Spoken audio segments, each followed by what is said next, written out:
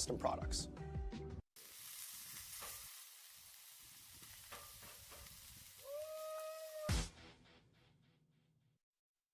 Hey guys, Travis Lemansky here with Infamous Paintball.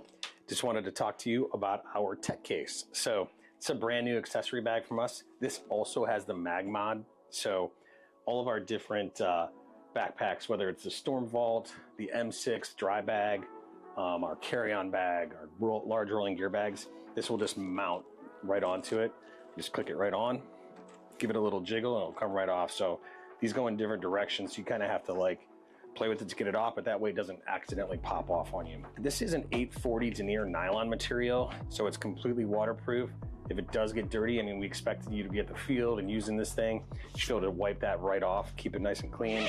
Externally, if you want to put a manual or any kind of small parts right there, is a cool external pocket. So what's great about the tech case when you're at the field all day long is it has literally everything your marker needs. So totally self-contained in here, small case, you don't have to have the big bulky case. You can hold your inserts, barrels, spare parts in the little zippers, manual, and obviously this is a full-size CS3 Pro. This is padded, so again, nice and protected in the smallest possible footprint. This is our tech case. It's available in two colors. You see the black one here. We also have the sage gray. There is a shoulder strap included, so if you did want to carry it like a sling bag, you could do that as well. Yeah, so that's the FNDN tech case. You can get it at infamouspaintball.com or fndn.com. Hey, Travis Lemansky here. I just wanted to introduce our brand new Mod Cell line of accessories for our modular bags. This one here is the 2-liter. We have them available in 3 sizes. This is the mid-size one. So what's great about it is it's made out of a 840 denier nylon material. It's TPU coated, so it's like perfect for keeping clean. It gets wet or dirty or whatever. These seams there's no stitching here, so this is all seamless welded design. So it's, besides the small gap in a zipper, it's waterproof. YKK zippers. You can easily access the inside right here. This is a little spot for a key leash or pens or something you might need quick access to. On the outside, you can put a boarding pass or passport or something like that. I have one sort of packed out here, shows that perfectly fits like an iPad mini, you know, great for travel like that. It does have easy to grab handles on both sides. So if you do have it in your carry-on bag or your backpack or something, you can grab it pretty fast and easy. There's a shoulder strap, which is included. You don't have to use it, but if you wanted to just carry this, it's the perfect like little mobile organizer. So you can see in here, you have, you know, a spot for anything you might want to take with you, charging cables or Advil or whatever, charging blocks. So it's kind of how I keep mine packed out. This will be perfect for fitting in the back of a seat back in an airplane. Just kind of sits there, opens, faces you, so you can get at your stuff really easy and just close it up, throw it in the bag. Available on infamouspaintball.com, available on fndn.com. So again, this is the Mod Cell in the 2-liter. Superstar squad Edmonton Impact will be a threat to win every event they play this year as their roster is full of all-stars. But they are starting the season with injuries to Brandon Cornell, Justin Cornell, and Tyler Panelio. Good news for Impact is that even with the injuries, they still have massive depth in every position, and they should be able to quickly get into the form that saw them win the 4th event in 2025. With the deadly new pickups of LJ Parrish, Chad George, and Connor Kelly, Impact continues to have arguably the deepest roster in Major League Paintball. This is downtown Detroit. We're in Prague. Praha. Got just spelled.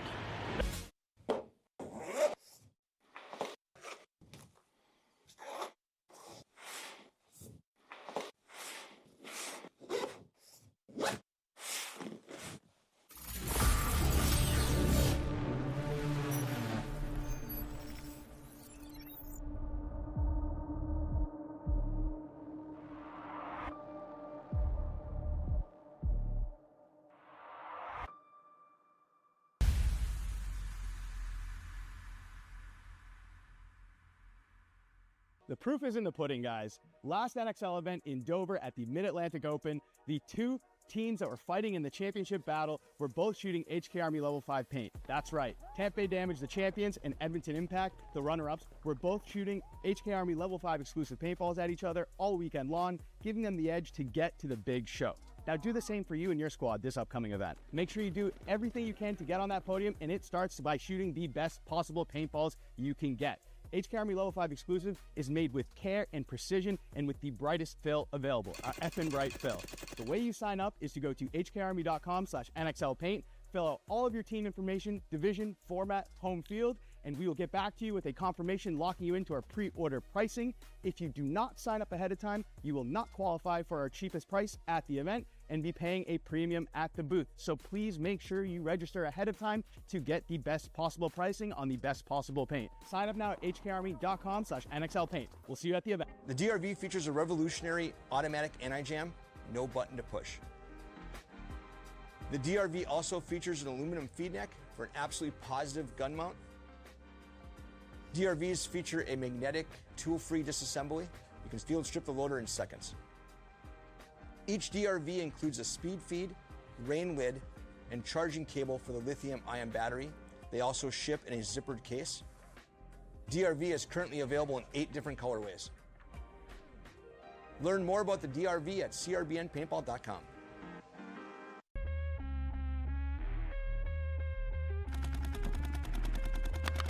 Let's go! Come on, who wants it? Damage ball!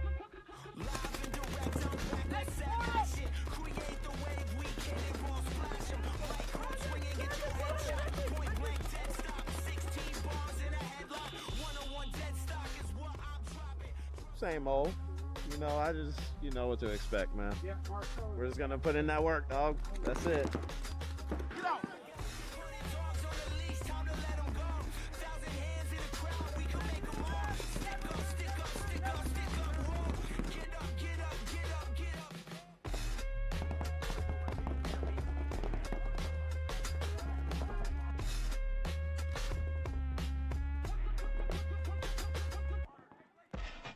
You know, just getting some good looks today. Tomorrow we'll probably switch it up and try to be a little more aggressive and see what we can get away with. Right now we're just shooting our guns.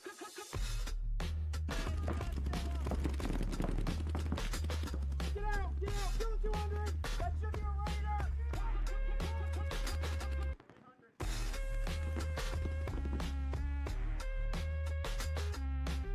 Alright, good job.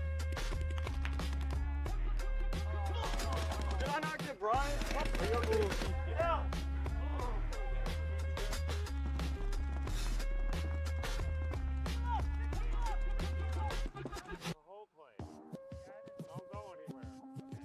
Been working on hold plays, and then Keith did not do his job because he should not be risking his body ever when we're up by 2 in that situation. Yeah, I think these are just what you work on in practice. This is how you get better. You make mistakes and fix them. I've moved people around quite a bit, so I want to make sure we have depth everywhere, even though we don't have a lot of guys, so I have a lot of versatility. I wouldn't say any one particular person's playing way better than anyone else. I think we have 2 really good snake players and some more. I'm like, no, let's not do that. Let's 5 alive this shit for a minute. So I just want to make sure that we are, yes, usable, yes, good, yes, dangerous. Right? So as long as we have all that in mind, there's going to be times to use all of it, but I don't want, definitely never do both of them at the same time.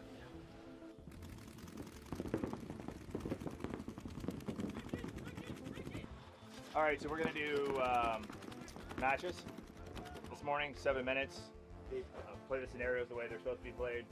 Play it like it's a real match. Play it like we're playing up, right? No matter what. Like, let's play flawless paintball. Win, lose, I don't give a shit. Let's go out and try to execute flawless paintball.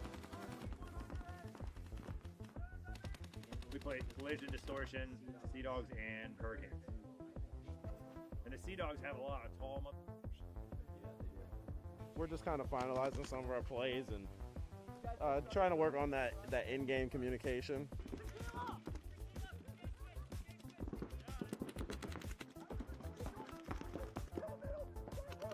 You want to start with what is the safest way to get 5 bodies alive and burn time. That's how you keep teams from mounting comebacks.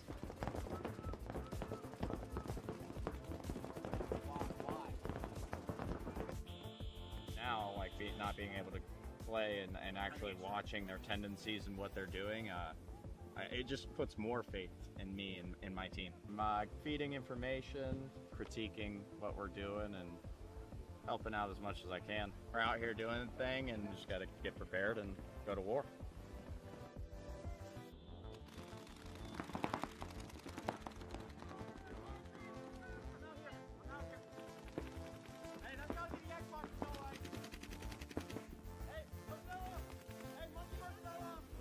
Coming off of a win, we've been winning, events pretty consistently out here. It's been a solid 2 seasons for us, and the best you can do is just try to win again, right? Once you're on top, everyone wants to knock you down. So we typically do about 3 full days on the field.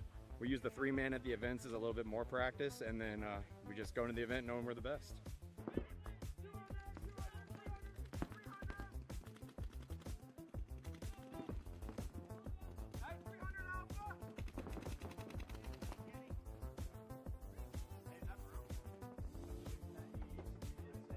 But I think we could just connect a little better there. You know what I mean?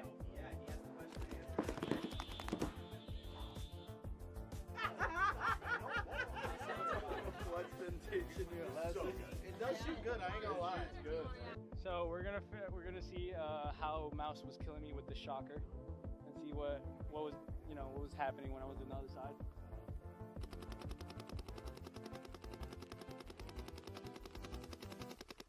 Yeah, that's pretty consistent. I'm not gonna lie, dude.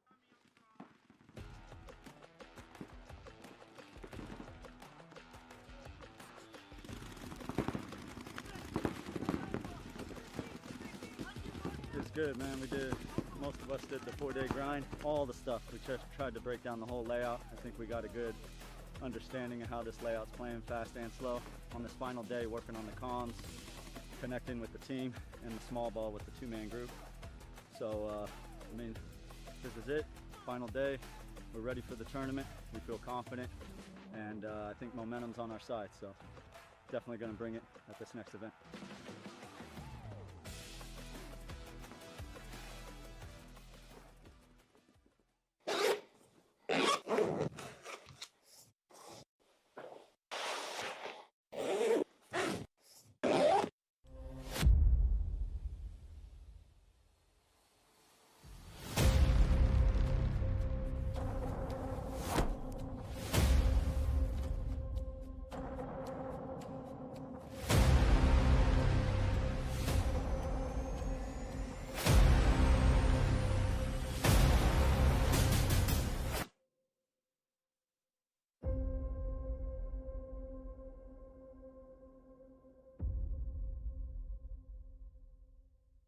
Hey, what's up, people? My name's Arturo Andrade. I play for San Diego Dynasty, and I want to talk to you about my arm pads. The Pro DNA arm pads are the best in the market. No kidding. Like this thing, you can fall into this kind of gravel, you won't feel anything, and they last forever. I actually love them. I now got the new one, which has the undershirt above it, and it's just perfect because it doesn't slide out. So I really love Pro DNA. My arm pads keep me safe. I can slide as hard as I can or want, and I will be safe forever. Thank you, Pro DNA.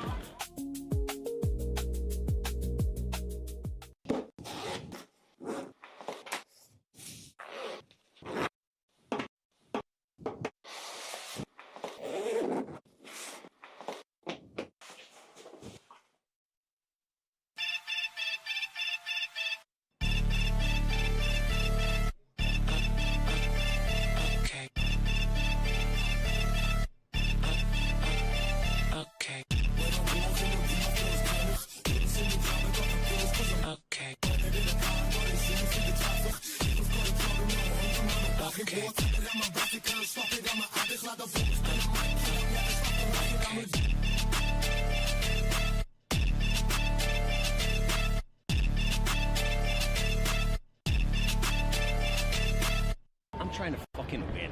I know you guys can win. You have it in you. Fucking believe in yourselves like I believe in you. Quit second guessing yourselves. That's the yips. Can I get a goddamn eagle screech in this motherfucker?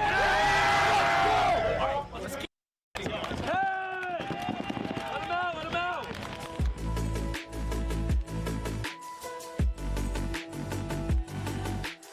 You've been programmed. Like guy here from San Diego Dynasty. I got these new Pro DNA cleats out of the box last weekend, expecting to break them in, but they were great right out of the box. It was excellent. I got to practiced on at X Factor and the heat, and they've held up great. I love them. Ah, baby! Yeah, baby! Ah.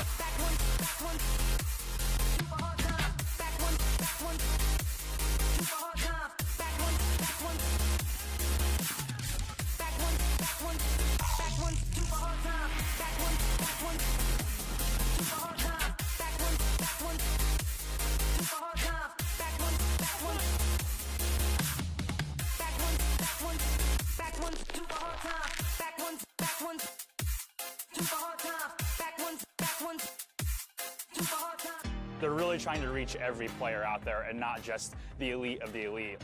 They're trying to really show that carbon is the gear for paintball players. We're an all-in package, so everything from head to toe that we're wearing, but we chose that. It did not get forced on us, but once you wear the product, it speaks for itself. You can pick and choose what you want in your package. They allow you to be your team the way you want your team to be. And that's what I like about Carbon. With Carbon, the freedom to wear things without being a factory team or a sponsored team or something like that is so alluring to us. Because over at Battle Creek and at Wolfpack, we like to choose what we believe in. And Carbon checks that box. It's not just NXL, that's the beautiful thing. Carbon is involved in so many different off leagues. It's insane. I, at EXL, have racked up probably $3,000 or $4,000 with Carbon this year alone because we've got 4 wins. With the Carbon Cash, you can buy whatever you want through the portal. They really care about you and repping their products, and they give it back to you at the end of the day. What I really like about Carbon is you're not just a number. You're an actual person. You're an actual team. They are truly building relationships. These guys care, and they care about the divisional player. The Missouri All-Stars would not be the team without Carbon and without the guys at Carbon. It's the most important piece of the puzzle.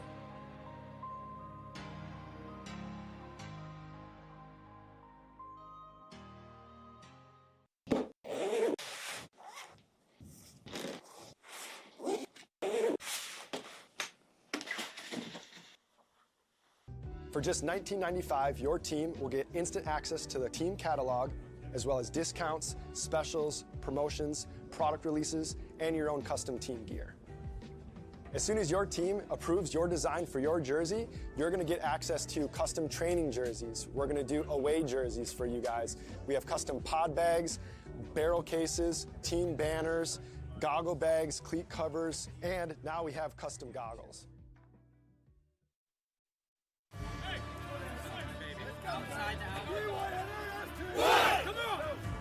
Everyone needs to wake the fuck up because we are better than everyone else.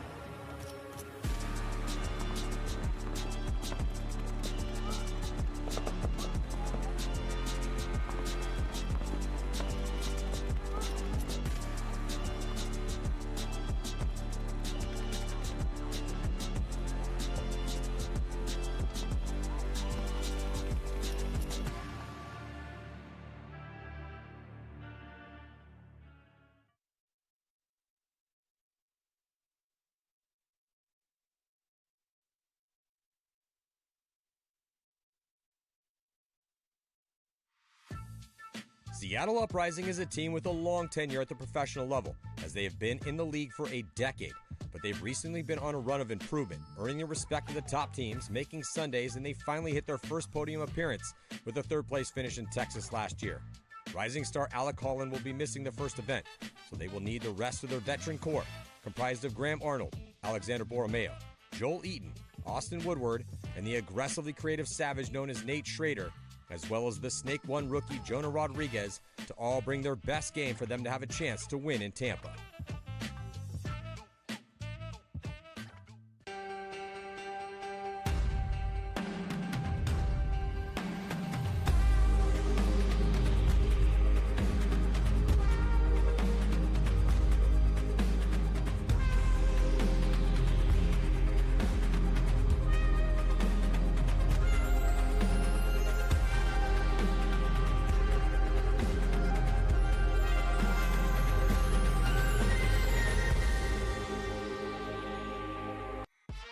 Red Legion is one of the most aggressive squads in Major League Paintball by far, and one of the longest-running teams in the game. Their hyper-aggressive game plans are hard to predict, and they found success the past few seasons, winning 3 events and a series title the past 2 years. Sergei Sonaiskov, Kirill Peridny, Pavel Karslev, Justin Rabakov, and Alexander Burtnikov will be the core starters, and they could be in any bunker at any time. And the pickup of Corey Hall will give them veteran experience and more depth in the backfield. Most likely, Red Legion will be hunting for another win on Sunday afternoon in Tampa.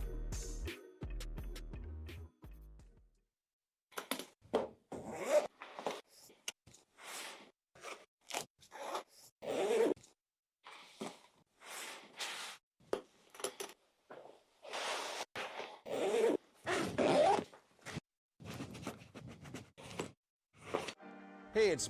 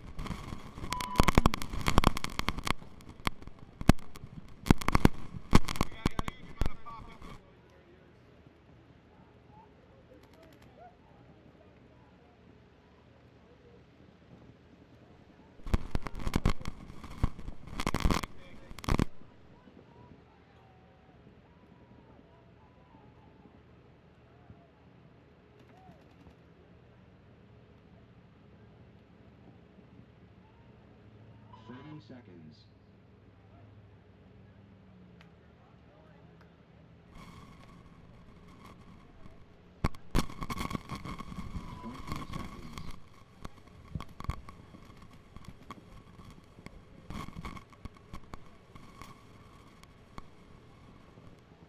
Seconds.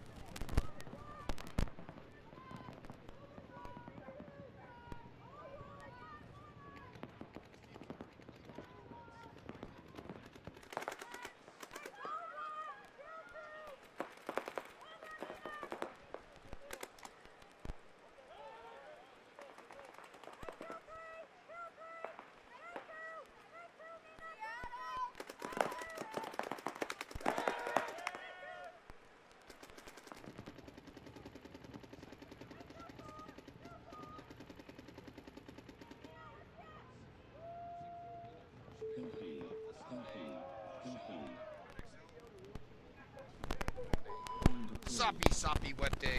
Everywhere is muddy except the fields. Everywhere else looks like Woodstock 99, not out on the field for some reason. So we're very lucky there.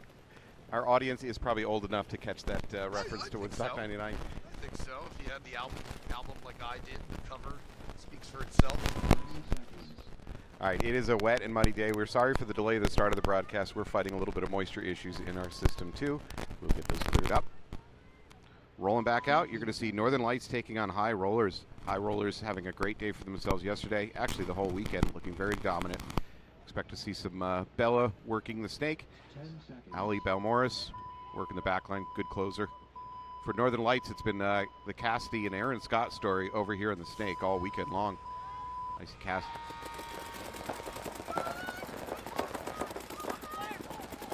They're going to lose their snake runner though for Northern Lights, so immediate advantage. However, I think we're going to see at least a check on the snake runner for Rollers. She survives.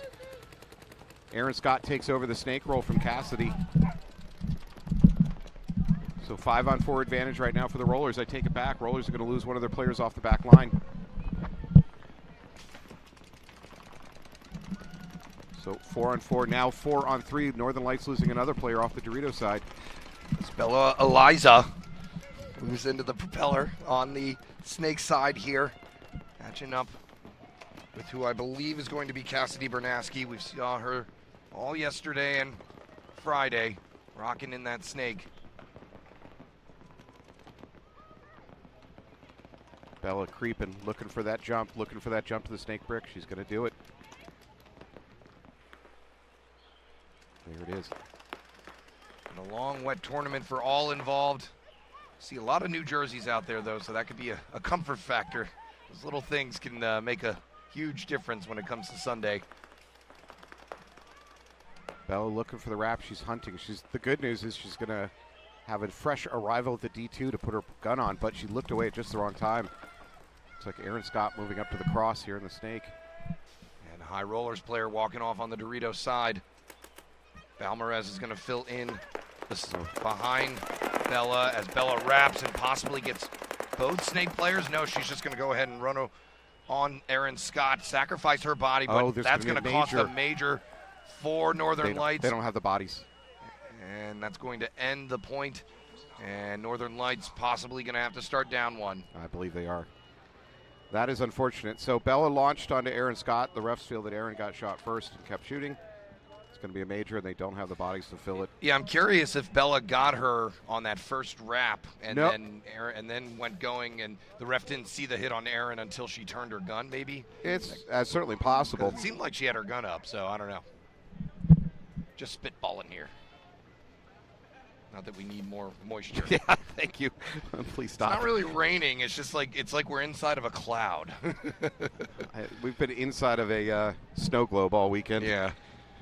And, yeah, every so often we get a few shakes. Had a good enough sun yesterday to burn me right on the arm.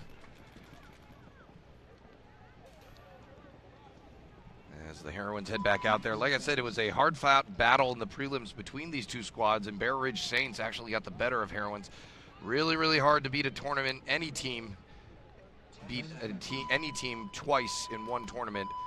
Yeah, you hate doing it. You almost hate beating a team in the prelims and then seeing them in the them. playoffs. Yeah. It's just, It's like, oh, now they know who we are. They know what to do. So you've got to make adjustments. Heroines with a relatively conservative breakout. Saints are going to do a delayed run into the snake. Heroines do a delayed run up to that wall. She's going to get a gun on the snake quick. Not quick enough. I think Ivy gets right through that lane. Never ready. Looking on the inside. Maybe going to check that wall first. Don't know if she's quite aware that she's there. Yeah. She's not. She's going to get taken out. So Heroines with an early 5-4 advantage here. Mina Amundsen now pushing the snake for the Heroines. This is a little bit of a change. Mostly we saw one of the Blanco sisters working the snake yesterday. Two for more the Heroines. Saints coming off on the Dorito side. So 5-on-2 here. Coach Daniel Wilson may have to concede this one early as well. Stop me if you've heard this before, but squeegees are out already. It's been a rough weekend for paint breakage for a lot of these teams. Well, not the first day. Yesterday for sure. And the squeegee, that could be a moisture thing now. As a wrap shot from the snake takes out Chris Stanley out of that center. Mini Aztec. Amundsen looking for the final body. Kelsey Hooker, the last one left. And with not much hope, surprised the Bear Ridge Saints didn't towel that one right away. Yeah, Mina is dumping her entire hopper. She does not trust the paint she's got in there right now. Yeah. Could have been on a dive, too. We've seen in the past. Just the act of diving into the snake is enough to break all the paint in your hopper. Fair Ridge Saints not hovering around the towel button. Heroines are just going to let this one drop off a little. Yeah, well, now they're going for it. They do finally towel. So 2-0 lead for the Heroines. Fair Ridge Saints going to try and get one back here. Oh, it's always tough on those Sundays when you're the first game of the day or you have an early game and then you get knocked out early. Man, I hated that. Mina was just clearing her gun by shooting into the ground to make sure, the barrel was cleared out right as one of the photographers walked past her. Fuck, poor photographer. Just got leg blasted. Part of the job. All right, high rollers rolling back out on your left. You see Aaron Scott leading the walk out to the box for Northern Lights. We see Cassidy Bernaski and Aaron Scott. You can expect to see them over here in the snake. It was a big loss. They lost Cassidy on the break in that last point.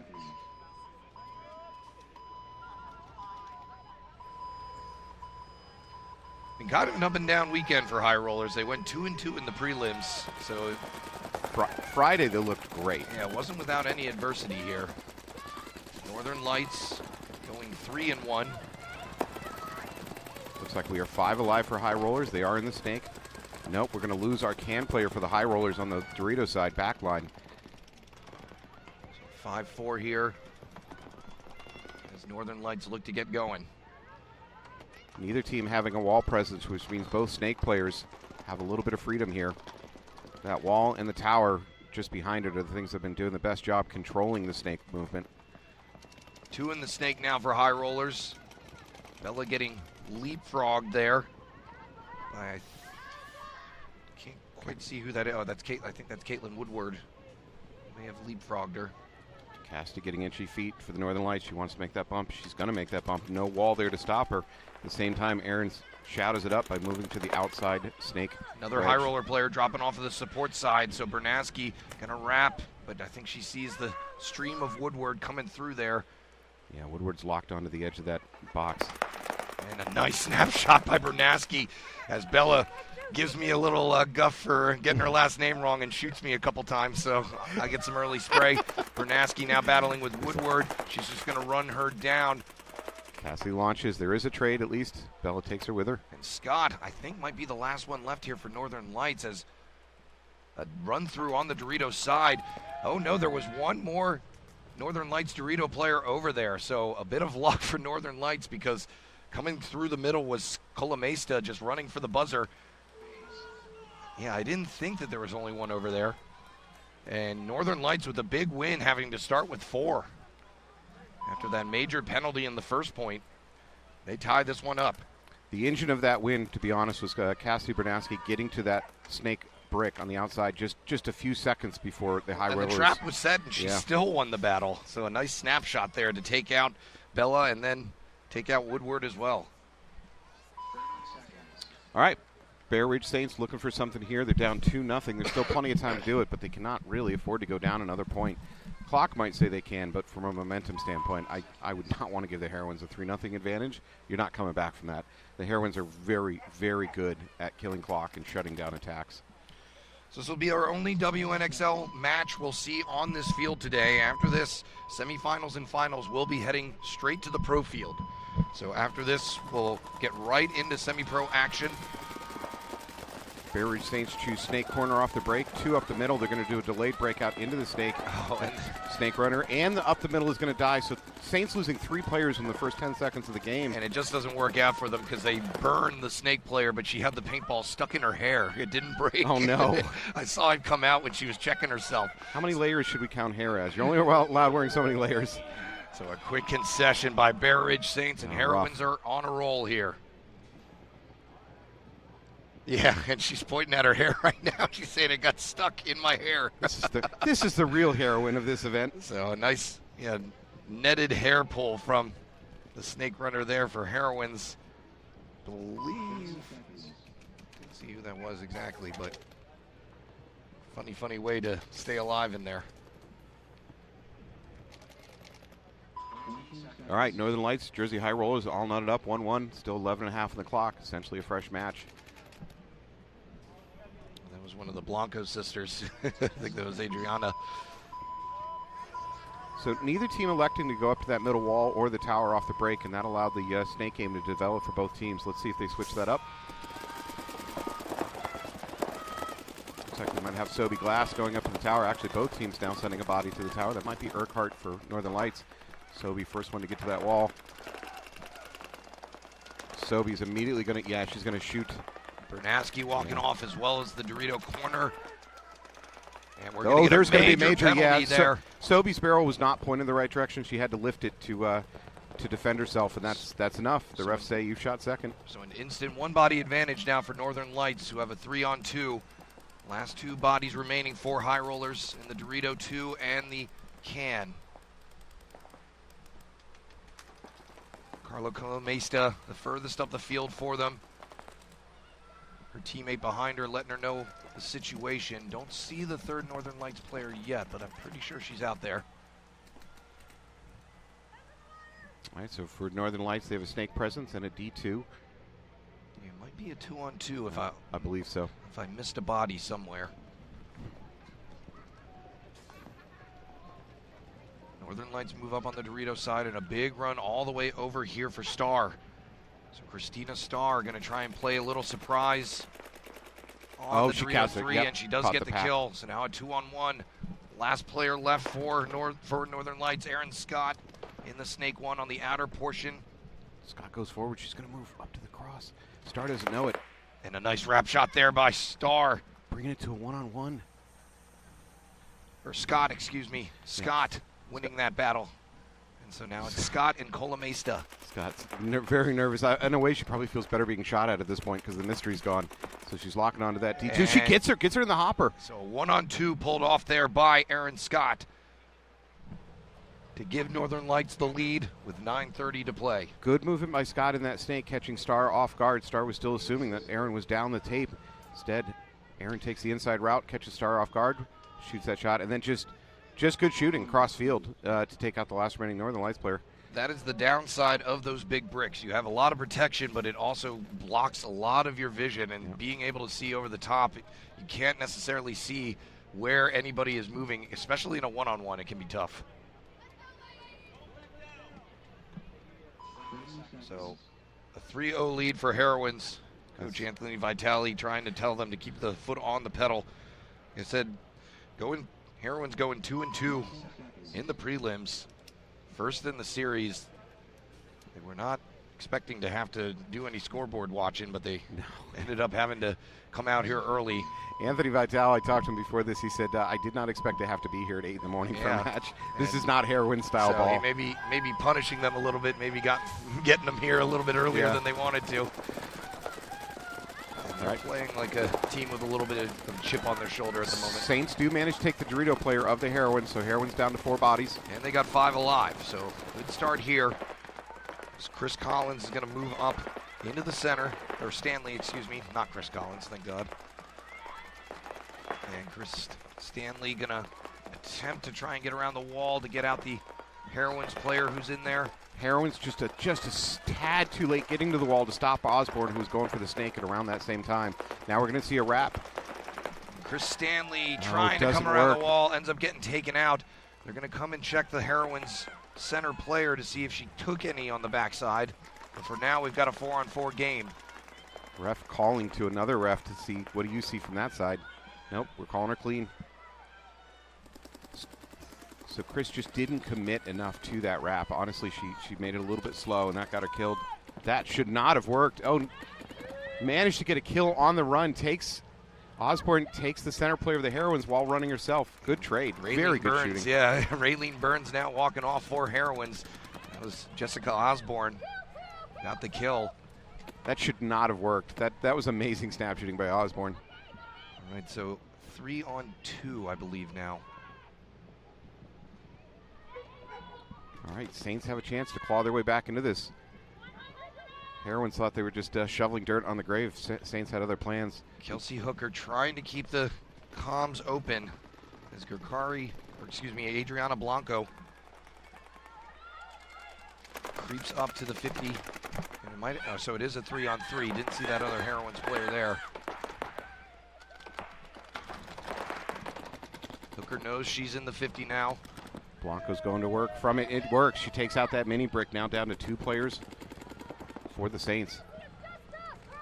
So Hooker and Pope in desperation mode, but Pope is going to get shot from across the way, and Blanco going to put a quick end to Kelsey Hooker's game, and this is going to make it a 4-0. Put Bear Ridge Saints really in the vice grip.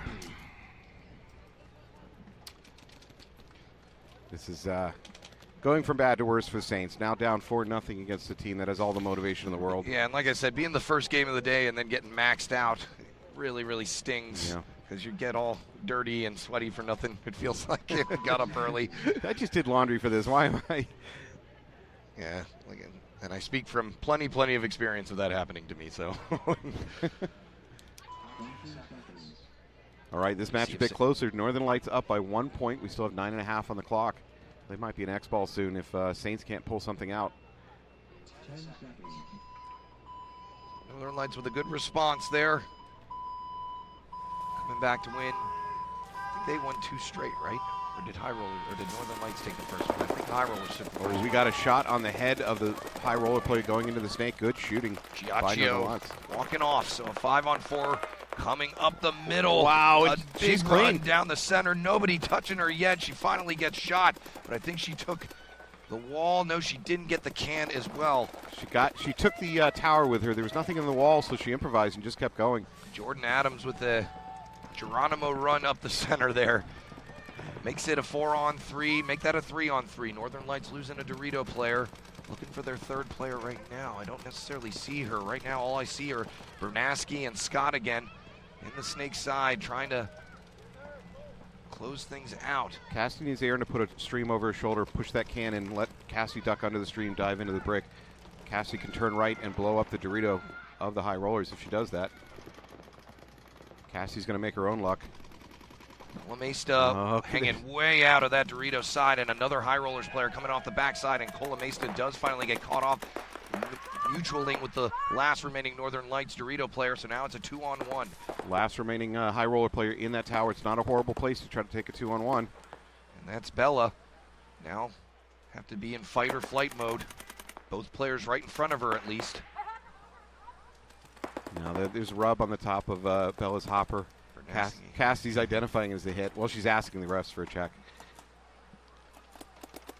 And while Bella is focused on Bernaski, Scott Aaron's going to take that time to run down the highway and take her out. And we're going to have a major penalty thrown on Bella. Oh, that's rough. Oh, that Bella. Is rough. So they're going to say that Bella spun. So so Bella, the recipient of a major penalty in the first point, is going to now be the culprit of a major in the 3rd point. Bernaski arguing.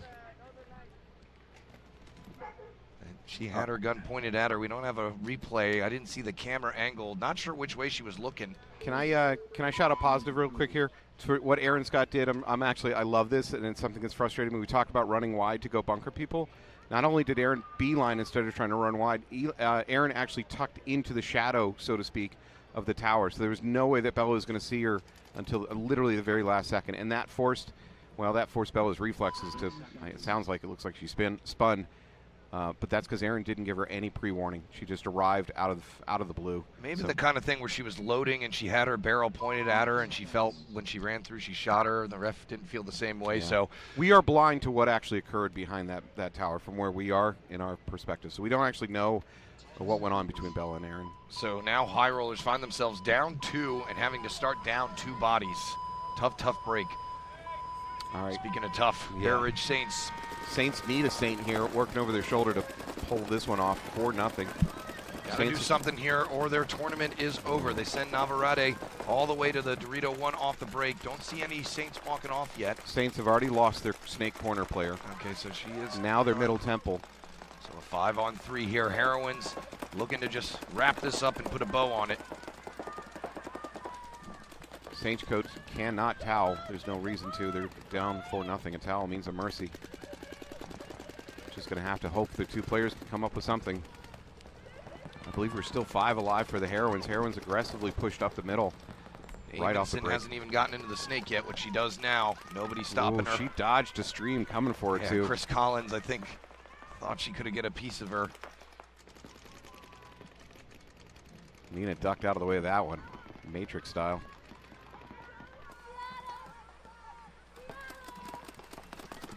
Heroines settled in, know they have the advantage in the score and body department. Just going to try and close this out in a controlled manner so that they can head over to the pro field. Looks like Alexis Laser working the middle of the wall for Heroines. Chris Collins taking the walk on the snake side. That's really going to open things up. Nice shot there by Rojas. She's going to join Laser in the wall. Amundsen coming over. The last two players left are the last hope for Saints. Pending any...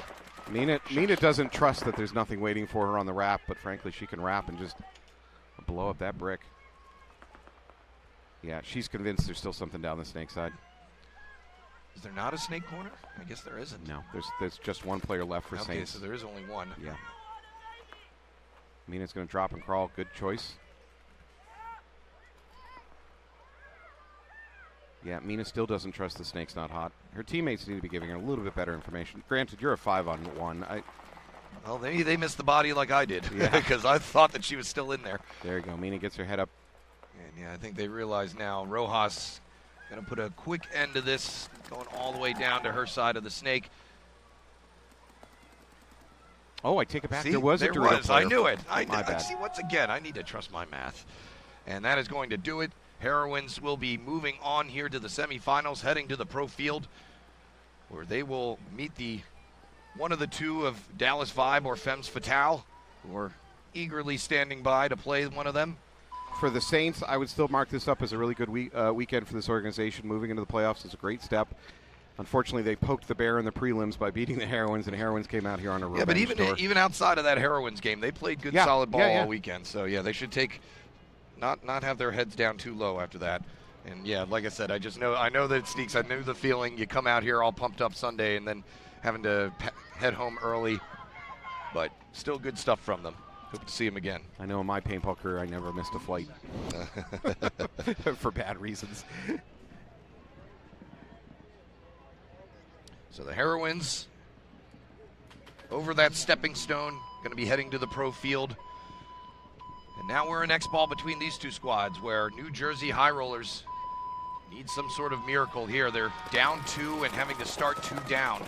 They're going to send out Giacchio to the snake side. I think they're going to have Bella slow burn up to the stand up in the center. I believe that's Bella. And they do get a first kill, so evens things back up a little bit. No, that's not Bella running through the center, and she's going to mutual, and now the Northern Lights are going to get a major, and that's going to turn this now into a, but Giacchio took a shot, and the High Rollers player running up the center took a shot. Do we have jazz hands, or is there a Northern Lights player left out there? Might be a stake presence left for Northern Lights. I don't see anybody, and I saw, refs all shaking their hands, so that is going to be a no point. So... if you're High Rollers, I would actually chalk that up as a win. Yeah. You don't lose a point. You just lost, 30 seconds of time. Now you get to 5 bodies back. So for Northern Lights, you at least took some time off the clock, with no point being exchanged. Yeah, but you start up 5-3. You'd really like to capitalize. You could have taken a 3-point lead there. That's a great point. Yeah, so I would mark that chalk that up as a High Rollers victory. Yeah, the penalty there on the wall player. I'm not sure if that was Jordan Adams or not. She was the one who's usually in the center wall. But moving up through the middle, I think that was Colamesta actually that they sent up the center. And an excellent run through forces the major penalty on. Boy, there's been a lot of red flags flying this time. Yeah, the refs, I guess they had a bad night of an sleep. Even tighter leash. I mean, they've had a tight leash all tournament, and now they're out here saying this is Sunday, so we are going to be on you. For the High Rollers, at least this is one game they didn't get the major. They pulled a couple of them. And see, what I'd be interested if it is a no point. Yeah. What if the High Roller? If you have to do it again, I'd be like, hey, why did make them start with 3 again? Like, oh yeah, if it's like a replay, it's like the point never happened, right? Yeah. Well, then you better ask for the clock time back, and I don't think the refs are going to. Yeah, I guess that's true. The refs also have flights to catch. I don't know. I was just wondering. But yeah, so High Rollers, like I said, I would take that as awesome. We got rid of that that nasty point. Let's get back here and call it a penalty kill. Yeah. All right. If I have any anything that sort of the Northern Lights can clean up, they've had a little bit of a struggle getting their snake player in alive. They've lost their snake player a number of times on the breakout. So high rollers, whatever they're doing on that breakout shooting, keep that up. Hey, we've got a bit of a parasailer. Yeah, there's like a little airfield next to us, and the last time we were here playing, we had parasailers hovering over the event. That's got to be a heck of a view for this tournament. All right, so high rollers back on your right. Giacchio not going to make that snake run out to the corner. So a 5-on-4 instantaneous advantage here for Northern Lights. Jordan Adams heading back up to the wall. Wow, she's going to run down aggressive. the center, almost getting all the way down to Balmarez, but not making it. So now it's an even 4-on-4. Bernaski in the snake for him. They were convinced there was going to be somebody waiting for the wall. The coach made a decision to send a body through immediately. It doesn't pay off. Well, I think, like you said, they've been doing a good job neutralizing Bernaski, and that's been the main reason why. Let's see if Bernaski is able to. Bernaski's not going to get her gun on Allie and use her own cover fire to get her moved forward. So Bernaski into that cross. Aaron Scott following suit to get into the corner behind her. Allie did not see the move. Allie's still shooting at the old bunker. Well, she's now feeling the pressure, so she knows that 50 brick is now we know. More than likely hot, and Bella turns her gun attention to the outside portion of it.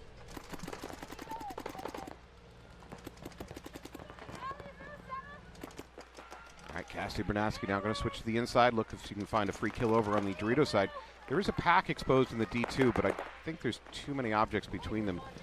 Now D2. Oh, she catches the D3 now. Catches Colomesta. Bella coming out to the snake corner. Looks like she may have caught a bounce, but she's still alive. So 4-on-3 advantage here for Northern Lights. Cassie's in danger here. She's not aware of Bella's presence.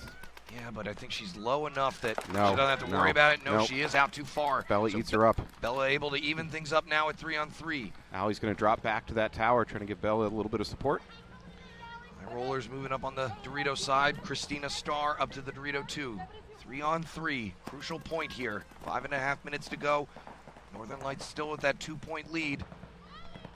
High rollers can try and crawl their way back into this one.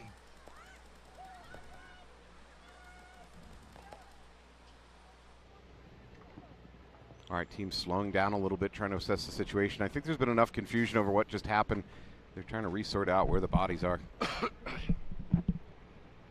Time ticking away here. We're about to hit the 5-minute mark. Balmarez going to follow up behind Bella. And a 5-on-5, I would like that move out to the tape line to help support Bella. But the other option is Allie could have went up the middle to that I called it a castle, but it might as well be a castle. The wall in the middle is just an enormous device to use. All right, Northern Lights player hiding in the D2. What else do we got? We got Scott and the snake. Not sure where that third Northern Lights player is. She may be in the D3. Bella going to try and get a shot across the way on the D2. The D2 is squeegeing right now. No response. And Scott going to hop up to the propeller. Doesn't have her gun pointed at the outside There portion. you go. She sees Bella at the last second. Now she's going to run the highway. Not going to be able to see Bella. And she's going to run all the way around in Dipsy-Doo. And Balmarez, and another penalty going to be assessed on Allie. Or, excuse me, Bella. And that's going to end the point. And so the high rollers pits are furious with that call.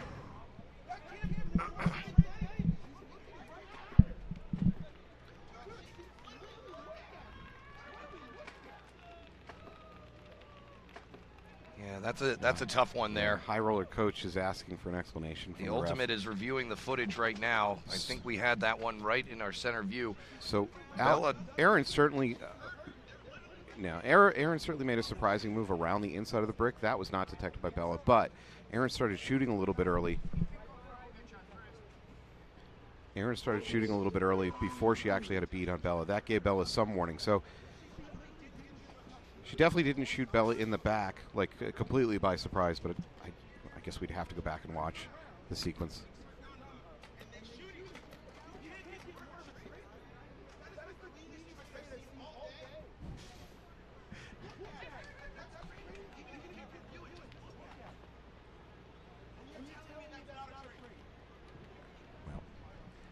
But the ref has to, the webcast to make a review of a play. He can't trust the coach's explanation.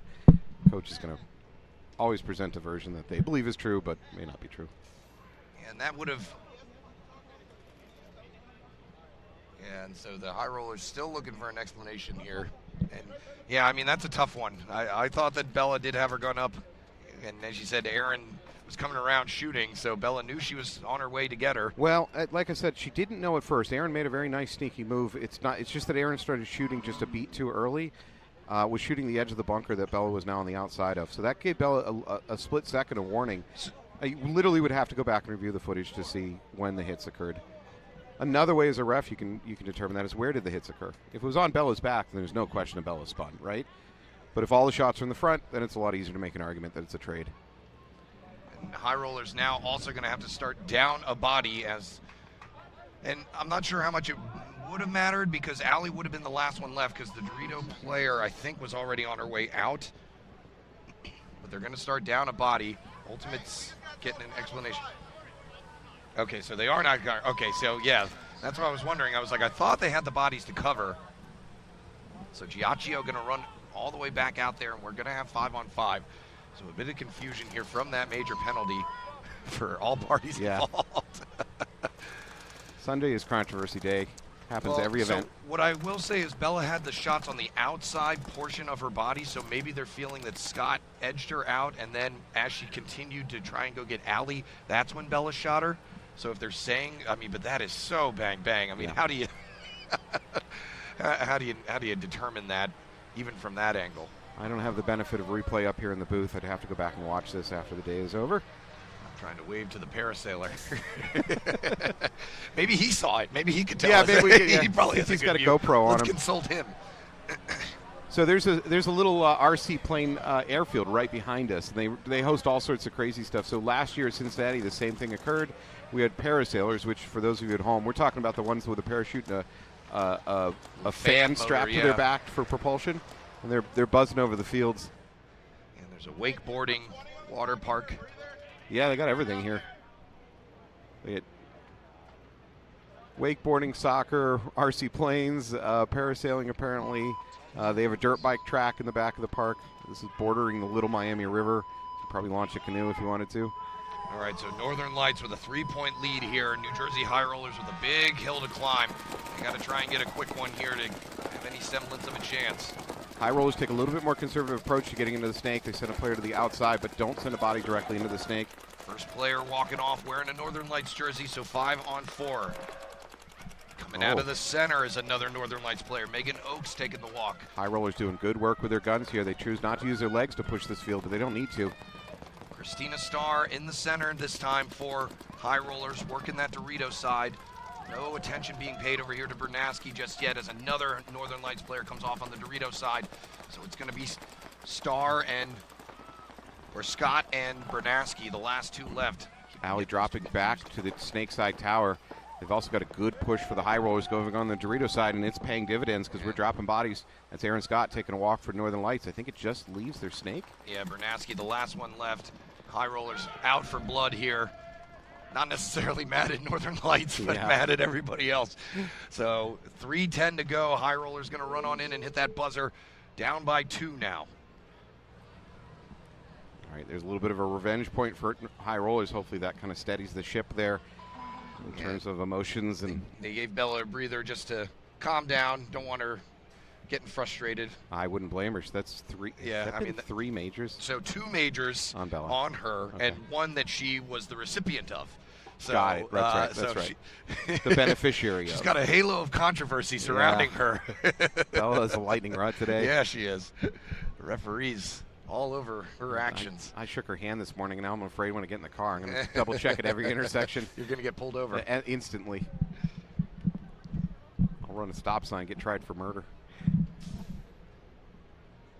So once again, this will be our only WNXL action on the Premier Field today. The winner of this game will be heading to the Pro Field to play the semifinals, where Dallas 5 and Femmes Fatale and Heroines will be waiting. And then right after this, we're going to get into semi-pro action with Legacy Factory taking on New Jersey Filthy and New Jersey Jesters going up against Beefy Boys.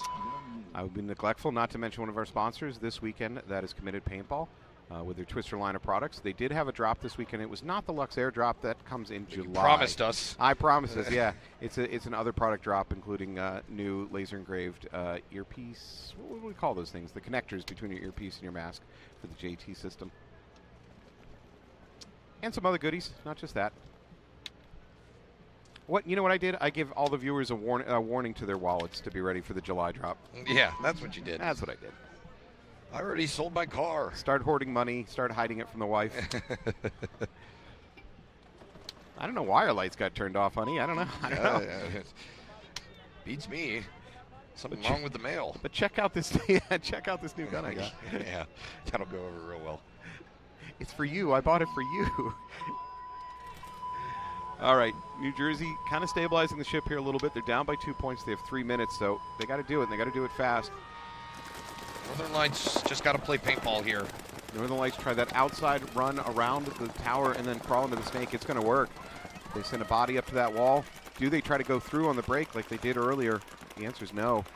Jordan Adams looking to possibly come through the hole again. Christina Starr back up in the center. 4 high rollers. Giacchio making it out to the snake corner. Oh, Casti gets picked in the snake. Good shooting. Nice kill there from, I think that was the center player who got her that time. So a 5-4 advantage here for high rollers. Giacchio catches a bounce, having to hop down real quick. Jordan Adams got a piece of her, but not enough to break it. Christina Starr going to try to use her height to get a shot over the top onto Adams, but not going to work. So Here's Christina Starr says, you know what, let's get a little bit closer. And high rollers, Pitt's asking for a major in their own right.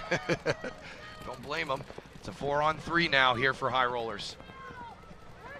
So high rollers really have nothing now stopping them in the snake. This is a good opportunity for Giacchio. Here she goes. She's going to move up to the outside snake 2. Get her gun sideways. I don't think she's going to have any targets. She just needs to focus on finding her lane, moving up into that brick, and then trying to close this out. Aaron Scott, the only player left over here for Northern Lights. Only player that's going to be able to tamper down Giacchio, who's not in a rush, but maybe she should be. We got 90 seconds left to go here, and they're still down by 2. So high rollers got to pick it up here.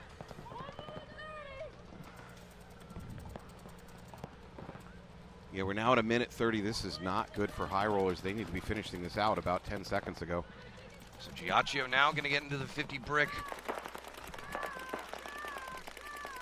From this point forward, that mini brick for the Northern Lights should never come off her trigger. Or just never stop shooting. Never stop shooting, that's exactly. What you were gonna say. Just keep shooting. Just reload with the gun up. Just and as a matter of fact, I would kick out of ramp mode if I were her, so that I don't have to reload. Just slow down your rate of fire. Sobe Glass and Bella in the wall. We get the 60-second call. Giacchio going to launch the mini brick, shooting that way. Not sure if Aaron picks her up. She's going to take anybody. No, Aaron Scott able to swing just in the nick of time. Is Giacchio still alive? No, she isn't. No.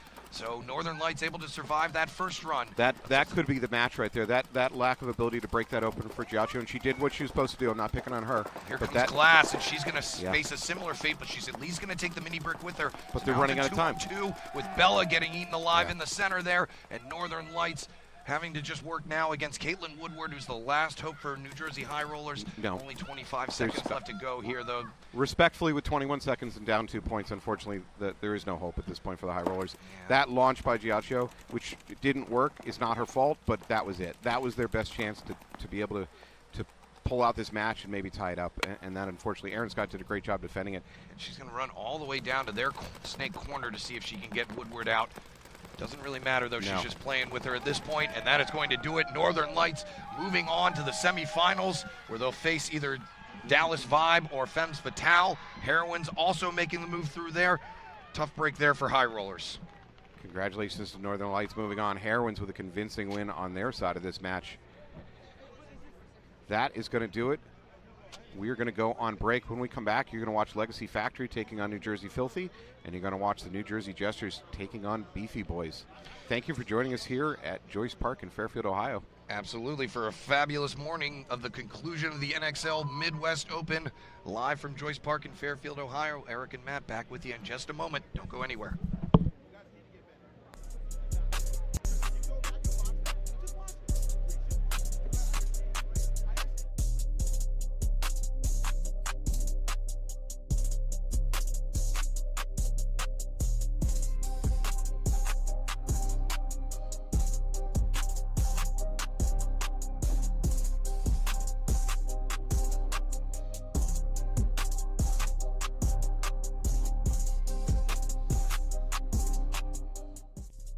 Blake Iver here from San Diego Dynasty. You know, I got these new Pro DNA cleats out of the box last weekend, expecting to break them in, but they were great right out of the box. It was excellent. I got to practice on at X Factor in the heat, and they've held up great. I love them. Ah, baby! Yeah, yeah, baby! Ah.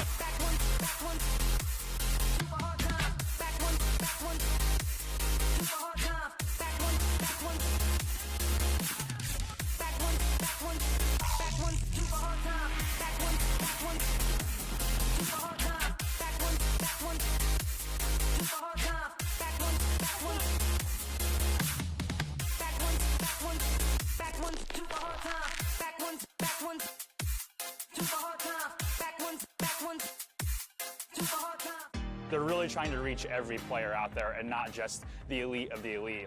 They're trying to really show that carbon is the gear for paintball players. We're an all-in package, so everything from head to toe that we're wearing, but we chose that. It did not get forced on us, but once you wear the product, it speaks for itself. You can pick and choose what you want in your package. They allow you to be your team the way you want your team to be. And that's what I like about Carbon. With Carbon, the freedom to wear things without being a factory team or a sponsored team or something like that is so alluring to us, because over at Battle Creek and at Wolfpack, we like to choose what we believe in. And Carbon checks that box. It's not just NXL, that's the beautiful thing. Carbon is involved in so many different off leagues. It's insane. I, at EXL, have racked up probably $3,000 or $4,000 with Carbon this year alone because we've got 4 wins. With the Carbon Cash, you can buy whatever you want through the portal. They really care about you and repping their products, and they give it back to you at the end of the day. What I really like about Carbon is you're not just a number. You're an actual person. You're an actual team. They are truly building relationships. These guys care, and they care about the divisional player. The Missouri All-Stars would not be the team without Carbon and without the guys at Carbon. It's the most important piece of the puzzle.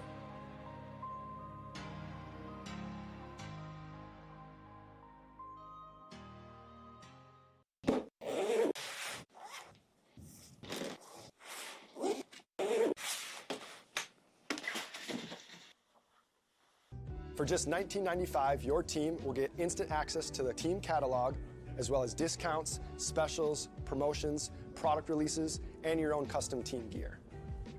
As soon as your team approves your design for your jersey, you're gonna get access to custom training jerseys. We're gonna do away jerseys for you guys. We have custom pod bags, barrel cases, team banners, goggle bags, cleat covers, and now we have custom goggles.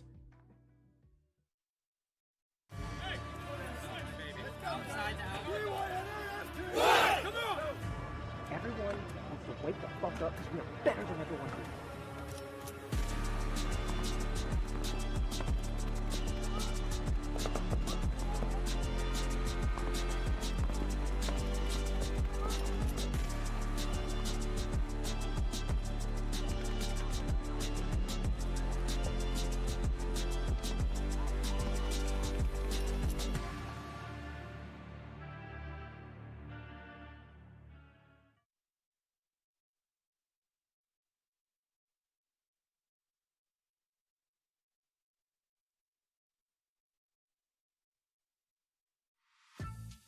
Seattle Uprising is a team with a long tenure at the professional level, as they have been in the league for a decade, but they've recently been on a run of improvement, earning the respect of the top teams, making Sundays, and they finally hit their first podium appearance with a third-place finish in Texas last year.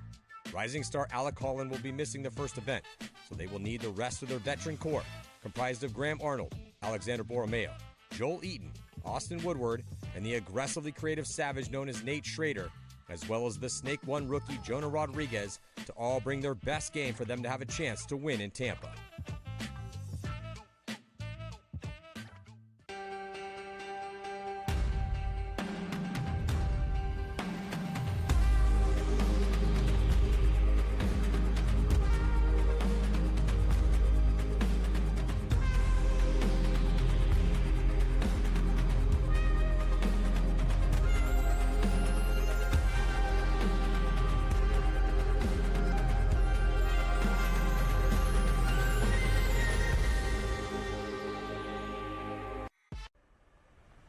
Inside you somewhere lies a Hydra.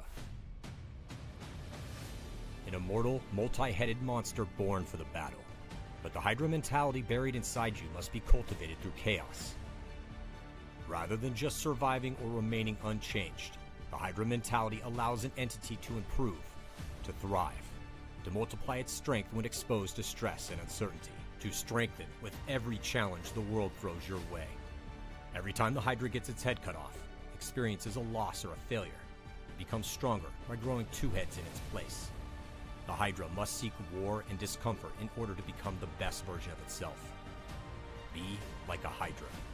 Seek out difficult challenges, power through every hardship, and understand this stress test is a blessing which makes you stronger.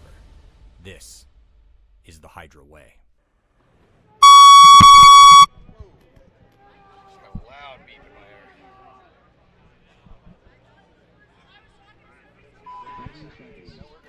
We're good after the beep. Welcome back to the NXL Midwest Open. Sound a little candy. Okay.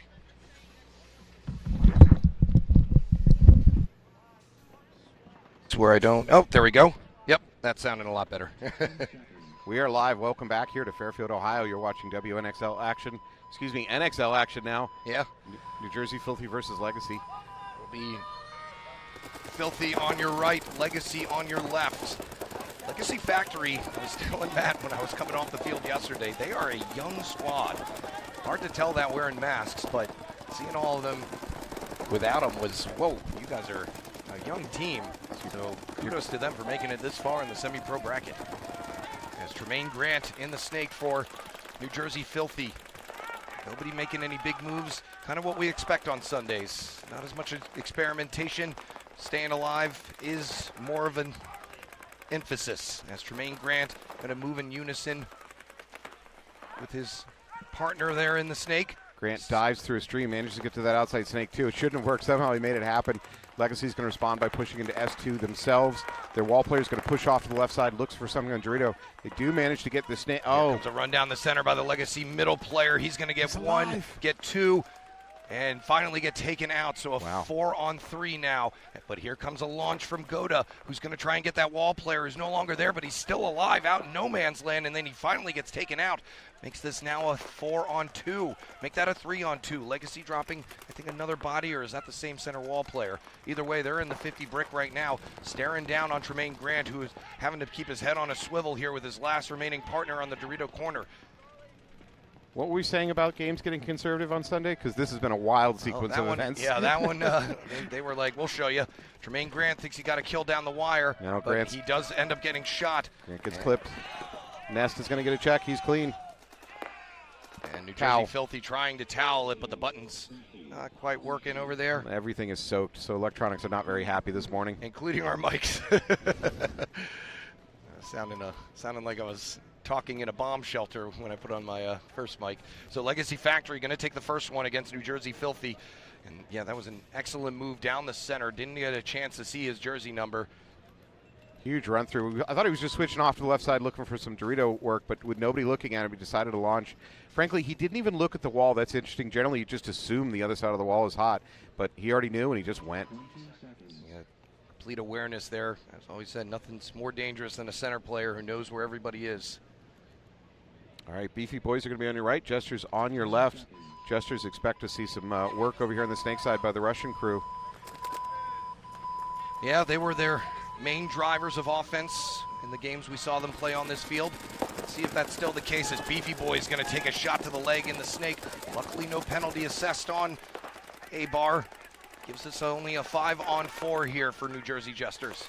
Jesters now have taken Jesters the wall. Lose another player and a minor. Now, a minor penalty. That's going to pull out another Beefy Boys player as Puchalski's going to have to take the walk as well. So now a 5-on-2. Here come the Russians running up the center as Kazarev, who is going to finish off the last Beefy Boys player in the Dorito corner. New Jersey Jesters out for blood early. They are trying to save clock because that was a 30-second point? That was maybe a little bit more than that, but that was an amazing, quickly run point. Good shooting off the break and then a big run through again. Sunday, what were we just saying about Sunday's conservative? Teams don't take big risks, especially on the first point? Well, especially when nobody's burned. Yeah. So Jesters were able to burn A-Bar early there, and I think that in semi-pro, I mean, it's been the same with this layout. And I saw it in the pro field as well. When somebody is burned, that usually means the burning team gets a little more aggressive. For our viewers at home who don't speak Maryland, the word burn in Eric's language means getting shot off the break. Well, yeah. Burn.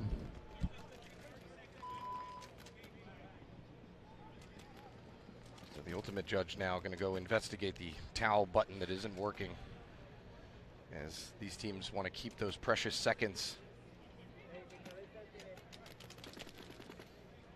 All right, Filthy rolling out. They're going to be on your left. They're in the black jersey with the blue lettering. You can see a Legacy Factory on your right with the gray jerseys with the red and black lettering. I never liked the key and lock. I think it should just be a button. Like, we have buzzers on the field. Just put a buzzer that we can hit. Well, I think the idea is that only the coach has the key to hit the towel, so you can't just have somebody wander into your pit. And I think that's the idea. I one time wanted the pit to towel when I was playing out there, and after I got shot, so I walked by our own buzzer and just hit it. Yeah. And they told me not to do that. I was like, No. why not? So I was like, show me the rule. Actually, looking at the rule book on the flight in here, you can hit your own buzzer, and it results in you lose the point as if the other team hit it. Why not? It's not. Now technically I was out, so I don't know if that comes into play. Okay, that's a good point. Wait, did you do that at an NXL? No, at an ARM tournament. Because we saw that at an NXL here a couple years ago. Really? Similar, yeah.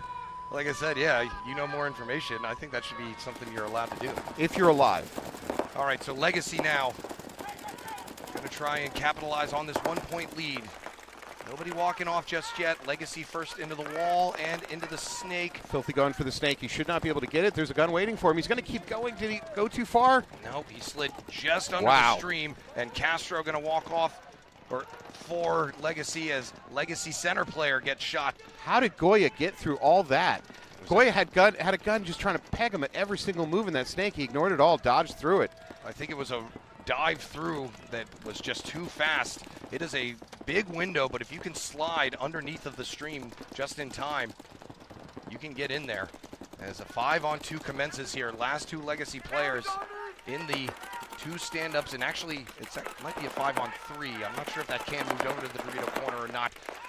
Either way, now he's in that Dorito corner looking to try to get up a little bit further up the field. Tremaine, Grant, and Goya over here for New Jersey Filthy. Legacy Factory going to lose their Dorito corner. This tower is going to have to do a lot of work. There's not enough there.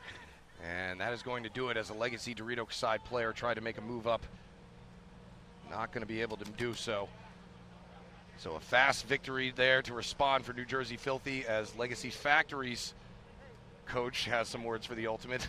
Our Ultimate's ears are going to be coming out of both sides here. I think he might be asking about the wall player call. Because the wall player looked truly surprised that he was being called out. I didn't even see anyone shoot at him, so I don't know I don't know who shot him, and so that was an interesting one as well. Sometimes things happen too fast for even those watching it. So the refs are closer to the action. They don't have a net between them and the player like we do, and there's a ref kind of watching each player individually. So it could have been something like something got clipped, didn't leave much paint, but if the ref sees it hit. If a ref observes a hit that leaves any amount of paint, you're out. It doesn't have to leave a big hit if the actual strike is observed. So sometimes when you come off the field and the ref called you out and you're like, what? I don't have any paint on me. That's not why he called you out. New Jersey Jesters trying to keep up this momentum. Beefy Boy's going to have to find a way to slow them down. It's going to start by getting A-Bar into the snake cleanly, which they do this time. He's up in the snake too already, but the Russians are hunting on him. Kazarev may have taken a shot. Kuchagasov is going to take a shot off as well. And we're going to get a major penalty assessed on New Jersey Jesters, it looks like. Or did the ref's flags just fall out? I think the ref's flags just fell out. Yeah. So Jesters coming off in droves, as it is a 5-on-1 if there are any Jesters left out there. But by my count, I don't think that there are, unless he's hiding in one of those Doritos. Like I say, I see a yellow and a red flag on the field, but I think the refs just lost him on the run out to go get Kucharev. Beefy Boys just dodged every single one of the incoming streams. Took their first bunkers in the same time. They only had a couple shooters, but the couple shooters did great work. All right, so Beefy Boys able to come back with their own chaotic point to tie things up. Jester's going to have to respect the Beefy Boys shooting a little bit more, slow their breakouts, maybe do delayed breakouts. Jesters in the past, we've seen them doubling up the snake tower rather than going in the snake off the break. That they might need to go back to that plan. It's not like they necessarily burned anybody. They just overwhelmed them and definitely got to the streams first. And it was just too much for Jesters to try and establish their own lanes. All right, so that one all tied up. Yeah, Filthy Factory. I'm sorry, Filthy and Legacy Factory tied up. It's a filthy factory. Filthy. It is a filthy factory. Filthy. OSHA's never going to approve this. We make filth here. So my dad used to call my room. Clean up this pigsty. So Filthy on your right, Legacy on your left. We'll see if they head to that wall again. Filthy certainly, their pits think they are. Legacy Factory doubling up the snake tower. Coggins going to take that wall again. Sight set immediately on Tremaine Grant. I think Grant ran without paint in his hopper intentionally. Yeah, that's probably a good idea with the I think he was worried about sensitivity paint of the paint we've seen this weekend. 5 alive on both sides here. Scratch that.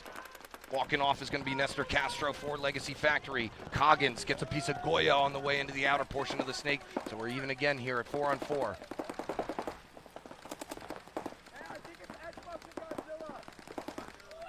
Oh, we see a drop back instead of a drop forward. Does he get away with it, though? There's a gun waiting for him. He does. Yeah, Tremaine Grant knows that Coggins is there. He's going to try and find an ulterior route to...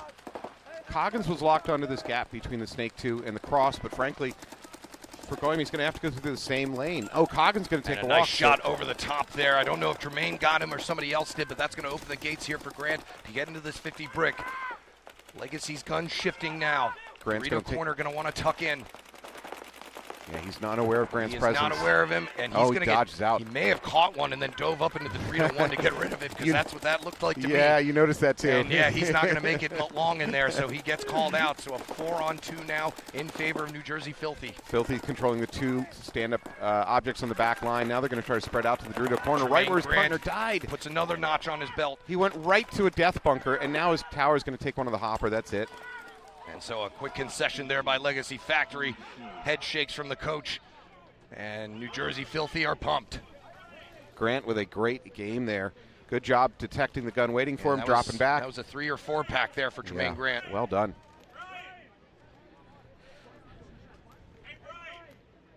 For Filthy, I do have to question you just watched your player get blasted out of a bunker. Why do you refill that bunker? And Filthy coach talking to the Ultimate, he may be discussing that Dorito corner, because Tremaine popped up and we saw the player flinch and then instantly go into the Dorito one. When you see that happen, you usually know what that means. Yeah. Real sus. Frankly, he's probably lucky. If that's what happened, he's lucky he didn't get a penalty, because he got to the next Dorito and got instantly pulled out by the ref. So Beefy Boys on your right this time. New Jersey Jesters on your left. Russian line back out there for Jesters. There you go. They do hold Kozarev or Kuchigasov back this time, but Kozarev going to get burned along with his teammate Corey Macon-Walter. Excellent burn there by Beefy Boys. Has a 2-body advantage for him now. So even with a conservative breakout, the Beefy Boys are still getting the kills. I don't know what Jesters do now. If they can't even go to a conservative breakout and live, where do you go from there? A-bar into the propeller, looking to get into that 50 brick. Kuchigasov, the only arbiter. Many Temple takes one right to the face. They're going to walk, running out of Jesters to do anything about this situation. I would probably venture a guess that the Jesters coach is going to towel this one real quick. 5-on-2 here. A-bar lurking in this 50 brick. I think it's the only 2 players left are in the snake side stand-up and snake corner. Maybe the snake brick where he's going to get pulled out now. So that's going to leave Kuchigasov all by himself trying to get out to that corner. He's going to get eaten alive by A-bar, and Beefy Boys with a 5-up win, looking strong. Look, it's a hopeless situation, but I still don't understand that move from a tower when you're in a down body situation, moving out to a mini Dorito in the corner. Well, you try to catch the snake player on the tape sleeping, and then maybe you can get something started from there. I don't know. I'm not sure why they didn't towel it when it was a 5-on-2 and they were both really close together. I guess you're hoping for some sort of penalty, but wasn't going to be coming anywhere.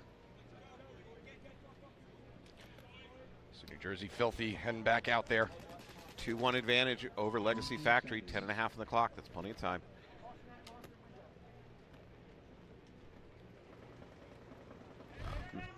Matos is struggling to keep his belt up. He's got so many pods. Good Lord. 10 maybe?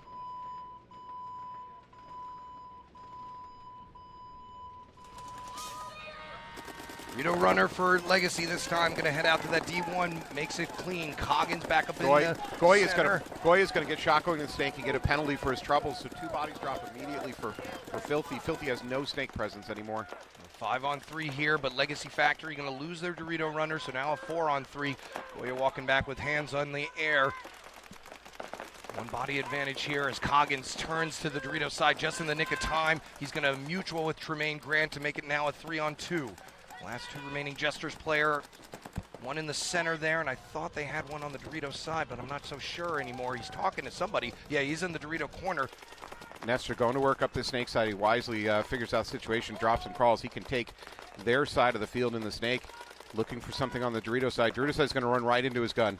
Run right into his gun. Dorito 2, yeah, what he bad had a luck. stream there, and that's going to be unfortunate for him. That's going to be Lombo taking the walk for Filthy. Turns this now into a 3-on-1. Last player left on the left side of your screen there for New Jersey Filthy, just trying to fight off Castro. Now this is it. And he does take get 1. Nest. He gets This Nestor. takes 2. Yeah, he takes 2 in 1 stream. And a ref. Turns this now into a 1-on-1. So an excellent play there. I think that was Connor. Is that Connor Nelson? No, that is for Filthy. That is Fernando Zuniga.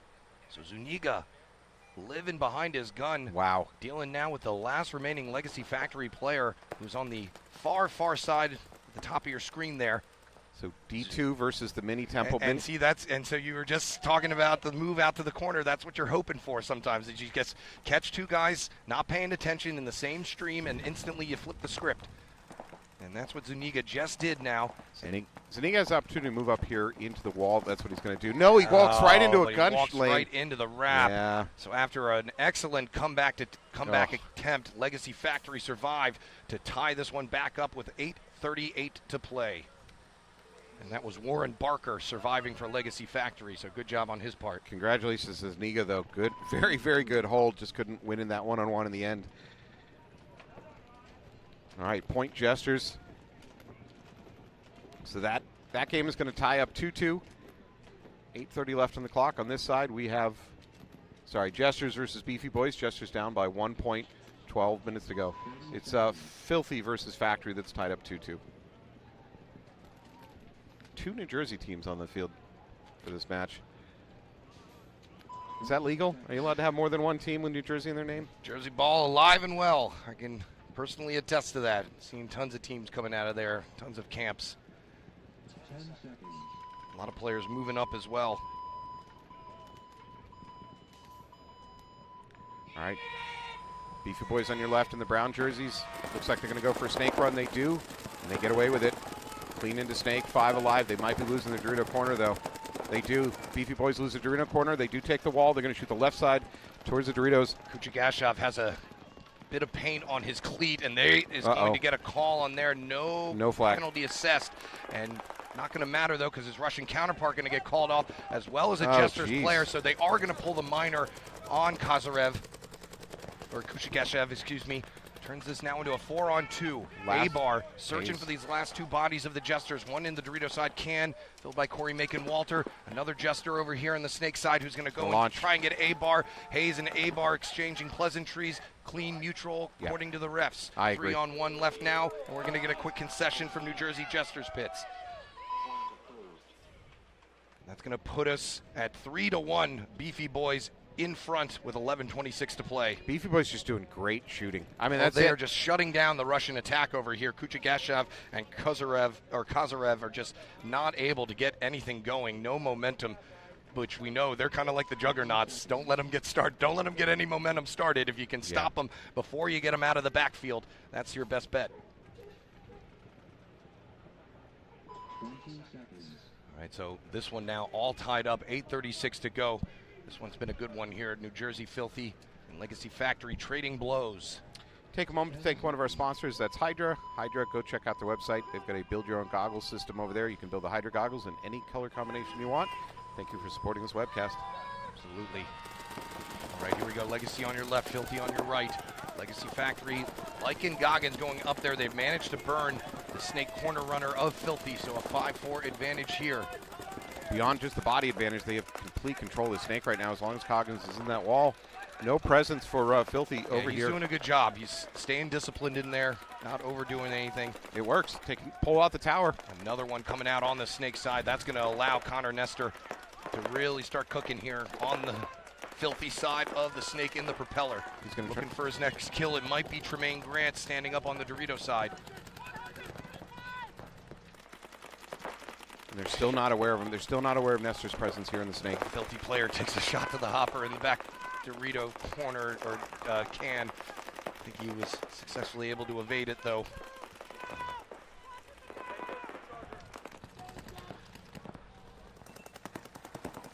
So 5 alive still here for four Legacy Factory, excuse me. Nestor has the opportunity to wrap and start doing some damage. It's a 5-on-3 here, so they're in no rush. They'd love to just be able to take this point, knock off a good portion of this clock, and really put New Jersey Filthy in a tough spot. Now Nestor should have a shot on that Dorito. Dorito tucks in. He's not aware of Nestor's presence. Now he knows. Yeah, he's going to back up and almost get a piece of Grant. He dodges just in the nick of time.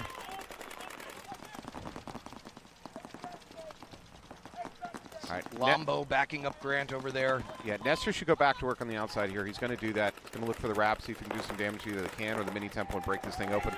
Can's going to take a walk, leaving just 2 players left alive over there. Now one player. Tremaine Grant trying to get a shot on Nestor, just misses it. Tremaine Grant looking like he was going to make a hero's run, but to no avail. It's going to be a concession and a 1-point lead for Legacy Factory. 6:50 left. Nice closeout. All right, 1-point advantage. Still plenty of time on the clock, though. That match is not decided. Certainly not.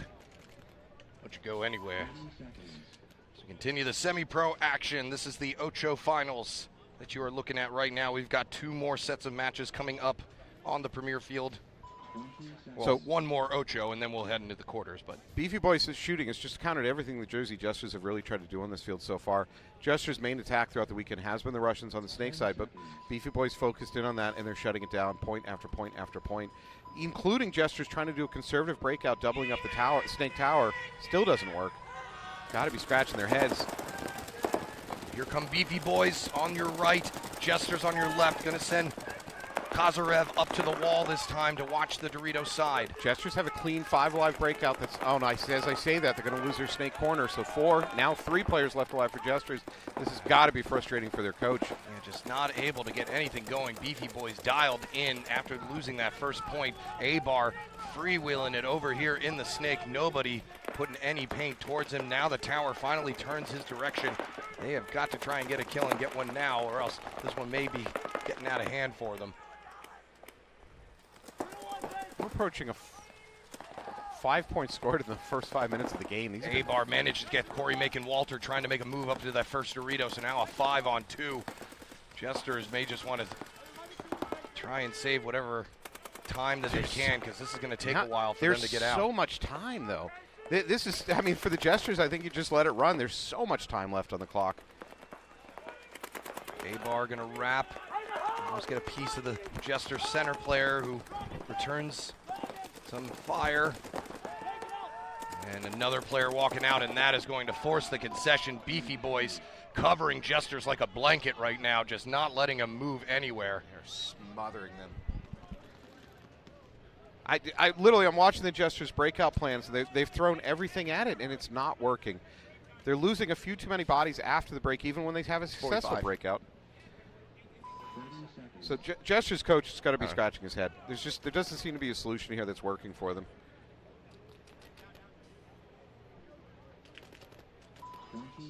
So Filthy wondering why the clock, it's 45 seconds in between points.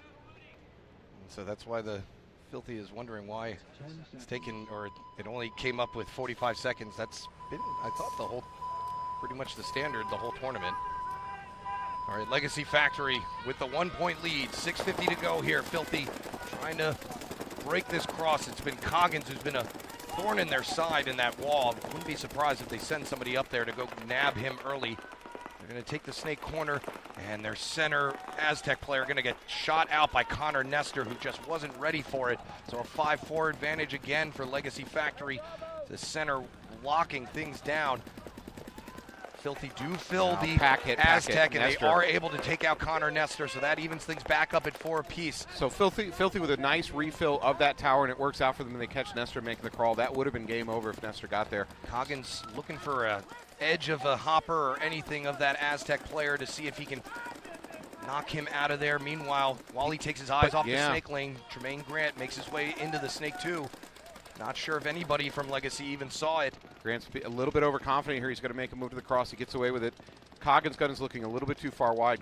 Well, he's watching the propeller brick. So here's the move. Let's see if Grant can get through this gun. Coggins is looking this way. Grant wants it. Grant's a shifty guy. He can figure out a way to do it. He's going to stay laid down, so a good move there. His spidey sense take him pays past off. the wall. He's actually past Coggins now. He's going to look out the backside. Let's see who gets the gun up first. If Grant comes out with his gun up, he might be able to get the snapshot. If not, it might just be a free kill for Coggins. Here we go. The situation here. Here we go. Grant on the right side of your screen. Pop, shoot, quick get back. snapshot there on Nice. Coggins. Nice shot there by Tremaine Grant. Makes it now a 4-on-3. New Jersey Filthy making it a 4-on-2. Tremaine Grant putting the team on his back right now to try and tie things up with 5 minutes left to play. Grant's got to keep his head down, though. He's got a tower hunting for him. 4-on-2 scenario here for Filthy as they take the Dorito corner. Moving up to the wall as well, Tremaine Grant. Backtracking now to the 50 brick to see if he's got a better angle on that Dorito.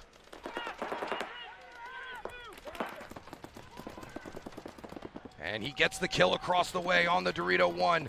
Tremaine Grant taking no prisoners here. It's a 4-on-1.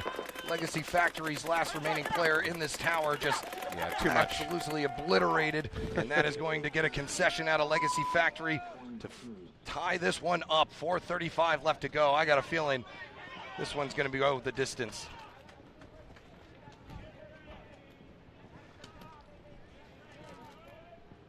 All right, Beefy Boys, again, New Jersey Gestures coach he's got to be scratching his head. I don't know what your game plan is here because everything they've done, Beefy Boys has countered. Even when you've had a breakout that lives with some bodies for the Gestures, your players are just dying a little bit too fast. There's got to be an opening somewhere. I think maybe they have to find it.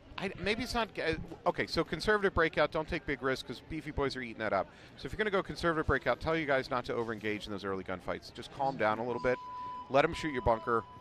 Because they've been losing bodies in the first 10, 20 seconds unnecessarily, even after they make their runs. Well, now the issue is that you're down by 3 with 10 minutes to go, so you kind of have to force the issue. You got to show some urgency, but I don't think you got to go into crazy mode yet. They're going to stop everybody pretty much short. They send Corey Macon Walter out to the Dorito side, but that's going to allow Smith to just go up unabated to the wall and look Dorito side, and he's going to lock things down. Snyder asking for a check in the center there.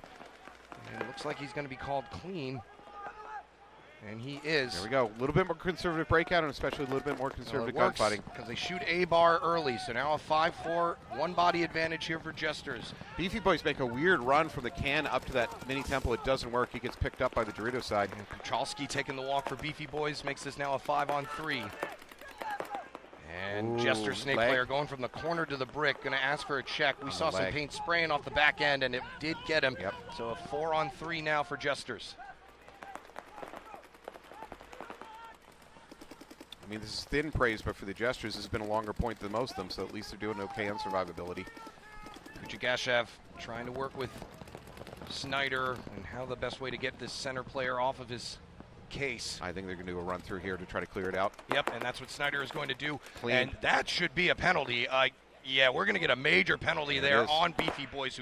That was a classic spin by the Beefy Boys wall player, and that's going to take the remaining bodies out, and that's going to give Jesters a little bit of hope here. They're going to go down 4-2, and that's going to automatically stop the game. 8:50 to play here. Beefy Boys up by 2. You know, for a sport where your snap shooting skills mean that you have to shoot first and ask questions later, you don't have time to think before you pull that trigger. That what makes it so easy to spin. When you get bunkered and surprised, it's just human nature, especially when your nerves are so tight on doing these kind of things. It's hard to resist it. Well, we didn't see his body positioning. He may have been in the process of switching. You know, he may have been looking downfield. But yeah, you're right. It's hard to not do that. It takes so much self-control to rein in that twitch reflex. 20 seconds. All right, this one knotted up 3-3. We still have 4.5 on the clock. Could go any direction. I got a feeling. Pending a good burn by one of these squads. If we get 5 alive by both sides after the burn, I got a feeling this one is going to go down to the wire. Here we go. Run to the snake by Legacy. Do they get away with it? They do. And up the middle to the wall. 5 alive. Looks like Filthy going to send their own wall presence as well. No, Factory getting to check on the snake. Ref doesn't like what he sees. No penalty, though. So that's a early 5-4 advantage.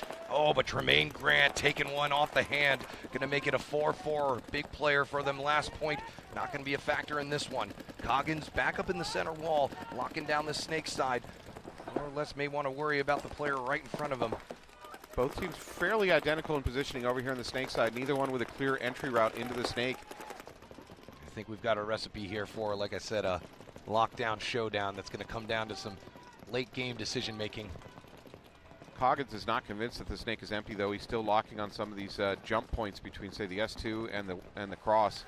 There's nothing there to shoot at, though. Well, he should have seen Grant walking out, so he should know that it's not that likely that they're going to fill it anytime soon. So Filthy choosing to take the tower instead of the wall, probably trying to bait them into a empty bunkering for Legacy.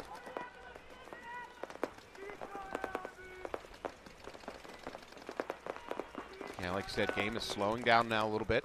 We're at the 3-minute mark. The danger here is for whatever team loses this, they're not going to have a lot of time left if this game doesn't speed up to try to tie it up. And another kill coming off for Filthy as they tried to fill that Dorito. Coggins switched his gun at just the right time.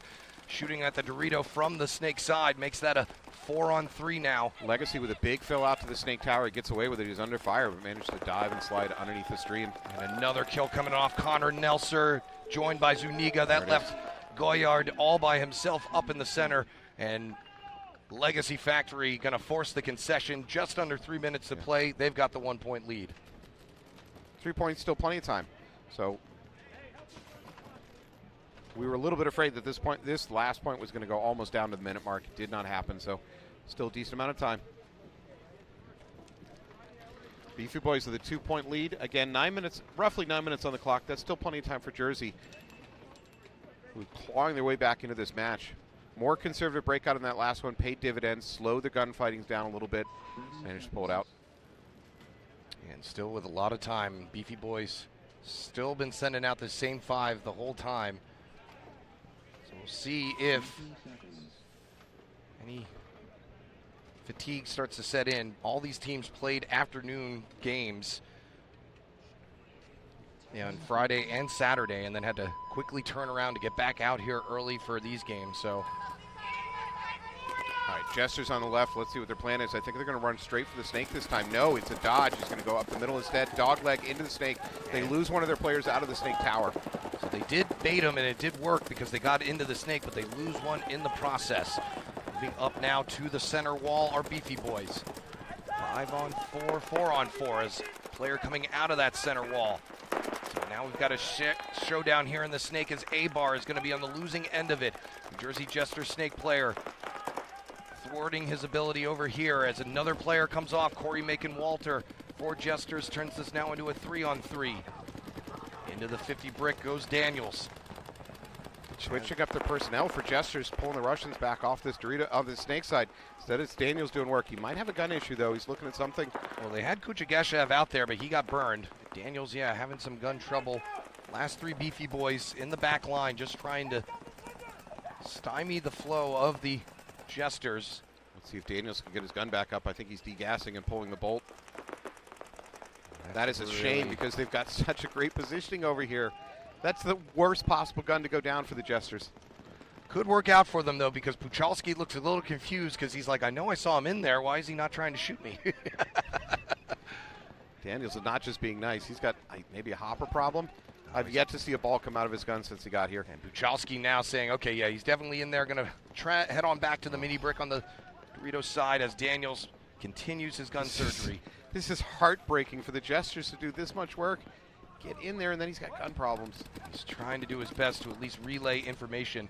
We saw a gun switch happen in the Dynasty game yesterday. I saw the clips of that. Could we see another one potentially here? Hayes is right behind Daniels.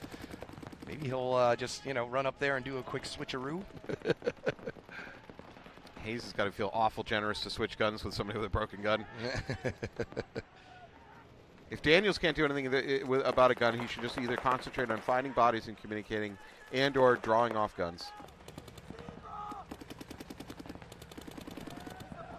He's focusing on the hopper, so it might be a hopper issue. In the meantime, he loses another teammate in the back line. I believe that just leaves 2 Jesters alive. Effectively 1, because they only have 1 working gun.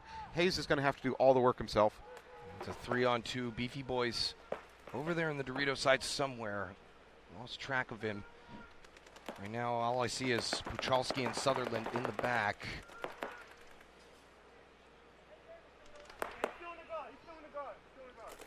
Yeah, Hayes battling with the 50 Dorito player of Beefy Boys. It's all on Hayes now. Daniels he's not getting his gun back up in this match. He's done.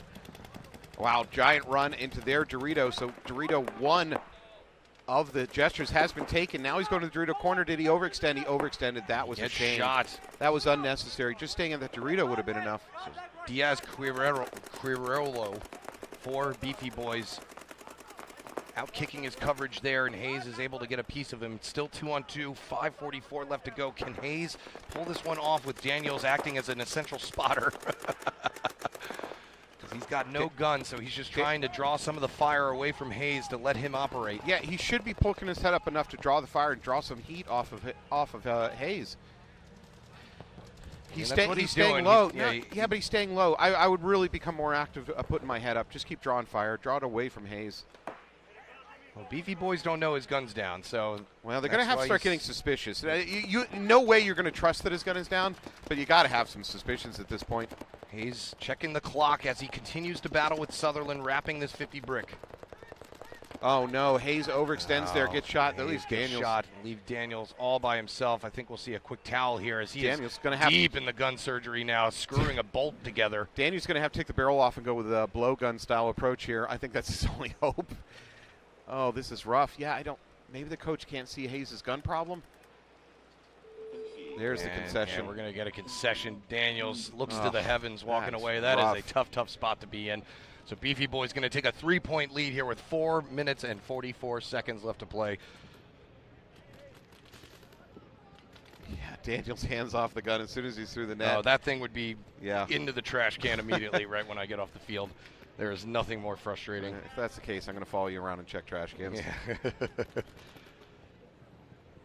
I mean, with you and all the hard work you put into keeping your guns maintained, Eric, it's hard for him to believe that you'd ever have a gun problem. All right, rolling back onto the field. Legacy Factory versus Filthy. Filthy's going to be on your left in the black jerseys. 20 seconds.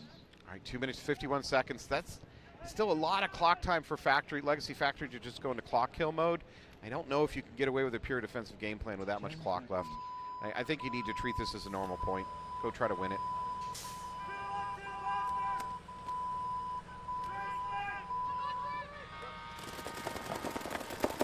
All right, Filthy up the middle. Both teams up the middle of the wall. Let's see if it's an immediate bunkering. So they're looking like they're finally going to do something about Coggins up in that center.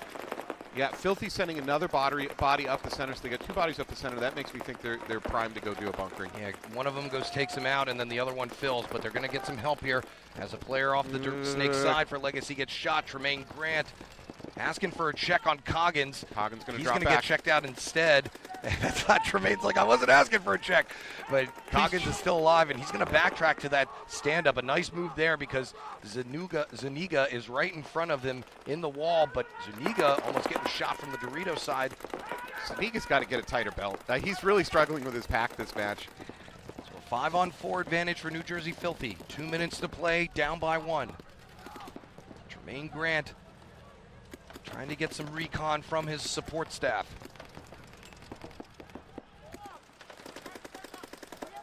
Coggins now has switched, dropping back to that tower. Now he's going to switch up to locking onto the brick. He's going to prevent Grant from... He assumes Grant is in the brick already. He's not. Coggins got real small. Grant's going to choose the inside route down the snake, though. Not a bad idea. He's not quite sure where the wall is. And Coggins finally taken out through the crack by Zuniga. Makes this a 4-on-3, or 5-on-3, excuse me. Coggins giving a nod of support to Zuniga for the crafty play to get him out of there finally. So Factory now has 1 minute and 20 seconds to try to grind this point down. They've got 2 players left. They're not in horrible defensive positions. See what they have in mind. They did make it out to that Dorito corner, and they have a Dorito 1 right in front of them. Filthy now doubling up the wall. It's really going to come down to Grant, I believe, to break this thing open. He has a lane. He's got a clear crawling lane. I would bypass that cross. Keep going. Go to their S2. 60 seconds now called. Zuniga in constant communication with Grant, trying to tell him, get down the field. We need you down there. Zuniga looking like he may take matters into his own hands, going in through the center. Grant now on their side of the snake. He's got the Dorito all day. If he gets him in time, he does. Free kill. So now a 5-on-2 here. As Legacy Factory's 2 remaining players, one in the Dorito corner who's not going to survive long.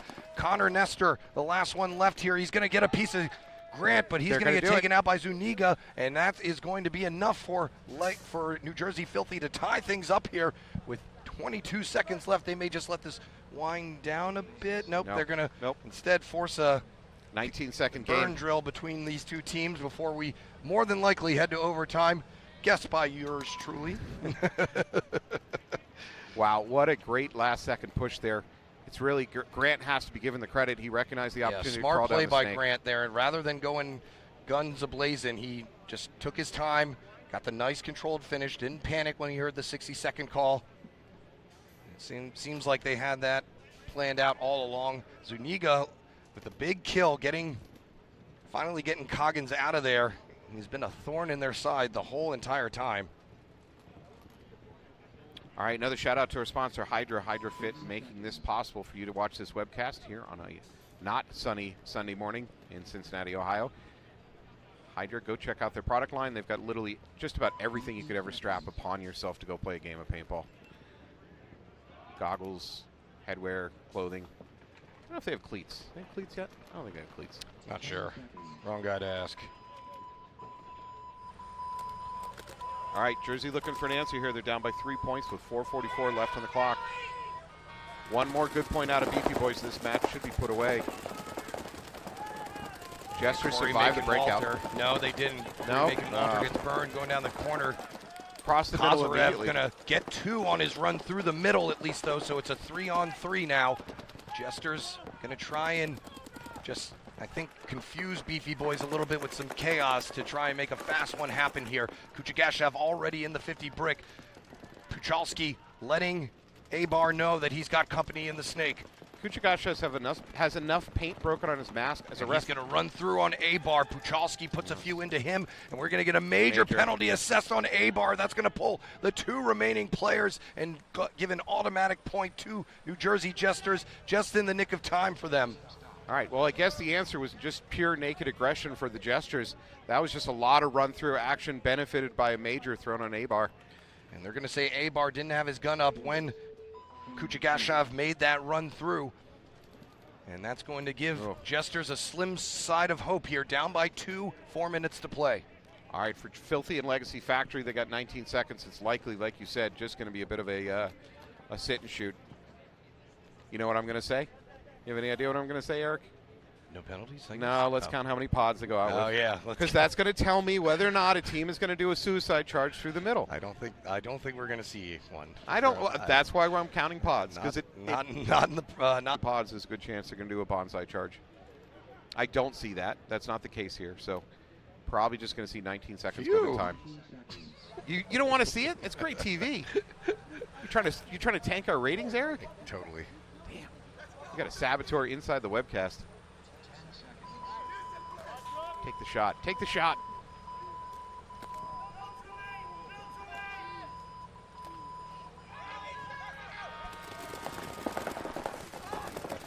Legacy a little bit more aggressive up the middle. Coggins, now they're going to be matched. Again, I don't see anything crazy going on here. I think we're going to go to time. Yeah, for sure. Coggins was just hoping to maybe catch one of the Dorito runners or something, but yeah, this one just going to go down to the end of time, and we will have to settle things in a 5-minute overtime point.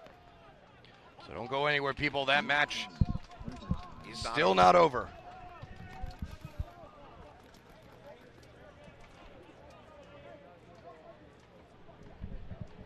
All right, for Jesters, 4 minutes on the clock, down by 2 points. Reasonable. It's a reasonable game situation. Jesters seem to have found their footing after really a tough stretch of points there. Beefy boys are going to try to get it back to where they get, 1 or 2 off the break or quick shots, because that was really their recipe for success. When they don't burn Jesters and allow them to get moving, that's when they get caught off guard. The last few Jester wins here have come on the back of really just run-throughs, doing a bunch of damage. So Beefy boys should be prepared for that this time. If I'm the Jesters coach, I think I dial that back, because you're probably just going to get chewed up doing it. If the Beefy boys coach is doing his job, he should not allow that to happen again. And then maybe save the craziness for the last desperation point. Yep. Why not? Can't see the show if you don't buy a ticket. Sunday. Beefy boys on your right, Jesters on your left. Beefy boys sending A-Bar back into the Snake 1. Running ref coming to check him out. He is called out, and we're going to have a minor penalty assessed on A-Bar. No, that was just the ref dropping his flag, but they lose 2 either way. Jesters in good position up the middle in the wall. He's maybe thinking about launching. He's definitely got antsy legs. He doesn't need to. There's nobody there. 5 on 2 now. Yeah. Sutherland and Smith, the last 2 ones left. No, Smith walked off. It's Sutherland and another Beefy Boys player over there in the mini brick on the Dorito side. Kazarev looking for his next kill. They have Corey Macon Walter in the Snake side now for Jesters. He's in the 50 brick. Beefy boys just need to kill time now. They're not likely to win this point without a little bit of miracle shooting. So just try to take as much clock as you can off. Kazarev trying to relay some information to Corey Macon Walter.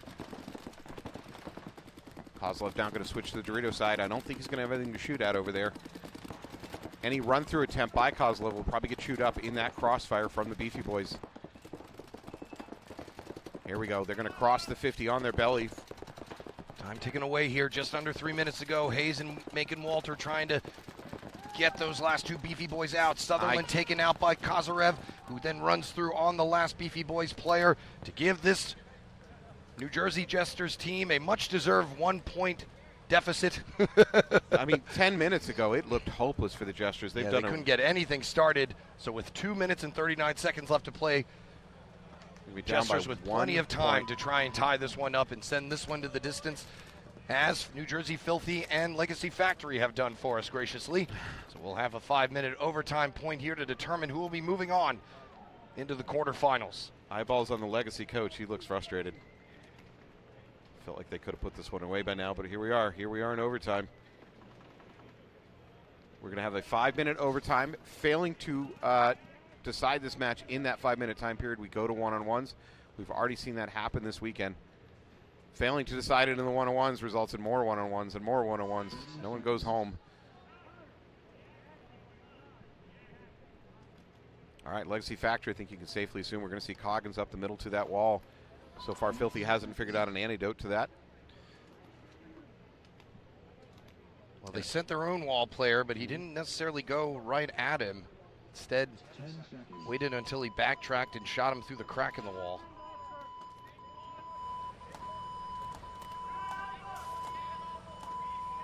And they switch it up. Not going Snake 1, going a heavy burn on the Snake side. Coggins going to rush all the way up to the Snake this time. He's going to have company, though, up in the center. That's Max Goyard. Hit the center Aztec. See if Filthy want him to do anything. Legacy Factory chooses a double up at the Snake side tower, split out of that into the outside Snake mini brick. And they got Coggins up the middle. They've got the backhand and the Dorito corner. No penetration up the Dorito side for Legacy. What will we expect for an overtime point? No team taking the Snake off the break. Both teams doubling up that Aztec. Tremaine Grant still in there, and now he's going to go on the inside route to get into the Snake. 2 on the inside Snake. Coggins, though, ready and waiting for him. Another battle between these two. It's been fun to watch so far. Coggins there in the center of your screen. Tremaine Grant in the Snake. He's got Goyard right next to him. Watching the Snake side in his own right. Yeah, Grant's going to need this win this matchup with Coggins if he wants to advance any further up the Snake, and it's up to him. Nobody else out there to help Grant in this situation. Surprised we haven't seen a pod trick. Yeah, we haven't seen that today. No pod throwing from Goyard. Yeah, Grant's head checking. I like that. He's not committing his gun. Just head checking, trying to find that wall. He may have a bead on Coggins' edge of his gun. He's going to try and just get out just enough to see if he can get a shot across the way on the Dorito side. Right now, they're somehow still not shooting at one another. I think Grant might be shooting at the can on the back row. He's going to choose the inside. This is going to get him shot. Well, this is going to be very, very close quarter battle here as Grant and Coggins are 3 feet away from each other. Coggins is going to dunk on him the second he knows he's there if he doesn't shoot his pack or his legs. Grant. Bayard trying to let Grant know he may have some company in the snake soon. Yeah, there it is. Coggins just shot right down on top of him. And he finally does see him, so Grant tries another approach to get up the snake. This time it's Coggins winning. 3:10 to go here in the overtime point. 5-on-4 advantage for Legacy Factory. Legacy Styles now starting to move up the Dorito side. We're into D1.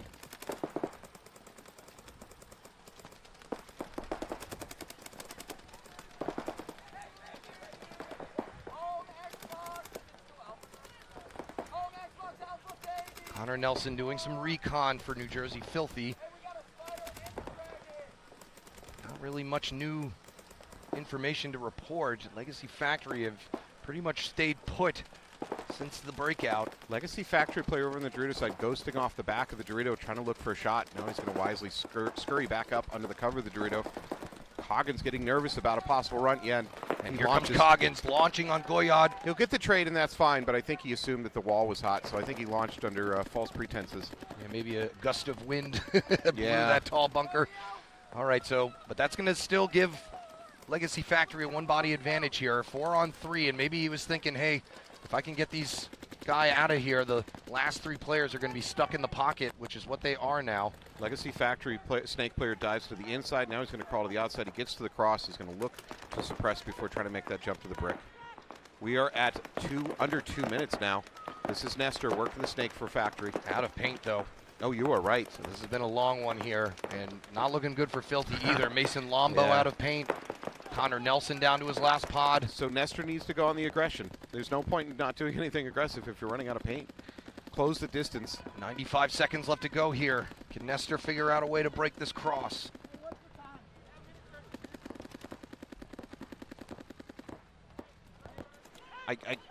I'm feeling Filthy is now just going to go on the defensive. I don't think they're looking to win this. They seem like they're just looking to not lose this and go to one-on-ones. Yeah, the ball is definitely in Legacy's court, but again, doesn't seem like there's any clear path forward for them at the moment. Well, Nestor has a chance to do something sneaky. Might as well cross the 50, crawl to their S2, look if he can get a free kill maybe on that can. That 60-second call usually is a igniter of things, and let's see if that's the case for this overtime point. Or are we going to go to one-on-ones here to determine who's going to be the best between these two squads? Nestor settles in. Don't see any movement happening over there on the Dorito side. He does finally get some backup over here on the snake. 40 seconds left to go.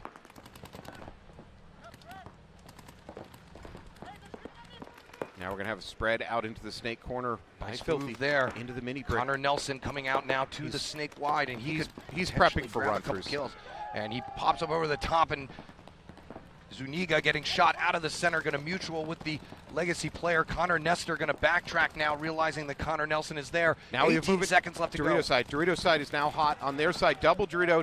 There's a chance here. And can they get to the buzzer in time? And it looks like Legacy Factory with 10 seconds left to play going to hit the buzzer and send New Jersey Filthy packing. Incredible double body push over there in the Dorito side at the last second. And there it is. There's the point. Legacy moves Factory moving on into the quarterfinals. Excellent play by them. Good game by New Jersey Filthy as well, but Legacy Factory just outlasting them. That is a heartbreaker for Filthy. Last second, Connor Nelson in agony walking off the field, wondering what just happened. And that was Zayden Gonzalez, who was the hero on the Dorito side, who made that epic run, shooting out Lombo on his way over to the center to help out Connor Nelson. And that is going to do it for New Jersey Filthy. Pleasant exchange of handshakes behind us, as they know that was a really, really good game. Could have gone either way. Now for Gestures, Legacy moves on. For Gestures, let's hope we have all guns alive, because that is the issue. Yeah, working. Yeah, working guns. All right, they have 2 minutes, 40 seconds to come up with a point, does the Gestures.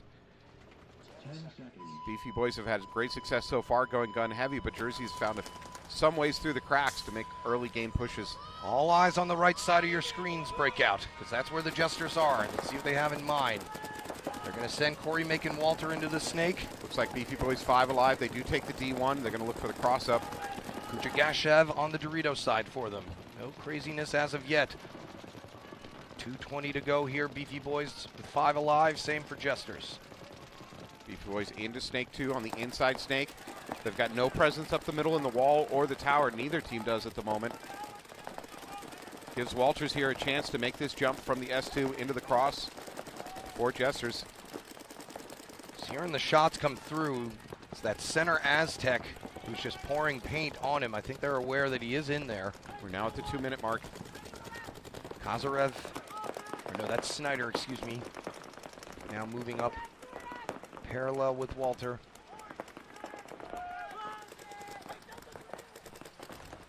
Remaking Walter still trying to get the lay of the land before he starts his progression. As we approach the minute mark, Beefy Boys got to be aware about run-throughs. We've certainly seen enough of the run-throughs from the Jesters to make it a real threat. We're now at a minute 30.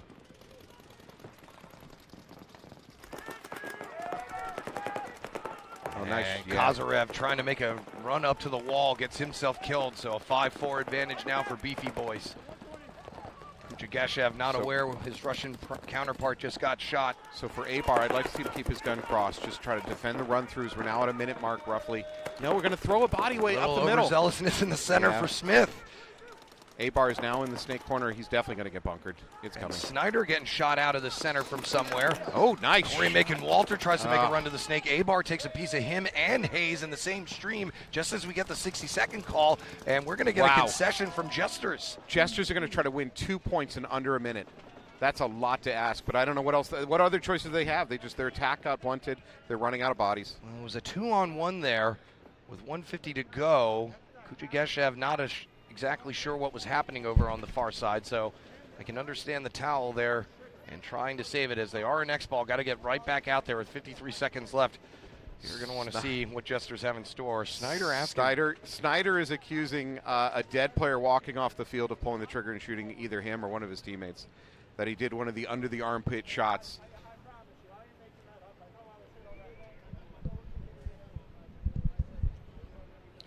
11 o'clock? We'll need to see if we have 3 mics. The third mic's been acting up. So We'll make it work. Just, yes. Yeah, I've seen that trick. I haven't seen that in a while. Saw a bit of trickery in Denver 06 or something.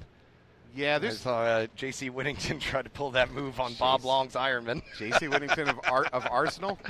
Yeah, he was running off and he pulled the trigger. I mean, don't know if it was accidental or not, but yeah, the gun tucked on the armpit trigger pull thing. It's kind of it's got a legacy in the sport.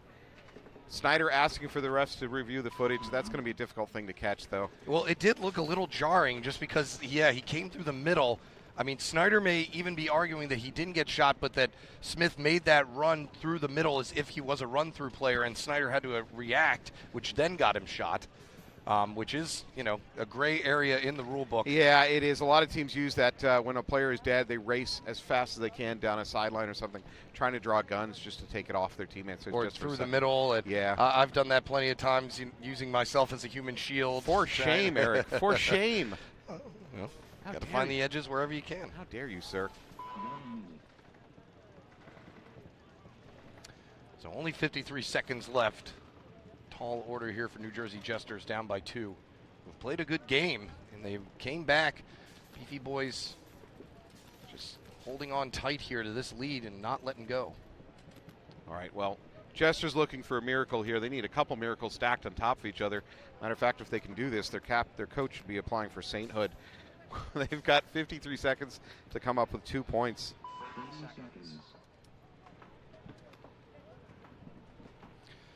Coming up next, Oregon Iconic will be taking on New York Wrecking Crew, and the Newbies going up against Rejects. Did you say the 11 o'clock game? No, the 10 I got Walker from Carbon, and he's a sponsor. I can't bump him. 10 seconds. Anything else you want, I will give you. What's that? You have to kick us out of the booth. I don't think I could do that to you. All right, Beefy Boys on your right, New Jersey Jesters on your left, in need of a quick one here. Kazarev hanging up the middle, but they're going to lose a body off the back end. 5-on-4 now for Beefy Boys, who are just going to try and lock things down. They send A-Bar out to the snake, but he's just going to, I think, post on the outside. No real crazy runs here as Kazarev getting shot out as well. Only 34 seconds left. Snyder taking the walk. Snake player for New Jersey Jesters has A-Bar. a short point as well. And A-Bar is just eating alive over here. As the last player left, Corey Macon-Walter heads into the Dorito 2, but it's not going to be able to do much with 5 Beefy Boys staring him down. So time going to tick away in this one. Yeah. New Jersey Jesters going to be heading home. There's no reason to hit the button. Exit. There's no reason to hit the button. Don't risk it. If you've got a hit on you, don't risk it. Just let it go to time. You're up by 2 points. There's no. Yeah. All right. Well, doesn't matter.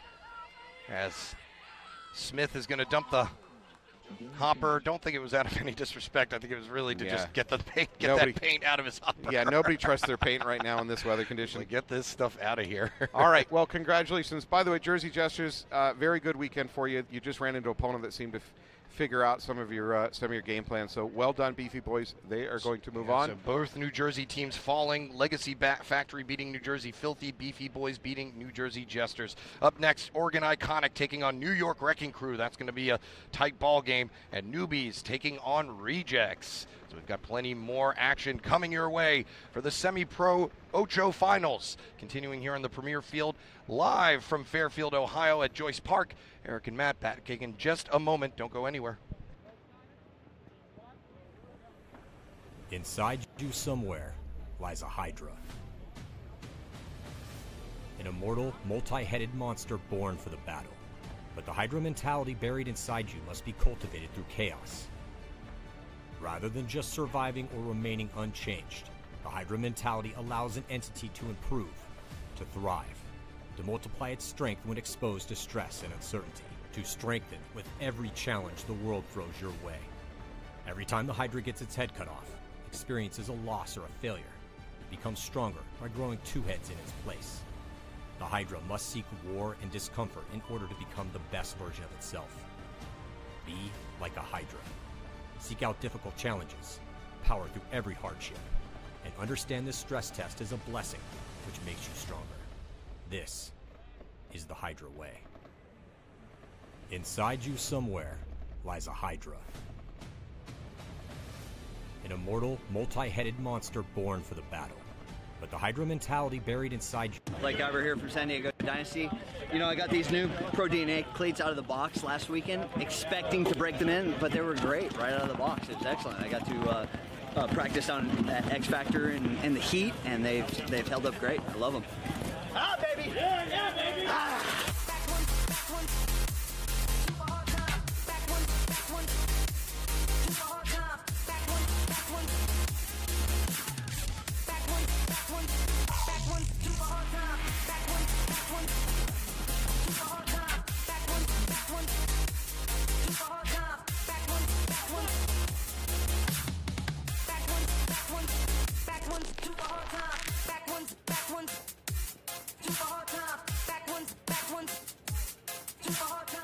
They're really trying to reach every player out there and not just the elite of the elite. They're trying to really show that carbon is the gear for paintball players. We're an all-in package, so everything from head to toe that we're wearing, but we chose that. It did not get forced on us, but once you wear the product, it speaks for itself. You can pick and choose what you want in your package. They allow you to be your team the way you want your team to be. And that's what I like about Carbon. With Carbon, the freedom to wear things without being a factory team or a sponsored team or something like that is so alluring to us, because over at Battle Creek and at Wolfpack, we like to choose what we believe in. And Carbon checks that box. It's not just NXL, that's the beautiful thing. Carbon is involved in so many different off leagues. It's insane. I, at EXL, have racked up probably $3,000 or $4,000 with Carbon this year alone because we've got 4 wins. With the Carbon Cash, you can buy whatever you want through the portal. They really care about you and repping their products, and they give it back to you at the end of the day. What I really like about Carbon is you're not just a number. You're an actual person. You're an actual team. They are truly building relationships. these guys care, and they care about the divisional player. The Missouri All-Stars would not be the team without Carbon and without the guys at Carbon. It's the most important piece of the puzzle.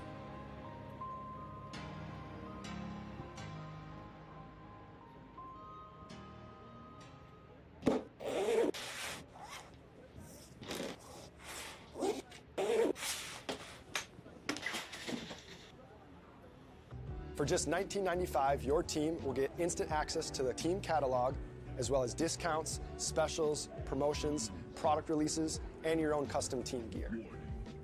As soon as your team approves your design for your jersey, you're going to get access to custom training jerseys. We're going to do away jerseys for you guys.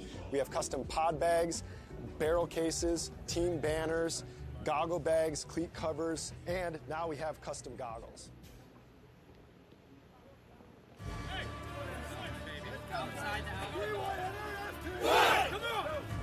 Everyone has to wake the fuck up because we are better than everyone else.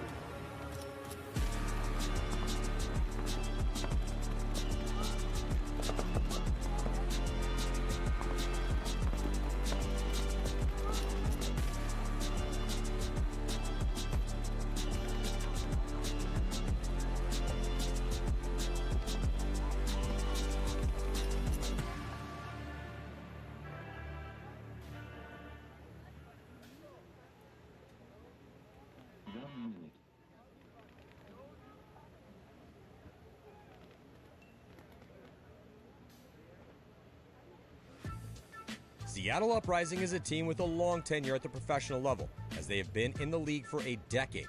But they've recently been on a run of improvement, earning the respect of the top teams, making Sundays, and they finally hit their first podium appearance with a third-place finish in Texas last year. Rising star Alec Holland will be missing the first event, so they will need the rest of their veteran core, comprised of Graham Arnold, Alexander Borromeo, Joel Eaton, Austin Woodward, and the aggressively creative savage known as Nate Schrader, as well as the Snake One rookie Jonah Rodriguez, to all bring their best game for them to have a chance to win in Tampa.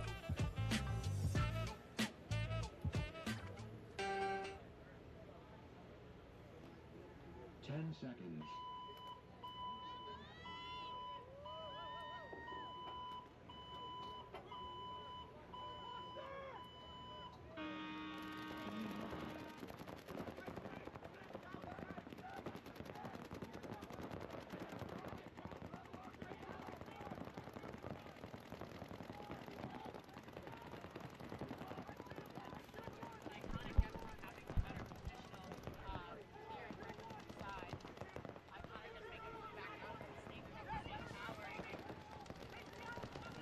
Iconic on your left, New York on your right.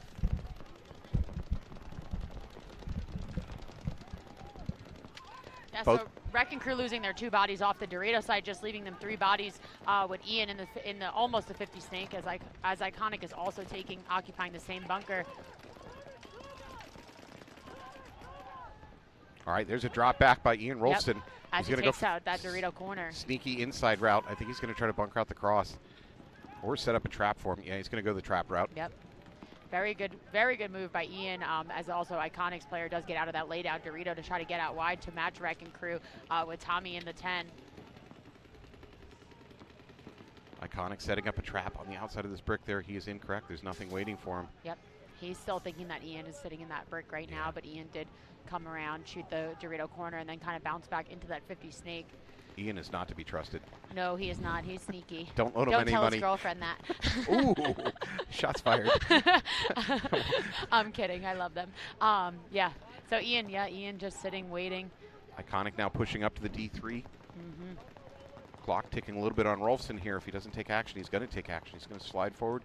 He might try to cross into their S2, look backwards. He should get the kill. Yeah, Thomas Taylor is, though, in that outside snake, too. That wedge that's going to pick up Ian. Oh, yeah. And unfortunate break for Ian, not able to trade with Thomas there. Just leaves Tommy, and Wrecking Crew is going to choose to concede. There we go. Nice first point by Iconic. Welcome back to the booth, Bella. Hey. Now, for the audience at home, last time I talked to Bella, I asked her to get me 4 kills in a game. Instead, she chose 4 kills But they 4 were majors in a game. But they were teammates. So. Yeah, we're not gonna talk about that. Listen, the chat at home, they can review that footage on their own. Listen, I know how to play paintball. You're gonna form a commission. I am gonna form a commission. An investigatory commission. Yeah, I thought I was gonna wind up in paintball jail on that last one for a second. 20 seconds.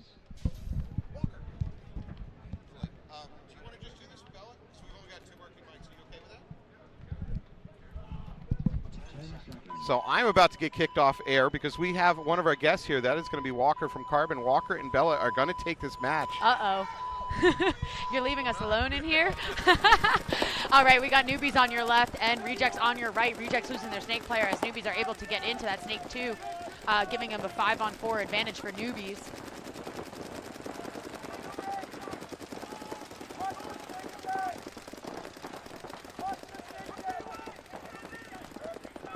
All right, and the newbies player here up in the center, 50. Trying to get a number on him, but I can't really tell it for their jerseys.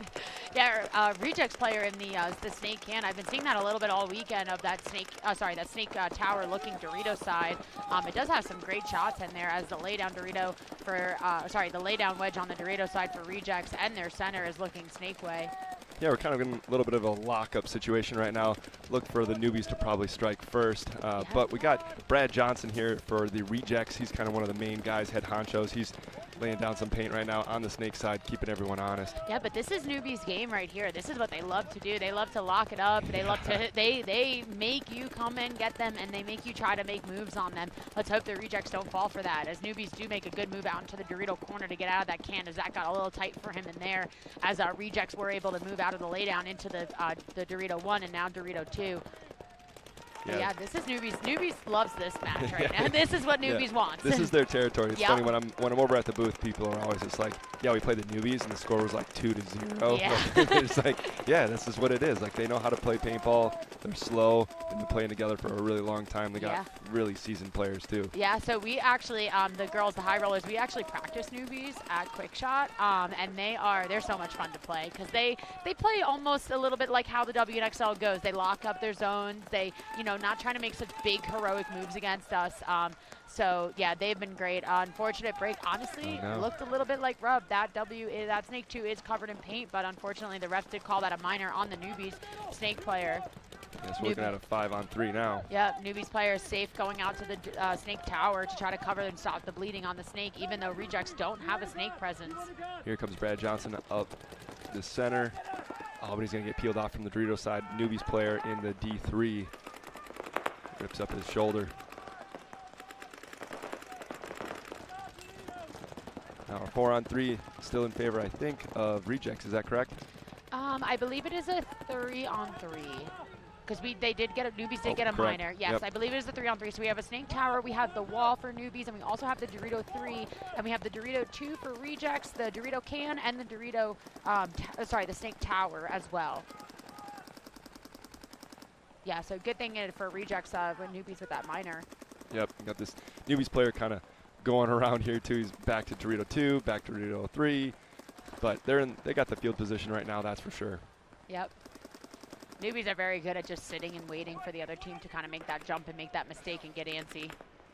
I'm kind of looking for this player here on the newbies up the center, just to pop the top again over the center, and he's going to be able to shoot the Dorito player, but Dorito player, for the rejects, gets shot, starts talking, and gets a minor. Gets a minor, yeah. I would love for newbies, well, I mean, it's over, but I was going to say I'd love for that newbies tower, that snake tower, to kind of get in the game a little bit. Yeah. The only thing that was stopping him was the Dorito can looking cross. Yeah, I don't think he saw that. I don't think he saw that penalty back there. Yeah. They were a little questioning if that was really, really over, but yeah, good point for newbies. So newbies will go up by 1, I believe, against the rejects. Yeah, and you said that the newbies, they play out a quick shot, right? Correct, yes, they play out a quick shot. They're a twister team, so they're shooting some planted clips guns. They're also a 33 threads team, and they're shooting Defy. Walking on the field right now is a Finlay team, Defy team, a Carbon team, Anthrax team. Iconic, led by Thomas Taylor. Really good group of guys. Lots of sponsors, lots of backing. They play a lot of paintball too. common theme for these top Sunday teams.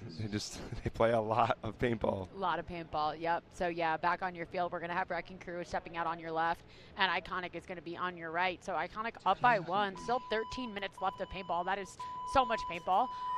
So I'm not even counting this match, really. You know what it is. Some of these games, like 11 points. I mean, all of that. Oh, there was like, what, 11-7 in the pros? Yeah, it's madness.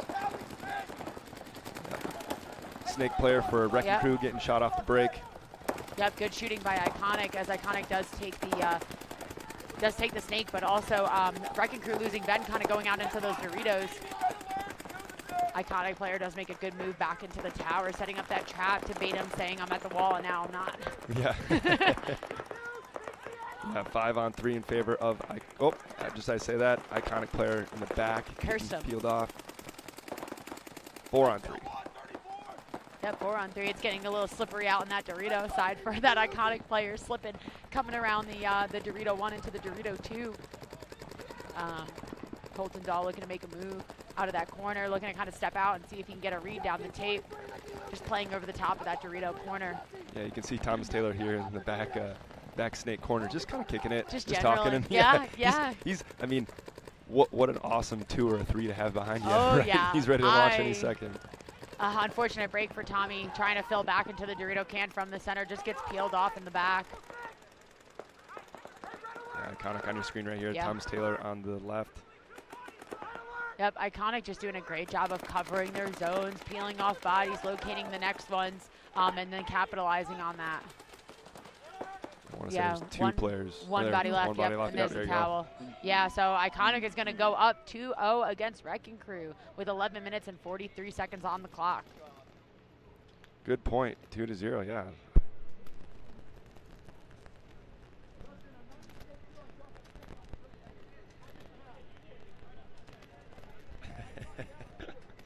I accidentally touched the computer in front of me.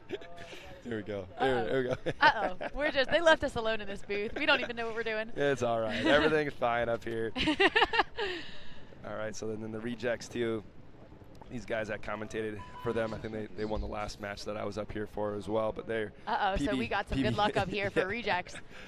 It's never for a Carbon team, which is it's kind of a bad thing, but we'll see how it all works out. At least they look cool in their Carbon gear. You know, they feel good, they look good. That's all it's about.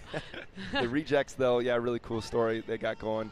You know, they were at the top of the Division 2 last year. Had a couple of wins and making a name for themselves here in semi-pro. Just going right into it. Yeah, so newbies are going to be breaking out on your right, and rejects are going to be on your left. One player leads newbies player in the center. Yep. Oh, he thought about a penalty, but he decided to be a little kinder later on in the day here. So newbies player does lose that center, but they still do have another one in the center that is going to probably look to kind of move up. Yeah, his rejects player here might punk Twitch here, number 57, if he's not careful. I would love for him just to take that step back and get that nice shot right in, because the rejects player is kind of looking back towards the snake tower. I would love either if he wrapped and shot at the wall, or kind of took that step back and shot the center 50. Yeah, he's looking like for it now. Oh yeah, I think he might know that he's there, but yeah, just smart paintball. That's all that they need to do right now.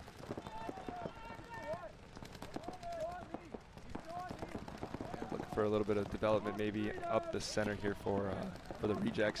Both their players in the back kind of looking a little antsy, trying to figure out what's going on. Still 4 players alive on the newbies. Yeah, newbies player, even though that wall is still sitting on him, he's definitely still comfortable, definitely not letting that take him out of the game. Yeah, the wall player's just waiting on him. Oh, man. Cursed him, I'm sorry. Yeah, so the wall player does get that nice shot in on newbie snake too, as newbies does fill out into the mini Dorito and the snake side to try to kind of stop the bleeding on there. Yeah, it's a tough position to be in. Right from the center, just shooting right down on him. Kind of want to be further out in the snake, or maybe get a little bit more backup from his corner player.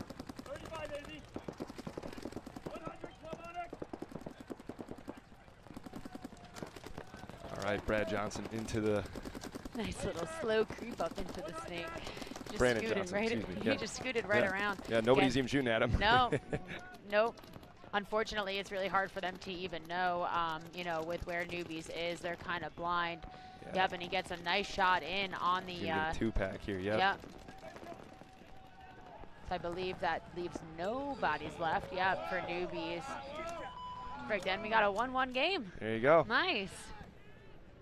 Johnson was nice to him even after the concession. He Yeah. had his body fully out in the newbies. He Yeah. was like, hey, thanks, man. Yeah.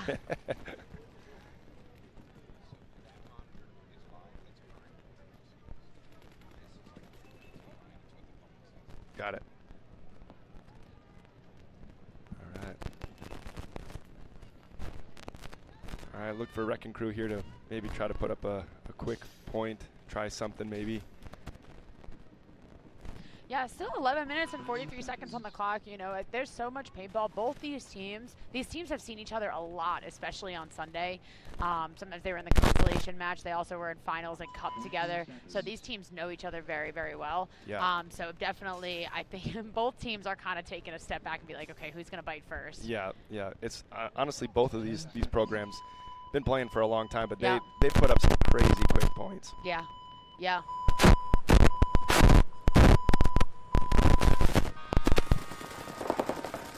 All right, so Wrecking Crew taking a little bit more shallower of a bite on the Dorito side, and then a delay into the snake with Owen as Iconic's player does come up into the wall. Owen looking for him. And getting through, he calls him back, and he does that good bump back into the tower. Yeah, you got Thomas Taylor going past the 50-yard line Thomas here. just going on the nobody outside there of the to snake. stop him. Yep, setting up a trap. Setting a nice trap.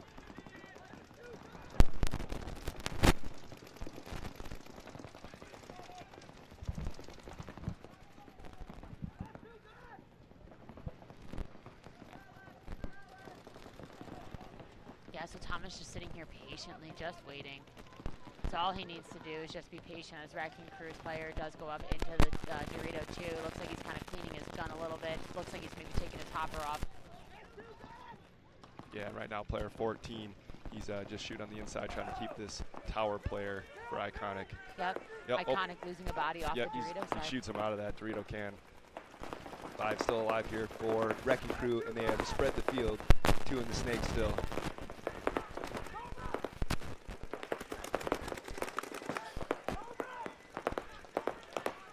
Wow, and Thomas is clean on that as well. That was a great move by Thomas Taylor.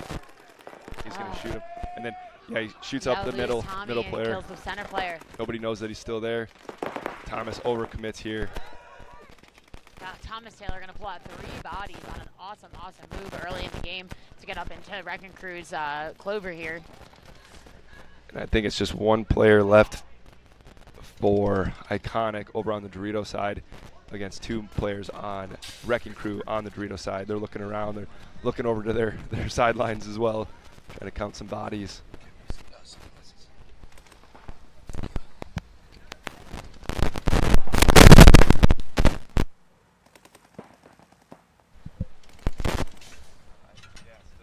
Alive, creeping up on the Dorito side right now. They're just in a straight line. Oh, actually, I think it's actually a one-on-one now.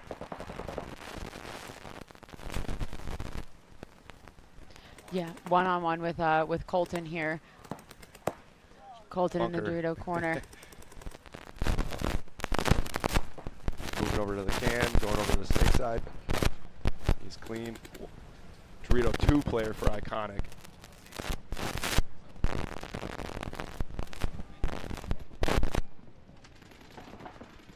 Yeah, and they are going to pick each other up.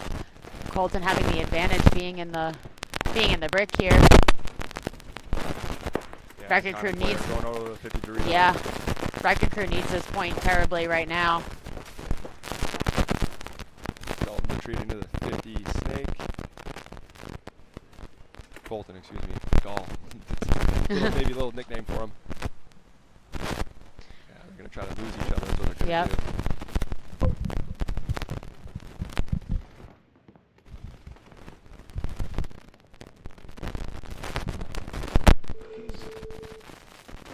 And did Colton hit the buzzer in time?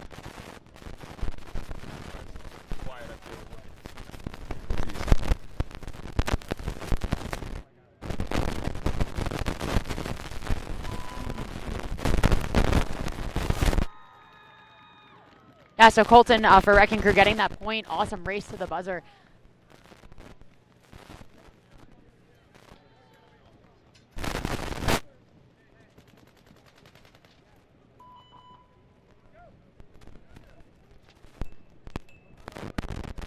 We're just fixing our mic, guys, so if it goes a little quiet, we're just trying to fix those up for you guys so you guys can hear us. We're just really hanging out. We're just really hanging out and talking about stuff. But yeah, if you guys can hear me fine.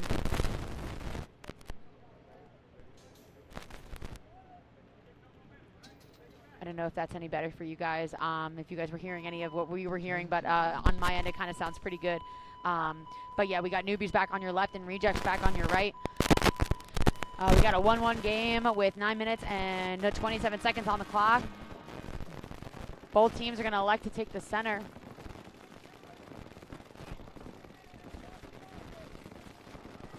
Out, nobody getting shot.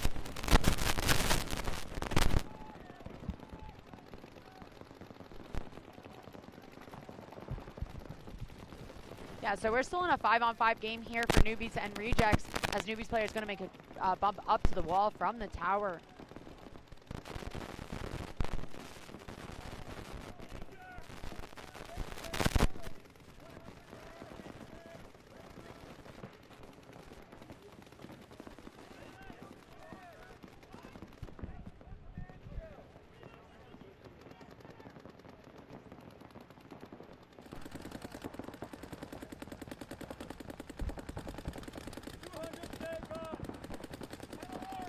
Yeah, so sorry for the quietness, guys. We're just dealing with some mic difficulties. But yeah, so Newbies player from the wall does just peel out the Rejects tower player.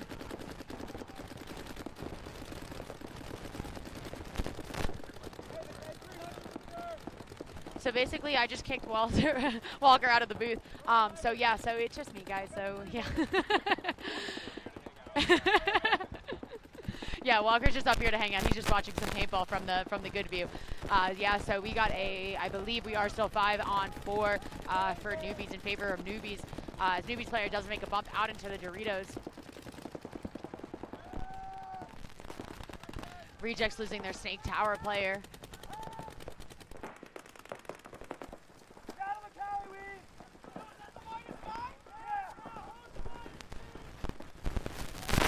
So for Newbies, we do have 2 in the Doritos. We got 1 in the Snake Tower. We got 1 in the wall. And we also got 1 in the Snake, 2.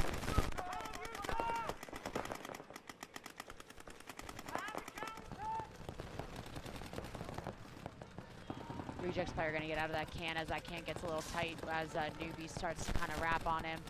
Make a bump into the heroic bump into the 10. Getting a little slippery over there for anyone who's got to play on this field later.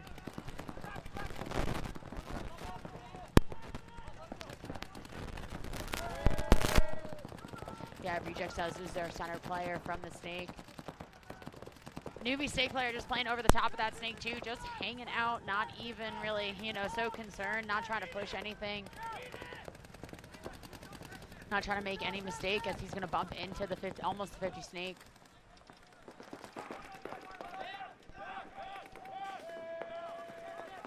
Yeah, Rejects is going to lose their laydown as Newbies also lose their center. Yeah, so that one's Newbie's gonna take that one. They're gonna go up by 1 against Rejects.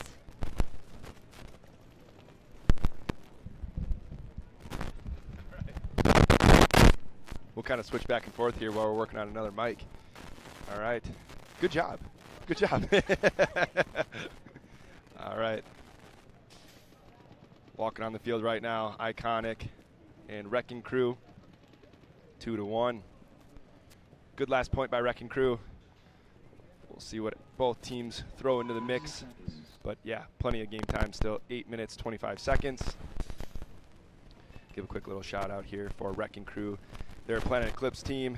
They got JT Products and GI Sports as well.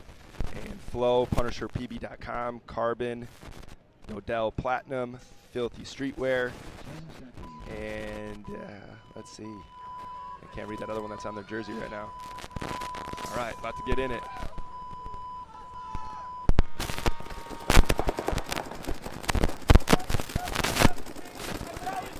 right, similar breakout here for each team, except Iconic does have one player in position up the center, but they're going to lose one off the back line from the Dorito side can.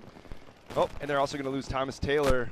So a 5-on-3 in favor of Wrecking Crew with 2 players into the snake. And, oh, ref's going to chase him and throw a penalty. Oh, no, evens it up 3-on-3. That's a bad situation there, bad break. But, oh, man, just as I say that, Iconic player up the center just getting spooked, I think, for maybe on the snake side, or maybe it was Colton that got a shot in on him. So, yeah, a lot of chaos right there. So a 3-on-2, I believe, now in favor of Wrecking Crew. They're kind of trying to figure out what's going on here because Iconic spread the field there in the back corner bunkers. That's Jesse Watkins. Yeah, 3-on-2. Not sure who's in the corner for Iconic here on the Dorito side and the far side. Trying to find these players over here from the tower that we're in. Looks like maybe Dorito 1. Center Temple here, and the tall Temple on the snake side in the back for Wrecking Crew. Player for Iconic right now, getting in it. Oh, here we go, into the snake. 50 snake for Wrecking Crew. He does not know that. I think it's a Dorito 2 or Dorito 3 for Iconic, though. Watch for a little bit of a showdown here on the inside. He's going to sneak over on their side into the propeller. Lots of bounce shots coming through here from the Iconic player.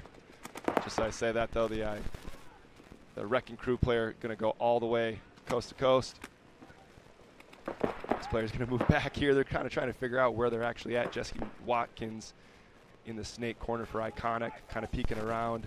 He's not in the best bunker at this time, but he's got a lot of good communication rolling over to the other side of the field. Number 15 coming on their side of the field here for Wrecking Crew. Showdown and a rundown situation. Oh, and they're going to trade out on the D side. Maybe a little trade out here as well. Some chaos going on. I think there's still one player potentially. Nope. Refs waving their hands off. No point. No point. Spicy. There was a lot of stuff going on there. A little bit of back and forth for them. Both teams are kind of looking around like not really sure what happened there. Reevaluate.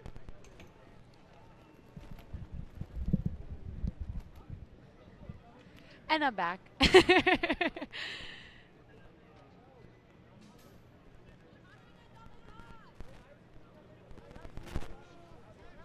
Yeah, so guys, sorry for the, interruption on the speaking. I know the talking kind of during the points does help a lot of people scouting and watching, but unfortunately we do have to change some equipment out, so it won't affect anything watching on the stream for you guys. You guys just won't hear us for a little bit, so I know you'll be sad about that. But yeah, you won't hear me and Walker for about, a minute or so soon, but I'll keep talking for you guys, letting you know where they are on the views that you guys can't see. So we got Rejects on your left, we got Newbies on your right. Newbies are up by 1 with 6 minutes and 36 seconds back on the clock. Both teams 5 alive off the break as they both occupy the snake 2.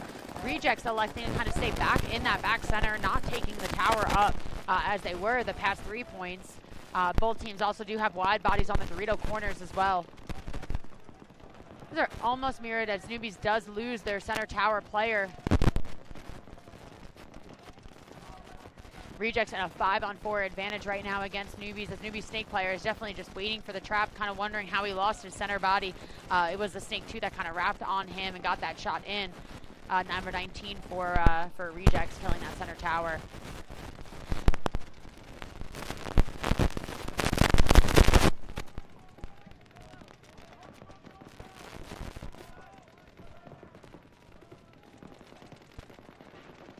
Newbies still in great position, though, to kind of contain this point and contain Rejects. They got them kind of stuck back in that Dorito corner as well as the Dorito can. Newbies doesn't have a center presence, which can be detrimental on this field. But Newbies snake player is definitely ready for the snake to kind of stop to try to wrap around this 50. Newbies Dorito can player is just battling with this first clover on the snake side. Newbies Dorito corner thinks he might need a check right now. Wonder if he's going to wind up clean, and he's clean. He is still in the game. We're still 5-on-4 in favor of Rejects.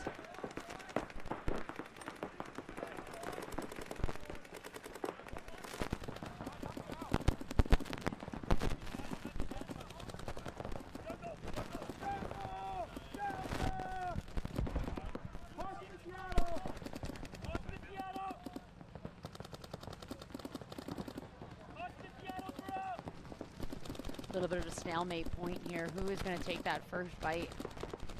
If newbies can kind of get one more body, it'll make this game a little bit more even.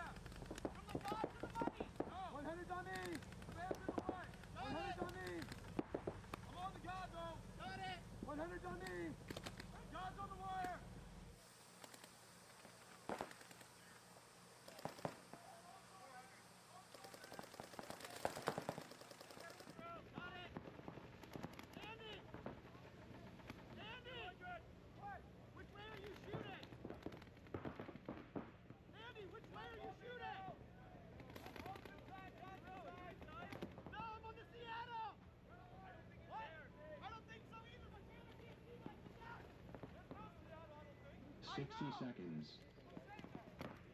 Get it, boys. One hot dog. Stay alive. Don't fight.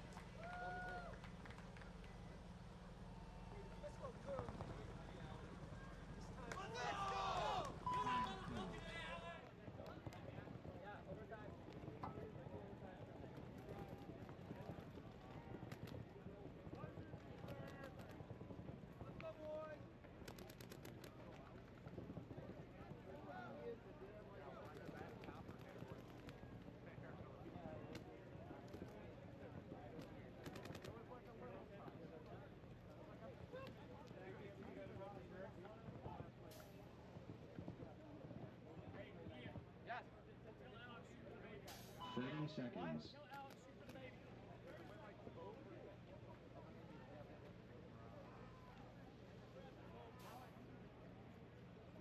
20 seconds.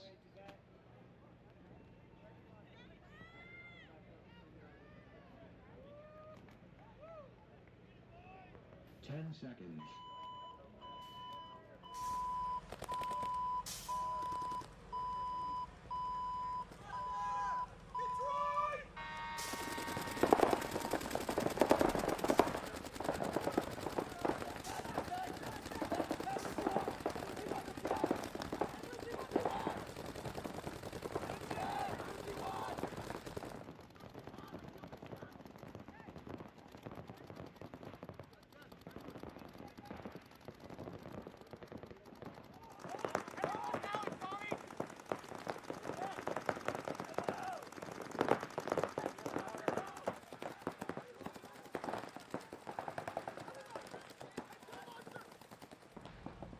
Kill two! Kill two! Out one! 40! Hey, 43! Justin, 43! I got the corner. I got the Dorito, Jesse. Hey, Thomas, how much you can pass on me still? Hey, Justin! Caution the hole! Hey, red alert, Justin! Kill now! Red alert! 43, red alert!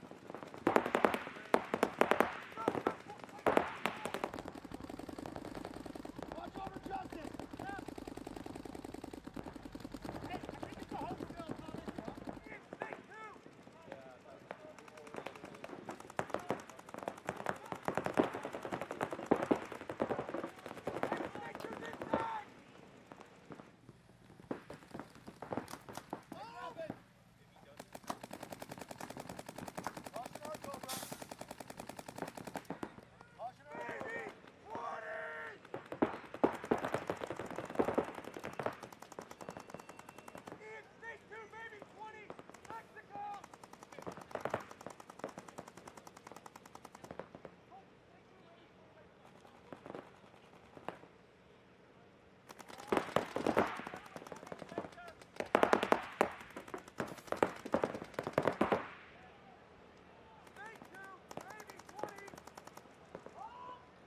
Hey, red alert, Justin!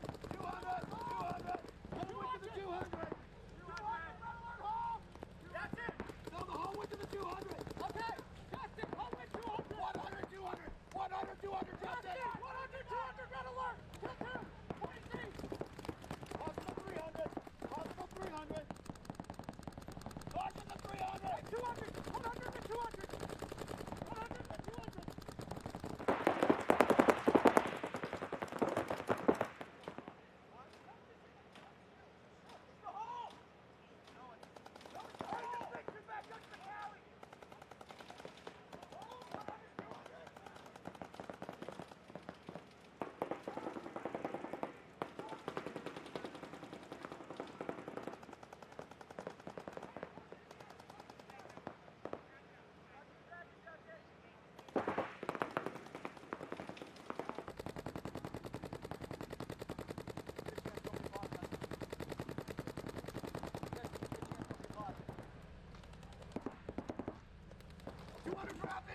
Behind you. They went behind you. Far.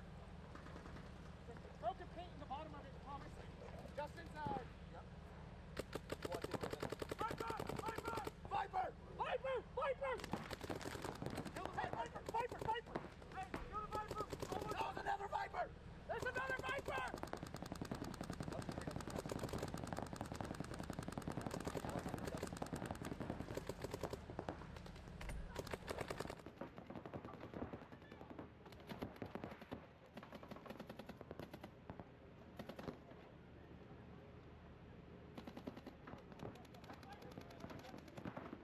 Colton! Holly! Baby! 20! 23!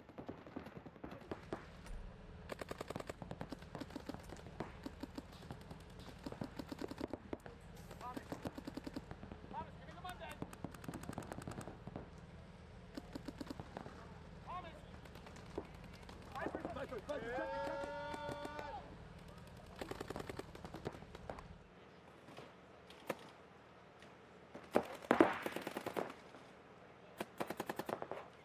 Colton, baby! 20!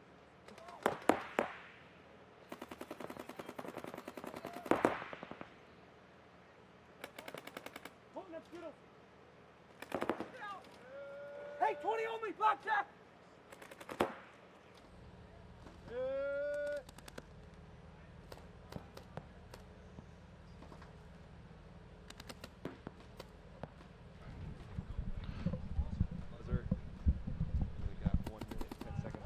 Yeah, and we're back, guys. Sorry about that. No, they're calling it a base. Oh, yeah, he did. Sorry. Got the mics live again here. Perfect, and we're back. I know you guys missed us. Yeah, so Wrecking Crew being able to tie that up. That was a crazy point. And then now, yeah, we're going into overtime. Oh, fixing the scoreboards here for rejects and newbies. 5-on-5 overtime.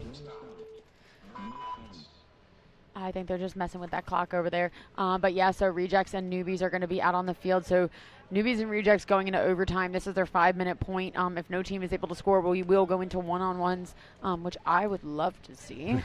So nobody score. Newbies would be the team to give that to me because they like to just zone it up and make you come dig them out. So if we have another long point like we did the last one, you know, one-on-ones are in our future. Yeah.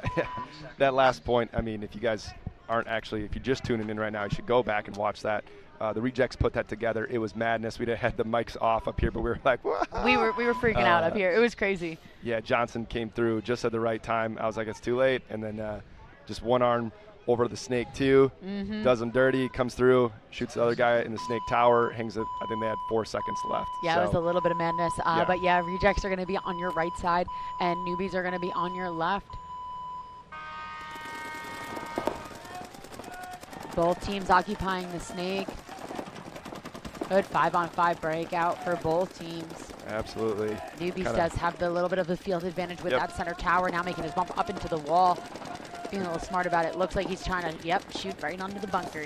Check underneath there. There's some nice gaps in there that you can check off. Not sure what player that is. I can't see his number, but he's been there all match and honestly a force. So look for him to make a couple good shots here. Oh, but he does miss the snake player here. I can't see his number either. But for looks rejects, like 19 for rejects, 19 for it's going to rejects. go right through the paint of the center player, and now he's in position in the propeller 40 snake. Yeah, number 19 did a great job wrapping, kind of putting paint on there. Noaheen was there, blend his paint right there to kind of make that newbies player just roll off a little bit and then get into this better spot. Because now that he's here, he is free to kind of wrap around the clover and just crawl into theirs along the beam as newbies players does kind of hit the deck and get nice and low and tight here to try to set a little bit of a trap. Correct. Yeah, we still got a Snake 2 presence for the newbies, but he's kind of trying to figure out what's going on. But I think it's Mark Barkas, number 19 for rejects. He's got the ball right now, but he's obviously trying to be super careful because of that center wall player. Yeah, newbies does occupy their clover as well, trying to match him, trying to shoot a little bit of the gap between the 50 snake and those 2 clovers. There's a little bit of a sliver there that you kind of can shoot. One player walks off for the newbies on the Dorito side, gets caught while he's trying to make a move. 5-on-4 in favor of the rejects at this time. Yeah, we got 3 minutes and 12 seconds left on this clock. You know, some team, I know we're picking off bodies, but we're picking off bodies and, you know, no team's really looking to make that mistake and be that next body to get peeled off. So yeah, I'm excited for this to go to time. Excited for one-on-ones here. I'm excited for one-on-one. Honestly, the rejects, I can hear them talking right now. I can't hear the newbies, but we're not on their side right now for the commentator booth, but they're definitely playing their own paintball. Yeah. You want to call what just happened? Sorry. Sorry. If you just saw it on your screen, Farkas just threw a pod at the center 50, but he kind of missed, and the player didn't bite from the newbies. He saw the pod coming at him. Yeah, he tried to pod trick. That's something. That's an overtime feature, though. Absolutely, little ticket tricks and tips. Yeah. Excuse me. Yeah, newbies body position a little bit more. Yep. Oh man. But there's no way. Okay, sorry. So the newbies player. Oh my God. Ghost bunkers the 50. There's nobody there. My. He dips into the snake. He's still clean. Ring around the rosy here for Farkas, and that newbies player. He is living. He's still alive. Yep. So he's going to come through. He's going to shoot him. Farkas is still alive because The other Newbies player doesn't know what's going on, except he's going to get dusted, and he does a trade. Oh, do not keep playing, Newbies player. Oh, man. Goodness. Ooh, as Rejects does lose their center body as well. Yeah, 3 players alive for the Rejects. I think it's 2 players alive here for the Newbies then. Got to get a quick read. We got a player in the Dorito 2. Yeah, when our camera pans back over to our left side, we will hopefully be able to see that. Yeah, so we have the snake laydown, so that outside snake 1 we have for Newbies, as well as the Dorito 2 for Newbies. For Rejects, we do have the Dorito 2. We have the Dorito can, as well as the snake tower. So those back 2 bunkers are kind of just crossed up, which I do like those bunkers to kind of cross that snake-looking Dorito away as the game advances. That Dorito can kind of get, rolled off and it gets really tight back there. As I say, that Rejects player does lose their Dorito 2 body just over battling with Newbies. Yeah, this is a Newbies point here if I've ever seen one. So they spread the field. I don't know, Walker. We're still 2-on-2. I mean, it's still Newbies are in control. But they're playing their game and they're moving up the field, and it's just the back bunkers right now. They're going to try to at least win, is how I see it. Oh no. But he gets caught, the Dorito player. He gets caught, and we have 43 seconds. Wow, he's clean. He's clean. Ooh. Saw so much spray for both players. Yeah, a lot of spray. His Rejects body does peel off from that snake, snake tower. 30 seconds left. Let's see if they can kind of connect that, and Newbies does connect. Yep, 20 seconds left, and they got plenty of time. They're just going to jog it, ice it in. Yeah, he's going to come in there, check his player. Yep. And he's clean. DRV loader. And he's clean. And he's clean. Wow, nailed by a little chaos there. Yeah, that was crazy. From Newbies and Rejects on that overtime point. But yeah, Newbies are going to move on. Are we going into quarters after this? Is this Ochos? Is this Ochos? I think it is, yes. Yeah, so this is Ochos. So, Newbies will be advancing into quarters and then hopefully into semis and then hopefully into finals. They are fully capable of doing it. But, yeah, that was an amazing point by both teams, or match by both teams. That was exciting. Yeah, that was crazy. It just felt like after that snake fiasco, it seemed like Newbies kind of were in control. They knew where the bodies were. Yes. And I don't know if Rejects caught on to some of the movement that was going on after that transition. Yeah. Rejects did look a little bit, I don't want to say lost, but they were kind of almost a little bit like, oh my God, what just happened? Newbies were just so much more connected that they were like, okay, all this chaos just happened. We know where all these bodies are, and we know kind of how to close that. I know Andy's a good one for that too. Yeah, absolutely. Yeah, so back on the field, we have Wrecking Crew versus Iconic tied up with 1 minute and 6 seconds. Let's see if both teams are trying to try to score. I know both these teams are in position to score. They're both don't want to go into overtime. Yeah, they don't want to go into OT for sure. So we are at 60 seconds right now, so any major does do an automatic swing point as Snake player Ian is going to get checked in the Snake, and he is clean. Iconic player is going to take over the Clover in the Snake side, trying to get a wrap shot on the center and onto Colton. Colton just kind of had one come in, and unfortunately we lost Wrecking Crew lost Colton, as Thomas Taylor is going to kind of walk right up to that 50 Snake. Iconic now across the 40 and the 50-yard line with 4 players right now. They got the pressure on, 30 seconds on the clock. Look for one of them to try to make something happen to break this, 4-player cross that they got going on. Yeah, Thomas just super comfortable in this 50 Snake. Yeah, here we go. They peel off one more player for Wrecking Crew on the Dorito side. The Dorito side's open. Now they got 3 players in a row. One's going to come around, but 16 seconds left. I don't know who's going to get shot there. All right, player going to come through. He's going to piece up both players, and there's got to be, we got 5 seconds, 4 seconds. 3, 2, 1. Not enough time. Wow, not enough time for Iconic. That was unfortunate for them. Thomas was asking for a check. I heard him say, I got 10 seconds. Yeah, he's got to get up on his feet here still, too. That's unfortunate for Iconic. They, were in good control of that point for sure. Yeah, when they blew apart that Dorito side, I mean, they still had 2 players, but I would have looked for maybe a little bit faster of a launch. The Snake side was developing. They had plenty of chaos going on there. Yeah, there was 3 guns. I was scared. I backed up a little bit in the booth. But they had 3, the Wrecking Crew guys had 3 players almost in a line. So you saw that Iconic player. I wasn't sure who it was, but he ran right down the middle, pieced up both players, but he had to trade with the last one. Yeah. Too little too late right there. Yeah, just not enough time for Iconic's Dorito side, kind of just to read and react and launch from that. We got a guest commentator coming up with Our us guest right now. is back. I lost my job to these two. They like us better. Our rating, our ratings and our viewings We're probably went cheaper, up. honestly. Yeah. We're cheaper as well. My union representative is going to have a talk with you too.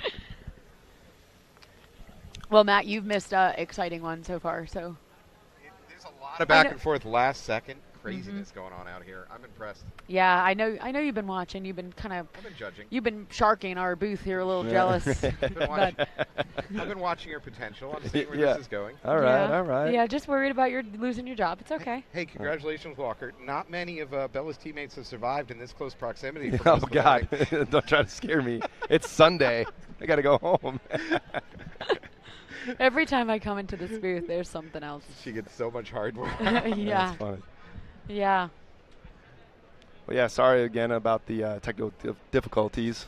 Yeah, apparently nothing is reliable as a DRV loader out there, folks. Yeah, exactly. You heard it here first.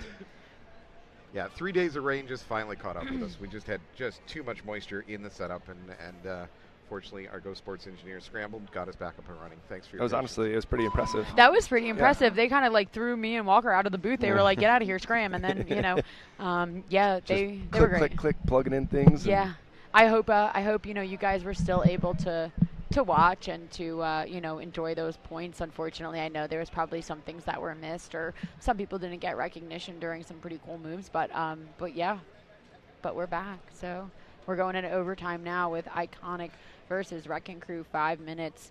I wonder if Iconic is going to kind of do that same aggressiveness, because I saw that kind of worked against Crew. I know Crew definitely did try to, they took the wide spots off the break. You got to get wide on this field because, it's hard to cover cross field, so you want to get wide to kind of cover those both sides. But yeah, I'm wondering if Iconic is kind of going to read like, wow, okay, that kind of worked, and now we have 5 minutes. We don't have 1 minute. So can we kind of get into the same spots and kind of just be dominant? And just like the newbies, Iconic seems to be sending a player up the center almost every single point. Yeah. So, and I haven't seen that as much from Wrecking Crew. Yep. They kind of do kind of a late fill up there, up to that tower, but that might work against them if they don't put the pressure on right away. Yeah. So I do know when you're back in like that home bunker, that small like little Aztec, you do have, even though like we love the tall tower and the snake, it's great. You can look down, especially if you're a tall player. But I did actually kind of find out today a little bit that home bunker can control the outside snake.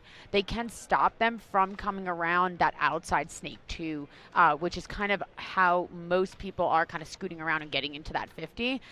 So I'm not sure if that's why Crew is doing that, because they might have a little bit more vision. They kind of eliminate the shots from the wall, eliminate the chance of the run through from the wall, I know they're sending Tommy up there, keeping Tommy alive. But yeah, I'm not 100% sure if, that's why they're doing that. But yeah, it looks like when I was over on the pro field too, that Dorito, pillow or the lay down, if you will, that square, a lot of guys are shooting cross to the snake, and there must be a pretty good gap right there. But, as people are running through, they can't get shot from there. So look for, maybe Wrecking Crew's kind of trying to emulate that a little bit. They're also a slower, methodical team. Yeah, I think you're right. I think we're going to see a little bit more aggression out of Iconic. That's kind of typical of them. And that's their thing. So, like, when they kind of came into this match, it almost looked a little bit more reserved. Like, they had Thomas Taylor going to the back snake. Like, and then when he came into their Clover, I was like, okay, this is the Iconic I know. Yeah. All right, so nail biter right now. Coaches are here in a second. Yeah, Wrecking Crew on your right, Iconic on your left. Iconic taking a little bit of a late bump into the snake. And they're going to get a penalty. And they're going to get a minor penalty with Wrecking Crew still 5 bodies alive. This is huge for Iconic, for Wrecking Crew. As Wrecking Crew. Only 2 players, I think, alive now as Iconic does lose their. Great breakout for Wrecking Crew. They're going to draw a penalty on Iconic, and then shoot one player going up the center as well. Yeah, now if Wrecking Crew can kind of just stay composed, when you get kills, that's when you got to tighten up more, because that's when the other team is like, okay, we're going to get tight. You don't want to start getting picked off one by one. But Ian does make his bump into the Clover in the snake. Yeah, and Iconic here. Clock's not working. Wow. But they make one shot all the way across the field on player number 12 of Wrecking Crew. Yep. And that's from the snake side tower all the way across the field. Yeah, this field is crazy for that. This field is very you know, those crossfield shots are they're dicey. You can really get lost, especially in this snake. I'm hoping that Wrecking Crew kind of put together that there are only 2 bodies left on the snake side for them. Yeah, I don't think that they saw maybe the penalty on the Dorito players for Wrecking Crew. They're just shooting Dorito side. There's nobody over there. There we go. Yeah, I believe. Seeing a little bit of ghost there. Previous match, he had a player in his cross. has a little PTSD. Yeah. Been here before. Yeah. All right, player number 0 going up to the wall, center wall. Yes. Wrecking Crew. So Iconic, I love Iconic's cross right here. I love the snake one looking inside to be able to kind of view Tommy from coming across. You know, you do kind of you got to dig him out of that snake one for sure. Thomas Taylor, a little bit of a sitting duck if Wrecking Crew's Dorito side can kind of put it together. Being in that tower, it does get real small, real tight, real fast. So as Wrecking Crew with Colton does move up into the 50 Dorito. Yeah, and there's 3 minutes left on the clock. I mean, at this point, I'd say that Iconic's looking to shoot one more player or hoping that this is going to go to timed one-on-ones because they're not in the best position. They are close to each other and they're crossed, like you said, but they got a lot of field to work with against them. Yeah. Yeah, and Wrecking Crew, the center player, he's got the count. He knows what's going on. Yeah, he just called those 2 bunkers only, so Ian is going to hopefully make a smart, methodic move up into their snake to try to peek through. Thomas Taylor does have visions on both sides. He's like, I'm not afraid of Wrecking Crew snake right now. I got to watch this. Definitely trying to hold out. I would love, if I was on Iconic, to have Thomas Taylor be on the field in this situation. Well, Thomas has got his whole body exposed here for the snake side. If this snake player, that's the 2 in the snake, if he gets up and he goes to the 50 right now, he could blow Thomas away. So he's got to be really careful that that player doesn't make that read. Yeah. Down to 2 minutes now. Oh, yep, and Thomas out in the open. Thomas out in the open, leaving one body. Oh, but he takes Ian with him. Yep, there's 3-on-1. Yep. Player in the snake here for Iconic, and he's going to get shot. Oh, man. Oh, and Wrecking Crew, if they're clean, they are going to take that point. 3 alive for Wrecking Crew. He's going to check, and we see a thumbs up. And that's a thumbs up. Yeah, Tommy, Colton, and Alex closing that one out as they do a little celebratory hug. That was, you know, awesome point by Iconic. You know, Iconic, you know, unfortunate break. That's the, you know, not so nice thing about overtime points is that, you know, you have that one miss up on the break, and it's kind of it, you know. Yeah, I was just over on the pro field right before I walked over here, and it was Fit and Tauntaun's overtime point. And I think the Cowboy got a little loader hit or maybe right in his V-neck, and I think he shot his gun like twice and looked down, and they're like minor, and that was the overtime. It's just like worst break. Yep. Yeah, you don't get that second chance. You know, but Wrecking Crew definitely valuing their bodies off the break. You know, great shots off the break. And then, you know, just being able to kind of pick off and contain. And, that was some great paintball. I'm really upset I didn't get to see one-on-ones, though. Yeah, those were good matches, though. Absolutely. They were great matches. Great matches by both teams. So Wrecking Crew and Newbies will be moving on. That was exciting.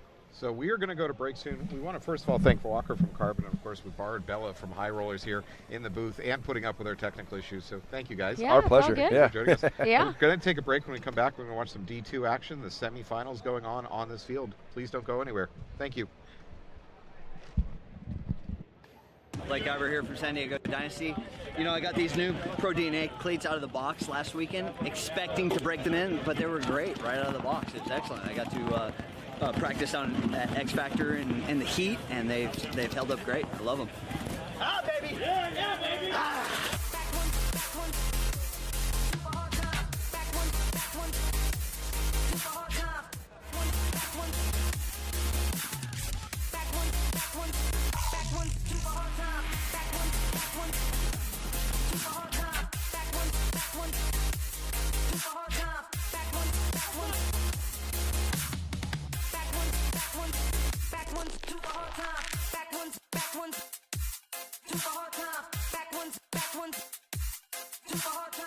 They're really trying to reach every player out there and not just the elite of the elite. They're trying to really show that Carbon is the gear for paintball players. We're an all-in package, so everything from head to toe that we're wearing, but we chose that. It did not get forced on us, but once you wear the product, it speaks for itself. You can pick and choose what you want in your package. They allow you to be your team the way you want your team to be. And that's what I like about Carbon. With Carbon, the freedom to wear things without being a factory team or a sponsored team or something like that is so alluring to us, because over at Battle Creek and at Wolfpack, we like to choose what we believe in. And Carbon checks that box. It's not just NXL, that's the beautiful thing. Carbon is involved in so many different off leagues. It's insane. I, at EXL, have racked up probably $3,000 or $4,000 with Carbon this year alone because we've got 4 wins. With the Carbon Cash, you can buy whatever you want through the portal. They really care about you and repping their products, and they give it back to you at the end of the day. What I really like about Carbon is you're not just a number. You're an actual person.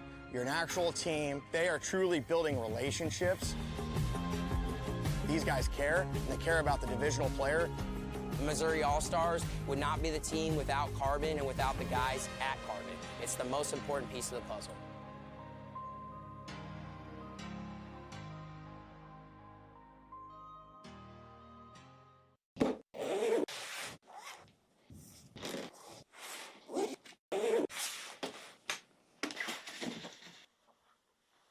For just $19.95, your team will get instant access to the team catalog, as well as discounts, specials, promotions, product releases, and your own custom team gear. As soon as your team approves your design for your jersey, you're going to get access to custom training jerseys. We're going to do away jerseys for you guys. We have custom pod bags, barrel cases, team banners, goggle bags, cleat covers, and now we have custom goggles.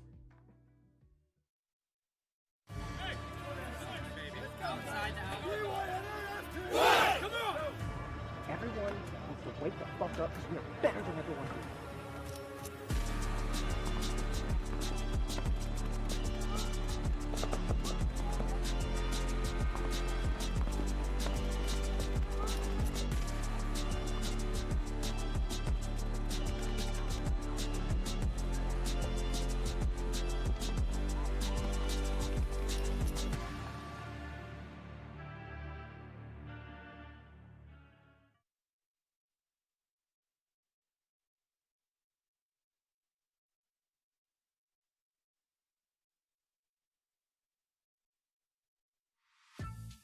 Seattle Uprising is a team with a long tenure at the professional level, as they have been in the league for a decade.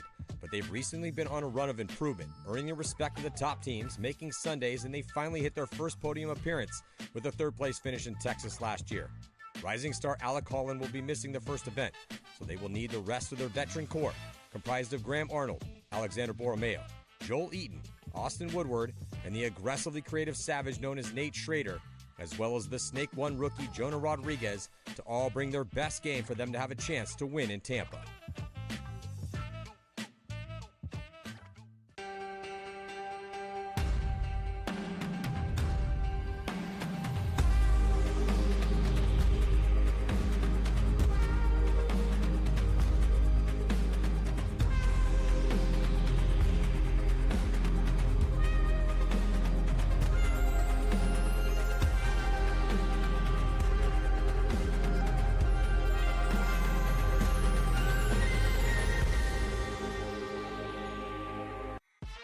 Red Legion is one of the most aggressive squads in Major League Paintball by far, and one of the longest-running teams in the game. Their hyper-aggressive game plans are hard to predict, and they found success the past few seasons, winning 3 events and a series title the past 2 years. Sergei Slonaiskov, Kirill Peridny, Pavel Karslev, Justin Rabakov, and Alexander Burtnikov will be the core starters, and they could be in any bunker at any time. And the pickup of Corey Hall will give them veteran experience and more depth in the backfield. Most likely, Red Legion will be hunting for another win on Sunday afternoon in Tampa.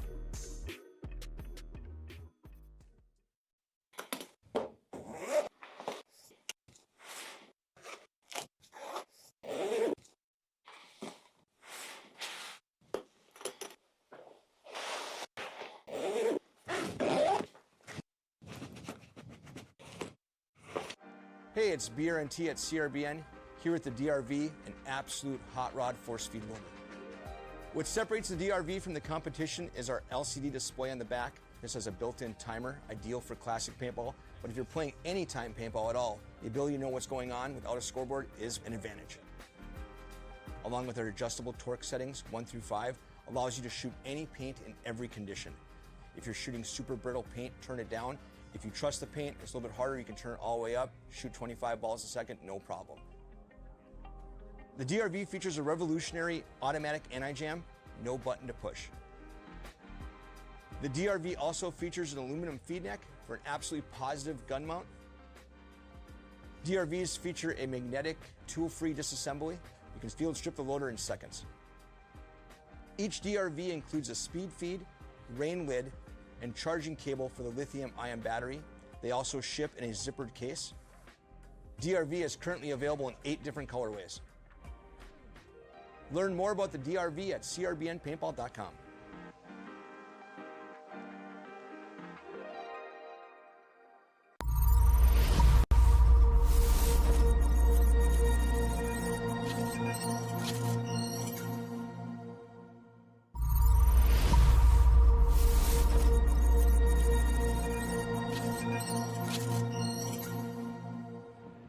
It may be brave. Good morning. Welcome. Good morning. Welcome back here, Fairfield, Ohio. You're about to watch some NXL semifinal action here. We have Legacy Factory taking on Preferred Mob. Legacy Factory fighting their way forward into this match. Really great slugging. Go back and watch it, but not right now. Blast Camp is a mighty, mighty foe. That's going to be coming up in the next game versus Beefy Boys. Beefy Boys, great play over the Jesters, but they're going to have their hands full in the next match. Here we go. P-Mob on your left. Legacy Factory on your right with the red trim. Nice breakout by P-Mob. They're 5 alive. Looks like Legacy Factory is 5 alive as well. You're going to see Legacy Factory Coggins in the wall there. He's going to do a lot of work to try to slow the snake down. We've got a running ref in the backfield of P-Mob. Never good, and sure enough, there's a minor. That's going to gut their Dorito side. P-Mob's going to make this happen. They're going to have to make it happen over here on the snake side. Someone's going to have to deal with Coggins, and a run-through might be the solution. I like that Legacy Factory is also pushing on the Dorito side, taking advantage of that, and they do kill one out of the center. Looks like Thomas Mantoni taking the walk for P-Mob. Options are running out here very quickly. It's probably a little bit soon for Coach Mike Jeffries to towel, but he's got to be thinking about it. Yeah, absolutely. I think sometimes you get a bad break, just towel early. You know, just mulligan, let's start over, reset. Don't let the other team have the fun. You just don't let them have the joy. Especially on this layout, like we've definitely in the divisional field seen like a lot of like fast-paced points, and on the pro field. So I think we can get away with kind of like you know, a quick reset. Some of the layouts you don't necessarily want to towel because you might only get the opportunity to play once or twice. All right, things have settled down a little bit for Legacy Factory. They're in no hurry here. Oh, well, for P-Mob, things just got much, much worse. Yeah, Coach Jeffrey's seen enough. He's going to towel out of that one. And then I think he got shot in the back by his own team. I think oh, boy. I think there's a little accident there. Legacy shot their own player in the back. Doesn't really matter. Legacy Factory going to take the first point. So I am Matt Falby. I am here. I am in my other world, I'm a employee for a little field called AG Paintball up in Ware, New Hampshire, and I happen to be joined by Eric Lantain. Eric Lantain, what do you do for a living? I own Adventure Games up in Ware, New Hampshire. Oh, my God. Yeah, it's great. You know, if you really love to torture yourself, buy a paintball field. Hey, it's great. Just to be clear, Eric, while you're on this webcast, I'm your boss. Oh, yes, all right. Boss me around, Daddy. Whoa. Whoa, you just got an inside look at AG culture. Absolutely. I'm sure everyone at home's watching. Some good paintball. All right, here we go. Preferred Mob was the last match. Beefy Boys versus Blast Camp. Beefy Boys have a big challenge on top of their hands. Blast Camp has just bulldozed through this division. The only team that even scored 2 points in the prelims on Blast Camp was Miami Effect. I know Blast Camp's the favorite to win, but I'm going my Beefy Boys. My boy is the Beefy Boys because they've been helpful to our team, and I always like the underdog winning. There you go. Oh, we might have taken a shoulder hit to the snake going in for Blast Camp. Nope, looks like he's clean. Beefy Boys do lose one. Blast Camp 5 alive, so 5-on-4 advantage. Blast Camp, they have the wall in the middle. They're up to the S2. Kind of an island going on in the Beefy Boys. They're in the 2 on the Dorito side. That's their widest guy. So for Blast Camp, they're trying to, from the wall, they're trying to hold this gap between the S2 and getting into the cross. He's going to go for it. Does he make it? I think he made it. I think the Blast Camp player missed him. Wow. Nice movement by the Beefy Boy here. That's A-Bar. A-Bar's done a lot of good work in the snake here for Beefy Boys this weekend. He's going to lock onto the wall. The wall gave up that shot. I think there's a little confusion on the Blast Camp side, just where this Beefy Boy player is on the snake side. That or they're trying to bounce him off of that 50. I am such a cynic of bounce shots. I so rarely see them actually work. I know every back player has a magical story about bounce shots. I don't see them. All right, A-Bar's going to cross around the 50. Oh, and he does get the kill for the Beefy Boy. Looks like he did shoot him in the hopper. Oh. No, the player's still in. There he goes. No, you're right. He comes out. Yeah. Hopper hit. Now A-Bar is free to wheel and deal over here. He's going to wrap the outside of this brick and just start going to work. He's going to kill this back player, I think. Oh.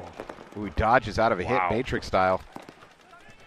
He needs his back player to come up just a little bit, give him a little support.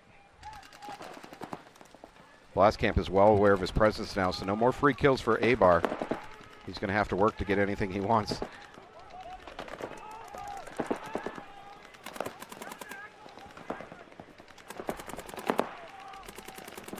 A-Bar's going to need to be a little bit careful. He's going to drop low. That's a good idea. They cannot. There's no vision if you drop low enough. Oh, he gets caught from the wall. The wall, we forgot about the wall player was still alive. Oh, and I think he did just eliminate the wall player from the Beefy Boys. Nice shot, number 11 on Beefy Boys. That wall player for Blastcamp was just sitting there like a trapdoor spider waiting for A-Bar to make a mistake. Gotta be honest, even I forgot about him. However, we're going to see the tower player, Snake Corner dropping for Blastcamp. Things are getting a little bit ugly. Oh, and the wall player does get shot over the top. Blastcamp is going to have to dig real deep. He's going to stay below the horizon. He's just choosing to put a stream in case Sutherland tries to take a run down the snake. So you got both guns pointed at this Snake 50 here. There you go. The Beefy Boy finally comes up into that first Dorito. Small note, Sutherland is now reaching for his last pod. And as we've mentioned before, the weather conditions this weekend. Oh, man, another one drops with Beefy Boys. So it's a 2-on-1, and they did have the body advantage. So it's up to Sutherland all alone. He's going to choose to drop back to the cross. Low on paint. He definitely needs to be a little careful here. Oh, and he gets eliminated. There you go. Commentator cursed. Congratulations, Eric. I know. All right, Beefy Boys, hell of a fight. Blastcamp, hell of a dig in. Making Beefy Boys expend bodies, trying to push the matter. Turnaround win. I feel like with this big wall, it's so easy to get forgot about when you're up there. You know, you can just kind of go to the other side, wait. You know, he's calm. He knows no one else is in there. He just waits for the player to forget about him, make the move on him. All right, for P-Mob, I'm seeing a Sammy Lana. Looks like we got Thomas Mantoni, Tommy Greenleaf, and a pair of Derula brothers taking the field. Shout out to P-Mob. They come and practice our guys, the AG Knights, often. Definitely rooting for them. P-Mob, longtime organization in the New England area. Previous to P-Mob, they were essentially the New England Express, which you might remember from the 90s, the 10-man 90s. No one remembers the 90s, well, I do. I might have played on the Express for a couple of years. Yeah, Dean, their owner, is a great guy. Puts a lot of effort and pride into that team. So hoping for them to see a couple wins here this season. Legacy Factory, a bit younger team, certainly than P-Mob. Legacy Factory, 1 point advantage up to the wall, up the middle. Looks like we have 5 alive for both teams. Both teams into the snake. A wall advantage, though, for Legacy. I think he knows he's there, though. He's checking him off at least. He does confirm that he's there, calling the money. Yeah, good head check by Sammy Lana. He wanted to make that jump. Now he's going to need to depend on one of his back players here to suppress that wall, let him make the jump. That seems to kind of be the theme all weekend, is that Snake 2 needs to check off the 3, that tower in the center and then the wall. So that was a really nice head check on all 3 bunkers by him. Yeah, good shooting by the wall. He does take out, I think it might be one of the Derulas. Yep, takes out the Derula. It's 44, though. Legacy Factory did lose a player. Oh, another player out for P-Mob. Sammy Lana going to take a walk, 2. 1 body advantage for Legacy Factory.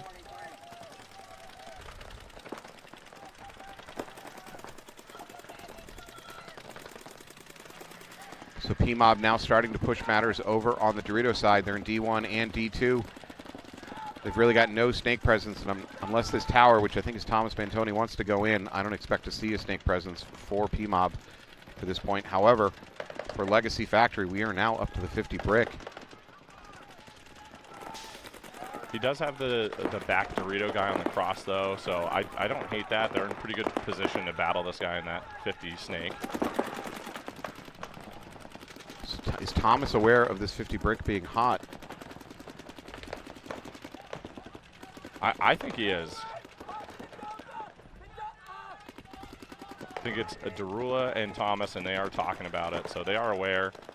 Legacy player does crawl up into that little plus sign on their side of the field. Now he's going to look cross, see if he can pick up a free Dorito kill. He might have. I think he caught the back of the head. D2 is going to take a walk for P-Mob. The P-Mob D1 is looking to make the bump into the D2. He does, right where he watched his teammate just die out of. And Mantoni takes the walk, so leaves just Darula over on the Dorito side. This is, again, going to be a free kill. P-Mob a little bit on the ropes now, down by 2. Still a lot of time left in that match, though. Good work by Legacy Factory. Really a bit of a bloodbath over here on the snake side for all parties involved, but Legacy Factory is the one able to refill it in. P-Mob had an opportunity to push the Dorito side. They just didn't push it quite fast enough, and Legacy took the ball and ran with it over here on the snake side. All right, next up we have Blast Camp and Beefy Boys. Again, Beefy Boys certainly capable of winning. Blast Camp is a hell of an opponent, though. Yeah, they seem to be the Titans in the semi-pro division. Definitely the favored one to win overall, but again, I like a good underdog story here. Only team to put up 2 points on them this weekend was Miami Effect. That's it. And Miami Effect was, with all due respect, the least successful team of their bracket. So Blast Camp is just they've just had their way, and they've won the first 2 tournaments. If they win this thing, they're kind of a lock to go back to pro.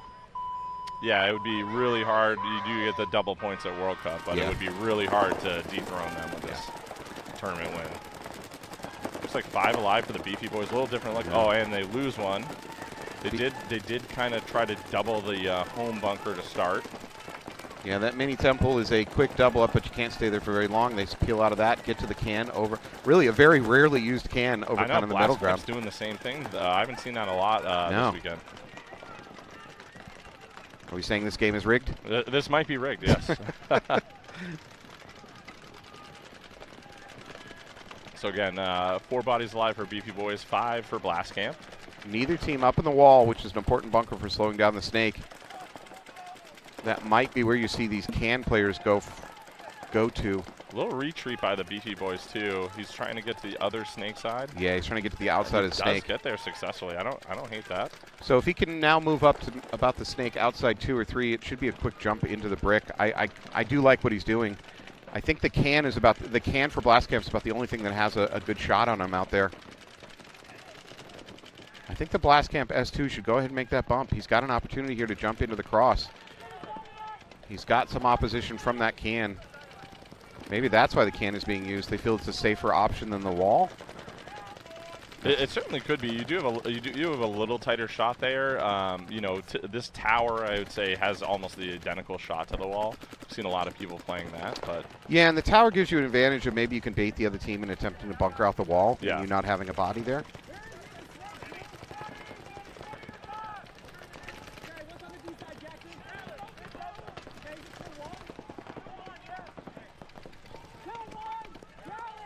Yeah, so for the Blast Camp player to make that jump from S2 into the S cross, the snake cross, he's going to have to wrap and disrupt that gunner in the can of Beefy Boys. Now he's going to try to go low, see if there's possibility there. I don't know about this. The distance from the can might make it work, might make this doable. I know if you try to make this crawl with the wall hot, you're never going to make it. Yeah, he might be okay. He's just kind of peeking to do at least a little bit of a head check. It's got to be hard for him to tell. He might think he's in that lay-down brick as well. It's got to be hard for him to tell. Oh, and he does make the move. Yeah, he made a liar of me. And gets at the same time, the Blast Camp guys do eliminate that can. So now with no wall to stop him, Hogue is just going to jump to that brick. And now the Beefy Boys lose their middle temple, and they've seen enough. They're going to towel out of that one. Yeah, probably a smart towel. There's still 9 minutes left on that match, so still a lot of time. Preserve the time. So, Eric, you have a few teams up here you're working with for the weekend. Want to give them a shout-out? We do. We have the AG Knights D2 that are still in it. They're going to be on deck right now. We did have a Rebellion play, and then our D3 Knights team as well, and a youth team. So those teams are all out, except for our youth decided to play 3v3. And then I didn't get to catch the end of the New England Storms match, but they were still in it last I checked. So hopefully they are still in it for the tournament as well. They're playing Division 3.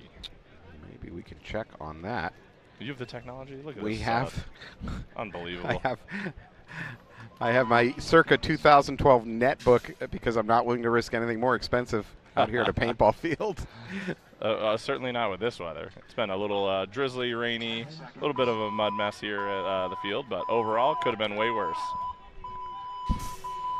All right, Legacy Factory on your right with a 2-point advantage over PMOB. PMOB had some success getting out from the breakout clean. That's your first step.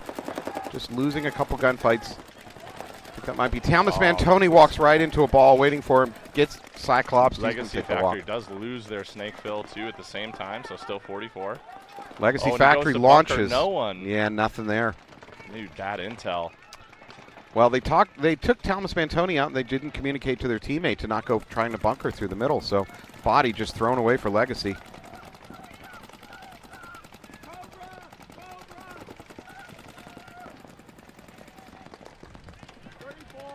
PMOB has a chance now. There's really nothing in the middle to slow down.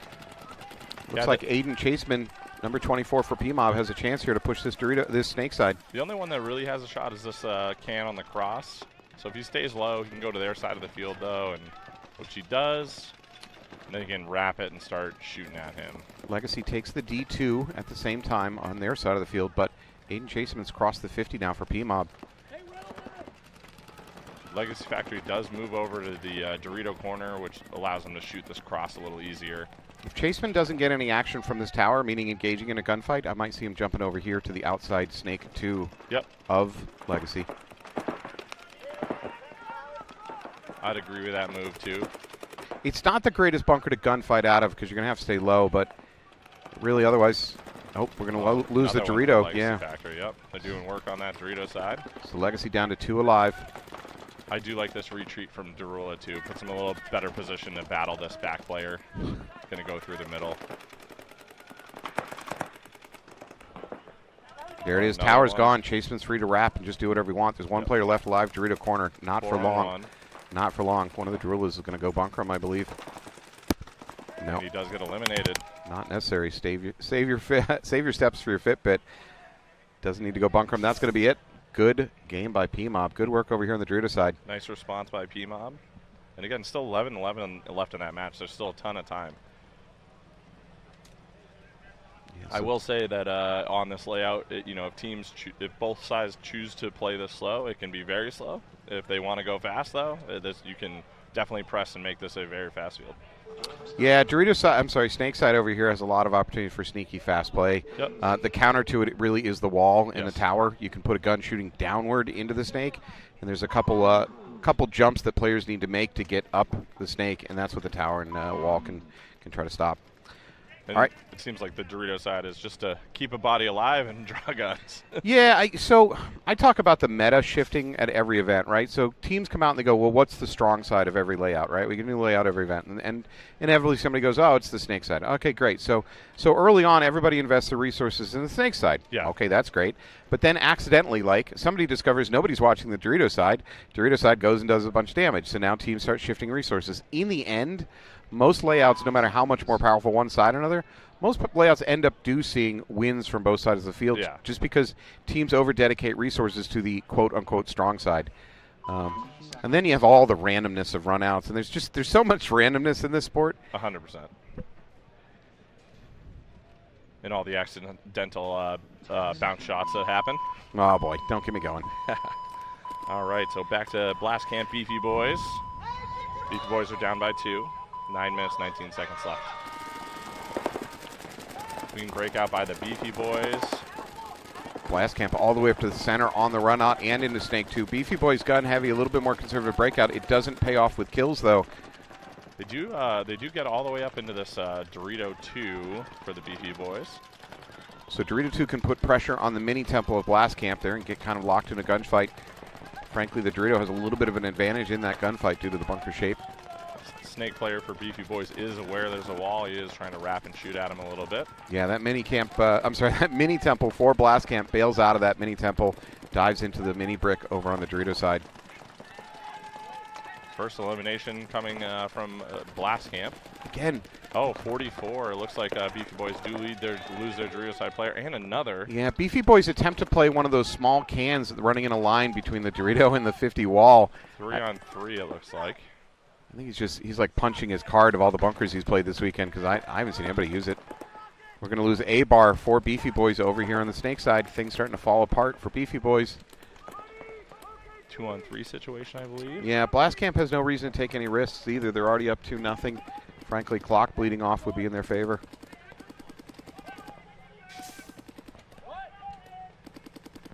Yeah, at this point you kind of want to maybe take a risk and go through the middle, maybe catch someone sleeping. We're down by 2. For Beefy? For Beefy, yeah. Yeah. Play a little more aggressive in this moment, you know. Especially where the Blast Camp players have a little better positioning.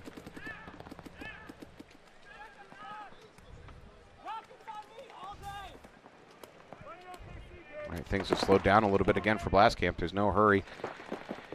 Beefy Boys have got to be torn, like you just talked about, between let's not make a mistake because we're already in a bad score situation versus let's take a risk. And that's the calculus they're going to kind of struggle with. And you know, if you're coaching it, it's like right now is kind of bad timing. Hey, do I put my team down 3-0? Yeah. But in the same sense, I'm watching time bleed off the clock. Now you have to. Smith is going to take a walk. We're going to see a towel out. Yeah, that leaves, I believe, just Sutherland in the Snake side tower on the back line. That's a lot to ask for him to win a 3-on-1 and you're trying to save clock. And the coach has seen enough. He's going to be toweling. Oh, he's hovering. Coach for Beefy Boys is hovering over the button. Now he's going to go. Yeah, I agree with that. I think that's a good towel. Yeah. If anything, maybe towel a little bit faster. Yeah. Still plenty of time in that match, 6:50, but down 3 points to Blast Camp is not a place where any team wants to be. You're already 3 feet down in your own grave, and Blast Camp's just shoveling soil on top of you. They got to claw their way out, come up with a new game plan. I do like to watch Beefy Boys. They're taking some new and interesting bunkers. At least it entertains my weekend to see that happening. You want to see a little variety is what you're saying? Yeah, I want to spice it up a little bit. And joking aside, there's some value in that. You know, the coaches are playing mind games with each other. They're trying to come up with breakouts the other one hasn't seen. Look, it's incredibly predictable that you're going to go up the middle on this field because it's so easy to do so with this wall structure. 100%. And if you're down by 3, it's like now it's your time to try to do something a little different.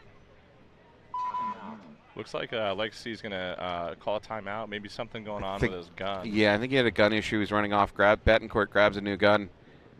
No, excuse me, that's Betancourt and the support staff. Yeah, loader. They're just swapping the loader over. So, I mean, good call on the player, though, to recognize that and say, hey, you know, I don't want to go into this match with problems. Let's switch it out. So, slightly side subject. What's been interesting to us is that we saw almost no paint breakage on day 1, which was the day that it rained the hardest, right? The worst conditions. But day 2 and 3, we're seeing far more squeegees come into play. I don't know what's going on. It's not cold, so we're not breaking paint for cold reasons. It's just weird. And I know these teams are not reusing old paint from the day before. Are you seeing them in their barrels? So barrel breaks. I know what I'm seeing on the divisional field is just a lot of people scooping up mud and grass. Yeah. So and then they're squeegeeing right away. You know, even if they haven't broken a ball, they just know that they've scooped up a little mud. So I think you're seeing a lot of that happening. Speaking of mud, what's interesting is this grass has held up really well out here on this field. I can't speak for the other fields. And the staging areas and the parking lot, whole different ball game. They were pushing cars out of the mud this morning. Yeah, but tow truck is making plenty of money this weekend. All right, P-Mob on your right, Legacy Factory on your left in the red. Legacy Factory, Coggins going to go up the middle to that wall. Legacy Factory spreads wide into the Dorito corner. All 5 alive for P-Mob, I believe? No, they just lose 1. It looks like he did get shot going up to that 2 on the Dorito side.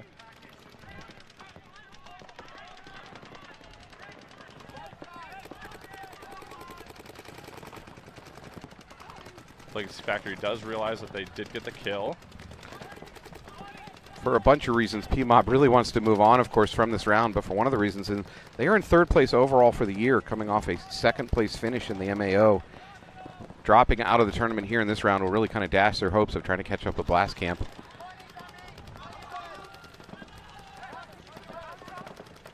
All right, PMOB doing a good job slowing down, communicating, figuring out where there's guns and how to fix it. Every game is a bit of a puzzle, and if you're communicating with each other, you have a better chance of figuring out that puzzle. I don't know if PMOB's picked up that there's a wall yet. That's the only thing that... You know, they should assume it. I mean, it's just... Absolutely, yeah. You should, on this layout, you should just assume that that wall's hot, and if it's not hot, assume the tower is hot right behind it. Right.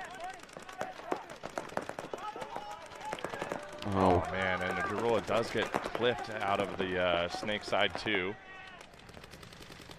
So now down to 3 bodies. We do have a Dorito presence at the D2 for PMOB. Oh, and another player for Preferred Mob getting clipped. Yeah, and he's disgusted with himself. That's a rough death. 7 minutes, 50 seconds left, though. I don't hate that concession. No. Coach, down by 2. Save the time. Especially a team like PMOB, I feel like when they need to turn the gas on, be a little more gritty, you know, they can maybe catch the other team sleeping a little bit. So far, the PMOB attack plan hasn't been overly aggressive. They're not taking gun-heavy, you know, pocket play breakouts, but they're also not been crazy with their breakouts. So if you're Coach Jeffries and so far what you're doing is not working, maybe it's time to go ahead and unleash the dogs of war. Yeah. Was that dramatic? I thought I think there was a time, certainly in, like, for Beefy Boys, you know, with 6 minutes left, this is their time to do that. Let's start playing a little looser. You know, we're down. We want to kind of get a couple quick ones down on Blast Camp. For Beefy Boys, it's got to be frustrating. They had at least one game. That first game was in their pocket, and it just fell apart. Blast Camp able to dig down and force a bunch of lost bodies for Beefy Boys. There we go. Beefy Boys do not look dejected. They're pumping each other up out there. Absolutely. Gotta believe. It's like a kitten calendar. First time ever mentioned in a paintball match. All right, Beefy Boys, pretty aggressive breakout. They're in a D1 off the break. They do take a body from Blast Camp. Good start. Absolutely. Beefy Boys all the way up in the D2 very quickly. So, like we're talking about, the meta kind of shifts. If teams aren't dedicating resources to slowing down the Dorito side, you make that push. For Blast Camp, they have nothing up the middle, though, to really slow down the snake. They have the tower trying to shoot the outside of the brick, but there's nobody at the brick right now. I think all for Blast Camp we have looking even the snake way is the mini brick on the Dorito side, and even he's shooting at the wrong bunker. He did just catch him, though. So now they're both aware of each other. I actually wouldn't hate a push on the Dorito side a little bit here right now. A lot of guns are shifted to the snake guy or in the middle and start wrapping. Yeah, so for the Beefy Boy Dorito 2, all he's got to get past is that can. Oh, and he does get eliminated. That's a bad death right there. And so we do have another loss on the Blast Camp. All right. Puts us in a 4-on-3 situation. Bodies in favor of Beefy Boys. Oh, Garrity and Abar both walking away for their teams, so trade there. I would say positionally an advantage Beefy Boys right now. They got a player up the middle in this tower, and they still have a Dorito presence. So even though the bodies are tied up, I got to give the advantage to Beefy Boys right now, but they got to close out. Oh, I don't know about this. This is a big, risky run-through. Definitely. I think if he should have stopped maybe at their tower, you know, he would have drawn a gun. Yeah. He just didn't know where the bodies were. He did create a little chaos, though. And allowed their Dorito player to get to their side of the field. Yeah, Beefy's on the other side of the field. For a second there, the ref was going for a flag on Blast Camp. He changed his mind and shoved it back in his pocket. So tragedy avoided for Blast Camp. They are aware of this Dorito presence, I believe.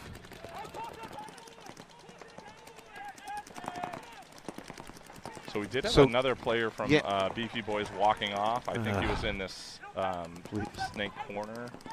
Stop me if you've heard this before. Blast Camp losing bodies, getting pushed on their back heels, and then still able to make Beefy Boys pay for any advances. Now they flip the script. It's a 3-1 advantage for Blast Camp. Last Beefy Boy now into the snake tower. Oh, Beefy Boy gets the shot off. Nice shot.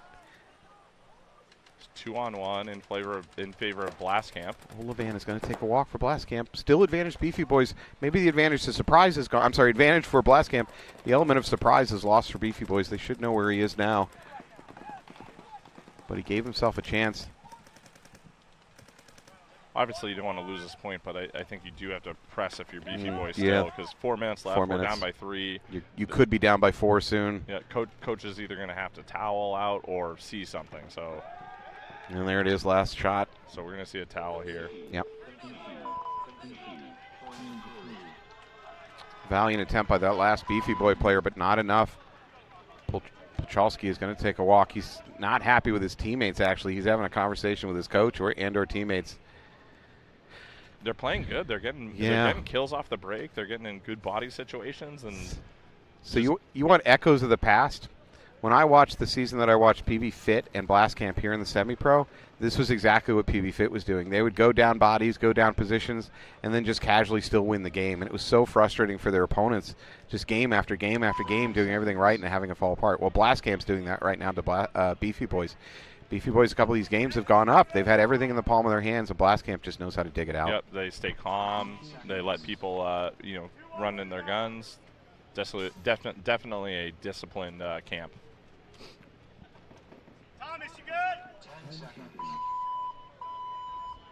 All right, P-Mob in a 3-1 hole. They've got 7 minutes and 49 seconds to figure it out, which is a lot of time. Podrunner desperately needs to get off the field. All right, both teams going to go to the wall off the break. They're going to run through on P-Mob. There it is. He gets the first kill. Second kill, actually. The Legacy Factory also lost one off the break. So 3-on-4 situation. Favorite P-Mob, it looks like. Oh, P-Mob very aggressive. They're filling up the D3. They filled out the snake corner and the wall. They're literally throwing all caution to the wind here for P-Mob. I like it. Number 3, I like it as long as it works. And it's working. Number 3, Drula now working the snake brick. Another player for Legacy taking a walk. Joined with another player in the snake too. Pushing the other side of the field, which I like. That's Sammy Lana. Number 65. He's going to look across. That Dorito corner's in trouble if Sammy can get his gun up. And he gets the shot. Yeah, Sammy gets the shot off on the Dorito corner. Everything is going swimmingly. Don't love that decision by the Legacy player. When you see your teammate get blasted out of the bunker, refilling that bunker instantly is not always the best idea. All right, P-Mob, very aggressive game plan, comes out and works. Yep, definitely a convincing showing by Preferred Mob that they're still in it. So we are going to be a 2-3. Legacy Factory up by 1, 6:43 left in that match. So I'm almost, maybe not disappointed, but I'm almost surprised at the lack of the automatic run through the middle play. I expected this weekend, with this wall being so dominant and such a take, that you're going to see that play almost every single match, that a coach would say, hey, you, strap on the suicide vest and just go. And the odds are they're going to be behind that wall or the tower. But we're not actually seeing that much. We definitely are in the divisional fields a little more. Yeah, we're seeing a lot more people running through and then instantly filling it again, and teams not being prepared for that.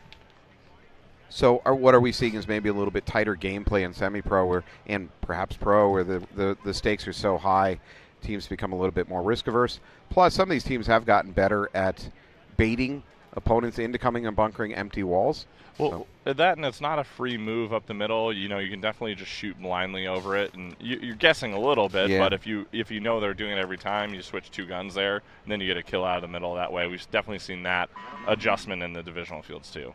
Yeah, you're just giving tall person bias against the short people. This is the short person's time. We can run right up to that wall and never be seen. It's like he's a ghost. In our little tiny footsteps, nobody will even hear us coming. Speaking of little tiny footsteps, hi to Tiffany Jean back home in New England. Thanks for joining us. Oh, she's saying hello to you as an afterthought. Yeah. Just to be clear, okay. You come in second. I know I'm not the star here. We all know who the talent is. All right, Beefy Boys on your right. They're in a 4-0 deficit against Blast Camp. Awful situation to be in, especially when Beefy Boys have done the right things and just haven't been able to close. Yeah, we are definitely going to start seeing some gas here from the Beefy Boy players. You know, nothing to lose. Start kind of trying to catch Blast Camp asleep, you know. Beefy Boys' body language is not great right now. They do not look real pumped up. I mean, I don't blame them. I wouldn't be either, but it does look like in their pits they do have some of the fit players helping them out too. So hopefully that's a little confidence boost having PB Fit here. PB Fit, both teams 5 alive. Beefy Boys into D1 off the break, a little bit more aggressive. PB Fit shows a little bit more of a pocket play, maybe expecting some kind of wild run-through shenanigans. Blast Camp. I Blast messed you Camp. up. Yeah, my bad. Fit's over here in the pit helping right, our boys, helping Beefy Boys. So Blast Camp is continuing their feud with PB Fit all the way from a couple of years ago. Right.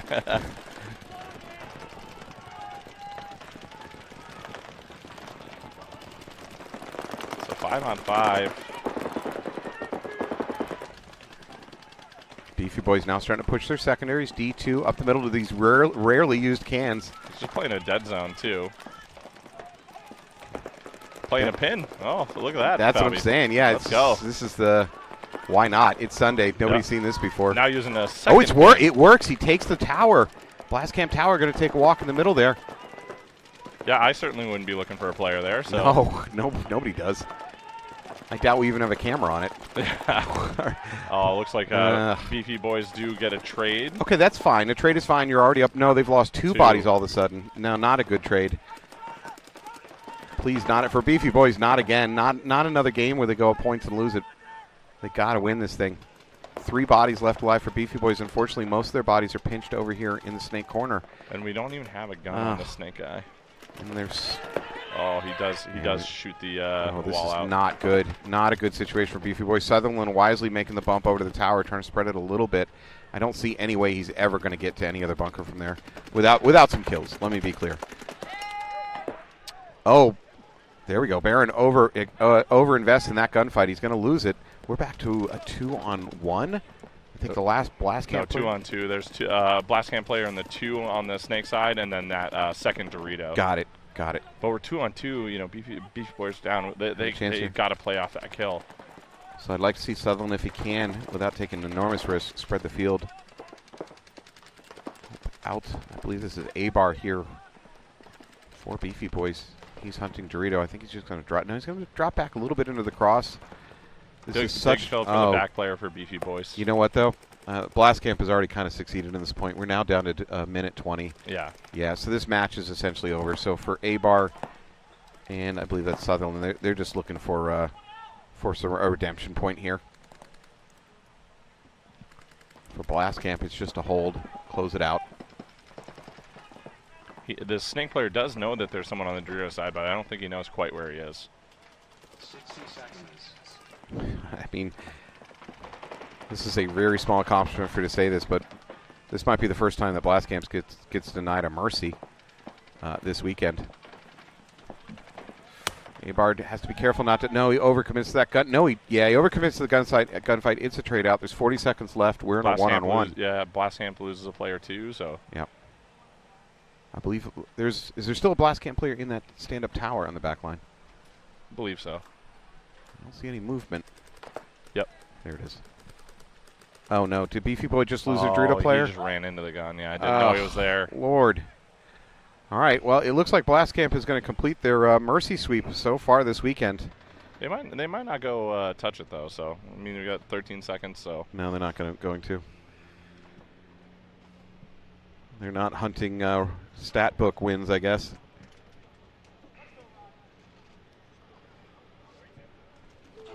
There it is. All right, very good weekend for the Beefy Boys, including a nice victory over the Jesters. However, it's not going to be enough. Blast Camp just too good. Blast Camp moving on. All right, back to the preferred mob. Legacy Factory, 6 minutes, 43 seconds left. Legacy Factory is up by 1.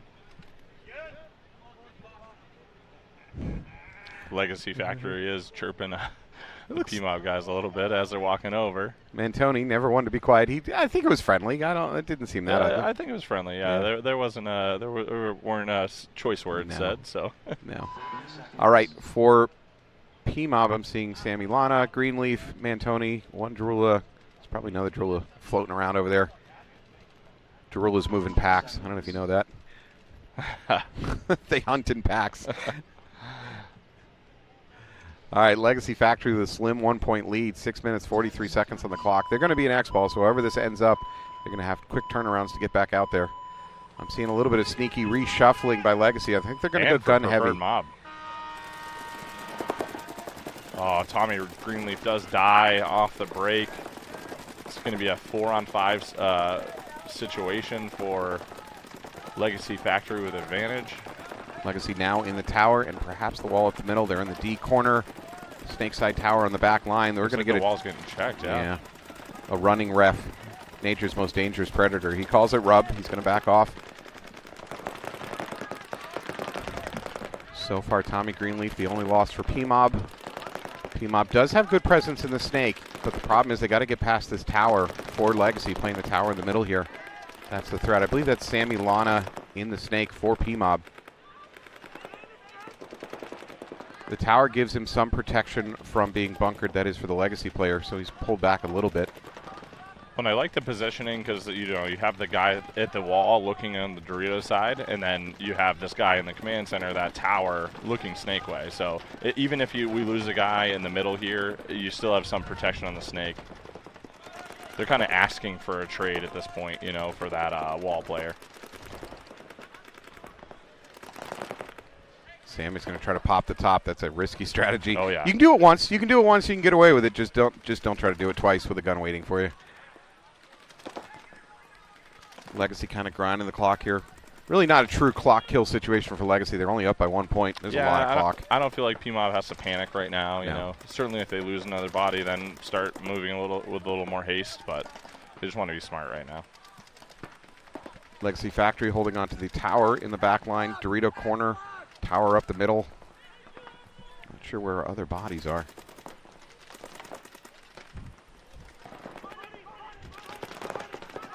Preferred Mob obviously does have the advantage in the snake currently, but I think the Legacy's Factory is very comfortable with the Preferred Mob player in the snake there.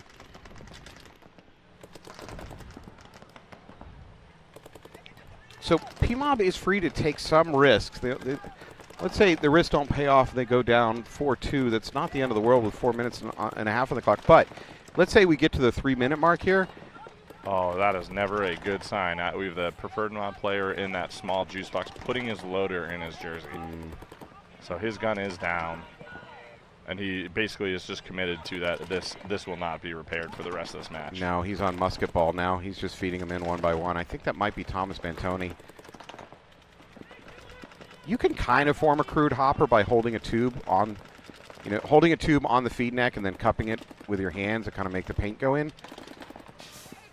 Pretty rough going, but it kind of works. Ooh, and he's picking up paint. Oh yeah, bad situation for that. This is no bueno. Player. Yeah, I think that's Mantoni who's gunned down over there. Hopper down specifically. No, it's a Jarula. Is it a Jarula? Yeah, it's a Jarula. My bad. Yeah. And now John Jarula is the one that has the hopper down.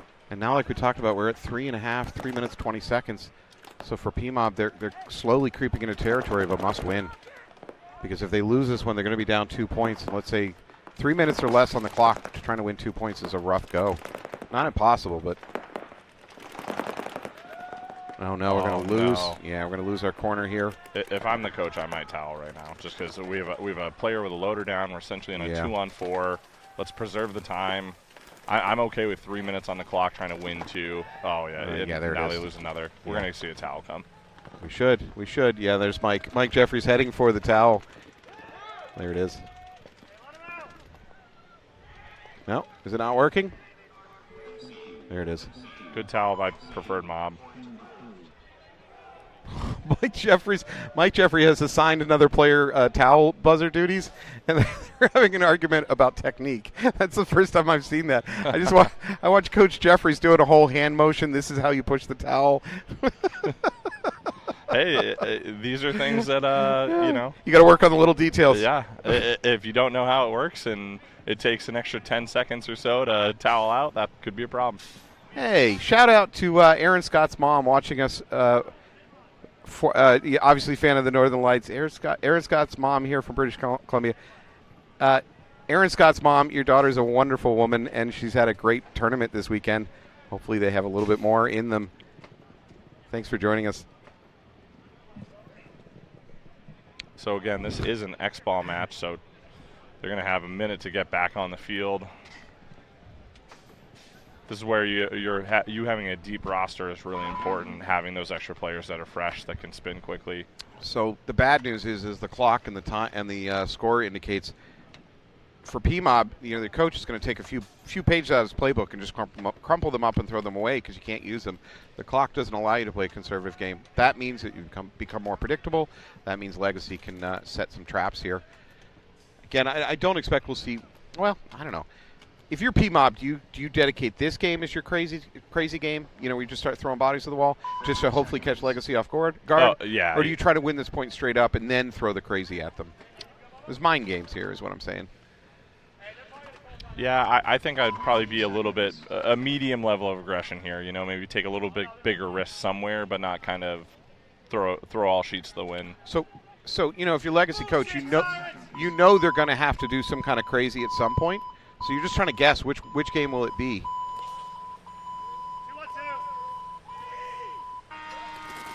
PMOB going to the snake on the break. He gets in there. They do kill one for a Legacy factory. Here's the run through. I don't think it's going to work because Legacy didn't put a body up the middle. Yeah, that's Thomas Mantoni. And he gets no one. Mantoni did his job. That's not on Mantoni. It was just a risk they took, and it didn't work. Another 2 players for Preferred Mob do die out of the backfield. Aiden Chaseman up here into the snake brick. He's got a gun waiting for him from the S2 of Legacy.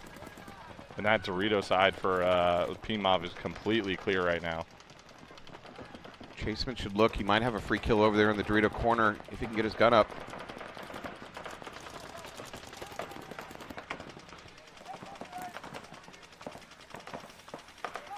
There might be a bunkering coming here from Legacy. There is. He's going to go for it. That Chaseman did the best he could. Legacy has more resources. A little bit of a rough transition over that, too, for the Legacy player. He's going to ask for a check. He's going to ask for a check on his head. I think he's just shaken up from that Ref calls him clean. Yeah, he's clean. All right. Minute 40 at this point if you're PMOB. Even though he's hovering over the towel, I don't. 1 on 4. There's no good answer here, right? You towel, you're screwed. You don't towel, you're screwed. It's just, yeah, Mike Jeffrey's going to towel. So we answered the question. That was a game to throw something crazy at the wall, and that was sending Mantoni through the middle. Legacy, maybe sensing that coming, decided to pull back a little bit. Don't give them something to bunker. I've seen it on the Dorito side a bunch, too, and it's like there's no good bunker to go to is the problem. So it's like I almost like it more on the snake side so you can stop that tower, but some great comments, mostly because they're complimenting us. Thank you. Thank you to the internet for having low standards and appreciating Eric and I webcasting. No, honestly, I love seeing the Premier Field webcast, so thank you for doing this. Thank you to the crew for doing this. It's I think the more we can get means to watch paintball, the better for us. So I know this is a lot of extra work and time for Comp Sports and you, so appreciate you guys all doing that. Go Sports, all the broadcasters that do these things. So this webcast is brought to you because of sponsors and because you guys are watching. So if you can support the sponsors, that would be great. Even if you don't buy anything from them, stop by their booths and tell them thank you for helping support the webcast that you can watch from here, from home, from your hotel, or maybe from the pool at your hotel if you missed out on Sunday. Yeah, or even sharing it, liking it, commenting, doing those things. It lets everyone know kind of that there's actually people it's reaching. Yeah, and we just care. I'm just saying us for the staff, the one that are doing it. We just care. We're here not because we're not getting rich. I'm not taking a dime in paycheck for this. I really just believe in this. Same thing for Eric, not this Eric, our other Eric that's joined us, Eric White. If you notice that Eric White's not with me at the moment, he's over on the pro field working on some of the WNXL finals. All right, well, PMOB has no game plan but crazy at this point. So down by 3 points with 1:30. Yeah, look at the swarm. Look at the PMOB swarm coming. Cashman makes it up. Chaseman makes it up to the Dorito clean. Kill 2, still 5 alive for Preferred Mob. Yeah, this is working. A little bit of a stumble there for the PMOB over on the Dorito side, but otherwise this snake side is killing it. Sammy Lana, Aiden Chaseman doing damage. Legacy tries to fill the mini insert, the mini temple. That's not going to work. Just death. Just death everywhere. This is like Black Plague Europe. Everybody's just dying over here. And super, super fast. 1 minute left on the clock. You know what I just heard from the PMOB pit is no timeout.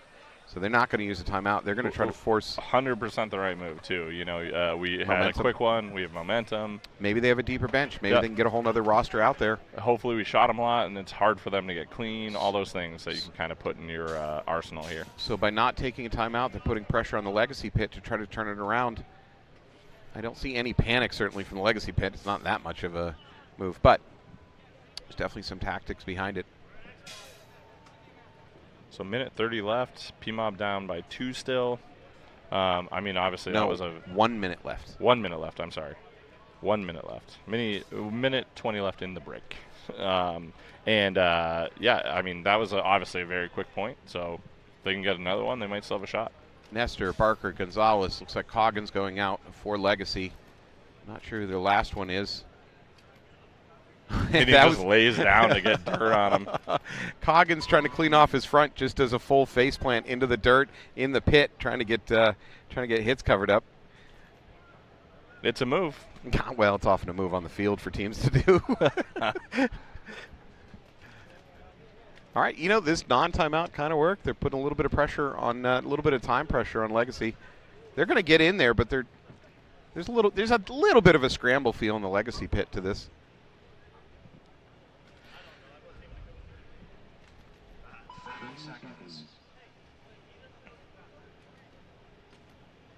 All right. Bad news for PMOB, though, is, again, they have no choice. They have to go flying upfield. Flying upfield is both predictable, which makes it killable, and brings a risk of penalties, too. So not a situation they want to be in. 10 seconds. Strap in, folks. Here we go with the bonsai charge.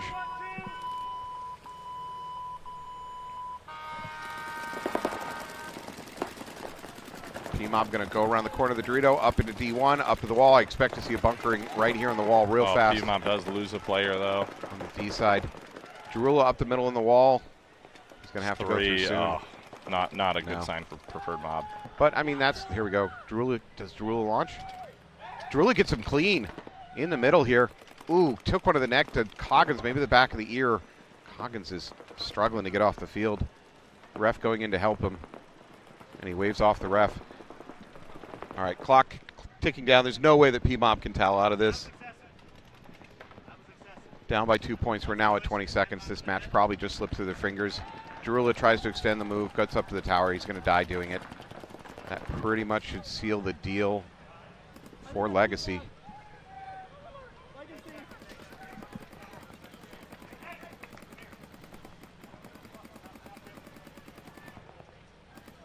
Yeah, there it is. No bodies left for PMOB. Legacy is going to win this. Congratulations to Legacy. Yeah, nice job, Legacy. Nice job, Blastcamp. We've been saying that a lot this weekend. Blastcamp moving on. Well, Eric, we're going to lose Eric because he's going to go help the Knights, who we're going to see on the field coming up next. Yes. It's going to be EAVL, which is pronounced EAVL, versus the HG Knights. And then we're going to watch. I think I just hit puberty. And then we're going to see Gulf Coast Ragtag Army versus Control in the next match. Eric, any parting words? No, any parting words of wisdom? Thank you very much, Falby. Really appreciate you. And this seems to be the only time I get to see you during this whole NXL event is to come join you for a match. So thanks for the invite. So I'm going to use my brief moment of superiority over you in the command structure to say, you're fired, get out of my booth. All right. Yes, sir. Turn in your headset. Yes, sir. Thank you very much. All right. Thanks for joining us. We're going to take a short break. When we come back, more finals, semifinals action. We're going to watch some D2. Thank you so much. Thanks, folks.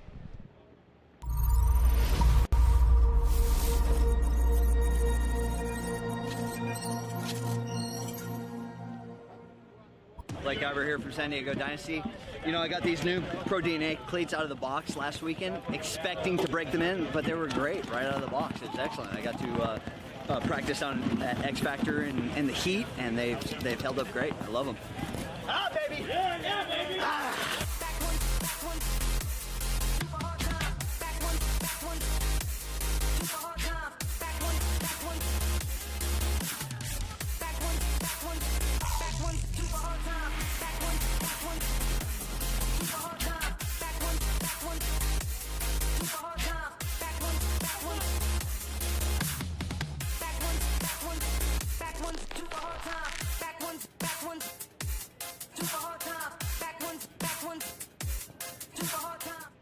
really trying to reach every player out there and not just the elite of the elite.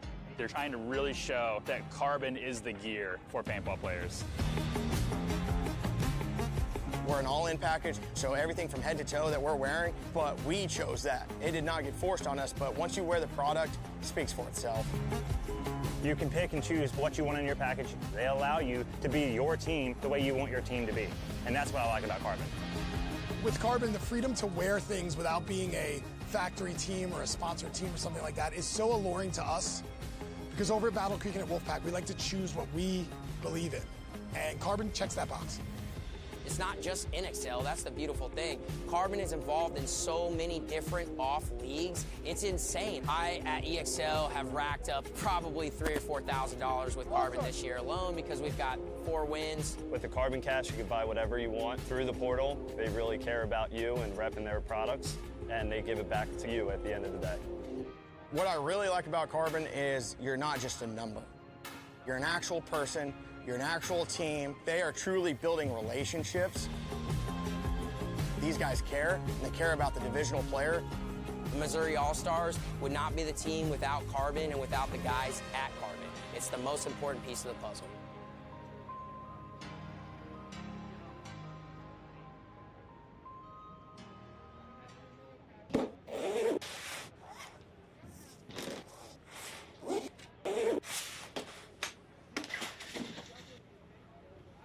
For just $19.95, your team will get instant access to the team catalog, as well as discounts, specials, promotions, product releases, and your own custom team gear.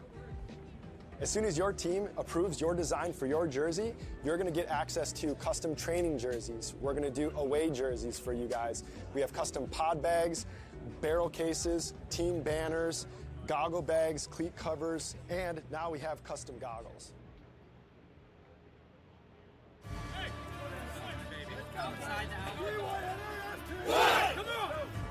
Everyone needs to wake the fuck up because we are better than everyone else.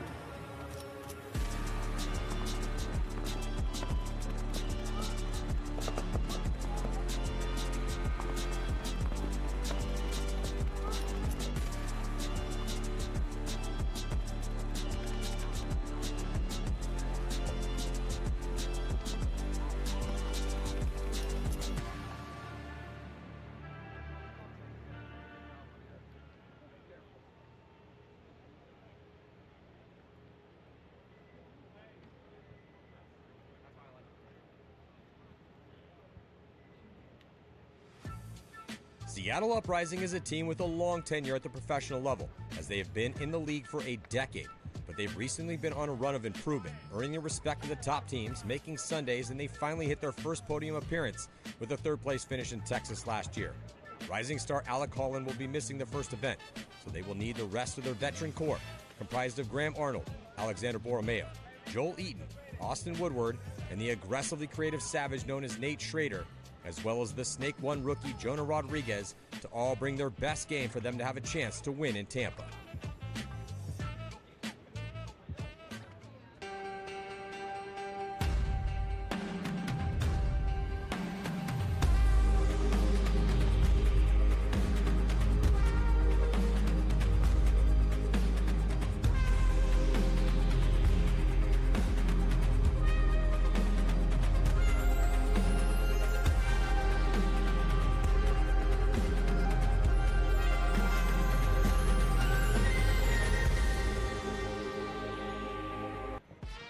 Red Legion is one of the most aggressive squads in Major League Paintball by far, and one of the longest running teams in the game. Their hyper-aggressive game plans are hard to predict, and they found success the past few seasons, winning 3 events and a series title the past 2 years.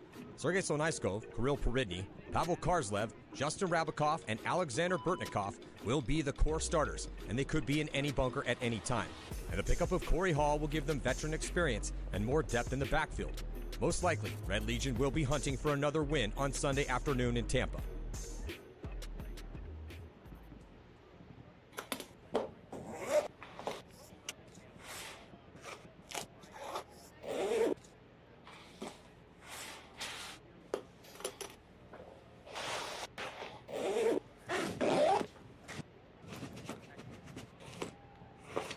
Hey, it's Beer and Tea at CRBN, Here at the DRV, an absolute hot rod force-feed loader.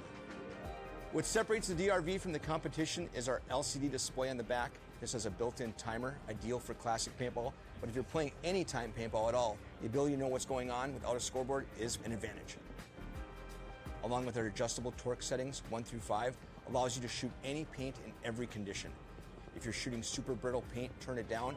If you trust the paint, it's a little bit harder, you can turn it all the way up, shoot 25 balls a second, no problem. The DRV features a revolutionary automatic anti-jam, no button to push. The DRV also features an aluminum feed neck for an absolutely positive gun mount. DRVs feature a magnetic tool-free disassembly. You can field strip the loader in seconds. Each DRV includes a speed feed, rain lid, and charging cable for the lithium-ion battery. They also ship in a zippered case. DRV is currently available in 8 different colorways. Learn more about the DRV at crbnpaintball.com.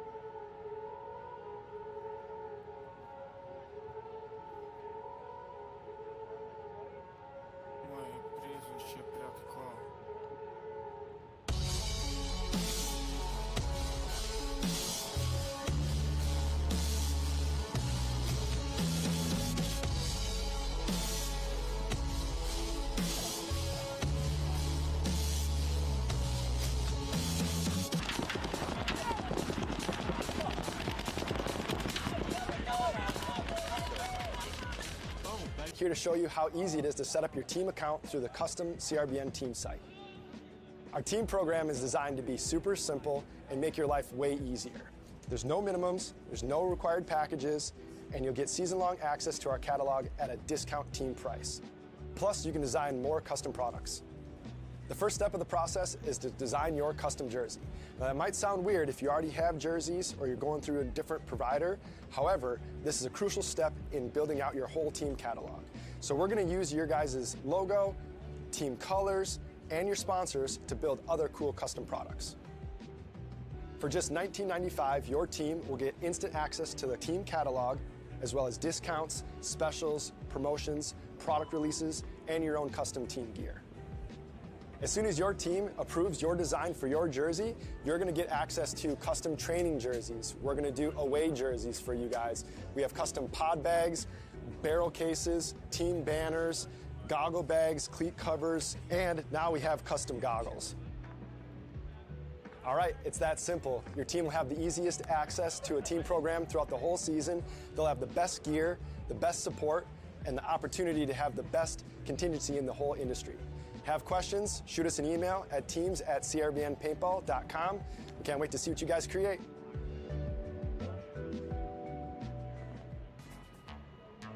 Former world champ San Antonio X Factor entered the Major League Paintball season as a top-ranked team, well overdue for a win. Since their last victory in 2019, they have finished second 7 times.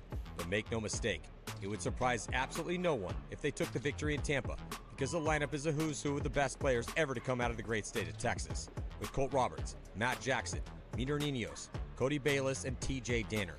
Add in Billy Bernaccia, Tom Guest, and Silos Cortez, and you have an incredibly tough lineup for any team to beat. Archie Montemayor will not be at the first event. They have more than enough firepower and experience to take the victory. Hey, this is Wesley Ward playing for Jungle Cats. Using Carbon gear has been a pillar of our success, leading us into the Pro Division and now in the Pro Division. Their gear is amazing. It's lightweight, it's weather resistant, it breathes really well, and we love using Carbon gear. The DRV hopper from Carbon has been super awesome.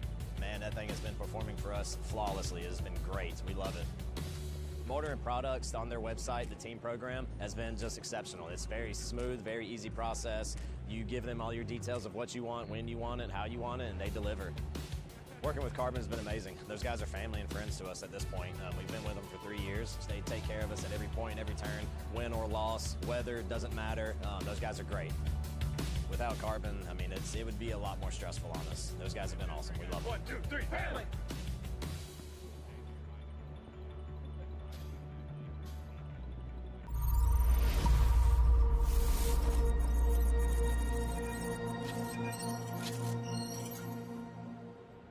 So Travis Szymanski here. I just wanted to introduce to you our other mod cell. This is the 0.5 liter, so it's our smallest one in the family. As you can see here, you have it so you can clip it on the outside of a bag. I actually like to drop mine in anywhere it fits in my backpack, and then I have this nice handle just to pull it out when I need it. Perfect for chargers, cables. There's little side pockets for any kind of SD cards. It's also great as, like, you know, keep pens and pencils, that kind of stuff in there. But super small. It's made out of this 1040 denier nylon material. Super easy to keep clean, wipe off, waterproof, all that good stuff. So yeah, this is the 0.5 mod cell. These are available on infamouspaintball.com. They are also available on fndn.com. I got the brand new Voltanium paint we collabed with on ProSharp. So this is an all new ball, new formula, new box, new shell.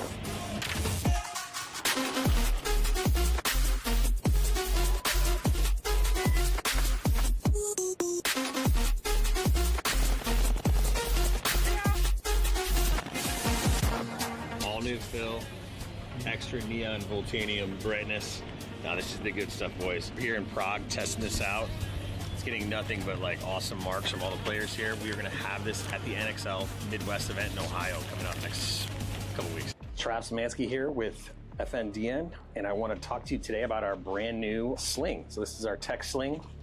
It is perfect for everything you need for the day. It's a regular 11-inch iPad. There is an external pocket for stuff that you need quick access to, like a passport or something like that. The way we designed it was to hold, you know, anything for your travel that you might need. And then it's got this ergonomic cut, ergonomic. And you just throw it on and you cinch it down. It's got a little strap thing to gather there, and then as you can see, you can use 2 hands, keeps everything nice and neat. Spin it around. You have access to your passport. Get in here. It's great for, you know, any of your other stuff that you need to get in and out of here. This is an 840 denier nylon, and if you're taking it for outdoor use, which is obviously what it's designed for, you can easily wipe it down. It's waterproof. You've got welded seams. They're not stitched. There's no moisture getting in there. If you do need to get inside for a quick access, like I said, there's this zipper to do that. Of course, you can weave it through our backpack, strap it on the side, and use it like that if you want to just keep it for when you need it. But this is a great one if you're going to your seat on the airplane. You can keep it actually tucked right inside your bag. As soon as you get by, you know, with your ticket, just pull this thing out. Then you've got everything you need. Slip it right in the back of the seat back, and it's perfect for travel. And so if you're using the tech sling at the paintball field, what's great about it, you can have access to all your little tools, extras, parts. Inside, it's perfectly designed to fit a marker. So full size, this is a CS3 Pro. It's got spots for your barrels, inserts, all that good stuff. There's also another zippered pocket for any kind of small parts. But this is perfect for anyone that wants to keep their marker with them. Maybe they got to take it to get teched, or you don't want to leave it back somewhere. You want to keep it on you. Great spot for that. So again, just cinches down super easy. You're good to go. So these are available right now on infamouspaintball.com or fndn.com.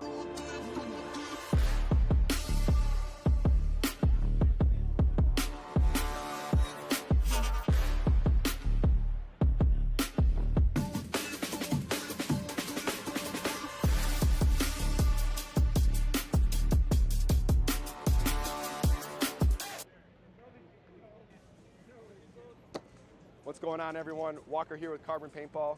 Are you still spending a couple $100s to design your team jerseys? That's crazy. Go over to teams.crbnpaintball.com to create your jersey right now for just $19.95. Right when you sign up on the team program, all we're going to ask for is your logo, primary patterns, colors, secondary accents, all that stuff, and we're going to take that information, and within 48 hours, we're going to kick you back a 3D mock-up of your team jersey. Now, there's no minimums. You guys can order one jersey. There's no packages required. You guys can build one if you want, but just go to teams.crbnpaintball.com and start now and save yourself some money for better gear.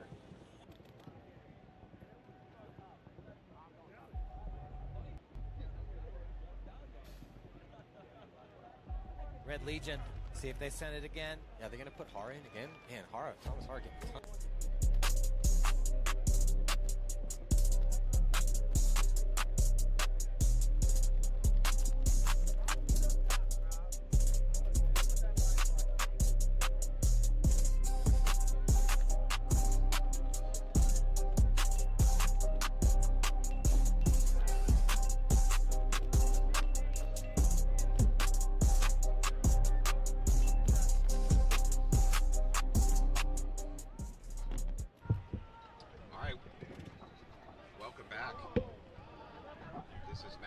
Joining the Matt Falvey in the booth here with the Bella. Bella, say hi to the crowd. Hi again. Yes, Matt Falvey is actually joining me in the booth. She has settled for me as a co-host. We're about to watch D2 semifinal action. Evil taking on AG Knights. AG Knights are going to be on your right. They're out of Ware, New Hampshire. Yep. And then on the backside of this match, we're going to see Gulf Coast Ragtag Army taking on Control. This is D2 semifinals. We have 15 minutes on the clock. This is a Mercy 5 rule set. Other than that, it's paintball, and you people know paintball. Yeah, and I'm sorry to Evil.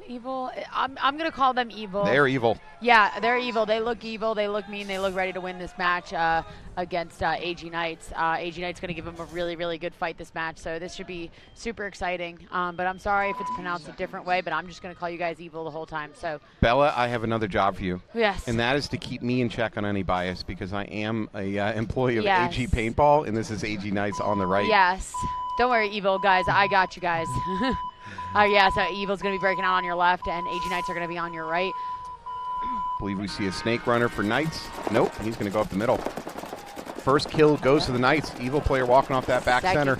Second kill from the snake tower, and their center player tries to fill out into the snake, and he did unfortunately get picked off trying to make that good break out here for AG Knights. Unfortunate break for Evil, definitely being stuck in that back pocket on the Dorito side with the Dorito corner and the Dorito can, and they are going to concede, which, you know, I love these points, but honestly, it's, you know, it kind of just adds fuel to the fire a little bit. I wouldn't be celebrating yet. Oh, yeah, you're right. You have to calm down a little bit. Yeah.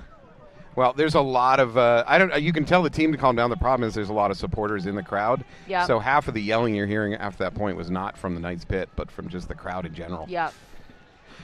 All right, next match we're going to watch is Gulf Coast Ragtag Army taking on Control. Here's what I demand. If you're going to call your team Ragtag, you better have different color. You better have different jerseys, different guns and loaders on. Yeah. Otherwise, we're going to strip you of your title. Yeah. Oh, look at this Control baby tuxedo. What do we call this? Prom night tuxedo blue jerseys. Powder blue. These are amazing. I don't know if they're going to hide hits very well, but with those, they're very bright. They're good for a hot day. You know, when it was 120 degrees here last year. Yeah. So Control on your right, taking a nice bite out into the Doritos. Going to come around. Jen's going to come right around that Dorito corner and get into the 10 as both teams are going to make it up to the wall. Let's see who's able to get who out first. Control's going to launch first on the wall. He's going to go right around, put a little extra on him. And, yeah. You just watch the barrel tracking for the Ragtag player, and that's going to get him a major. Yeah, so that just leaves 2 left for Ragtag. On this field, that's all it takes to get a major. Yeah, a little too soon there, Matt. So sorry. Matt, the gym rat closing it out here up on the right side, on the Dorito side. Snake side, what am I doing? Matt, go back down. I got this. Okay. Signing off. Matt Falvey from the NXL Lone Wolf Pro Field. Bella's in charge. Yeah, that was Look at this big snake. How could you mistake that? I don't know what I'm doing anymore. Come on. It's been a long day so far. I have 3 days of rain-soaked brain up here.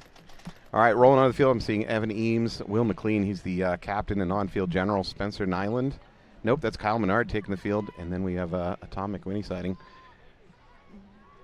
And a Jake Bro. So mostly new lineup on the field there. I'm not sure how many of these bodies were out there for the first one. All right, Evil looking for a bounce back here. Evil's got to just do a better job of not getting blown up out of that tower. That snake side tower was really their nemesis there, that last point. Yeah, yeah, definitely. And then that wall player too, but yeah. 10 seconds. All right, here we go. Let's see if AG Knights can put up another quick one. Looks like we got a wide run. They're going to do a loop out to both corners and up the middle. Up the middle. Good Evil player getting into the snake too. He was kind of a little questioning maybe what was going on behind him, or if he needed to check, and the ref is going to run in, and that's a penalty. Yep. Unfortunate, because he did kind of look and, you know, check himself a little bit, look behind him for a ref coming in, anything, and he didn't get anything. So that was a shot, I believe, on his pack that unfortunately the refs, you know, didn't come in and check him, and you know, he shot his gun. So 5-3 advantage now for the Knights. Knights don't have any presence upfield, though. They're spread wide. It's almost like a defensive formation, which is a little bit early for that for 1 point. Oh, I take it back. They do have it. Bella's got great eyes. You got young eyes. Young womanly eyes. I got old, we tired see eyes. everything. Yeah, so middle wall. Well, that sounded threatening. Middle wall for the Knights. He's going to launch. Yep, good launch by AG Knights. You know, I definitely love for AG Knights to kind of see. I know they don't want to make any mistakes, and all you got to do is win by 1 today, but I would love for, you know, their back line to kind of get in the game a little bit more. We got a snake corner. Our AG Knights snake corner is kind of just standing above, and now he's kind of bumping into the snake one, just leisurely.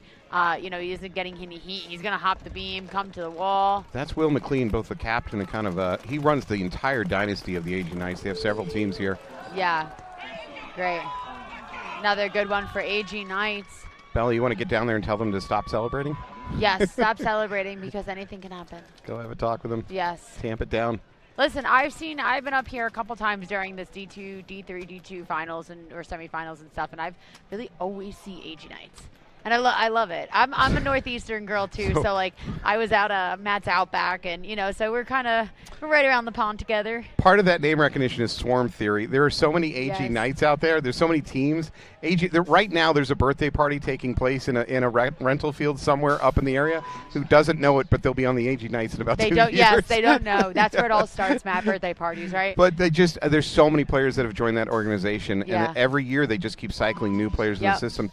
And in the New England area, even teams that aren't under the AG Knights logo have former AG Knights on them. It's been a great organization that keeps training up new players. Yep. Yeah, it's definitely exciting to see their name, you know, here all the time on Sundays, which is, you know, exciting. But back on the field, we got Control on your left, Ragtag on your right.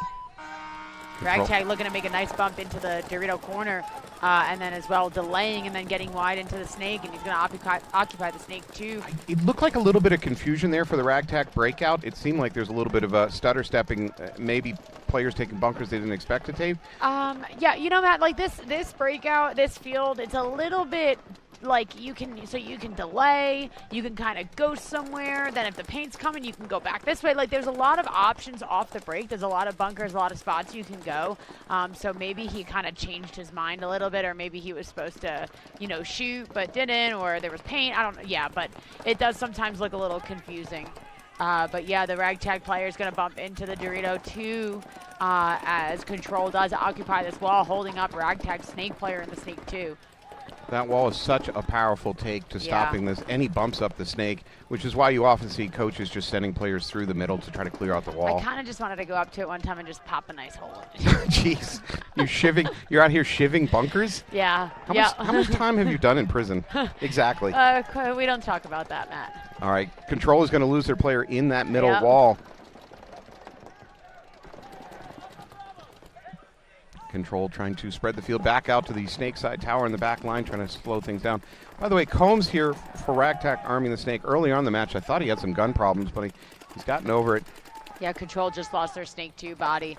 That might have been Matt. As well. Ragtag's going to bump back into the snake tower to kind of help his snake 2, kind of let him know, hey, like that center's not on you. I know that laydown's on you, but you got to kind of get on your stomach and crawl here. You know, being down a point is okay right now in this position. Combs catching a drop back by that mini brick. Yeah, he ran out of there. He was like, yeah, but, Ragtag, great point by Ragtag. A lot of patience, a lot of good moves when the time came. It's definitely turning into a game. Yeah, Ragtag lost the first player of the match early, dropped off of for Ragtag trying to get to that tower. Again, it just looked like some confusion. Oh, peeling off the field for control. I'm seeing a Jen Folk. Yep. Long-time staple of WNXL. Great player. All right, there it is. Ragtag should it tie it up 1-1. 12 minutes, 12 seconds still on the clock. Plenty of time. All right, Evil coming back on the field, dropping 2 quick points to Knights. 13:20 on the clock, so plenty of time to figure it out. But they can't give up any more quick points, or that really is just going to be demoralizing. Maybe conservative breakout, because frankly, Knights have done some damage on the breakout here for Evil. That might be the best move. Again, I'm seeing kind of players haven't been out there. So Spencer Nyland, James Wilcoxon, they're getting a spin out there for the Knights.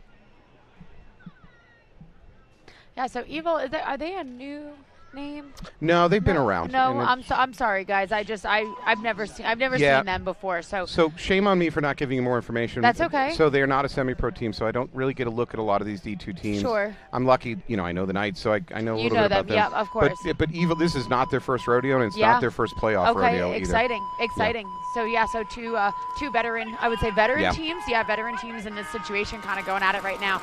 As Evil is going to take a nice bite into the Snake 1 and bump up into the Snake 2, and AG Knights does occupy that wall again. I feel like anytime off the break, you got to just kind of, just automatically call the wall. They're there. But Evil doing a good job of putting paint right in the right spot to make AG Knights roll off and get him into the starfish or the clover or the gear, whatever anyone's calling it. So Staley somehow gets past the gun waiting for him from the Knights. Knights put a body in that wall specifically to stop that bump, but Staley got away with it. Staley's going to come over the top. It was a little risky. Yeah, it's definitely, even though that wall is super big, it's definitely getting a little tight in there for AG Knights as he's playing the middle of the wall to try to battle the Snake. Definitely expecting him to pop up into their clover. Yeah, Staley has switched to hand signals with his teammates, but I don't think he needs to. I think the Knights know exactly where he's at. Yeah. This is Kyle Menard in the Snake for AG Knights. Kyle's looking to make that jump himself. I think all he has is the mini temple trying to stop him. Oh, now we have a mistaken run through. That was not necessary. Yeah. That's a body thrown away for the Knights.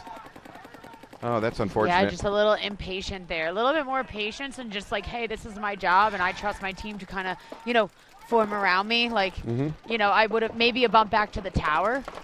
For anybody playing the wall, it's like a horror movie. You're just waiting for a jump scare. Yeah. You almost have to assume there's a body Stab waiting there for or you. get stabbed, like I said, Shiv. Nice. Yeah. Take some notes from Prison Bella. From Bella, yeah. From Prison Bella. We're seeing a whole different side of you. Yeah, so Evil just losing their outside snake body wedge, which is, okay for them, especially that they still have their center presence. AG Knights lost their center presence. Evil definitely waiting for this 50 snake player who is not here, but it gets a little scary in there. Will McLean sliding up to the outside snake for the Knights. Again, like you said, Staley of Evil, he's either has a job to stop. Oh boy, we were getting blasted up here. I want to tell Evil that they're down there. They're not up here, I promise. So Staley is certainly either given a job or he's convinced that brick is hot. That brick is not hot. McLean is going to work to see if he can get Kyle Menard past that little lane there. Yep. And if that's not possible, Will might just make the bump himself and jump into that brick. So Knights kind of slow rolling it, which is totally acceptable. They're up 2-0. We're now approaching about 10.5 on the clock.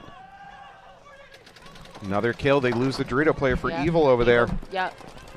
I love this tandem snake. This tandem snake seems to be working all day long, one inside, one outside. I love McLean. I know he's trying to just be slow and be patient and not drop this point because they are up by 2. But I would just love a little bit more of like an initiative. And I'm not sure if this laydown can see him come around this outside little wedge, mini wedge.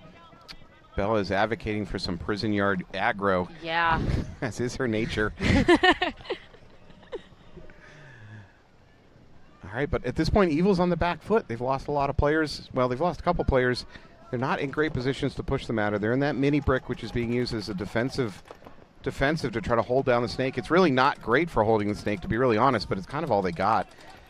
Staley is either job or assumption is that this brick is hot, and he's just locked onto it, which means his gun is not in the game. Yep, he is completely taking himself out of the game, as well as that the Dorito laydown for Evil is kind of just sitting there, not with his gun up, with his gun up. I don't know if he knows kind of where his guy is sitting. To be fair to Staley, we've seen this all weekend, is that you put a gun on that brick, even if you're 10%. there. Yeah, even if there's You're a 10% chance you're there. You kill 4 bodies, the last body is in there, or the wall. Yeah, you're right. It's either the brick or the wall. Yeah.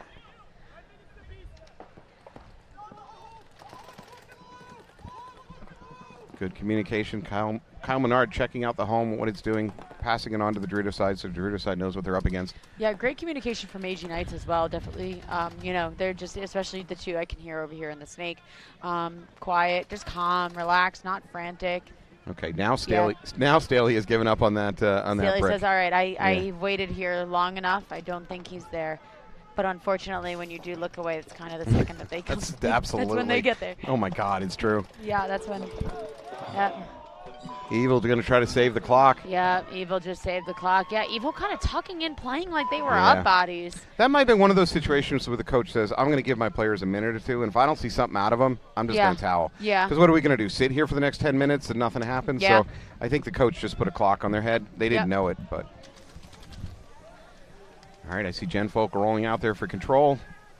I see a Davies. What else we got? I see squeegeeing, which again is a new thing we didn't see on Sunday. Actually, maybe you can tell me about this. Friday we were not seeing paint breakage, which was kind of shocking to us. No paint. And then yesterday and today was when we're seeing all the squeegeeing going on. Today I was probably the first time I had paint break and it got swirly on me. That was I think the first time today. Yes, and I played with a squeegee in my pocket yesterday, and it is definitely bad juju. So I took it out of my pocket. I know I did something different, and unfortunately we lost both our matches yesterday. We made it in today, but I took the squeegee out of my pocket. Did you core sample on Friday? I did. I kind of had I dove into the snake 1-2-ish, and then it wasn't so much of a core sample, but yeah, I did get some nice. And you didn't have a squeegee. I didn't have a squeegee, but I shot it out of my gun, and then my bolt kind of was sticking, and I don't know, my gun was apart for a second. All right. Wow, great shot from control onto Ragtech Snake 2 from the wall. That was a really, really great shot. When you're in that spot, that's definitely like you don't have time. So we are in 4-4 right now. Control's getting up into that D2. Control lost a player on the breakout in that back middle. Oh, control player in the middle wall asking for a check. I think he's clean, though. Better safe than sorry. Ragtech trying to shoot a bounce shot in off the tower can. They're trying to shoot something to get this wall player out. It's kind of bouncing back at me and Matt. It's almost there. All right, Ragtag using this can over there on the Dorito side, very rarely used this weekend. We actually had not seen a body there until today in the playoffs. First time we ever saw any team take that on purpose and not as some kind of closeout. Yeah, Femmes were actually doing that yesterday. They were playing that can, and on Friday they were actually playing that can. So some in the women's league, they were playing that can. You're calling them innovators? Yeah. The men are a step behind? We set the precedent that can is a bunker that we can play. So. Ooh, Hogan. Does Hogan get clipped on the pack? I saw some spray. It might have been when he dropped to the ground. He might have just squished a ball underneath him. I saw spray. Hogan's under a lot of pressure here. Yeah, I just wish that the control snake player would tell his wall player that, hey, this Dorito 50 is hanging out terribly. Yeah, it's a free. You're right. It's a free kill. Free surprise, free kill. With the Instead, control he's going to wall. wrap. Now Davies might take a look over there. Let's see. Hopefully, nope. Well, he's thinking about it. Hogan's got gun dominance again. He's going back down. Yeah, and now for that Dorito 50, it's not a great gunfight situation if you don't have your knees underneath you. Yeah. It's just it's a very difficult bunker to fight out of. So Hogan's got gun dominance again. Yeah, these this 50 line of bunkers is kind of it's a little difficult. Like you could be alive in the wall and have an opponent in that 50 Dorito and still be alive and they can't see you, and then you could be in the 50 snake but also be in the wall. And wow, yep. Hogan just went through a stream of paint from his teammate, and it just at the very last second, without any communication or coordination, his teammate came off that lane. Here's a run through. Yeah, he's going to take Davies out of the middle, and I think that's it. It's just going to be a simple trade. Oh, I don't know. The refs, the ref's going to pull body. Major. I know Jen was yelling for it. It looked like Jen shot him before he shot.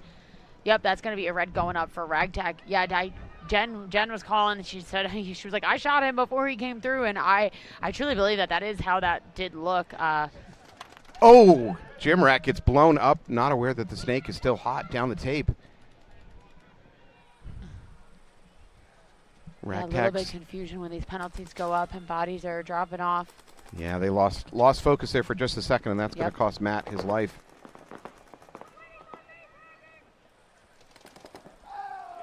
Nice shooting by Hogan. Sneaky moving through the inside lane of that snake. There it is. Ragtag's going to concede out of that one. Yep. Yeah, and Control is going to go up by 1, make it a 2-1 game.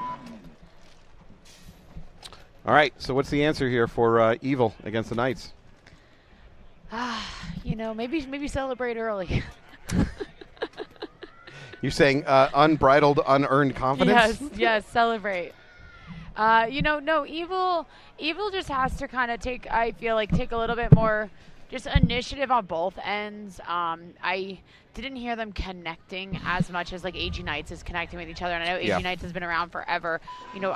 Unfortunately I don't know Evil so much, so I don't know how long they've been around, if there's any new bodies on the line, if they played, what events they played, so I don't know, unfortunately, so I'm speaking a little bit without knowledge. So but it seems like never stopped me. Yeah, I mean, even in that last point, Evil was kind of playing like they were up.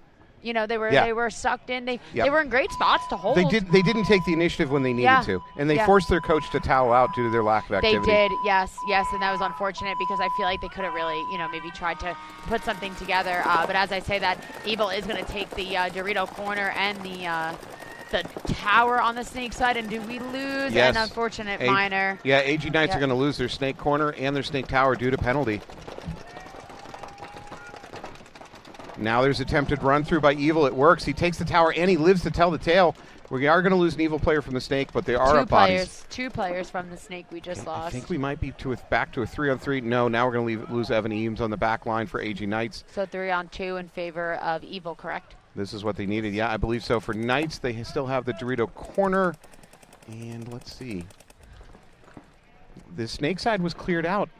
If there's anything left, it's Dorito corner, maybe one of the Doritos for the Knights. Maybe it's a Dorito can as well. Oh, you're right. Yeah. Well, Evil certainly thinks that. Nope, not Dorito can. I actually don't see him. I'm just trying to peek on our webcast here. I actually don't see him. I only see the Dorito player left. Yep, last one. Evil player's going to come through and put this point on the board, bring them back into the game.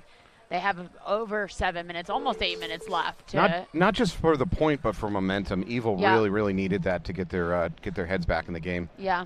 And I'm not rooting against AG Knights, but I do hope that Evil kind of takes this and rolls with it. Rolls with the aggression. The aggression worked for them early. I know they lost the body on the snake side. They did lose another body through the snake, but coming through the center and doing the chaos, finding the seams, I hope that, Evil can kind of keep that going. It worked. That was a much better game for them. They did bunker out the middle, and they ended up improvising because he thought the wall was hot. It wasn't hot. Tower was hot. He takes him and then still gets back alive. Usually crossing the 50 at the wall is a one-way. It's a one-way trip. You usually don't come back. Yeah, you normally, it's a little scary. Yes, it is. Make peace with your God before you step around that corner. Or bring a shiv. Either one. You're not coming back the same person that went. No. We have some shell-shocked players over here. All right, here we go. We are back out with Ragtag Army versus Control. Control up 1 point. 8:46 on the clock.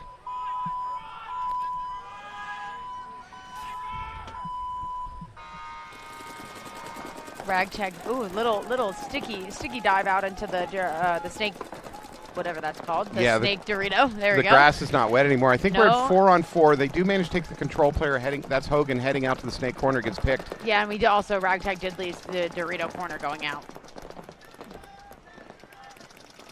All right, so 4-on-4. I think this is probably Davies in the middle here for control. He's locked onto the snake, but right now there's a snake presence. He didn't have anything to shoot at before.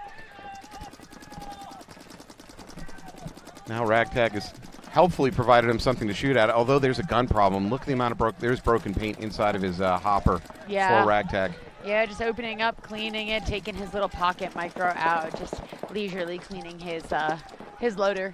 Oh, that's why players carry rags on them? Not Yeah. to make hits? Not to wipe hits. Oh, okay. what are you talking about? Okay, all right. No, all it's right. to clean our things Well, when we're- we get them dirty. We're back to innocent. Might be our mask. We're back to innocent, Bella. Ragtag is going to lose their snake tower. Sometimes you get a shot on your mask, you got to wipe it away really quick. Uh-huh. Just like your loader. Uh-huh. Yeah, so Ragtag player just completely living. Oof. And wow, Ragtag getting into the snake through the wall. I don't know how Combs got through that. There was a I gun don't know. waiting for him. Yeah. Now let's see if he's got his hopper cleaned and working again. Actually, Combs was the player that I saw very first point having some kind of hopper issue. All right, I believe that's Jen Folk over in the D2 based on voice and headwear style. Yep.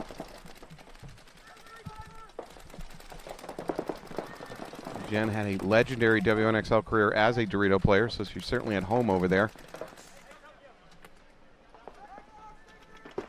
What else do we have for control? Nothing at the wall. Oh, they think there is.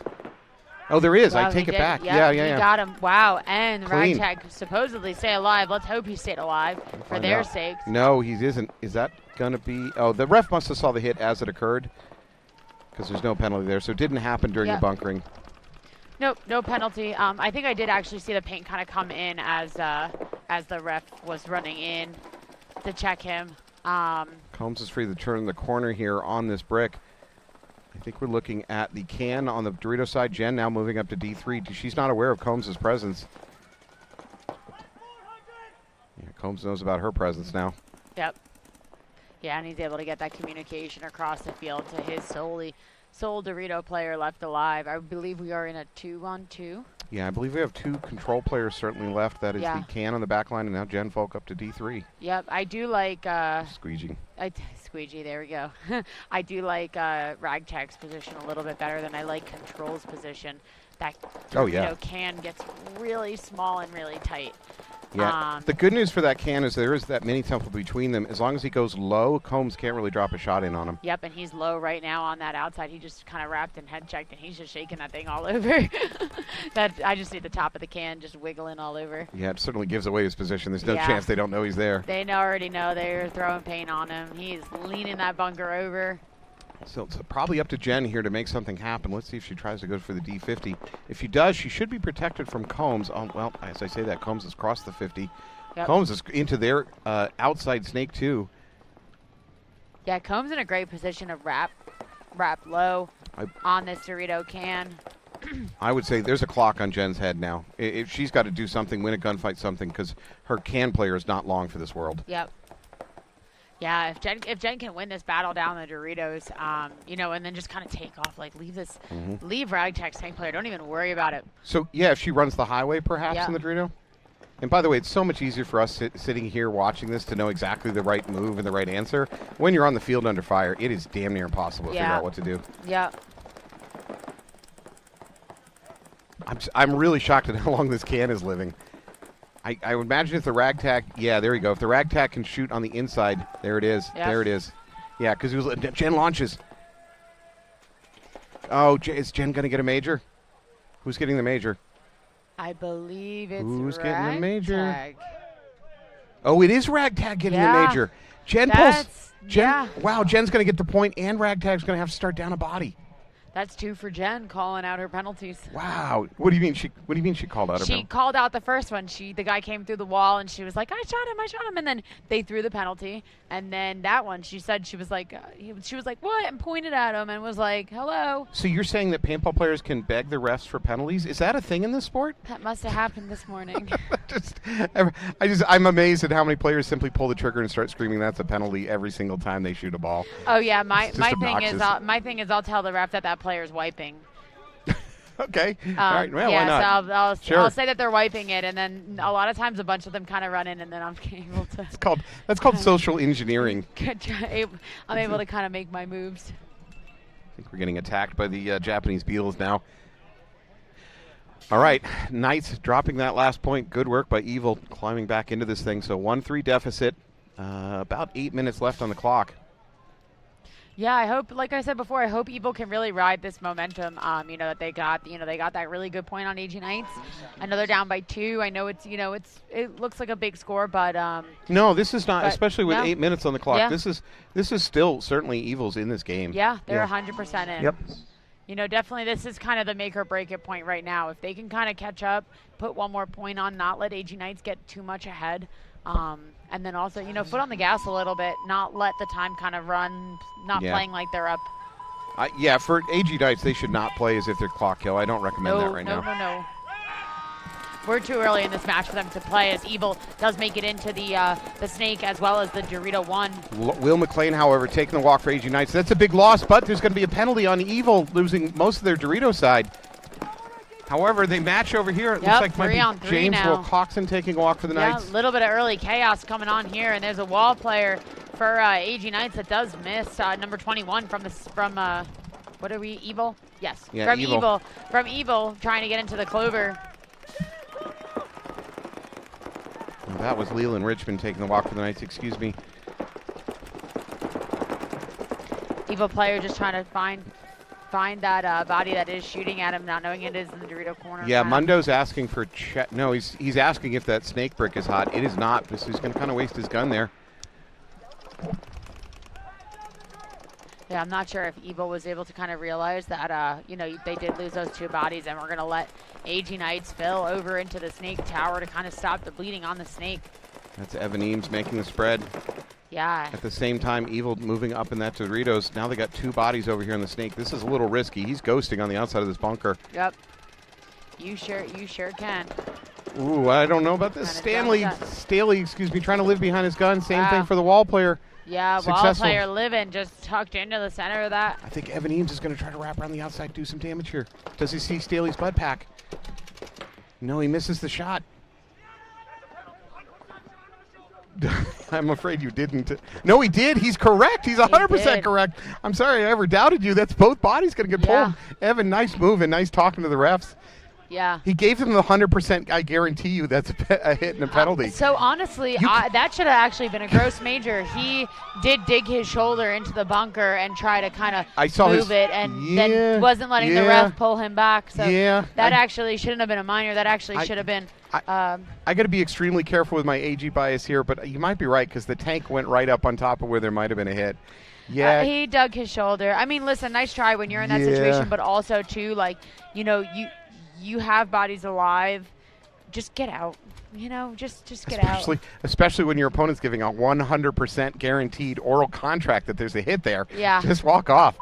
He named exactly where you were shot. Evan Eames has the gold standard in the industry for warranties on hits. Yeah, so ragtag now, starting with 2 bodies down, so they're going to start 3-on-5 against Control based off of that last major from that wall player, from the Dorito player when Jen came down to bunker him, spun his gun, shot her. So they unfortunately are going to start this point with 3 bodies down, but I love these points because a lot of times I actually see this three-man squad win. Oh, actually, I'm sorry. Correction. They have 4. One guy was hiding behind.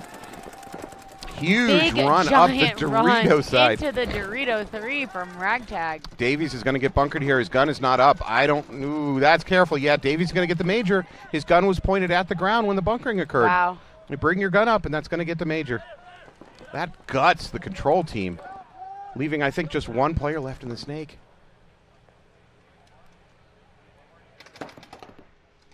Oh, nice shot. Combs going to take a walk, however.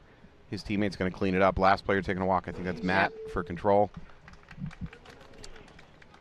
Yeah, see, I love that. I love when, the chaos is going on, but for Ragtag, like, the Snake player was up here and, the opponent Snake, but his Dorito player was capitalizing on the chaos. Like, okay, I know that they just lost Jen. I know that I saw that flag go up. I'm still going to be right here because that Control player could have just dipped down and gotten lost. So, and that included, though, that Jen was very slow to get out of her bunker. I think she was having a little conversation with the refs, which you got to be careful about out here on the field. The refs will flag you for staying on the field too long. But, anyways, good work. All right, Evil coming out looking for an answer here. They're down 4-1, 6 minutes on the clock. Are we throwing individual paintballs off the field? I think we're just telling the other team exactly where we're going to dive. So I got Evan Eames, Kyle Menard, Will McLean, of course. Might be a Spencer Nyland playing the Dorito side. I'm not sure.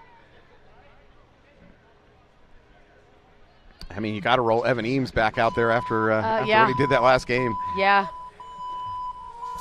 Yeah, so we have AG Knights on your left, and we got Evil on your right. Evil down by 3 with 6 minutes left. Evil's going to take a big unfortunate break. It almost looked like he had it, and it was just kind of caught at that last second. So 2 Evil players rolling off. However, the good news for them is they did manage to clip Will McLean, which is a big kill for them. That's a big kill for them for sure. But, Evil's definitely got to get the foot on the gas here and kind of read the situation. Evil Snake players just got to jump these gaps, put his paint right where, he knows they're going to be, and jump these gaps and try to push the issue on this Snake.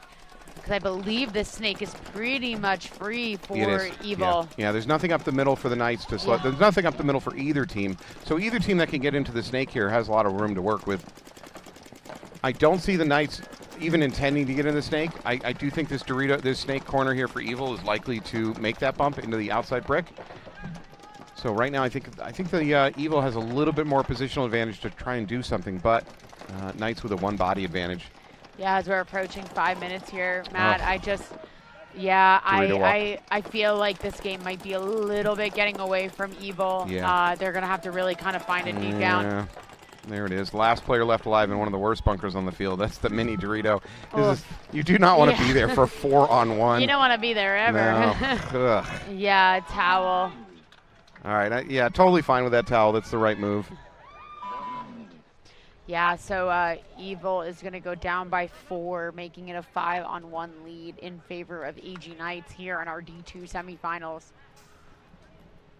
They still, and I always want to say this, there's still a lot of paintball left.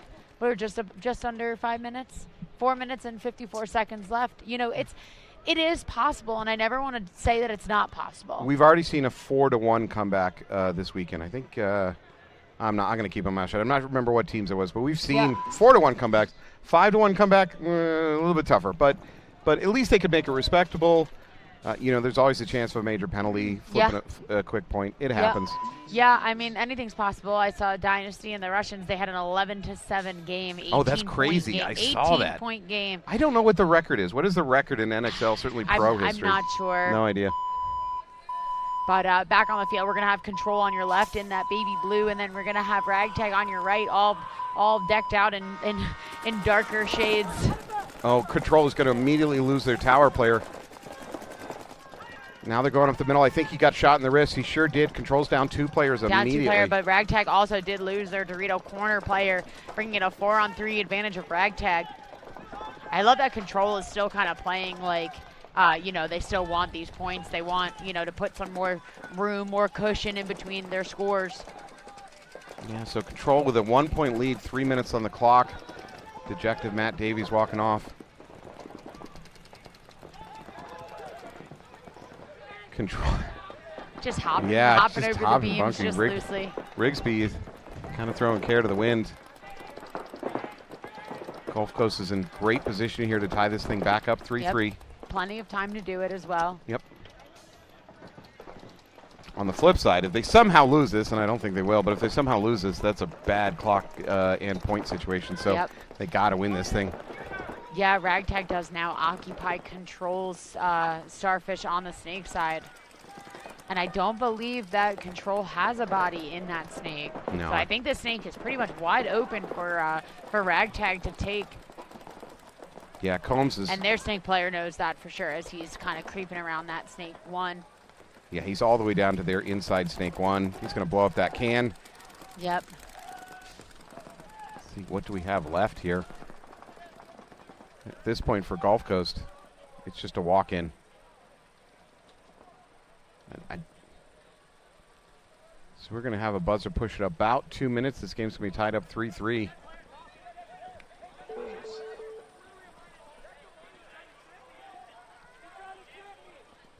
I don't know. Ragtag's kind of pointing at Jen like she did something, but I didn't see anything. I heard that was a dead player doing a thing. I don't know the argument beyond that, but I mean, she's the last body. Like, you won the point, you tied it up. Like, well, sure, but if you can start with a penalty, if you Yeah. can start with them down a couple bodies through the penalty, that'd be nice. I agree. Yeah. I agree, but Social engineering. Try to convince the ref. It never works, though. How often do you get a ref to go, oh, hey, that's a good point. Let me go do the thing you want. Never. Doesn't work. It doesn't work. I'm a little salty, though, Matt, so don't listen to me. To be fair, you're not in a good headspace right now. No, me and the refs are not. We're not friends right now. But, I mean, I do give them kudos for being out here all day long, getting shot all day long. They're in the heat. I definitely don't want to do it. Can I give you some New England history? And that was in the early 2000s, a tournament down in the Cape at Cape Cod Paintball, I believe it's in Bourne, Massachusetts. A team didn't like a call in the finals, so they went out and slashed the tires of one of the refs. So, yeah, that happened. Multiple tires on his Jeep. you're kind of giving me some ideas here, Matt. No, let's not. Oh, crap. You've got a shiv. This was a bad idea. I'm kidding. Yeah, so we got Evil back on your left, and we got AG Knights on your right. Both teams are going to take over that Dorito corner. Knights are going to lose their first. Knights lose 2 bodies. Yeah. Unfortunate for Knights. He just launched just right at the wrong time for him, right time now for McLean Evil. takes a walk. Evil's Wow. player is just still sitting in the dead zone on the Dorito side. This is a complete and now run making over. a huge bump into the Dorito 3 with a little bit of chaos, but it works out for them. Last player left alive for the Knights in the corner. That might be Will Coxon. I'm looking at the hairstyle. And he's just still living in there. No, he got shot by his own player. Evil player gets shot by his own back guy. I don't think it's going to matter. This is going to end badly for the last Knights player. Yeah. Yeah, that was rough. See? Yeah, Keeping on the momentum. Luke Staley just got blown up. It wasn't even just one ball. It was multiple balls. Yes, multiple. That was Should a little. we call out his teammate? Should we let it go? Well, yeah, we should just. We should mind our business. I'll leave this. It starts with an M. Internet sleuths at home could go take a look at the roster. Yeah. So, hey, we're back, 5-2, sorry, what's the time on our next game? Let me look, 4 minutes and 10 seconds. I think Evil can do it. That's just all I'm going to say. And that's it. Yeah, all right. Yep. Yeah, it's not outside the realm of possibility. Yeah. 3 points in 4 Although, minutes. For Knights, that was rough just because they also had an opportunity to mercy this out and just put it to bed. Yeah. Get rid of any suspense. I've been seeing that all weekend. I've been seeing people on the break of mercy and let the other team kind of climb back. This field, it's mentally tiring, it's physically tiring. Yeah. There's a lot of bumps, there's a lot of places to look. I think just kind of when you get to those 4 points, you're just like, I'm just exhausted mentally even. I think playing defense is a generally losing strategy. Yeah. There's few teams that are special enough to know how to play defense and win it. Yeah. And usually when I see the teams that play defense, it's because they went down a couple bodies on the breakout and then they play great defense. But as far as having this is a defense game plan, I really just don't love it. Yeah, so we got Ragtag back on your left, Control in the blue on your right. Jen's going to take a nice big bump out into the 10 right around the corner, landing in that dead zone to keep herself safe as Ragtag does lose their Dorito 20. Ragtag attempts a nice wide spread, and then unfortunately their Dorito side takes a little bit too much real estate, and he's going to get blown up for it. Looks like, is this Matt Davies here? Nope, this is Hogan in the snake for Control. So 5-4, body advantage for Control. Yeah, tied ball game here with a 1 minute, 34 seconds left on the clock. So we might be seeing overtime unless something big happens here. Number 72, Davies working that wall. He's going to stay on the Dorito side. He's going to let Hogan also work his way through the middle. As far as gun-wise, is Hogan thinking about making the bumper? He's both knees underneath him. It makes me think there's not going to be a push coming here up the snake. We are now at 1 minute, 10 seconds. Yeah, I love that Ragtag is using this Dorito can to stop the snake too. Yeah, again, just something we haven't seen much of this weekend at all, and now suddenly in the playoffs, it's a thing. Yep, 60 seconds. So right now we are in that zone of if one team gets a major, which we've been seeing the refs have been very, very generous with the majors. Do tell. Yes. So if we do see a major, that can kind of cost somebody this, their tournament. Anybody here feels something, just get out. Trust your teams that they can kind of hold it down if, you're in the losing point. So 30 seconds, give or take, unless there's a flag or a major run-through right now, this should go to time, and we're going to go to an overtime point. You want to talk about nerve-wracking. It's overtime points of the playoffs, and Davies, number 72, has got some kind of gun issue. I think he's going to miss the shot, trying to get in. Player for Ragtag gets in the D1 as Davies is fighting with his own gun. Yeah, Ragtag is kind of moving up just slowly into the snake. Yep, he's pushing it. Yeah. But again, there's not enough time. We're at 7 seconds. This is going to go to time. But unfortunately, he got stopped. Wow, did he clip his pack? He did actually clip his pack. Yeah, so Davies did actually get clipped in the pack on that jump shot. No one saw it? No. I saw it. That's what counts. Pepperidge Farm knows what you did. Yeah, number 9 for Ragtag. That was a great jump shot. I wish I was tall enough to do that jump shot. Tell me about it. Yep. All right, Knight's coming back out. Maybe new game plan. Will McLean's got to survive the breakout. They've managed to pick him off a couple times here in the first couple seconds of the game. Looks like we got a Jake. I like that Evil's kind of identified, hey, who's AG Knights? Who's our biggest threat on AG Knights? Let's bully him a little bit. Let's get him out early, and then let's kind of develop around that. Let's kind of contain them in the back, not let them stop the bleeding from anywhere. And yeah, I'm excited because I'm rooting for Evil. Like I said, I don't know them. I know AG Knights. I know you're an AG Knights guy, but get out of my booth. There's a get wall out of my between booth. us right now. Turn in your headset. Get out of my booth. There is a wall between us right now. I thought I knew you. I've got a snake in my booth. Yeah, so Evil's going to be on your right on the breakout. AG Knights is going to be breaking out on your left. Knights sending, I believe that's Evan up the middle to the wall. There might be an immediate run through. Yeah, so AG Knights is a little nervous to kind of fill in this snake. They're definitely kind of looking to let's hold and pick some bodies off. As they do, they pick that center body off for he was playing that can. Evil. He was playing that can at the 50, as which I is say that, a little crazy. AG Knights body does come out of the Dorito corner. I think unfortunately that's Jake Brault taking the walk. Jake Bro. All right, we're now approaching 3 minutes 40 seconds. So Knights could go ahead and transition into clock kill mode. Yeah, 3 minutes and 30 seconds. That is definitely a lot. If I was the AG Knights player, I would probably want to peel one more body off and then try to win. To feel safe, yeah.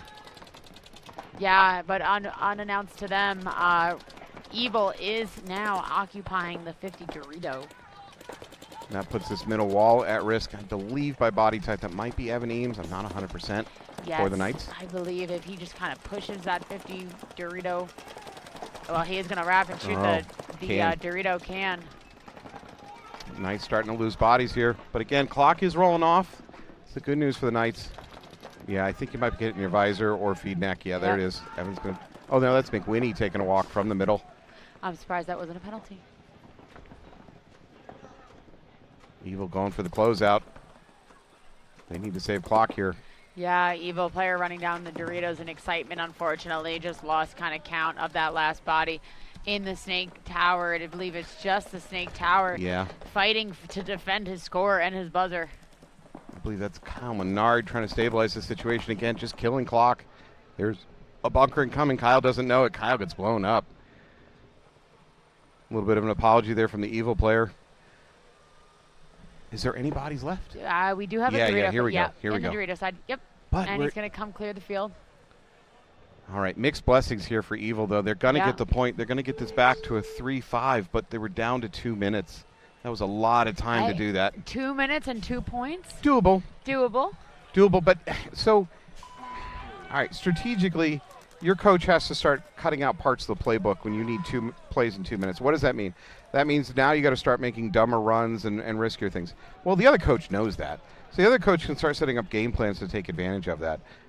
It's just, it puts you in a tough situation. And you can absolutely do it twice in a row to get away with a crazy game plan when the other coach knows it's coming.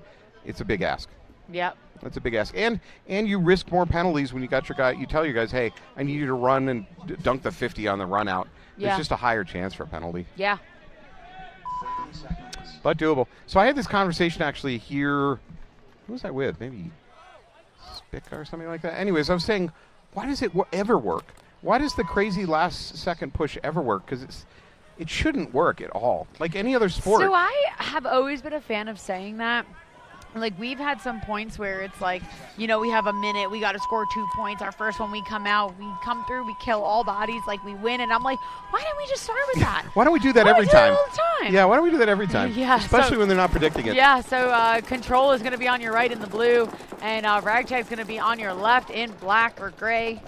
And it is a tied. We're tied right now. 5-5.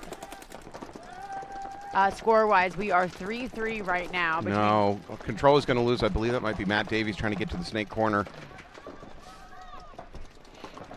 Yeah, 4 minutes and 30 seconds left. Definitely a lot of paintball for things to still happen as Ragtag does occupy the 50. Dorito trying to take out Control's wall player from the back. So He's trying to shoot the bounce shot. Yep, and it bounced into his back. Yeah. He's asking for a check. He felt something. Generally, it's yep, spray. And Oh, he's bounce not shot even worked. gonna. That's the longest. That's amazing. Yeah, bounce shot did work. I never see that. Now work. he's got, but now he's got to face Jen Folk, and unfortunately, as I cursed her. Yeah, he did. So this is a winner-take-all point here in overtime, and right now, it certainly looks like Ragtag is going to take it all. Hogan under a lot of pressure here in the snake. Yep. His one remaining teammate over in the Dorito corner. That's fine for defending against run-throughs, but I don't expect to see a run-through, and Hogan is going to lose his life, take a walk that leaves just the last control player in the corner. Now he's gone. That's it. That is it. Ragtag is going to move on. Control's weekend is going to come to an end. Yeah, great overtime point by Ragtag, just to kind of read and react and, you know, take out their biggest threats and just open the game up. That was really well played by Ragtag and by Control. You know, I think Control just kind of let it get away from them a little bit. Unfortunately. Well, Control still had a very good weekend. It all the deeper you get into the weekends, the more bitter it feels when you leave. You don't ever take stock and go, "Wow, we had a great weekend." Yeah. No. You just feel even angrier. You're just a little bit angrier because you're like, "Wow, I've come all this way for nothing." Yeah, for nothing, for Yeah. zip. You know, it's maybe a little bit easier kind of losing in semifinals, you know, because you might get that third. Yeah. You could play maybe a consolation match. WNXL, we don't play consolation matches, but it just goes by score. But you know, if you're chasing the season title or something, you Yeah. know, you take third place, you're like, okay, well, it still helps. It keeps us in the running or something like that. But if you're not chasing the season title, then it's just bitter to lose deep into the playoffs. Yeah. Believe it or not, I've been on some local teams where we've made the playoffs and went, nah. We've just gone out to dinner. That's how seriously some of the teams I've been on it takes it. It's like, nah, we're good. Yeah. Yeah, you can give that slot to somebody else. We're heading to Chili's. All right, Knights with a 2-point advantage. 2 minutes on the clock. Not impossible, as we said, not impossible. Not impossible. Like I said, I'm Team Evil right now. You've always They been look on like they'll bring a shift to the wall. Bella, you've always been on Team Evil. I think we're gonna get blasted on the dome there. Knights player takes a walk. Evil also losing, unfortunately. Yeah, losing 2 bodies, one from the Dorito side, and then their number 2 in the snake. They lost, but they do still get their body into the snake. No, now we're gonna lose. Knights, Yeah. AG Knights not having a body in the snake and also losing. So this is now kind of matched up. And there's a penalty assessed on Evil. Unfortunate, he was in a great spot, and that just kind of leaves the wall player against 3 players here. Yeah, Knights quickly identifying the situation, calling story time, and they're calling cowboy, which must mean that's their code word for the wall. A lot of times people use that for the center. Yeah, because it's a C word. Am I allowed to use that C word? Oh, he's going to drop back. I don't mind this. Try to come up with something sneaky. Unfortunately, they saw him. Did they? No, they're still shooting at the wall. This is good. This is good for him. Gives him a chance. Yeah, he quickly identified it. He misses that first shot. He isn't aware of it. AG Knights can just kind of step. Oh, there it is. Yep, there it is. There it is. Yep, concede that quickly. That should put the match away. They're still going to have to come out here and play another point. We're in X-Ball, so there's going to be a 2-minute break between points. But, yeah, 6-3 with 57 seconds on the clock. Effectively, the Knights have moved on. You getting a migraine? That one hurt to watch? No, listen, you just keep speaking all this negativity. Oh, man. I'm so sorry. I'm just kidding. AG Knights, like I said, I'm not rooting against you guys. I see you guys here all the time, but I don't know Evil, so I like to kind of root for the ones I don't know. You know? So, honestly, how much money do you have on this match? I have your paycheck on this Okay, match. yeah, all right, yeah. Well, that's going to get you far. Yeah, Go right. ahead and feed that into your gas tank. Let's see if you make it back See if to Philly. Yeah, let's see if I make it back. But, you know, still a very exciting match. Yeah, super cool. These teams, you know, all battling it out great as we are getting swarmed with Japanese beetles. Yeah, it's that is another thing. You know what? If you don't live out here in the Midwest, one thing that you've never experienced is a cicada summer. Yep. It is biblical. I don't have any other word for it. So this is my hometown, Fairfield, Ohio, and when I was a kid, the cicadas would hit every, I think it's 14 or 17 years. You couldn't hear yourself think. You couldn't talk to somebody 5 feet away with them going. Which is how loud they are. It's insane. Yeah. And there's so many of them, they just land on you. You try to walk from your door to your car, and you got to brush them off before you get in your car. Yeah.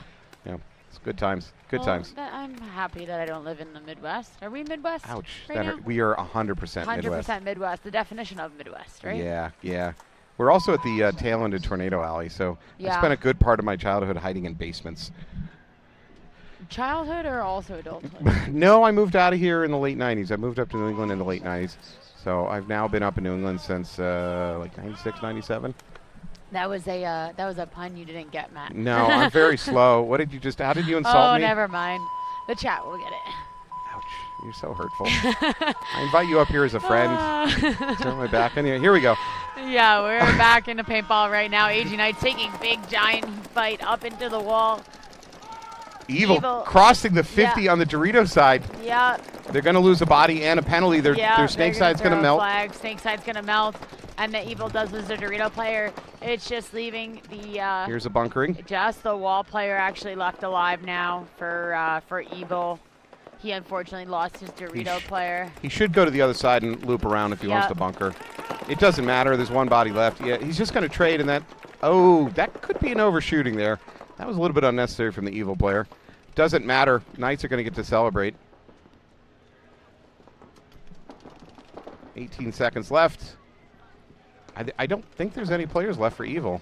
I don't Are there? believe so. Maybe one on the Dorito side, but I'm not 100% sure. I think AG Knights is just kind of shooting at hopes and dreams over there. By the way, do you want to know what the AG Knights have been using for paint this weekend? What? AG Field Paint. Oh, okay. As a proof of how good they believe their paint is up there, they have been using AG standard field paint that they would give rentals and rec players. Okay. And the Knights are, look here, the Knights are now moving into the finals. Yeah. Yeah, so AG Knights and Ragtag, correct? I believe so. Yeah, so we're going to have AG Knights versus Ragtag out here for our D2 finals. Well, congratulations to the Knights. Congratulations to Ragtag moving on. Bella, it's been wonderful to have you. It's been so great, Matt. I love being up here. I have so much fun when you cast. We have so much fun. We give each other really the worst of times. we're really cruel to each other. We are really cruel. Matt's No, just cruel. Cruel. Oh, cool? Cruel? No, cruel with an R. Oh, I thought you said we were cool to each other. I was like, No, oh, we're pretty no. cool. But Matt's been checking over his shoulder, make sure I don't have my shiv up here. I'm keeping a healthy distance. Keeping a healthy distance between us. But yeah, that was super exciting. Yeah, congrats to all the teams that have made it this far, all the teams that are going to continue playing. Good luck. And what do we got coming up next? We have some semi-pro semis seed. Okay. C2, Seed 3, Seed 1, Seed 4. So I'd have to pull up the schedule. I don't have it at the beginning of the day. But thank you so much. We will see you You're welcome. we Thank see you at you. World Cup. Yeah, we'll see you then. Okay, travel safe. Thanks. Come right back, folks. Thank you.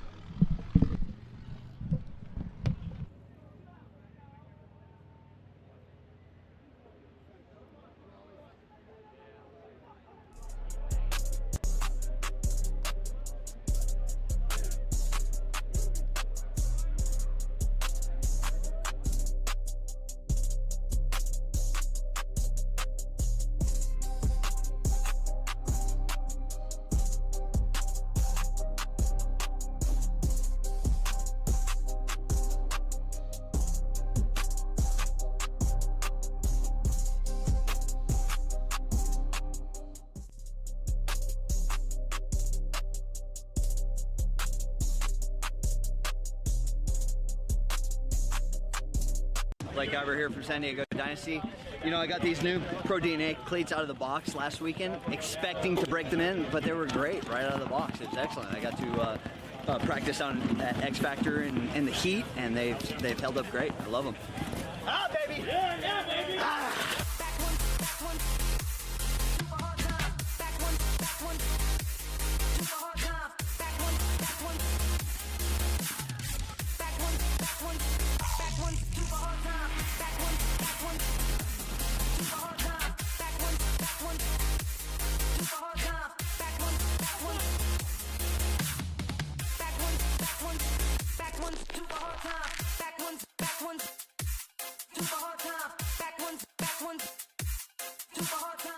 They're really trying to reach every player out there and not just the elite of the elite.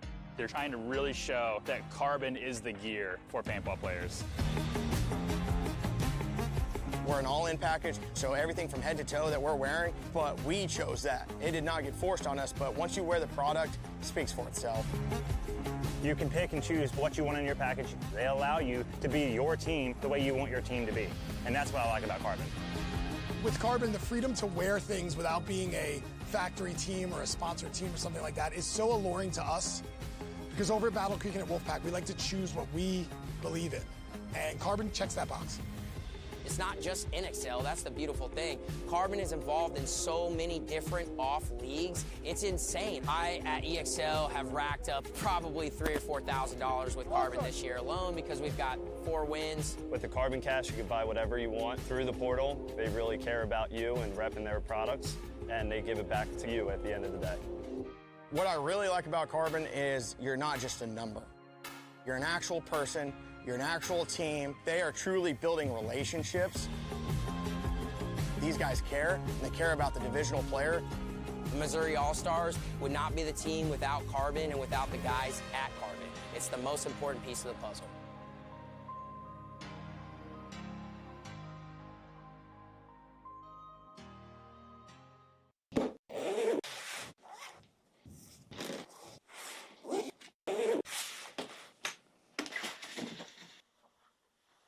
For just $19.95, your team will get instant access to the team catalog, as well as discounts, specials, promotions, product releases, and your own custom team gear.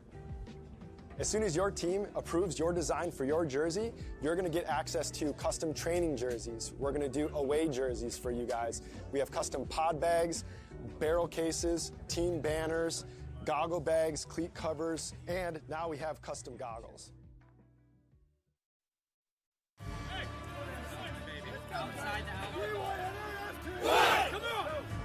Everyone needs to wake the fuck up because we are better than everyone else.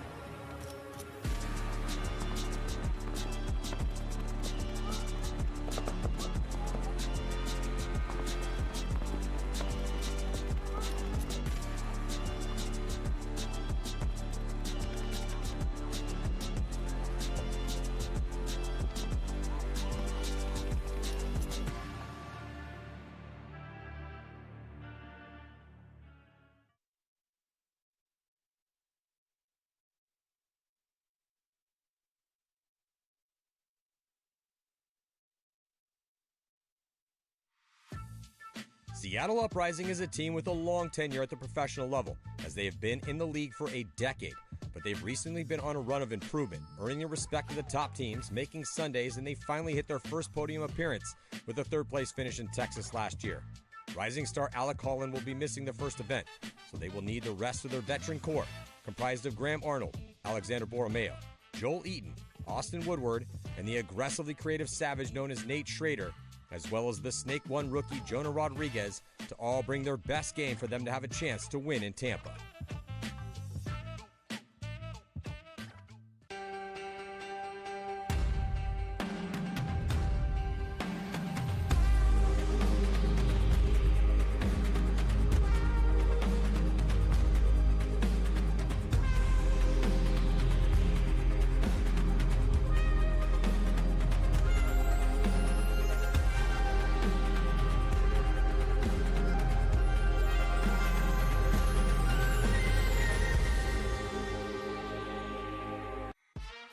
Red Legion is one of the most aggressive squads in Major League Paintball by far, and one of the longest-running teams in the game. Their hyper-aggressive game plans are hard to predict, and they found success the past few seasons, winning 3 events and a series title the past 2 years.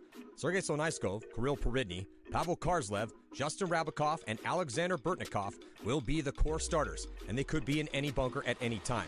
And the pickup of Corey Hall will give them veteran experience and more depth in the backfield. Most likely, Red Legion will be hunting for another win on Sunday afternoon in Tampa.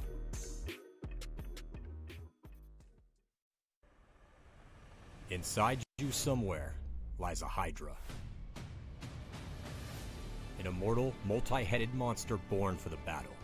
But the Hydra mentality buried inside you must be cultivated through chaos. Rather than just surviving or remaining unchanged, the Hydra mentality allows an entity to improve, to thrive, to multiply its strength when exposed to stress and uncertainty, to strengthen with every challenge the world throws your way. Every time the Hydra gets its head cut off, experiences a loss or a failure, it becomes stronger by growing 2 heads in its place. The Hydra must seek war and discomfort in order to become the best version of itself. Be like a Hydra. Seek out difficult challenges, power through every hardship, and understand this stress test is a blessing which makes you stronger. This is the Hydra way. I need some Hot Pockets. Oh, we are back. I do not need Hot Pockets. I need some more. Who's got some Hot Pockets for us up NXL. here? I'm back, guys. I'm still here, unfortunately. Fortunately, I love being up here. All right, we're about to watch Legacy taking on Newbies. On the backside of that, you're going to see Blast Camp take on New York Wrecking Crew. Legacy on your left, Newbies on your right. Newbies on your right. Let's see what Newbies does for this. Here we go, Legacy into the snake off the break, up the middle. Good breakout for both teams. 5 alive for both. We might have a run-through coming here. Nope, he's going to stop at the wall. Nope, Dixon just comes up to the wall. I love this kind of double center action. Yeah, Newbies definitely identifying that there is a wall here, trying to get the inside shot on the wall. It's fortunate they lose their tower player. But immediate reaction by Legacy. Dropping that tower lets him make that snake bump. Great instant recognition of it and makes that move. Now he makes the bump. Ooh, got through a stream waiting for him. Yeah. This Legacy player playing a little bit of a rabbit's foot. Kutzler's turned his attention back to the inside. Nestor is going to get a check, though. Yeah, Legacy coming off a pretty grinder match from P-Mob to bump P-Mob up, right? Yeah, to move on. All right, Nestor looking for the free kill on Dixon. He's going to have to drop and cover. Yeah, so right now, guys, we are covering your semi-pro semifinals. Dixon launches, gets away with it alive. Nestor gets his gun up, should get the kill. Unfortunate break. It was good kill up the center, and then just, Nestor just makes a good move into their snake. Yeah, Dixon had a great move around that wall and got away with the clean. Unfortunately, came right back into a gun waiting for him. All right, I'm not sure if Kutzler's aware of Nestor's presence. Everybody's just been coming to this little starfish here and just sitting. The unfortunate thing is that it kind of takes that snake player out of the game. I would love to see this trap set up, but also with maybe somebody working the inside or working the outside of the brick to try to bait the player to get up and go. As I say that, Newbie's player is going to take the inside. Maybe he'll go all the way to the opposite starfish and they'll just be back to back. Who bumps the bunker first? Yeah. All right, Legacy Factory doing a good job over on that Dorito side. They're now into Dorito 2, looking for a 3 bump. Yeah, Newbie's Dorito player kind of just hanging out, trying to kind of figure out what's going on here. Legacy in the backhand. Ooh, I don't know. That Legacy player in the Dorito is playing high. If Kutzler can look over, it should be a free kill. Yeah, so Newbies, as you can see on your screen right now, Newbies and the Legacy Factory player are both occupying the same bunker. I'm trying to say it quietly because they're right in front of me. But yeah. The call is coming from inside the house. Newbies player is on the backside of the starfish and the Legacy player is on the front. You can kind of see now on your screen where that Legacy player is, but Legacy does have a body occupying the outside snake. Which is, good for him that he's got that trap. I would just love for the bait to happen. I don't know if he's got any partners in crime over here to work with him. He does have a snake 2 player on the outside. There yes, it is, in the wedge on the outside, the mini wedge. I can see Cutler's head just barely peeking out off that cross, and there it is. Somebody else saw it too because he's going to take one to the mask. So Nestor's been waiting a long time. Oh, body wasted over on the Dorito side. There's going to be Andy the concession. caught over the top, yeah. Yeah, newbies, right call to kind of towel that. Let's towel that. Let's have a redo. So much paintball. Let's save the time. Time's more valuable. Newbies definitely not out of this game at all. Legacy is definitely a great team, tough team. They've been working hard, but yeah, newbies. This is kind of newbies' game. They like this kind of field. They like this weight field. All right, rolling back out onto the field, you're going to have Wrecking Crew, New York Wrecking Crew on your right, Blast Camp on your left. Blast Camp is a lot to take on. I'm not saying that Crew isn't capable of it. They certainly are. They wouldn't be here if they weren't. Yeah, so last event in Dover, Wrecking Crew actually saw Blast Camp during the prelims, and they did beat Blast Camp in the prelims. Nice. You know, and unfortunately they lost going into, I think, ochos or quarters, and then Blast Camp was in the finals, and they won it. So let's see if Wrecking Crew can knock the defending champs down. If anybody can do it, Wrecking Crew has a pretty good chance of doing it. Yeah. Blast Camp is a hell of a team. I would not want to be on the field for this match. Well, let me fill pods. Yeah, so Wrecking Crew on your right, Blast Camp on your left. Blast Camp into the snake on the break. Looks like clean 5 alive both teams. No, Blast Camp going to lose their can on the Dorito side. Yeah. Body advantage here for Crew. Colton Dahl just standing big over the can, just shooting snake way. Blast Camp going to make a bump into the wall, and Blast Camp and Wrecking Crew both occupy the wall. Wrecking Crew electing to look Dorito way on the wall. I think Reyes is getting the information about the wall. His partner in the wall. Is he going to launch? He's going to try the undershot. Yeah, and it might work. It does work. Yeah. WNXL is the first teams I saw do that. Shoot underneath the wall. Yeah, great kill. Great kill, and just sit on that Snake 2 player. Perfect. Tommy making a bump back to help Colton over here in the Dorito side, as we still are a 5 on 3 right now in favor of Wrecking Crew. Blast Camp lost a body on the breakout, and then that foot shot underneath the wall. Now there's a call from Blast Camp saying there's a foot back hit. through the wall. Yes, same shot. It's amazing. No foot is safe out here today. Big kill for Blast Camp to take the wall out to allow their snake to kind of open. But as I say that, Ian from Wrecking Crew is going to kind of start occupying this outside snake, try to pick up a player on the wall. Hopefully they can identify that wall is there. A lot of players are electing to kind of... Oh, big run through attempt on the Dorito side. At least the wall goes with him. Colton stays alive. He does stay alive. Colton Dahl now at the D50. Colton staying alive, coming into Blast Camp's Doritos. Yep, Ian just staying patient. Oh, he's going to go try to dunk that wall. Is he?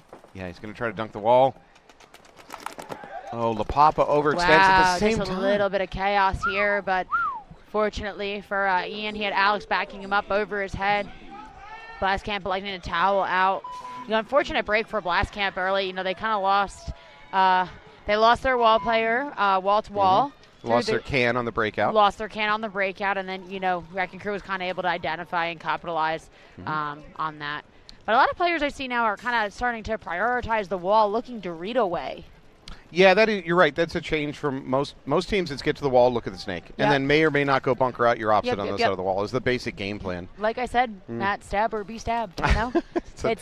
It's a cruel world you live in. It is a cruel world I live in, but let's just say this is why they don't have me play the wall. She's born in a prison. I was not born. She will die in a prison. I was not. Listen, I promise I was not born in a prison. If you can hear my voice, help me. Yeah, he's blinking right now. Anybody else want to take my spot up here? I'm trapped in a tower with her. Hey, listen, if you guys ever are you know, at the events and you're interested on commentating, you guys can definitely always walk up to the booths, ask to commentate. And just threaten me. Just threaten Matt. He's very pushoverable. What a beta male. Yeah, we got Legacy back on the field against Newbies. Newbies are going to be on your left. Legacy Factory is going to be on your right. Legacy Factory taking a nice bump into the wall as Newbies is just battling for his life out of this Dorito tower, looking for the inside move. Dorito move's definitely the safest way.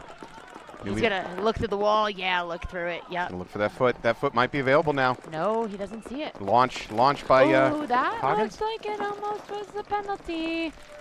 That was a little questionable. We're going to get a check on the snake player here. He's going to be called clean for the he Newbies. Almost got stepped on too. Yeah. Nestor takes the opportunity of chaos to make a move out to the brick. Yeah, I thought Ness was able to just see his foot. I think he does know that he's waiting there.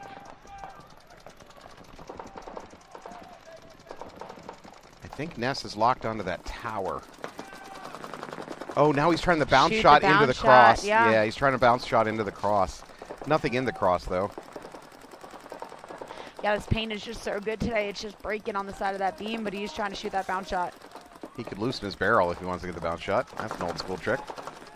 Don't try to get people to cheat. No. At this once the game, you've chronoed into the field. That's not cheating. You can lower your velocity by loosening your barrel after chronoing.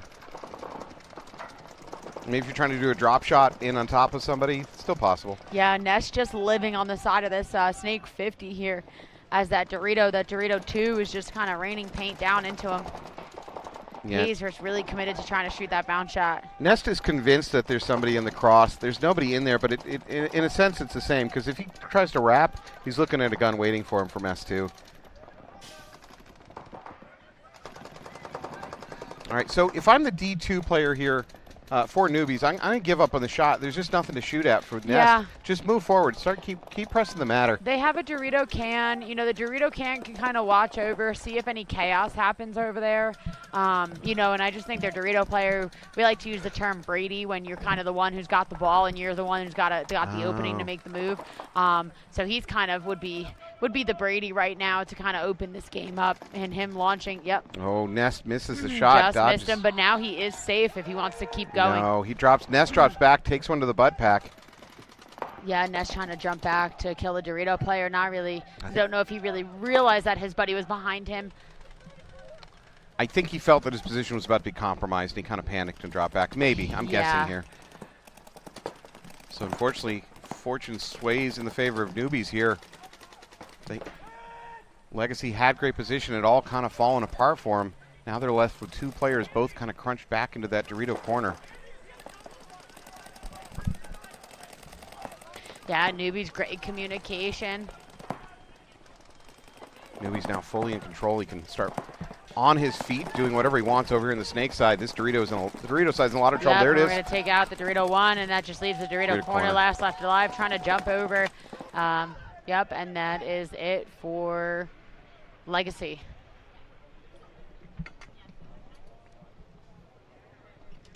All right. Newbie's going to tie this thing up 1-1. There it is. Still plenty of time left on clock.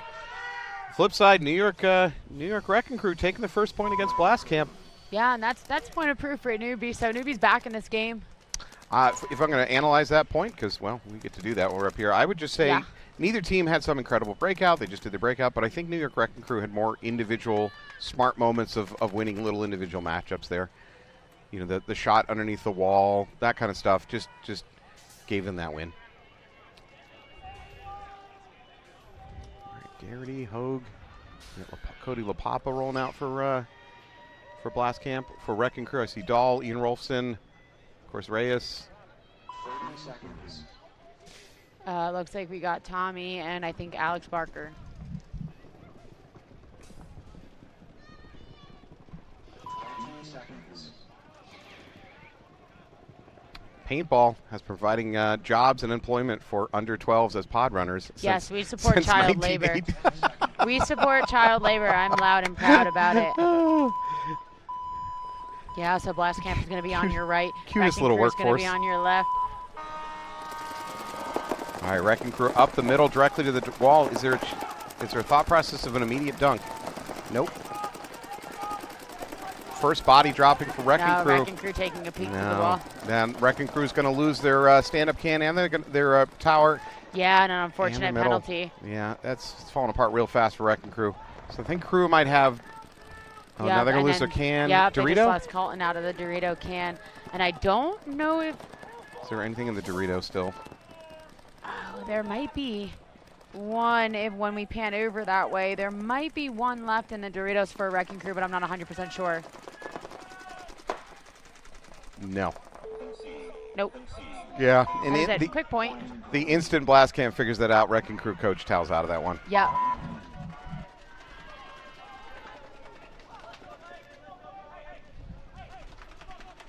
Yeah, so great breakout for Blast Camp. I believe there was a penalty on the Snake side for Wrecking Crew. Yeah, Wrecking Crew took a penalty that pulled out their tower. I believe the penalty was on their maybe a runner to the Snake corner. Okay. which I guess it depends on when the hit occurred. Yes. So the rule book says that you're allowed to proceed to the closest bunker even with a hit on you. Stop playing, ask for a check, or check yourself, or whatever. So it's very possible that he took a hit one step out of the box, and he bypassed the tower going to the snake corner, and that was enough for a ref to throw a minor. That is just a guess. I'm just Yeah, spitballing you know, here. it's in some of these situations, especially like a runner for me, if I was a ref, which everyone I hope would wish that I was a ref based off of what I'm going to say. If I Wow. have a player that's running into the snake that I see they're really low, they're about to dive, I would let that player dive and then call them out, not call a penalty on them. Yeah. Because if they were to stop, they could potentially hurt themselves. So, Yes. you know, just in the avoidance of that, especially this ground, it's wet, it's muddy, it's sticky, it's drying up, it's a mess. We're seeing everyone stick and trying to go out to these corners. They are now. Yeah. But, yeah, we've hit just the right turf conditions where taking a dive can result in a yard sale. Yeah, but we are back to newbies versus Legacy Factory. Pod trick attempted by the newbies against that wall. It does not work. Looks like 5 alive for both teams. Legacy on your left, newbies on your right. Newbies looking for solutions. Kurtz is considering the move up to the wall. Yeah, he thought he just got shot. He definitely, you know, respects that shot from the snake too.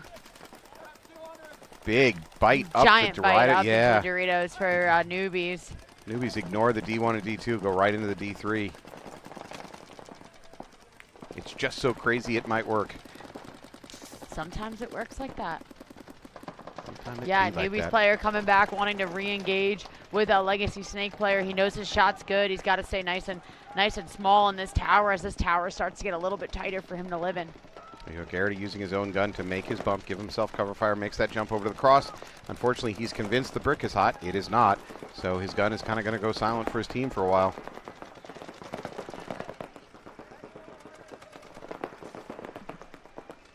And Legacy on your left, newbies on your right, tied up 1-1. We are now approaching 7 minutes.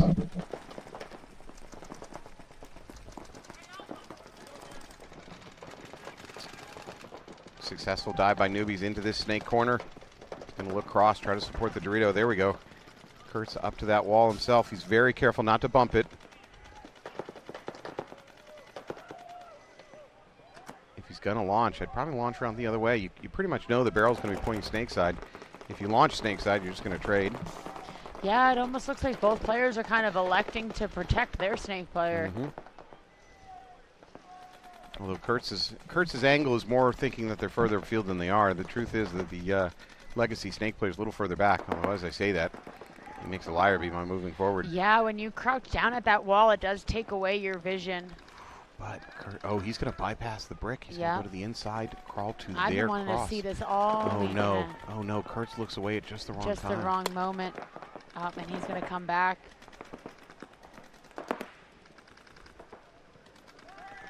Don't stay where you are. I mean, either commit to the brick or commit up to their side. Don't stay where you are. Yeah, now they know. They know. Yeah, they know now. Let's hope that, you know, newbies can kind of get their wall to kind of look and turn and help him out. I know he is on a job right now on the Dorito side. There you go. Kurtz back on task here, getting over on this brick. For the Legacy player, there's not a lot of options here. I think he's mostly just going to wait for somebody to try to bunker him. Instead, the bunkering is going to come from what is likely Coggins up the middle for Legacy. Yep, even trade there. No penalties assessed. As both center players are going to take the walk. Legacy definitely in a little bit better position to keep this rolling here, even losing their center presence. As I say that, they do start to occupy their center presence again. Does the newbies player here launch? Does he launch at the snake? No, he's going to go the Garau is going to go the inside route, which is a dangerous route. If anybody looks your way, oh, there's a drop back by Legacy. Garau might get a free kill here. No, Legacy player surviving that. Drops low. I think that mini wall is what's keeping him alive. Yeah, that Dorito ref is trying to call him out. No, there's too much. Nice move by Garau. So sometimes the math is if you're in this trap position, you're actually better off launching and trading because the fear is that other player is going to do a bunch of damage and not walk into your trap. You know, it's he catches him. Grau's going to catch one on the elbow. Nice shot. You know, I like I said, I love the trap. Like, I really do love the trap, but I also would love another player that's in there just being active, being a problem. You know, you kind of just taking your snake side out of the game at that point. A trap is great, but it better be sprung within about, I don't know, let's just put a number on it, 30 seconds. If you're sitting there for 2 or 3 minutes with set up a trap, then all you've really done is removed yourself from the game. Yeah. All right, Nest lives to tell another tale. He's going to stay alive for that exchange.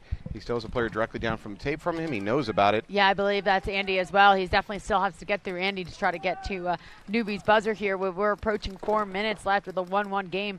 Newbies is kind of notorious for these low-scoring matches, especially on Sunday semifinals. They definitely, no team wants to make a mistake. Every team wants to touch that pro field. Gets real grindy here. Yeah. Semi-pro is definitely one of my favorite divisions to watch. I know I've heard a bunch of people say that, but, you know, these guys they're fighting for something. They're fighting for that pro spot. A lot of them are old pros, are active pros that have bumped down for just the season, or, you know, it's definitely an exciting division to watch. Yeah. And they still dog it out here. We're technically on the divisional side. You know, they're all... So if you're here watching this, you're getting to see skill level that very much approaches pro, especially out of the top teams. And you're getting to see a lot of names that have used to play pro and maybe play pro again. And you're going to see names that will be in the pro division very soon. Yep. If we had rookie trading cards, here's the point where you buy in low. Yeah. Yeah, earlier we were, you know, able to see Thomas Taylor out here with his team. Big move up the Dorito side. I don't know if it works. Did he pull anybody with him? I don't think he just threw his body away. Here's an attempted bunkering. It's not going to work. Yeah, too many people in there. I don't think Andy really knew. No, Andy believes he got overshot. The truth is it's just he got shot by 2 different people. Yeah, he did get shot. Unfortunately, there was a bunch of people, and also their Legacy's Another Dorito launch. corner. Another launch. Oh, it might work. This one actually works. He was reloading, looking the wrong way. He's alive. Nested. Wow, did he hit that? What a come from behind. Wow. Oh, my. Is he clean? He is clean. What an amazing finish. He caught that. I think that's DeVivo. I believe so. He caught it is. He caught that. Old leverage player said there's an old pro. Yeah, I call him an old pro, but I think they were just pro last year, and they're still pro. But he's out here grinding out with the newbies back on the lone wolf field. Once you get on the lone wolf field, it's hard to get away from it, isn't it? Are you saying this is a trap, a career trap? It's No, that's not what you're saying. No. But, you know, this is kind of where, you know, these big crazy moments happen. Teams go pro. Yeah. I know even for it's rough. For leverage, for, you know, for Dom, like, you know, playing with leverage and then bumping over to, you know, pro. That was done on this field. Yep. So, So here's all the barriers in front of you trying to go pro as a team. First of all, you jump up to pro, and you're facing a bunch of teams that have been there for a while. It is PB Fit is the anomaly. Most teams go to pro, and they spend their time in the lower ranks of the pro kind of getting beat up on. The other problem is that you got teams, if you're good enough to go pro, you got a bunch of sharks circling trying to pick off your best players. Yeah. Dangling contracts. Maybe you don't have enough sponsorship to compete with them money-wise. So. Yeah, but once again, this is my favorite division to watch. Not the WNXL? Listen, I love watching the WNXL because I have to, because I gotta watch all these teams. And WNXL teams they're getting so much better. Oh my God! Every yes. event, it's oh crazy. That gap is kind of closing, and these teams, you know, are doing a lot of work back home. Historically, the WNXL is getting better. All right, here we go. Blast Camp into the snake off the break, doubling up the middle. They're going to lose their can. Yeah. It might be a flag because it is a flag. Yeah, and a minor. We're going to pull out Blast Camp center player. As Wrecking Crew did take a huge bite over into the G1 off the break, slow rolling back up into the snake. This match is tied up 1-1. We got 12 on the clock. This point will not decide the match, but for Wrecking Crew, they got a great opportunity in their hands right now. Yeah, 5-on-3 right now, I believe, in favor of Wrecking Crew. We got still 12 minutes left on the clock. Fortunately, Blast Camp's falling into that trap again of dedicating a gun to the outside of the snake brick when there's nothing there. So Blast Camp effectively playing with 2 players. Yeah, and once again, that's exactly what I was talking about how that snake player is kind of, you know, pulling himself out of the game. Now, shortly, if we do pan over to Blast Camp side of the field, that left side of the field, we might be able to see another Blast Camp player. Unfortunately, our camera is shot, but we do have an outside snake, a snake too, who's looking to go, and we also do have a Dorito can up the field for Blast Camp. Can we find what player shot our camera? Yeah, I was able to see that Blast Camp player just out of the corner of the smudge. Raise your hands if you shot our camera, please. We got shot up here, Matt, before in the last match. I have gotten shot in the ankle this weekend from a different field. Oh, yes. I actually got shot in the head during Thursday. And I don't even know who was playing. In staging. Practicing. Jeremy Salm. Yeah, so Wrecking Crew definitely electing to kind of just slow this one down. They know they have the advantage. They know they have the body advantage. I don't like that, and here's why I don't like it. Blast Camp has won a bunch of come-from-behind points here on this field this weekend. Against any other team, I think I agree with your statement. Blast Camp's kind of a weird one. I think if you have a little bit of chaos, you push that chaos quick. Yep. Because once you let Blast Camp get their sea legs underneath them, it is difficult to dislodge those last few players. If there is something going for Wrecking Crews right now, it's that Blast Camp's dedicating one of their few guns to the outside of the snake brick, and there's nothing there. Now, to be fair, Wrecking Crew's doing the same thing. But they do have the spare body to do it with. Yep. The 2 spare bodies, I believe. Yeah, no, yep, you're right. Yep, 2 spare bodies.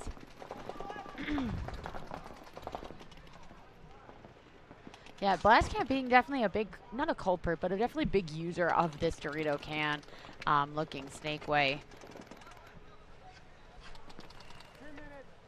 Things have slowed way, way down. Yeah, this is where we put our feet up, Matt. Yeah. Talk about the weather. How was your drive out? Oh, it was great. What do you think about gas prices? Yeah.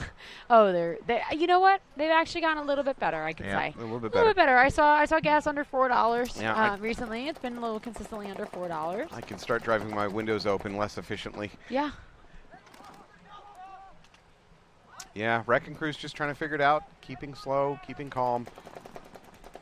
Yeah, if you lose sight of this snake, it is definitely a very tough one to try to find. So this snake has become part of the slowest part of the field. It's slow, and then it gets really, really fast, and chaos happens, and then it slows back down again. So, yeah, both teams are just, everyone's envisioning the Phantom player over at the 50 snake. So, 1, 2, 3, 4, 5. I count 6 pods at the feet of that can for Blast Camp. What that tells me is paint might start becoming an issue. He's taking some fire on his back. He's trying to scoot a little further in. Yeah, so, I did see some breakage kind of happening, probably off the corner of his bunker. So a game going this long, paint consumption can become an issue. Let's see. For Wrecking Crew, I might see our last pod on the back of our snake player here, our outside snake player for Wrecking Crew, number 12. Our inside snake player for Wrecking Crew hasn't shot his gun in a couple minutes, so he's holding on okay. He's got a bunch. He's got enough for the whole team to hand out. He's got a ton. He can throw some over to the Dorito side if he wanted to. Drop them like breadcrumbs behind him as he moves. Yep.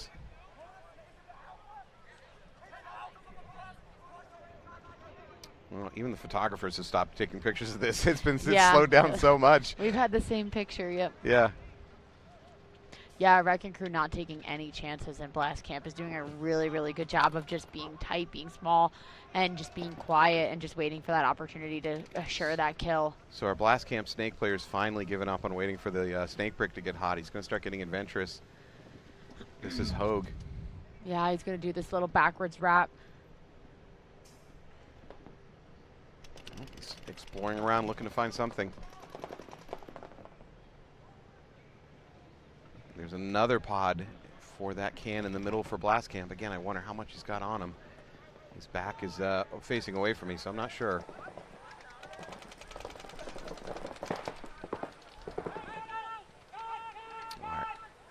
All right, Zach Hogue correctly identifying locations, passing on to his teammate.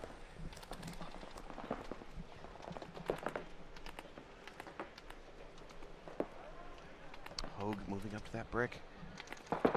Number 14 for New York Wrecking Crew may finally have something to shoot at.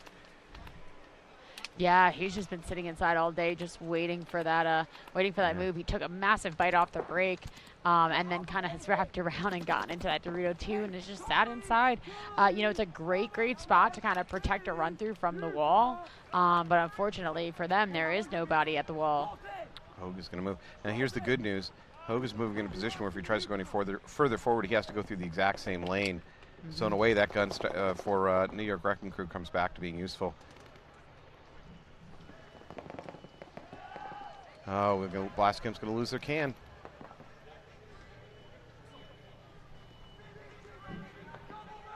So now for Hogue, the best chance here is maybe something involving a major. If you can shoot a body running by. No, they're not going to wait any longer. They're going to concede out of there. Nope, they're just going to wait. Yeah, totally in the driver's seat at that point. Wrecking Crew do go up by 1. In this sun and heat, that is an exhausting point to play. Yeah. Even when you're not running around the field like crazy, just standing there, your heart rate is so elevated. Yeah. That flight or fight stuff that goes on in your system when you play paintball, it's exhausting. Yeah, you know, it's exhausting because like you're always ready to move. Yeah. And keeping your body in that position, tense. always ready to move, just tense, it's tough. 30 seconds. Yeah, so back on the field after a long break, we're going to have Newbies versus Legacy Factory. They should be fresh. They had plenty of time. Yeah, they should be nice, clean, relaxed, hydrated. Newbies are going to be walking out to your left. Legacy Factory is going to be on your right. 2 minutes and 38 seconds left. Legacy's complete capability of taking this back from Newbies. But, you know, this is kind of turning into, like I said, it's kind of turning into Newbies' game. They're very good at kind of sitting and holding and locking up their zones. So Legacy doesn't have to take any stupid risks on the run out. Nope. Enough time. Oh, that is an immediate kill in the kill. Newbies. Nice jump by the Legacy player over the top, catching the Newbie runner. Yeah. However, Legacy's going to lose one of their back line. So 4-4, but positional advantage for Legacy. They're in the snake, and they got that wall. Snake move forward. I think the snake, you know what? I think the snake went out without paint. Again, another one of those, I'm going to dive into the snake. I'm going to go out with an empty hopper so I don't risk paint breakage. Yep. But as you can see, like on the breakout, you know, sometimes it's not so useful so many times because like even this wall player running up there, he ran up there, beat the Newbies player there, hopped over the wall, shot him on the top of the head, you know, and sometimes when you're going off the break, I know he's not diving, but you know, that even can happen in the snake. Sometimes you see them down the wire as you dive in and, you know, you just wish you didn't have to reload. But yeah, I guess definitely good. Legacy turning on the jets here, moving up the Dorito sand. And wow, he fell for it a little bit, but didn't. Was that a pod trick? Yeah, pod trick all the way from the wall into Newbie Snake 2. He didn't fall for it. Well, he fell for it, but unfortunately didn't lose his life for falling for it, which was the goal. I do see one more player walking off. I believe it was Legacy's Dorito player walking off as well.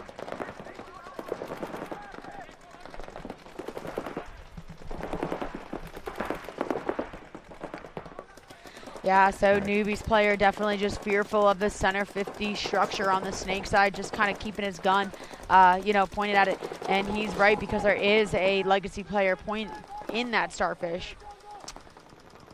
60 seconds. Oh, 60 seconds. Legacy's going to have to go soon. They're going to have to launch. So the good news for Newbies is they got a gun waited for any launch down the tape line. Yeah, and they also have that laydown on the Dorito side that is watching for any highway runs. And there it is. Newbie player is going to get run down through the highway by Legacy. Yep, unfortunately. This frees up Legacy. Legacy's got 35 seconds to put something together. Oh, does he catch him? Does he catch him? Wow. He does catch him. Legacy. Has this gone into a 2-on-1 right now? There we go. The Newbies player is going to ditch out to a much. 3-on-1. Newbies player ditched out to a much more defendable Dorito. Newbies player gets the kill over here on the snake side. Newbies are going to hold on to this one. Wow. Well, just when we thought it was getting a little chaotic and a little scary, 8 seconds left, they're just going to hang out. Yeah, no reason to hit the buzzer. You're up by a point. Yeah, Legacy's Factory is just going to take it. But like I said, in Newbies fashion, this match is only a 2-1 match. Legacy had a great swing at it, though. Very slow. Like you said, you predicted kind of a slow, grindy, and you were right. Yeah. All right, well, congratulations, Legacy. They are a younger team. This is I would say, a very good weekend for them. I know, like we talked about earlier, it's still tough. Anytime you lose deep in the playoffs, it just feels awful. Yeah, but they will be able to play a consolation match, I believe. Yep, and we might see them back here. So Legacy Factory currently 16th overall in the league. They took 15th place at Tampa Bay and then 11th place at MAO. I'm not sure where they're going to end up here, but definitely with a better than they've done so far, so they just keep creeping up the rankings. Yeah, so back on the field now, who's also going to be in X-ball with 6 minutes and 28 seconds left on the clock. So that means that this team, once these teams are done, they'll come back into the pits. They'll have 2 minutes to come back out and face each other again. There's no other team in between them, so that can get a little chaotic. But we got Wrecking Crew on your left side of your screen, Blast Camp on your right. Blast Camp definitely try to defend their belt in this match. This decides whether or not they're going to make it into finals. Wrecking Crew does elect to take into the snake, and Wrecking Crew is going to come through. He doesn't waste his body. Reyes does pull a body. He does take a body, at least with him. Blastcamp's a little indignant. He felt like it's like. Yep, and Blastcamp will concede to that point to Wrecking Crew. So 2 years ago, when I watched Blastcamp and PB Fit battling for the title here in semi-pro, a thing that PB Fit did every time that they were the ones that were up a point and they knew they were playing a team that needed to come at them, they would be the ones to launch at the team that was the one expected to launch. Yes. And Wrecking Crew did exactly that same thing to Blastcamp. Yep.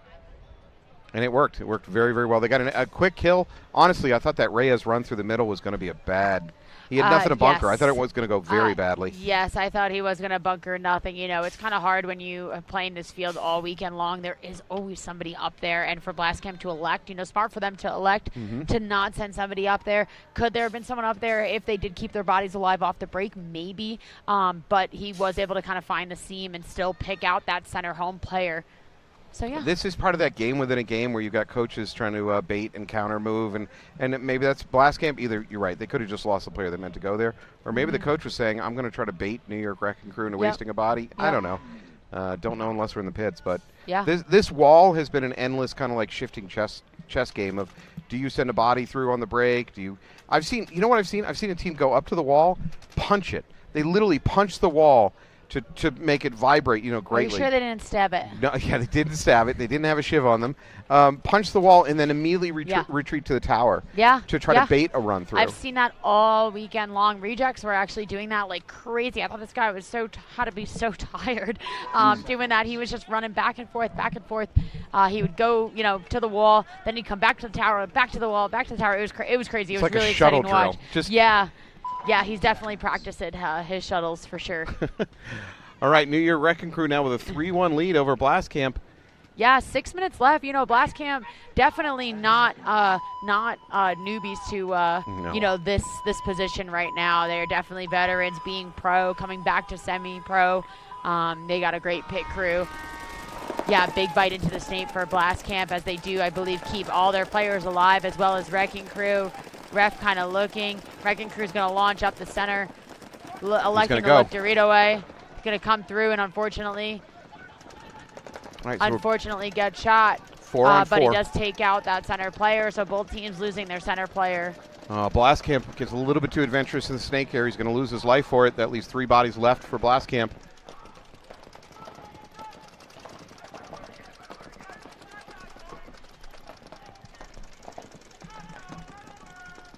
All right, Blastcamp's going to have to settle down, figure something out. Again, they're very good defensively. But this is yet another. They keep getting put in these defensive games against Wrecking Crew. Yeah. Wrecking Crew's just having the better openings. Definitely, as I watch so much paintball, Matt, and when I'm watching the pros, and I watch pros, and then of course I watch WNXL and I watch semi-pro. But the big difference between the pros is when they start losing bodies. You see the team that's losing bodies just take off. They just start taking big giant bites because they're causing this chaos, and they're kind of like, okay, the other team's going to get hyped up because they got a kill, so now let me get into my position. Or maybe they got a kill, they're turning around talking to their team. So that's kind of the difference I see between pros and like semi-pro. Not semi-pro, not so much, but like WNXL. As you go down. And, as you start going down the ladder, that's kind of what I've seen. And Blastcamp is going to lose their center player, and they are going to concede that to Wrecking Crew. Wrecking Crew going up one more against Blastcamp. 4 minutes and 48 seconds left. They are up by 3. Blastcamp still in a position to take it. Yeah, Wrecking Crew is well in control, but Blastcamp has enough. But they can't lose anything else. They can't lose another point, or this match is truly over. Yeah. It's a must-win point now for Blastcamp. I do like, though, kind of like by this third point, or, by this, 3-point lead, the other team has kind of showed you pretty much mostly of what they got. Yeah, most of their game plans. Most of their game plan, they're like, okay, now we're down by 3, or now we're down by 2, so we got to get a quick point. What's going to get us a quick point? So you Wrecking Crew did kind of just see what Blastcamp was able to do. Yep. or what they wanted to do, what their game plan is. Blast Camp just looking dirty and tired over there as I'm looking down over there. They're just covered in mud, and they just look exhausted here in this heat. It's been a long weekend. Blast Camp is normally very good taking advantage of mistakes, even when they go down bodies. Wrecking Crew's just not making the mistakes. They're not giving Blast Camp free kills. They are not, and they are doing a very good job of just containing Blast Camp in their spots and, just waiting, no reason for Wrecking Crew to push, even though I know that they want the points, but no reason. No one would ever let me hold a clipboard at the semi-pro level, but if I was to do that for Blast Camp, I might go with a gun-heavy breakout, try to get a free kill out of the break, just something, change it up. Now, Blast Camp is not horribly dying on the run-out, but they need to do something to change the equation, and maybe a gun-heavy breakout is the way to do it. Yeah. I don't know. Spitballing here. By the way, if you want to watch some interesting paintball, though, go watch the D5 stuff. Oh yeah. It's just a whole different world. You know what I always say? And don't get offended when I say this, semi-pro guys. You say I got a knife? No, I'm telling you, semi-pro is like D5 chaos, but they're all really good players. Yeah, it's they're smart chaos. Such good players, but it's smart chaos. It's crazy. Yeah, so Wrecking Crew back on the field versus Blast Camp. Wrecking Crew on your left as Blast Camp's on your right. Wrecking Crew's going to take ownership into the snake as Blast Camp late fill into the snake. 5 alive, both teams. Yep. Yeah, first for Blast Camp being 5 alive, but their Dorito corner is going to get a little bit of a check here. Again, playing that can up the middle. We didn't see much of that until today for Blast Camp.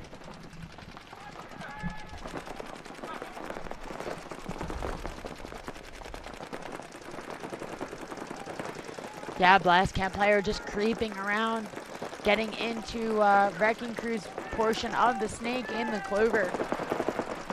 All right, Blast Camp pushing the matter a little bit better. There's just so much paint. Yeah, Wrecking Crew picks it up, taking out 5-on-4 advantage. Wrecking Crew kind of electing to do this little bit more of like a pocket-ish play, covering all zones for Blast Camp. Blast Camp, all players on their feet except for their snake player, but he is still up, ready to make a move when Wrecking Crew does give it up to him. I'm trying to be Blast Camp positive here. The good news is even though they lost a body, you're right, a lot of them are on their feet. They're poised to keep pushing. Yeah. This is a better look for them than I've seen in a few points. Most of their points by this time in the point, they're on their knees. They're on their knees, just desperately trying not to die. Yep. Yeah, as we're approaching just about 3 minutes here, a little over 3 minutes, just approaching. Wrecking Crew just believing that body has made its way up into the snake. Now a move into the D1 by Wrecking Crew. Wrecking Crew has no presence up the middle, but I don't see Wrecking Crew looking to push the snake. Blast Camp does lose their front Dorito player in that 20. Leaving it a 3-on-5 in favor of Wrecking Crew here, being up by points, up by 3 with 3 minutes left. Blast Camp just on their feet, just trying to peel somebody off to break this cross from Wrecking Crew. 4-on-5, but with better positioning was workable. 3-on-5 with better positioning, that's a difficult situation. Yeah, this is going to be a tough. One for Blast Camp to try to break through. Jackson Frey tries to go over the top of that wall. It doesn't work, so now they're going to be down to 2 bodies. That's really kind of, what his main job was there to try to do, as La Papa does get a shot in on the snake 1 for Wrecking Crew. Yeah, well, Papa's still going to be live. The problem is we're now down to about 2.5 minutes. Yep. And Blast Camp has got a 3-point deficit. They're running out of time. They're not running out of time to win this point, but they're running out of time to win this match. Cody LaPapa comes right into a stream waiting for him. Yeah, Tommy just on that lane right there. Wrecking Crew looking so good this match. Yeah, and that's going to put them up 5-1 against the defending, what are they, triple champs? They've won 2. Oh, they've won 2. Yeah, they've won the first 2, first place both.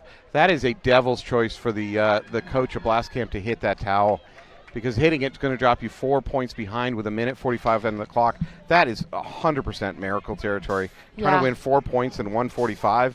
I mean, that's Vatican Saint level of miracle. Yeah. All right, Wrecking Crew completely in control of this one. Yeah. What is the secret sauce? What is Wrecking Crew doing that other teams have not been able to do against Blast Camp? They're not doing some crazy game plans. It's just, I think they're just simply outplaying them. They're getting better shots and not dying. Yep. It's a nice combination. I also think, too, when you start getting into this portion of the tournament, you have so much footage to watch. Yeah. You do have the advantage of watching, and like a lot of times, you know, these teams, depending on if they come out of a grind or of a match, you know, Sunday is go home. It's all or nothing, you know, it's win or go home. So, you know, you go into your first match, and, you know, if you're in a grinder, you're pulling out everything you got. You know, you're maybe saving some stuff for whatever's, but sometimes you got to, because you're like, you know, it doesn't matter right now. I don't care who we're playing next. We got to win right here, right now. So Eric keeps telling me to shut up whenever I say this, but I'm going to watch how many pods the Blast Camp comes out with, because that's going to tell me a lot about their game plan here. Yeah. If I watch them come onto the field with maybe 2 or 3 pods apiece. I see a racks. full pack for that one. Yeah. Full pack.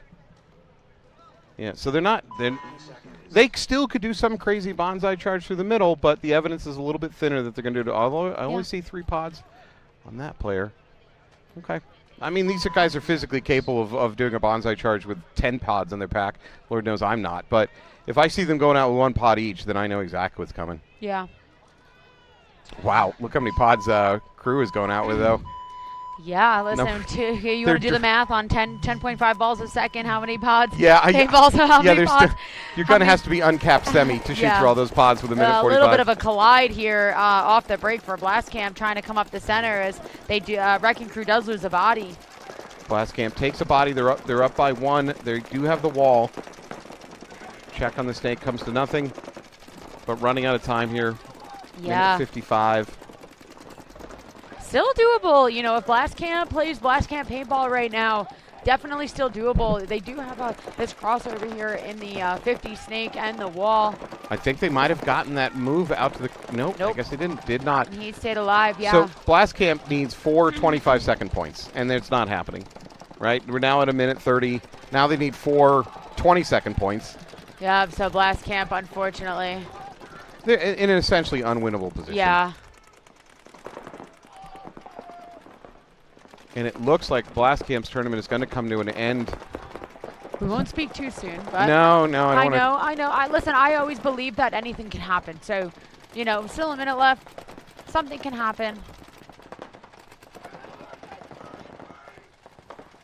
Oh, ref takes one. Yeah, poor guy. Not great shooting, but yeah. Yeah. All right, we're at the 60-second mark. For Blast Camp, this is just for funsies. What do you see? The ref... excuse me, the ref did like a little, he was laying down and he wanted to do his little clap for 10 seconds, so he did like a little sparkle move.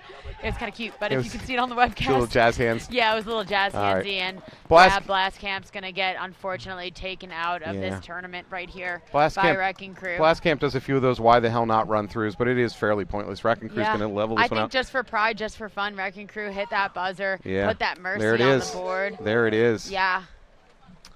Wow, Wrecking Crew, this is a huge notch in their belt for taking out Blast Camp and taking them out convincingly, too. This was not Blast Camp's match at any point.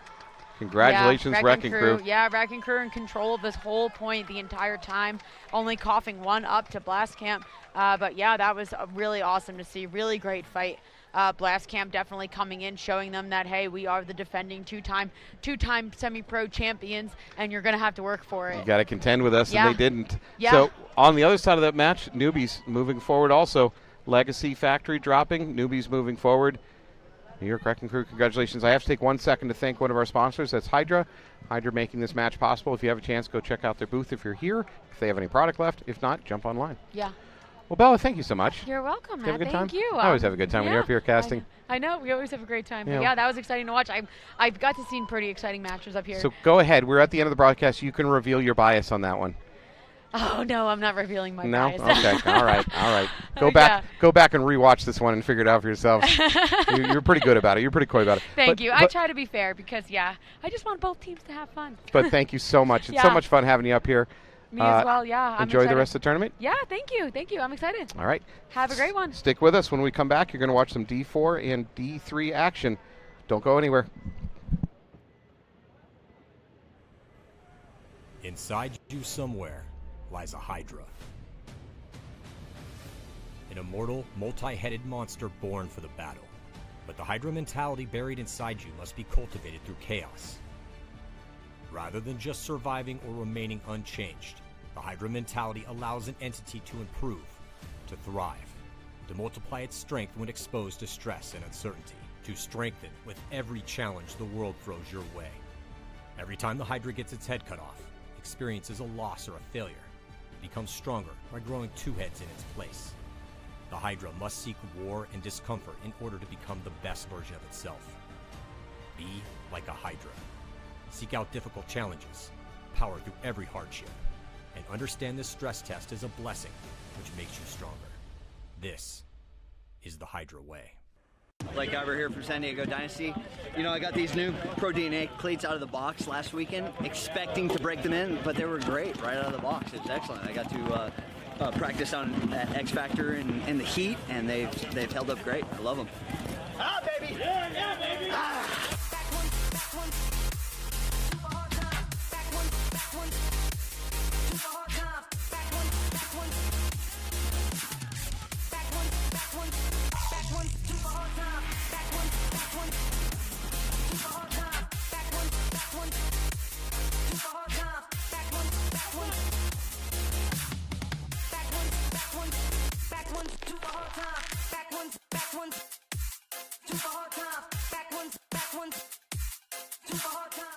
They're really trying to reach every player out there and not just the elite of the elite.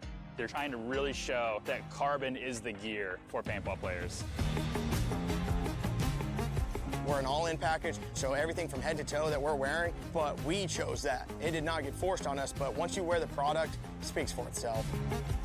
You can pick and choose what you want in your package. They allow you to be your team the way you want your team to be. And that's what I like about Carbon. With Carbon, the freedom to wear things without being a factory team or a sponsored team or something like that is so alluring to us, because over at Battle Creek and at Wolfpack, we like to choose what we believe in. And Carbon checks that box. It's not just NXL, that's the beautiful thing. Carbon is involved in so many different off leagues. It's insane. I, at EXL, have racked up probably $3,000 or $4,000 with Carbon this year alone because we've got 4 wins. With the Carbon Cash, you can buy whatever you want through the portal. They really care about you and repping their products, and they give it back to you at the end of the day. What I really like about Carbon is you're not just a number. You're an actual person. You're an actual team. They are truly building relationships. These guys care, and they care about the divisional player. The Missouri All-Stars would not be the team without Carbon and without the guys at Carbon. It's the most important piece of the puzzle.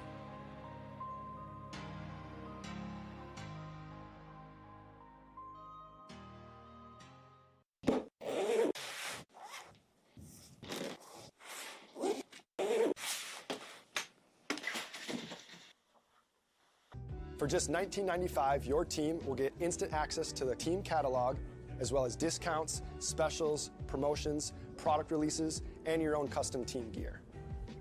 As soon as your team approves your design for your jersey, you're going to get access to custom training jerseys. We're going to do away jerseys for you guys. We have custom pod bags, barrel cases, team banners, goggle bags, cleat covers, and now we have custom goggles.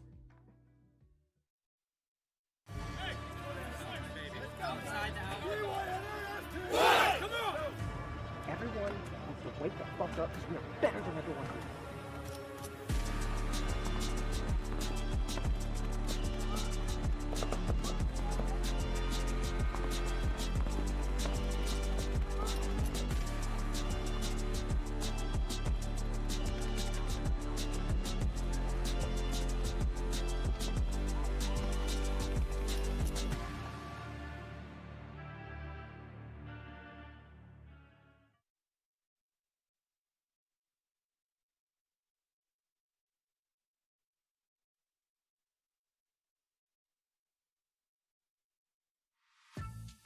Seattle Uprising is a team with a long tenure at the professional level, as they have been in the league for a decade, but they've recently been on a run of improvement, earning the respect of the top teams, making Sundays, and they finally hit their first podium appearance with a third-place finish in Texas last year.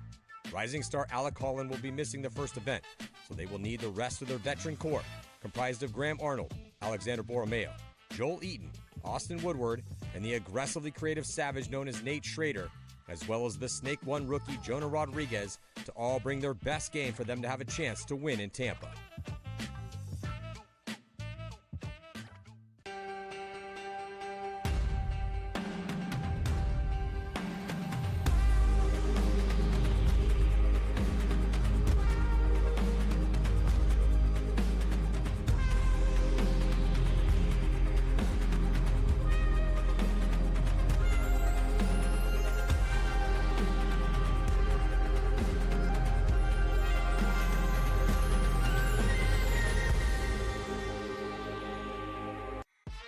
Red Legion is one of the most aggressive squads in Major League Paintball by far, and one of the longest-running teams in the game.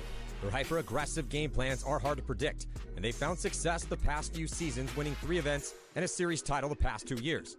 Sergei Sonaiskov, Kirill Peridny, Pavel Karslev, Justin Rabakov, and Alexander Burtnikov will be the core starters, and they could be in any bunker at any time. And the pickup of Corey Hall will give them veteran experience and more depth in the backfield. Most likely, Red Legion will be hunting for another win on Sunday afternoon in Tampa.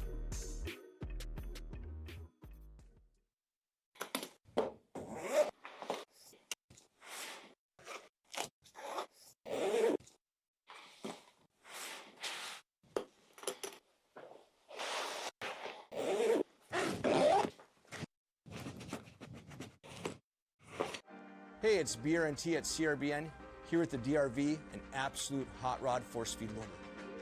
What separates the DRV from the competition is our LCD display on the back. This has a built-in timer, ideal for classic paintball, but if you're playing anytime paintball at all, the ability to know what's going on without a scoreboard is an advantage.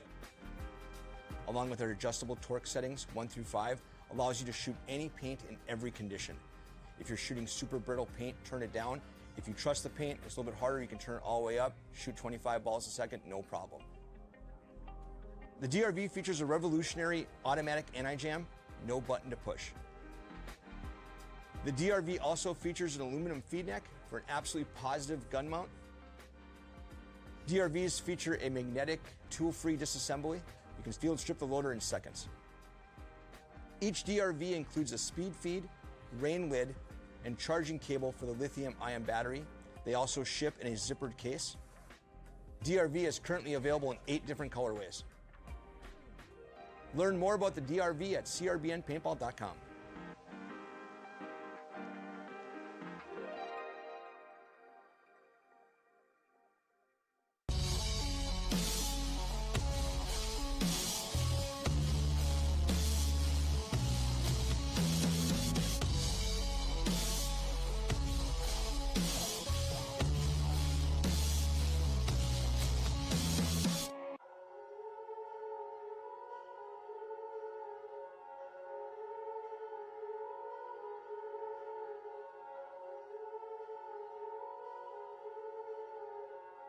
Moje prieзвище кратко.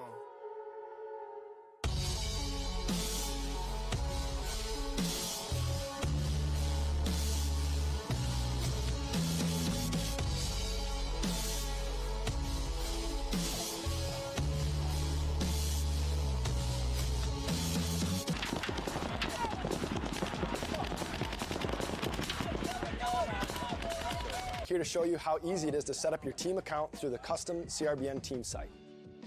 Our team program is designed to be super simple and make your life way easier. There's no minimums, there's no required packages, and you'll get season-long access to our catalog at a discount team price. Plus, you can design more custom products. The first step of the process is to design your custom jersey. Now, that might sound weird if you already have jerseys or you're going through a different provider.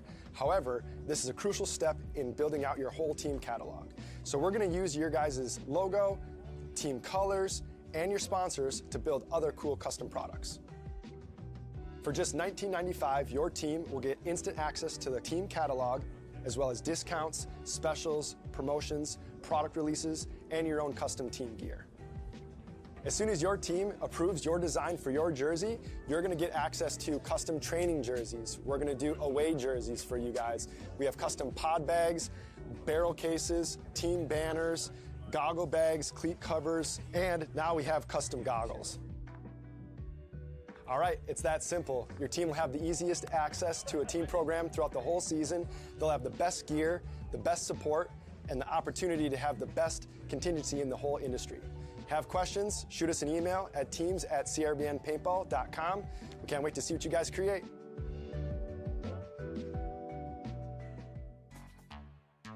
Former world champ San Antonio X Factor entered the Major League Paintball season as a top-ranked team, well overdue for a win. Since their last victory in 2019, they have finished second 7 times.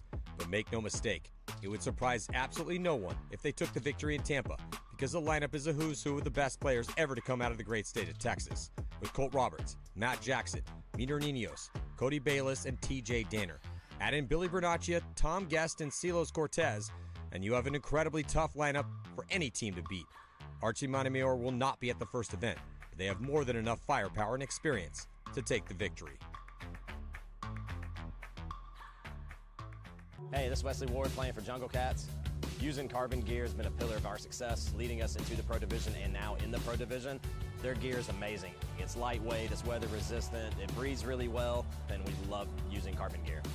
The DRV hopper from Carbon has been super awesome. Man, that thing has been performing for us flawlessly. It has been great. We love it. Mortar and products on their website, the team program, has been just exceptional. It's very smooth, very easy process. You give them all your details of what you want, when you want it, how you want it, and they deliver.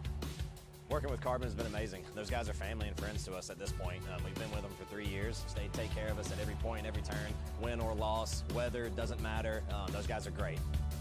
Without Carbon, I mean, it would be a lot more stressful on us. Those guys have been awesome. We love them. 1, 2, 3, family!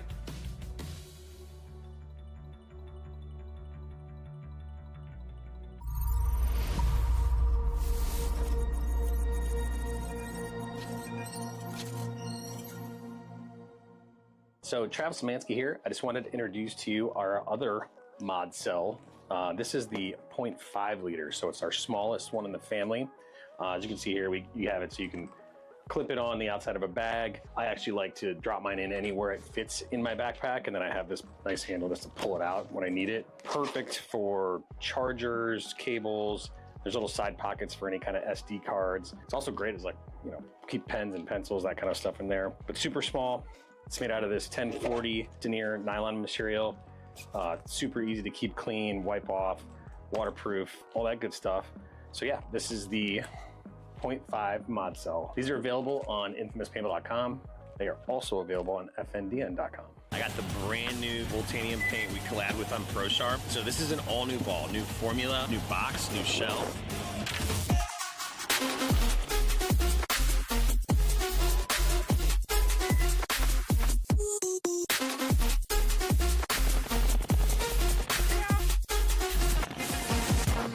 All new fill, extra neon Voltanium brightness.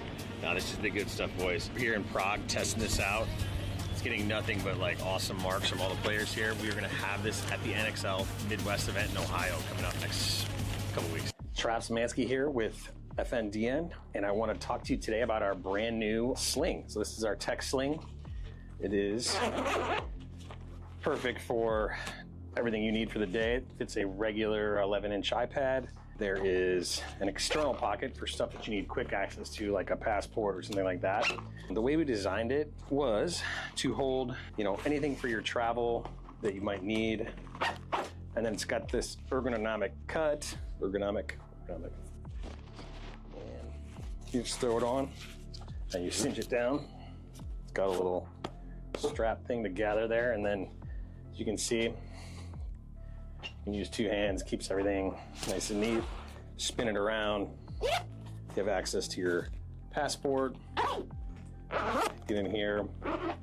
It's great for, you know, any of your other stuff that you need to get in and out of here. This is an 840 denier nylon, and if you're taking it for outdoor use, which is obviously what it's designed for, you can easily wipe it down. It's waterproof. You've got welded seams. They're not stitched. There's no moisture getting in there. If you do need to get inside for a quick access, like I said, there's this zipper to do that. Of course, you can weave it through our backpack, strap it on the side and use it like that if you want to just keep it for when you need it. But this is a great one if you're going to your seat on the airplane. You can keep it actually tucked right inside your bag. As soon as you get by, you know, with your ticket, just pull this thing out, then you've got everything you need. Slip it right in the back of the seat back, and it's perfect for travel. And so if you're using the tech sling at the paintball field, what's great about it, you can have access to all your little tools, extras, parts. Inside, it's perfectly designed to fit a marker. So full size, this is a CS3 Pro. It's got spots for your barrels, inserts, all that good stuff. There's also another zippered pocket for any kind of small parts. But this is perfect for anyone that wants to keep their marker with them. Maybe they got to take it to get teched, or you don't want to leave it back somewhere. You want to keep it on you. Great spot for that. So again, just cinches down super easy. You're good to go. So these are available right now on infamouspaintball.com or fndn.com.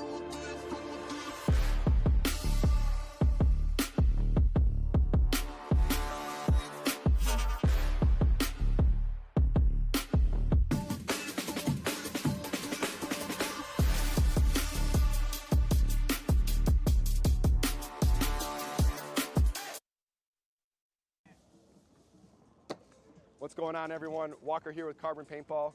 Are you still spending a couple $100s to design your team jerseys? That's crazy. Go over to teams.crbnpaintball.com to create your jersey right now for just $19.95. Right when you sign up on the team program, all we're going to ask for is your logo, primary patterns, colors, secondary accents, all that stuff, and we're going to take that information, and within 48 hours, we're going to kick you back a 3D mock-up of your team jersey. Now, there's no minimums. You guys can order one jersey. There's no packages required. You guys can build one if you want, but just go to teams.crbnpaintball.com and start now and save yourself some money for better gear.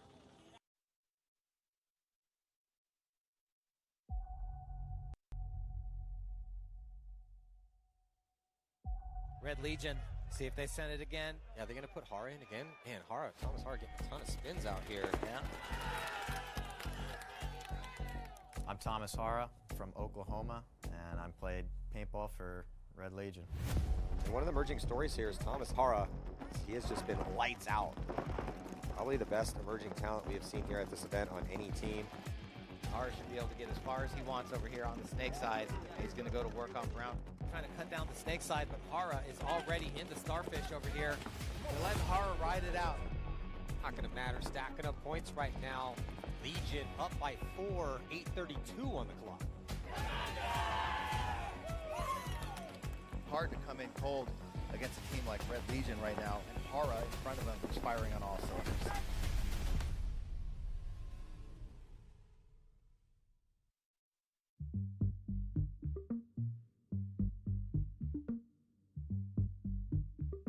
I got introduced to paintball at a pretty young age, I think about 9 years old. Got invited out to a birthday party. And then, you know, you mess around, play rec ball with the neighborhood kids for a while. Started working at the paintball field. At the end of 2020, I got introduced to X-Ball. And then after a couple events, I was hooked. Quickly moved up from D5 to D4, tried out D3, and then played a season and some change in D1, and now I'm here on Red Legion. In terms of success I had in paintball prior to this, I'd say I won some events in D5 coming up with Senate, my first squad. Going into D4 and D3, I didn't win too much. We placed 6th at an NXL in D3. Moving into semi-pro, we got a 4th place finish at my first semi-pro event. That was a big deal for me. I got a taste of the pro field in the semifinals, but to really get on the podium, I haven't really had that success yet. So the way I got connected with the Red Legion organization was through Ryan Gray. So I've been acquainted with Ryan Gray for most of my life. He owned the paintball field I worked at when I was younger, and then we brushed shoulders at NXLs here and there. I'd see him in the pro pits. I think just these last season when I was in D1, he was happened to be scouting me at NXLs.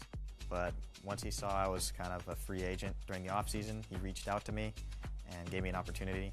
And how often do you get a shot at Red Legion? So I had to give it a shot.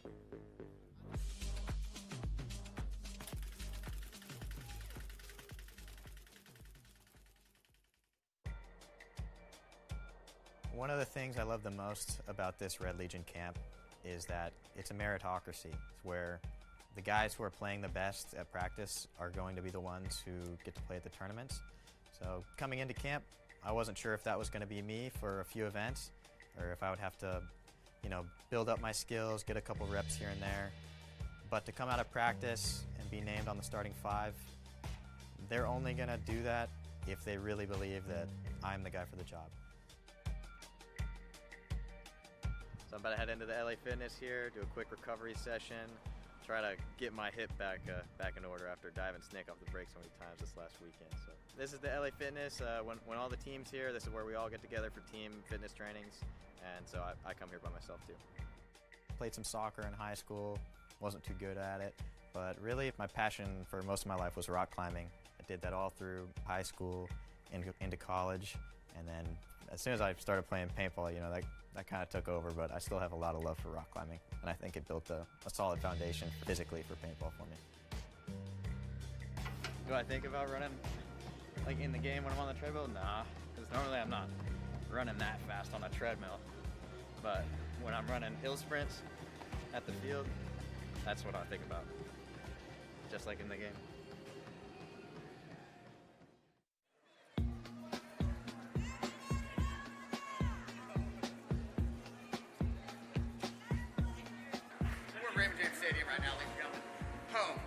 NXL for 2026, but we're letting it fly with the 5. Woo! We're going to the big game. Big game. Biggest game of the year. Can't hold any back now.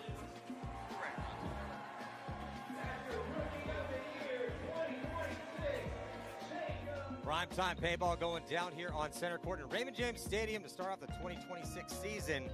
Can't wait to see these battles. It's going to be Legion taking on Damage and Tauntauns and Impact. So Todd, as we first pull up to the event at the Raymond James Stadium, it was a little surreal just walking through the gates into this giant stadium, walking through the tunnel, and then it opens up and you see the Jumbotron, you see where the crowd's going to be. It's a really cool experience, and I felt like it really legitimized the sport in Marlin.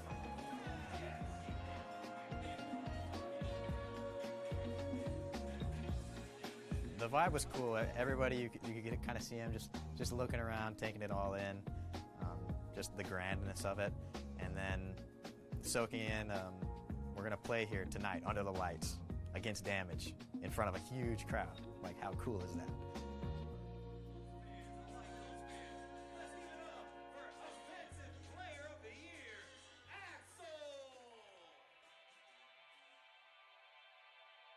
A few days before the event, the coaches had finalized, they've taken all the data from practices and they finalized the squad. And we have a big team meeting where they read off the names of who's going to make the pro line, who's going to play on the semi-pro line, and who's the starting line. And so they're reading off the names. They get to 9, and then they get to 10, and they call Thomas. So I'm like, oh, wow, okay, I made the pro line. That was my first goal. And then they call the starting 5, and then I'm on the starting 5 as well. I was super excited. As players, they rank each of us with letter grades. I was ahead of schedule. I was doing better than they had planned, but I didn't know that well. And that meant that I was going to be starting in the stadium under the lights against Damage.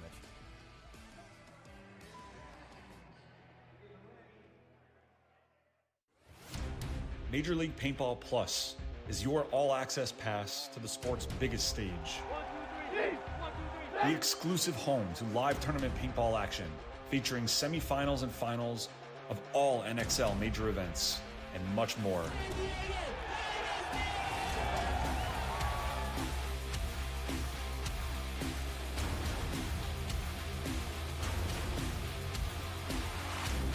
It's just a fantastic time for paintball and all our fans. Just love it.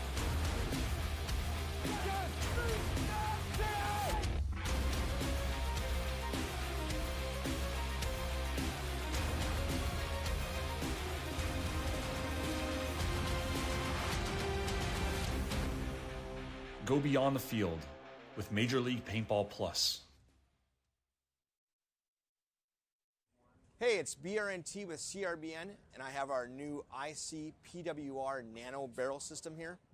This kit includes our famous ultra lightweight injected carbon fiber back with our new Nano Tip, which features over 700 microports.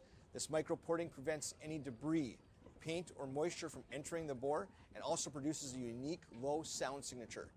These barrel kits are compatible with all PWR inserts, including our own series from 679 to 691, and are also compatible with all PWR inserts, including those made by Planet Eclipse, Dye, and Inception Designs. Check them out at crbnpaintball.com.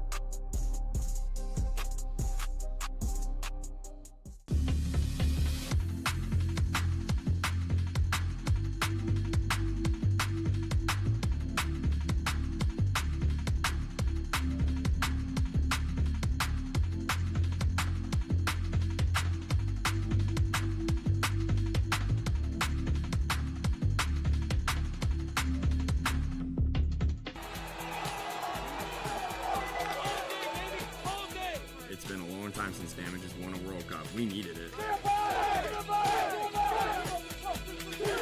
go, damn it! Let's go, damn it! Inside you somewhere lies a Hydra. An immortal, multi-headed monster born for the battle. But the Hydra mentality buried inside you must be cultivated through chaos. Rather than just surviving or remaining unchanged, the Hydra mentality allows an entity to improve, to thrive, to multiply its strength when exposed to stress and uncertainty, to strengthen with every challenge the world throws your way. Every time the Hydra gets its head cut off, experiences a loss or a failure, it becomes stronger by growing two heads in its place. The Hydra must seek war and discomfort in order to become the best version of itself. Be like a Hydra. Seek out difficult challenges, power through every hardship, and understand this stress test is a blessing which makes you stronger. This is the Hydra way. Our team program is designed to be super simple and make your life way easier. There's no minimums, there's no required packages, and you'll get season-long access to our catalog at a discount team price. Plus, you can design more custom products. The first step of the process is to design your custom jersey. Now, that might sound weird if you already have jerseys or you're going through a different provider. However, this is a crucial step in building out your whole team catalog. So we're going to use your guys' logo, team colors, and your sponsors to build other cool custom products.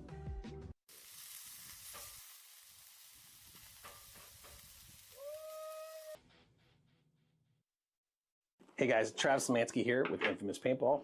Just wanted to talk to you about our tech case. So it's a brand new accessory bag from us. This also has the mag mod. So all of our different backpacks, whether it's the Storm Vault, the M6 dry bag, our carry-on bag, our large rolling gear bags, this will just mount right onto it.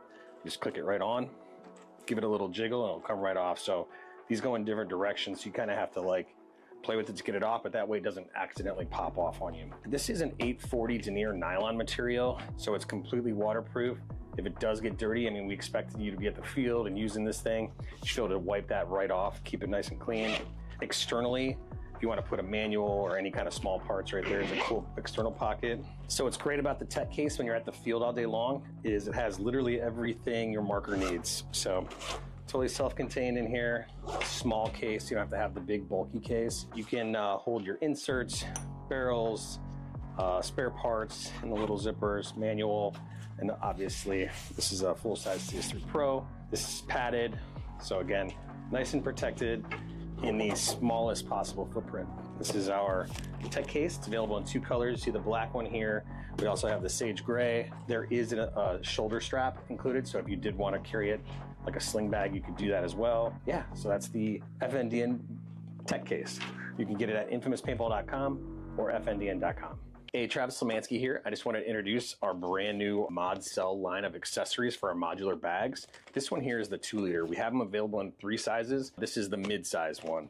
So what's great about it is it's made out of a 840 denier nylon material. It's TPU coated, so it's like perfect for keeping clean. It gets wet or dirty or whatever. These seams there's no stitching here, so this is all seamless welded design. So it's, besides the small gap in a zipper, it's waterproof. YKK zippers. You can easily access the inside right here. This is a little spot for a key leash or pens or something you might need quick access to. On the outside, you can put a boarding pass or passport or something like that. I have one sort of packed out here, shows that perfectly fits like an iPad mini, you know, great for travel like that. It does have easy to grab handles on both sides. So if you do have it in your carry-on bag or your backpack or something, you can grab it pretty fast and easy. There's a shoulder strap which is included. You don't have to use it, but if you wanted to just carry this, it's the perfect like little mobile organizer. So you can see in here, you have, you know, a spot for anything you might want to take with you, charging cables or Advil or whatever, charging blocks. So it's kind of how I keep mine packed out. This will be perfect for fitting in the back of a seat back in an airplane. Just kind of sits there, opens, faces you, so you can get at your stuff really easy and just close it up, throw it in the bag. Available on infamouspaintball.com, available on fndn.com. So again, this is the Mod Cell in the 2-liter. Superstar squad Edmonton Impact will be a threat to win every event they play this year as their roster is full of all-stars. But they are starting the season with injuries to Brandon Cornell, Justin Cornell, and Tyler Panilio. Good news for Impact is that even with the injuries, they still have massive depth in every position, and they should be able to quickly get into the form that saw them win the fourth event in 2025. With the deadly new pickups of LJ Parrish, Chad George, and Connor Kelly, Impact continues to have arguably the deepest roster in Major League Paintball. This is downtown Detroit. We're in Prague. Praha. Got just felt. Best field here.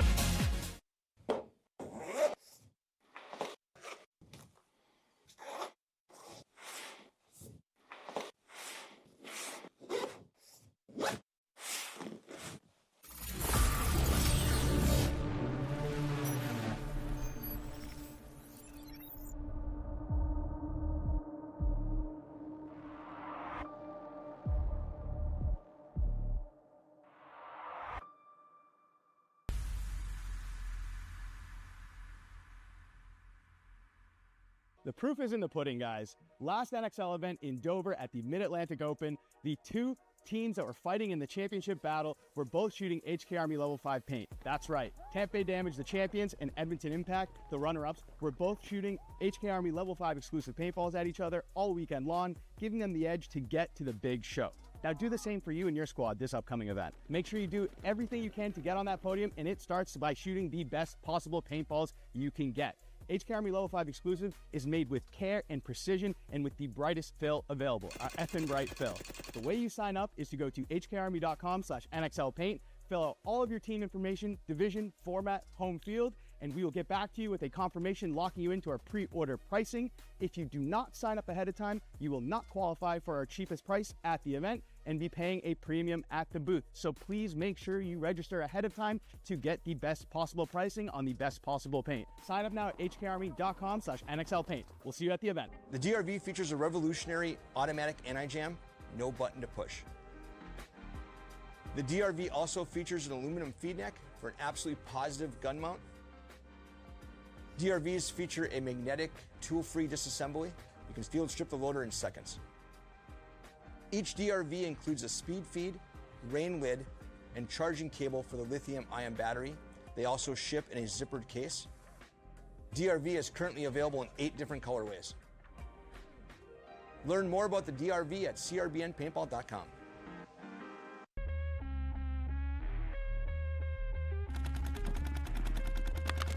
Let's go! Come on, who wants it? Damage ball!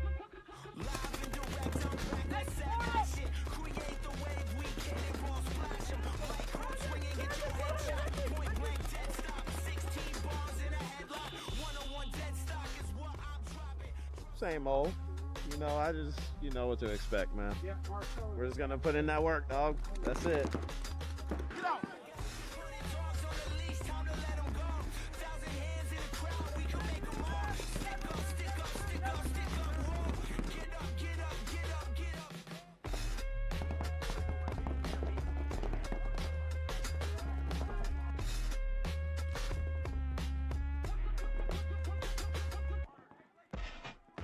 Just getting some good looks today. Tomorrow we'll probably switch it up and try to be a little more aggressive and see what we can get away with. Right now we're just shooting our guns.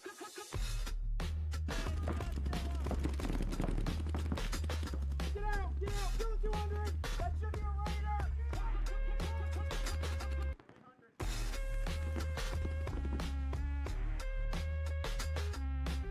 All right, good job. Hey, this is Wesley Ward playing for Jungle Cats. Using Carbon gear has been a pillar of our success, leading us into the Pro Division and now in the Pro Division. Their gear is amazing. It's lightweight, it's weather resistant, it breathes really well, and we love using Carbon gear.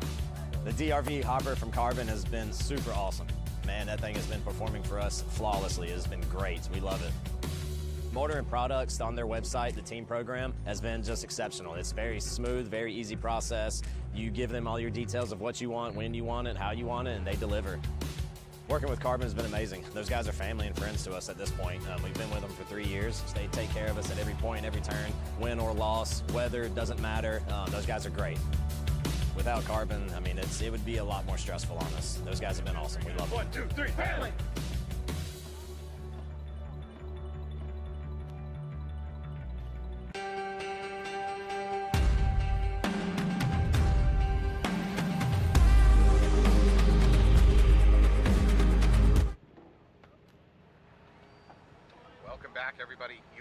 Fitness here live in Fairfield, Ohio for the NXL Event 3.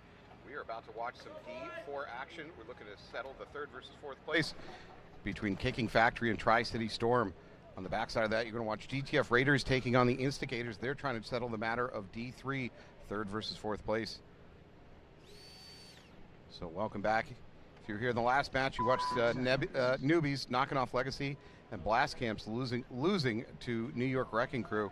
Both of them moving on to the finals are going to be over on the pro field as we speak.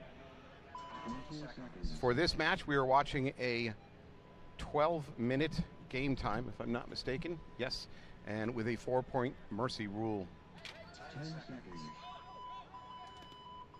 We had a little problem there for the Tri-City Storm, but they've figured it out. We're going to launch. Here we go. Kicking Factory on your left, Tri-City Storm on your right in the purple. Kicking Factory chooses to go to the outside snake on the run out, not something we've usually seen this weekend. Kicking Factory responds by going up the middle to the wall. They're going to lose one of their back players on the Dorito side, so one body advantage here for Kicking Factory right off the bat. Tri-City Storm has a good presence on that wall, which means they should be able to slow down the snake presence, and that's a problem because Kicking Factory successfully made it out to the outside snake on the run out. That is a tough run, and they managed to get away with it. Here we're going to see a run through, probably just a trade. It is a trade. Tri-City Storm, Kicking Factory, no. Kicking Factory is alive. Tri-City Storm probably did the right thing by not pulling the trigger. That could have been a major. Tough to lose that body, but it's certainly better than losing a couple extra bodies to a major. Kicking Factory going to use that confusion to move into their own Dorito 2. Tri-City Storm now with 3 bodies left alive. We got D1, as I say that. D1's going to take a walk, leaving just the back Snakeside Tower and the mini Dorito. Snakeside Tower is going to try to make a big cross. He does to the can. That was a huge run, although he doesn't last there very long. So it just comes down to this last Tri-City player. Tri-City Storm player here in the Baby Dorito, one of the worst places you want to be in a multi-body situation. Now he's going to move to the stand-up, much better situation. Still, odds are very, very bad. Good defense so far. He's got to get that hopper in. Nope, it doesn't. He doesn't, and the hopper's going to take a hit. So first point is going to go to Kickin' Factory. Kickin' Factory out of the Kansas City area, although they're spread about. And if you can't figure out by their name, they are sponsored by Kickin' Paintball Park. For Tri-City Storm, they are out of the Capital Combat Zone with the store Tri-City Extreme. They're from Troy, New York. They want to say thanks to Maxt for helping them this weekend, and a sarcastic thanks to Harris for not helping them this weekend. All right, next batch, we are going to be seeing D3 action here. This is, again, trying to settle for third versus fourth place. This is the GTF Raiders versus the Instigators.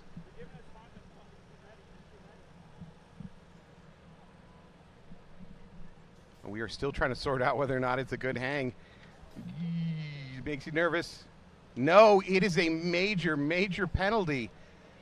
That is a dirty hang and a quick wave from Kickin' Factory. That might have been a sarcastic wave. That is unfortunate for them. They do all that great work.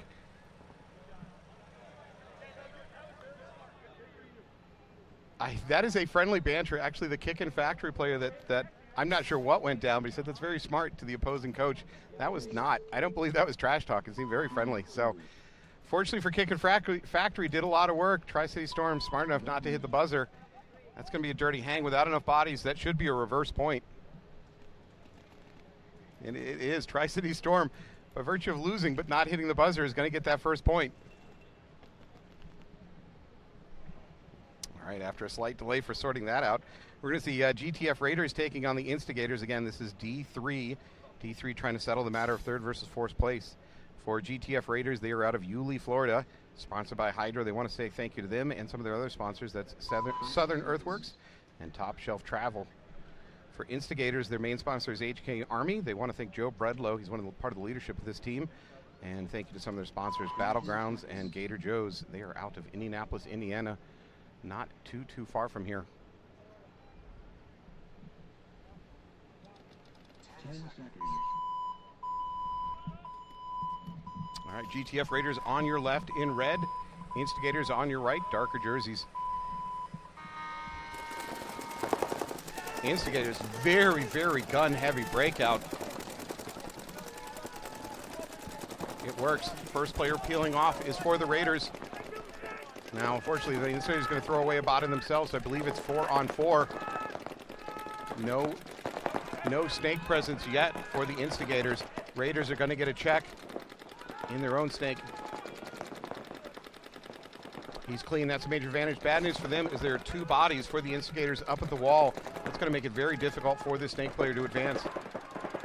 Unfortunately for the Instigators, both wall players looking left. If one had looked right, he might have caught that movement up to the Dorito side. I believe that is Fellers. We're going to see a launch through here. Hundley gets the first one clean. I don't know about the second one. Sure enough, the second one is clean, so that's a 2 for 1. 2 for 1 in a positive sense. Not talking about a penalty. Congratulations. So GTF Raiders now, their snake player has a lot of flexibility to do what they want. However, as a counter, Instigators moving up the snake themselves. Kubi is going to advance. He's going to trade. Yeah, there's a trade. Not a great down body trade for the Instigators. On the other hand, it is good to get that Raider out of a very, very key bunker.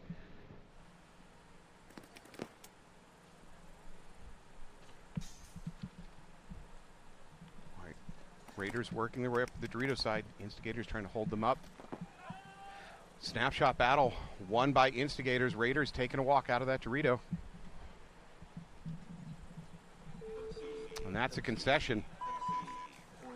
Wow, Instigators with a nice move through the middle, but it doesn't work out for them. They just lose a few too many bodies. That point is going to go to Instigators. Tri-City Storm coming back on the field with a point due to a dirty hang. Question is, will Kicken have to start down bodies? I'm not sure. We'll just have to count them. Tri-City Storm in the purple jerseys walking out. Kicken Factory. Nice. Showing some respect to each other with the high fives. Good work.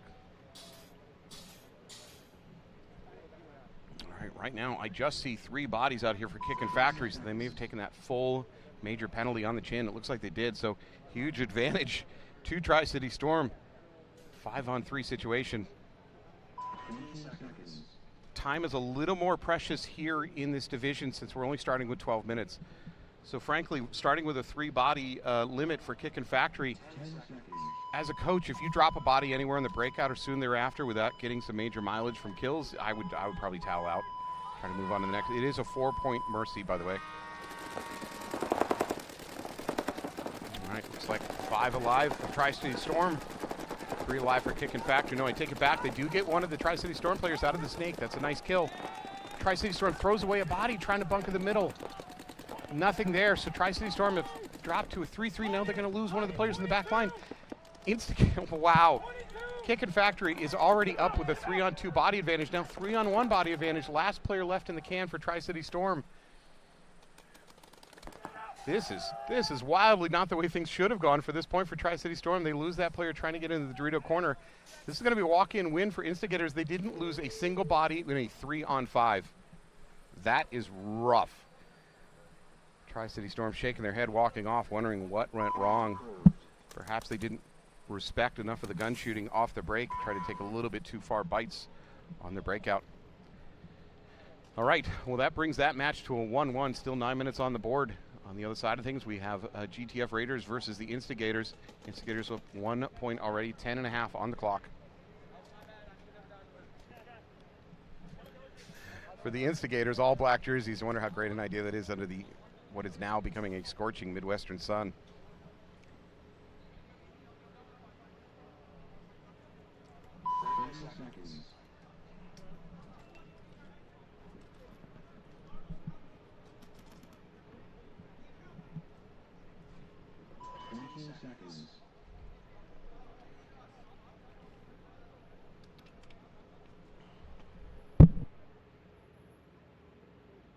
Seconds.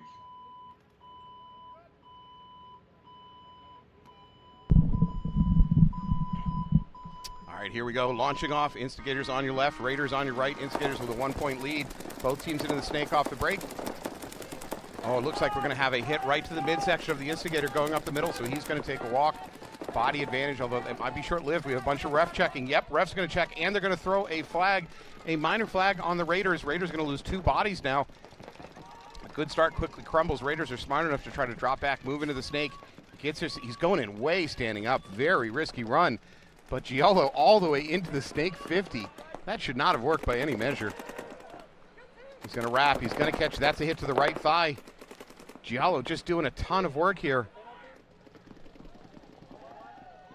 Instigators peeling off the field. Raiders a very successful point here. We're just going to walk this one in. Yeah, Giallo should. He still has about like 1,500 pods in his back, so I'm not even sure he went through what he had in his hopper. There it is. Hero of that point has got to go to Giallo, number 25. There for the Raiders. Raiders instigators now tied up with 9 minutes 40 on the clock. Plenty of time. Both batches tied up. Both batches around the 9-minute mark, so pretty much mimicking each other in terms of time management. Tri-City Storm on your right in the purple jerseys. I have had the pleasure of seeing them locally up in the New England area where we run the NEXL out of Maynard, Massachusetts. So a little bit of familiarity with these boys. Easy to recognize in the purple jerseys. For kicking NF, I'm seeing squeeging going on before the point even starts. So it is truly dry and hot now all weekend. It has been a very rainy or humid mess that is finally going away. So there is a slight danger of dives into the snake turning into scorpion kicks as this wet ground starts getting just that right consistency of sticky to prevent sliding. There we go. Both teams into the snake off break. Neither team particularly gun heavy. Oh, speaking of gun heavy, we dropped the top half of our shell for the Tri-City Storm. Tri-City Storm also going to drop a body trying to get up the middle, so Storm down 4 on 5. Advantage goes to the Kickin' Factory now into the snake cross. Tri-City Storm gets into the snake 2 themselves. That's the inside snake 2. We had a ton of pods pop open for Kickin' Factory snake player. He's running out of paint and he's barely shot anything. I think he's got 1 full pod on his back. Everything else opened up on him. Might be a lesson about overfilling pods. I think we have a running ref coming in on Kickin' Factory. Snake player getting the check for Kickin' Factory. I think he's going to be called clean. He is clean. But in that confusion, Kickin' Factory manages to move up to the brick. Tri-City Storm snake player under the watchful eye of a wall player for Kickin' Factory. That means he cannot move forward. He's going to instead post up a trap, hoping to catch this Kickin' Factory box player making a move around the tape. Now he's going to flip back to the inside. Dorito kill for Tri-City Storm. Kickin' Factory loses the Dorito, but they do refill into D1, not giving up that Dorito side attack. Again, for Tri-City Storm, their snake player, whether he knows it or not, is under the watchful eye of a wall player. The wall player is actually going to switch off just for the right time for the Tri-City Storm player to bring his gun up on the inside.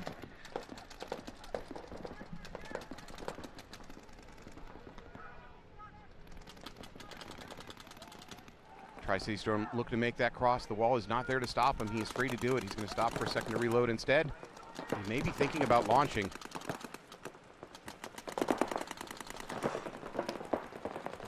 No, the wall is back on him. He might have gotten hit in the wrist. He did get hit in the wrist. What unlucky timing. If he'd went just a second before, he might have been fine.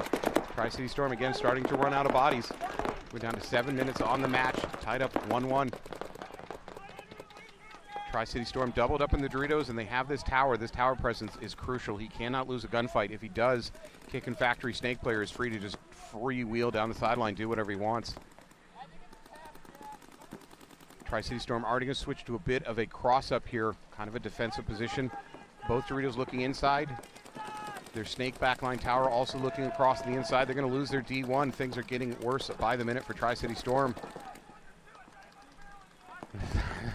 Kickin' Factory is claiming that they shot a player on the barrel, likely that stand-up tower on the back line for Tri-City Storm. I think we've mentioned it before this weekend. Unofficially in paintball, barrel hits and foot hits don't seem to count in this sport. It's so impossible to call on those. The ref's taking strays for no reason.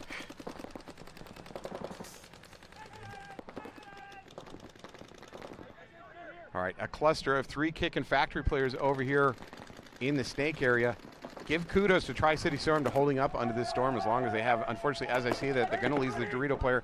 That leaves just the stand-up tower on the back line here. There's a lot of bodies coming his way. He's got to keep that hopper in. He's going to get clipped on the left side of his goggles, and that's it. Tri-City Storm losing 2 points in a row. In a manner of speaking, Tri-City Storm actually lost 3 points in a row because they kind of lost that first point, but a dirty hang gave it to them. So Tri-City Storm's going to need to find some momentum here. Might be time to switch to a gun-heavy breakout. Both teams have been pretty predictable going for the snake off the break. That is, you should be able to punish that on this field. Your home player should be able to literally turn around, take a knee, and put a stream right on the edge of that first snake beam. And even somebody diving in should get clipped. So both teams so far have been able to kind of take the snake at will. All right, Instigators versus GTF Raiders again, tied up 1-1. We got 9:40 on the clock.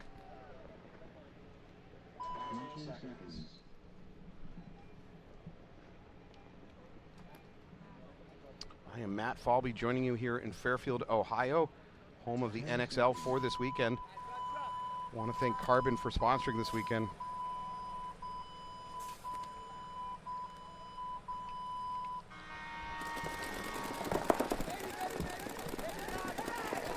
Both teams look like they are successfully No, I say that. Unfortunately for Raiders, they're going to lose their snake corner, get a penalty for their trouble, and lose their Dorito side mini brick. So 3 bodies dropping immediately for the Raiders. Huge opening here for Instigators to try to make something happening. The Raiders do lose 1 player over on the Dorito, so they still have 4 alive. A little weak on the Dorito side, though, because of it. They do have a mini brick. If he can get gun dominance for a second, he should be able to make that jump into the Doritos and be much safer. Here is a run through by Trissel. Trissel manages to do it. I think he thought the wall was hot. It wasn't. He makes the tower, takes it, still alive. Did he get shot by his own team?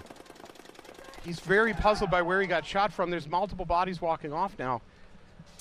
4 Instigators, but do we have any Raiders left? Yeah, there's a concession by the Raiders. That got very ugly there at the end. I think Trissel's walking off asking, which of you guys shot me? Anybody want to fess up to this one? They win the point, so not much damage done on it. But all right, back to Kickin' Factory and Tri-City Storm. Kickin' Factory with a 1-point lead, 2-1. Almost 6 minutes on the clock. Plenty of time for Tri-City Storm, but they need to come up with a game plan here. So far, it's really been all Kickin' Factory. I know the scoreboard doesn't reflect that. Good sportsmanship being shown. Everybody dapping up on the walk out.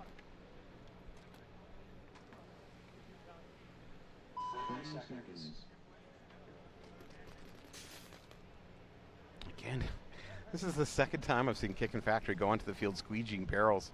I'm not sure what's going on in their pit, or if they're just breaking paint chronoing coming onto the field. If so, they need to switch up bore sizes. If you can't shoot straight, you cannot kill anything in this sport.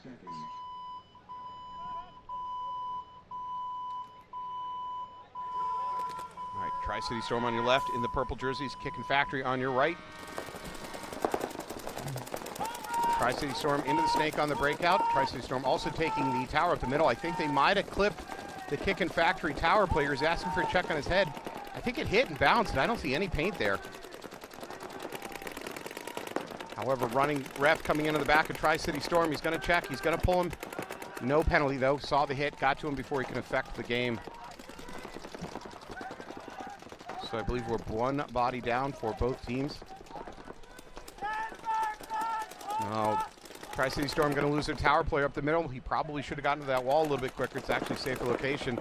Tri-City Storm playing over the top of the crossover here in the snake. He's going to get a gun on him from the wall of the Kickin' Factory. That wall is such a dominant position.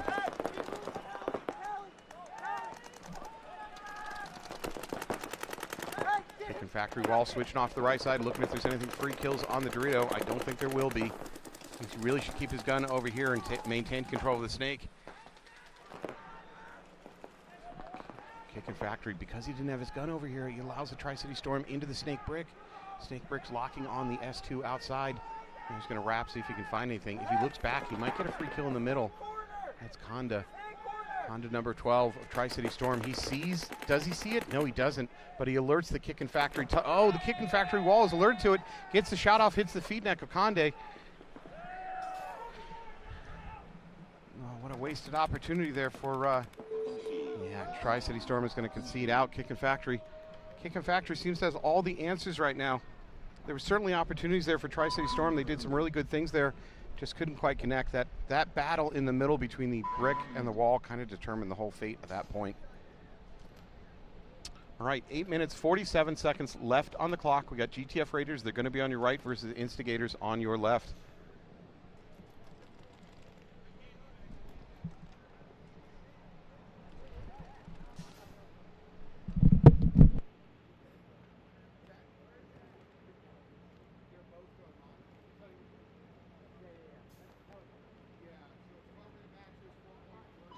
seconds.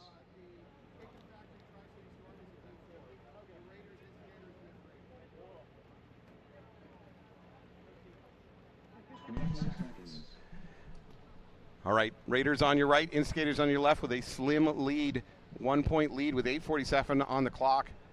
Whole lot of nothing for a lead with that much time still to play.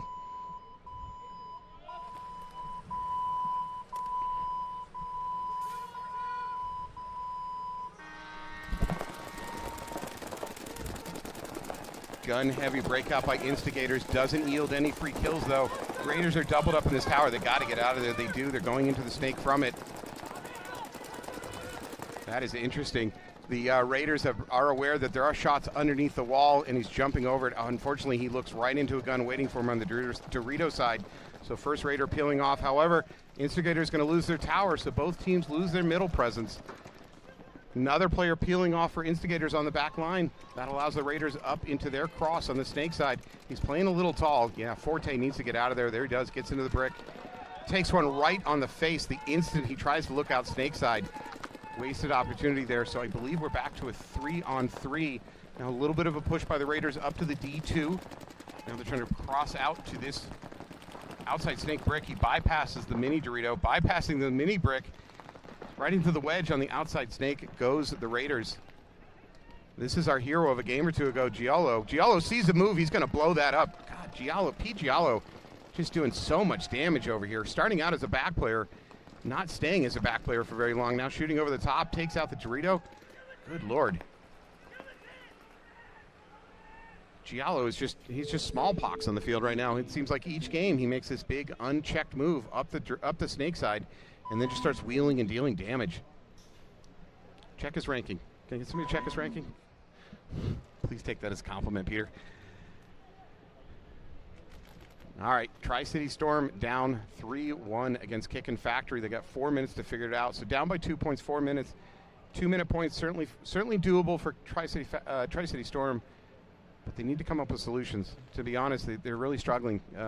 So far, Kickin' Factory's kind of had their number. And that number is 3-1 in favor of Kickin' Factory. Kickin' Factory will be on your left, with Tri-City Storm will be on your right in the purple jerseys. Again, this is a Carbon-sponsored match. Thank you to Carbon for all the product that they bring to market, and thank you for sponsoring this webcast. If you have a chance, if you're here, go check out the booth. Say hi to Walker. Tell him Matt sent you. Walker will say who. Don't trust him. He's lying. He knows who I am. Kickin' Factory on your left. Tri-City Storm on your right. Both teams into the snake off the break. It looks like Tri-City Storm, unfortunately, their snake player is going to get hit in the right shoulder. I think we might have gun problems for the Kickin' Factory snake player. There's an attempted move up the middle by Kickin' Factory. He thinks better of it and pulls back.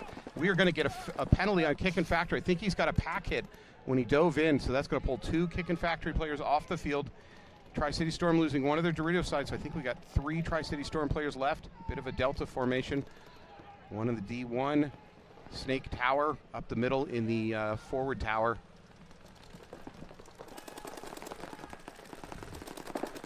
Tri-City Storm going to get a check in the middle by his request, though. He is going to get pulled. No penalty because he's the one that made the request for a check. I believe that brings it back to a 2-on-3. Kickin' Factory, the one making moves. They're up to the D3. Both teams into the D3. This is a big D3 fight right here. Whoever wins this is probably going to win the match. Unfortunately, for Tri-City Storm, they're going to lose that gunfight. That leaves one single Storm player here out on the snake outside 2. He's in a wedge. It's not a horrible place to defend, but not against these kind of numbers.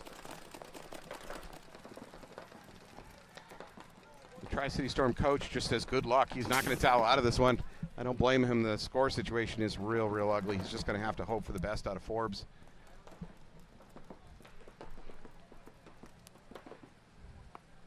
Oh, Forbes is running out of solutions here. Just too much coming at him, and there it is. Forbes is going to take a walk. Kickin' Factory going to take this one 4-1, assuming it's a clean hang. Let me reiterate, assuming it's a clean hang.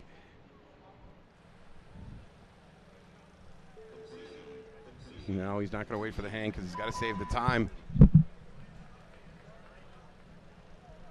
Kicking Factory going to go 4-1 at 2.5 on the clock for Tri-City Storm. Tri-City Storm, what's the solution? It's either gun heavy or it's naked aggression.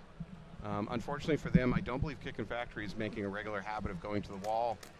That's usually your first thing you do with naked aggression. You just send a suicide bomber right through the middle trying to take out that wall. I'm not sure that's the solution here. So the Tri-City Storm is going to have to come up with something.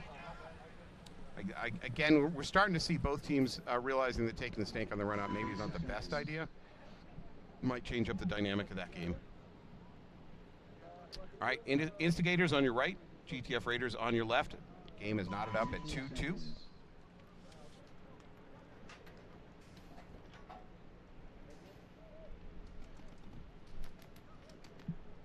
seconds.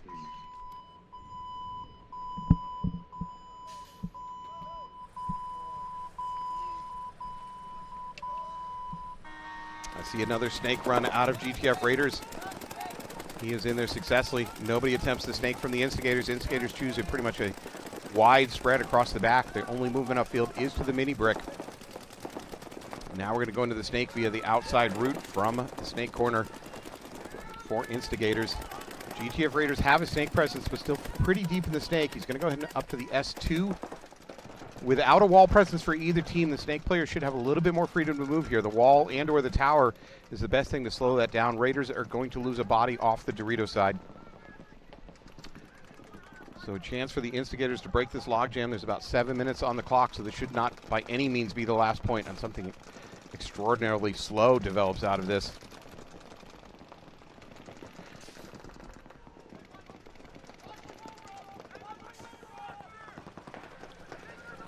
Yeah, Hutkins here working the outside snake for the Instigators. He's going to look cross.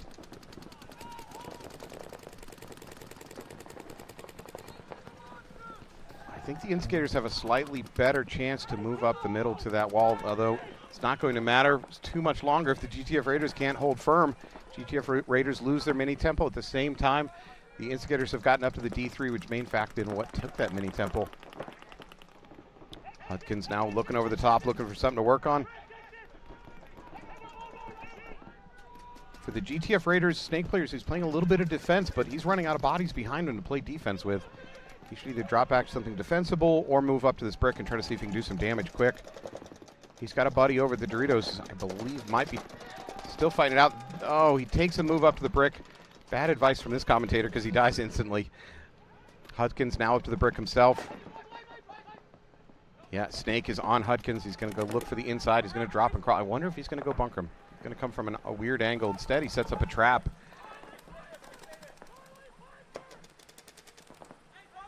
His buddy Kobe working behind him, looking cross field. Now, oh, there's an attempt by the Instigators to take the D50. It doesn't go well. They're going to lose that body. 3 bodies left alive for Instigators. Hutkins working on that Dorito. Yeah, Dorito is the last player alive for the Raiders. He's in a bad place. 3-on-1, I guess, as defensive bunkers go, it's not a bad place, but he's in a bad place with 3 guns on him. Cubby has an opportunity here to just run straight at him and bunker him. He's got the middle play. Instead, his buddy up down the tape line is going to be the one to make the run.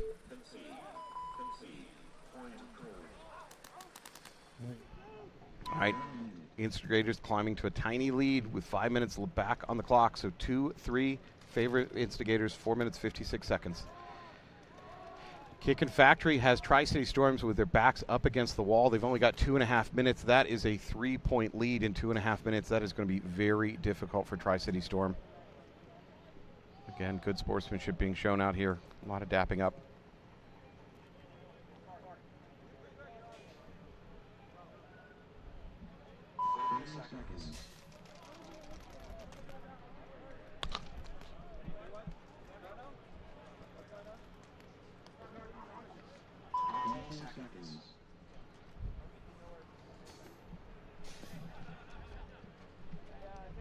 Tri-City Storm on your left. I'll give a quick shout out to their roster. It's Alex Barrow, Nicholas Bertram, Austin Condi, Ryan Foster, Anthony Padalino, Alexander Shear, and Jack Thurber, Scott Forbes, and Chris Dvorsiak.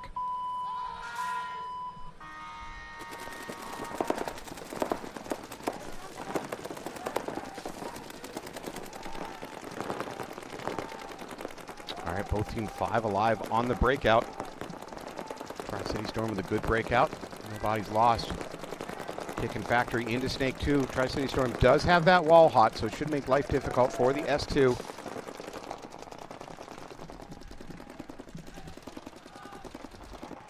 Still 5 alive. Kicking Factory starting to make some small secondary bumps.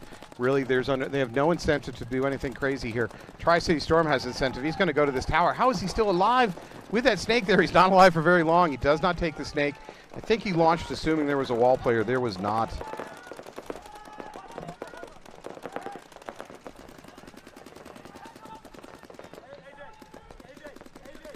All right, Kicking Factory in the driver's seat on this match.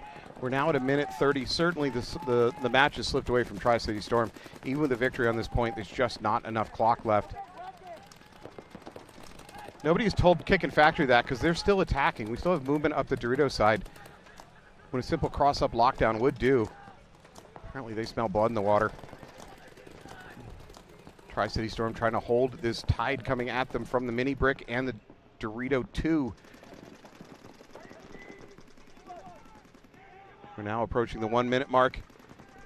Tri-City Storm in Dorito 2. I don't know for how much longer yet. There's the bunkering. That's fine for the Kicking Factory to trade a body. They don't mind. They've got so many to spare right now. Leaving, I believe, that little juice box, the last thing left alive, and he's going to get bunkered as a thank you. Ouch. All right, well, Kicking Factory, congratulations. You, I believe, are going to take 3rd place overall. Tri-City Storm, again, a very good weekend for you, too. 4th, I know 4th doesn't feel great at this moment, but to get here is still an accomplishment. Quick shout out to Kicking Factory's roster. We got Gabriel Jackson, John Jackson Jr., Jackson Landon, AJ Rivera, Rylan Saucier, Evan Shirk, and Tim Land. Good work getting here. Man, they have a giant support staff listed. I'm not going to read out all that. Nobody's got time for that. All right. Kicking Factory, assuming this is clean. They're getting an extended check. Yeah, the refs immediately approve it. They've seen enough. Congratulations, Kicking Factory. 3rd place overall. Not too shabby to come out to a national event and pull that off.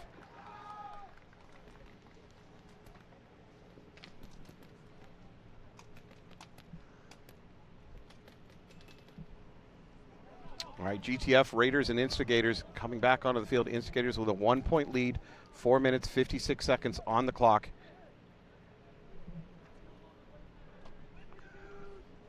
So for the Instigators, we've got Jacoby Claypool, Cody Fellers, Jason Caron, Steve Trissel, Cole St. John, Keenan Neal, Tim Spurlock, Bryce Hudkins, Jordan Roberts, and Patrick Braccini. For the Raiders, we have Brett Evans, Gino Forte, Mark Fleischer, Peter Giolo, who's done amazing work this weekend so far on this field, David Hundley, Luke Laney, Caleb Spires, Marcus Heron. Shout out to their coach, Isaiah Hope. All right, we got 5 minutes to decide this match. They are in X-Ball. So they won't have a lot of time between points. There's a launch. Instigators. Looks like we lose 1 body here for GTF Raiders. So single body advantage for Instigators, who are already up a point on the match. Now, as I say that, Instigators have lost one of their players over the Dorito Snake side. 4-on-4 match. Raiders first into the outside Snake mini brick. Neither team with a presence up the middle, and the middle is what generally slows down or stops the snake or kills the snake. So here's an opportunity for Raiders. They have no opposition in the middle. There is taking a little bit of fire. If he can identify that, disrupt it, get his knees underneath him, he should be able to make that bounce forward.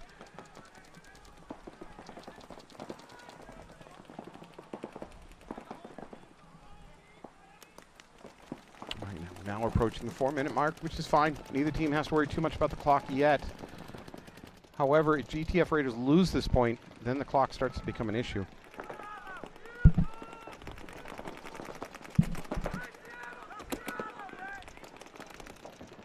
Nice move by Evans, number 100 up here for the Raiders. As we said, with no middle presence for Instigators, he was allowed to move up the snake. Now he's got a chance to start doing some damage, wrapping the outside of this brick. He's going to lock onto that. Lock onto the tower. I don't think there's anything there for him there. He's going to try to cross. He does. He goes to the cross on their side of the field. Actually a safer bunker with a little bit less ability to shoot out of it and take damage. So he's trading a little bit of safety for less lethality. Evans is now playing their side of the cross. That box is in a lot of trouble. His pack is sticking out a little bit too much. Actually, Evans is locked onto the Dorito. So 3 players left alive for Instigators, but they are bunched into an unenviable position into this Dorito corner.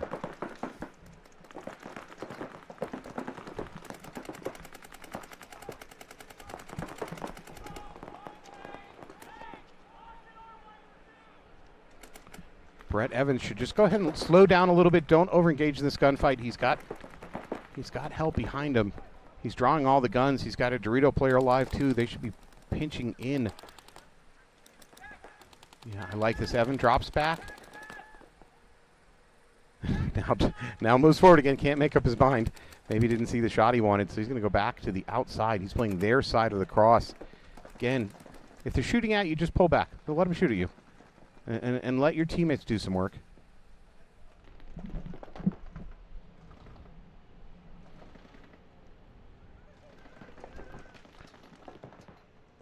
Now, GTF Raiders should be worried about the clock. They need this point, and they're in good position to win this point, but if they don't, they're losing a lot of clock on it. Now, they're in very good position to win this point, but David Hunley backing up Evans. David Hunley moves to this snake brick. Raiders still have a player in the D. They're D1. I'd like to see that. That Raider player should be moving up. He may have an opportunity moving up the highway of the Doritos. Oh, excuse me, D50 also. D50 also for the Raiders. Raiders going to play this slow. This would be a hell of a defensive stand if Instigators can pull this off.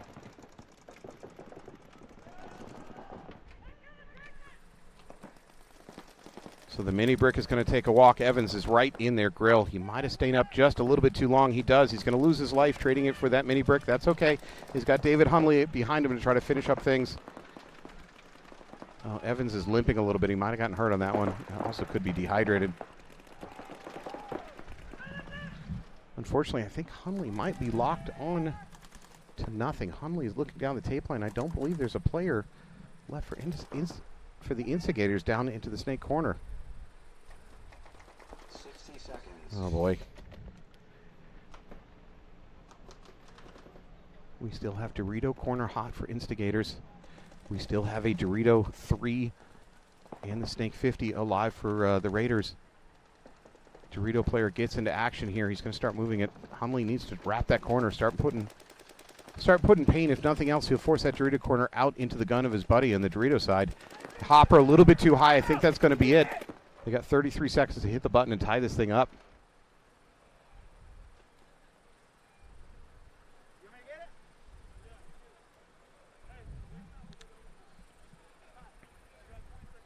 I think they're going to wait till under 10. They want this to go to overtime? Interesting.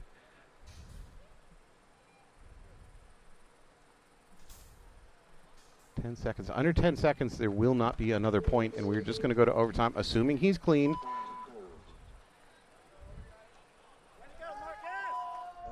We are in X-ball. We are also going into overtime. 5 minutes put on the clock. They got 2 minutes to reload, get ready, get back out there. This kind of heat, especially all weekend, puts a lot of tax on the body, so it's a question of, with a 2-minute break time only before overtime, do they have a deep enough bench that they can rotate in some fresh players, be aggressive? Now, that said, most overtime points, especially in the playoffs, tend to be a little bit more slow, grinding affairs. Nobody wants to be a mistake. That sends them home with a very uncomfortable, very quiet car ride home where no one wants to talk to each other. So without some kind of breakout magic where a bunch of kills happen right off the bat, I expect to see a little bit of a slow point. We got a minute 15.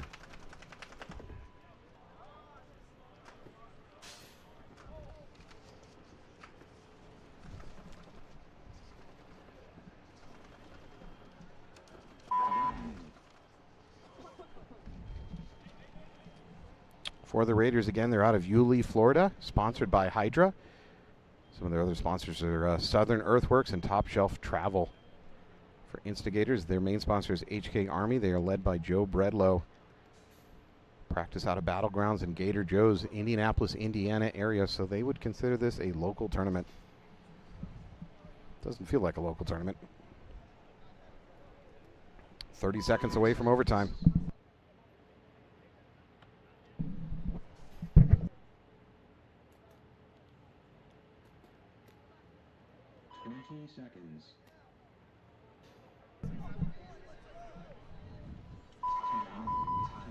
And timeout called. The refs are simply thrilled to get to stand on the field for another full minute in the heat. So excited. I believe that timeout was called by the instigators. They're huddled up in the pit. We already have Raiders out on the field ready to go. Raiders in black jersey. Tough choice here in the summer. Raiders starting to look for shade protection while waiting. While we're waiting, I'll take another moment to thank our sponsor, Carbon Paintball. Carbon Paintball has been very generous, and if you've been watching all weekend, and I hope you have, Walker of Carbon Paintball has joined us on the stream a few times already. He knows the sport, and he loves the sport. If you have a chance, go check out their team programs. Carbon is a team that really does more than just want to make money. Of course, they want to make money. They actually really do want to support the industry, and they want to support the teams. Get in contact with one of their reps, and they can set your team up with a team package, get you kitted out in Carbon equipment that actually fits what you need, including custom jerseys, and everybody just wants to look good in the sport.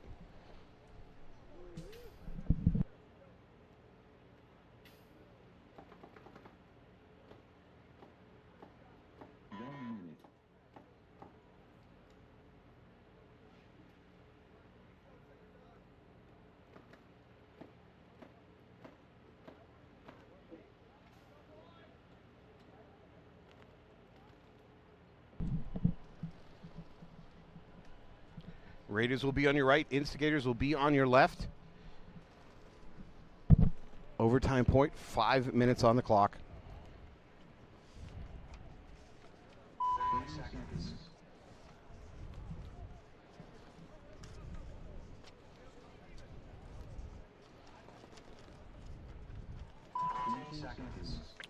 We have already seen Tri-City Storm fall to Kickin' Factory, 5-1.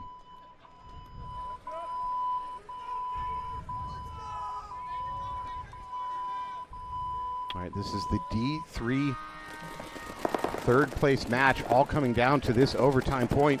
We're getting a ref immediately in on Hunley. Unfortunately, they're going to lose another body over on the Doritos side, so down to 3 bodies already. We do have a body coming off, so 4-on-3 advantage for the Instigators very quickly into this point. No presence up the middle in that wall. That means both of these snake players have a little bit of freedom to go to work.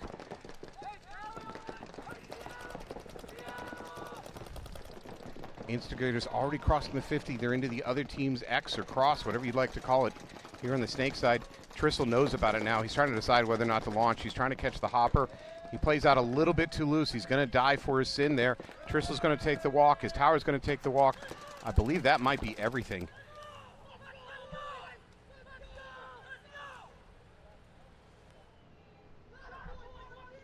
Assuming clean, Instigators are going to win this match. They're going to take third place overall in the D3. Instigators doing quick check. Giallo should have had the honor of hitting that one. He's done so much damage. There it is. Congratulations to the Instigators. GTF Raiders also having an excellent weekend. They take fourth place overall. Congratulations to them, and congratulations to Kickin' Factory. That is going to wrap up this divisional match round.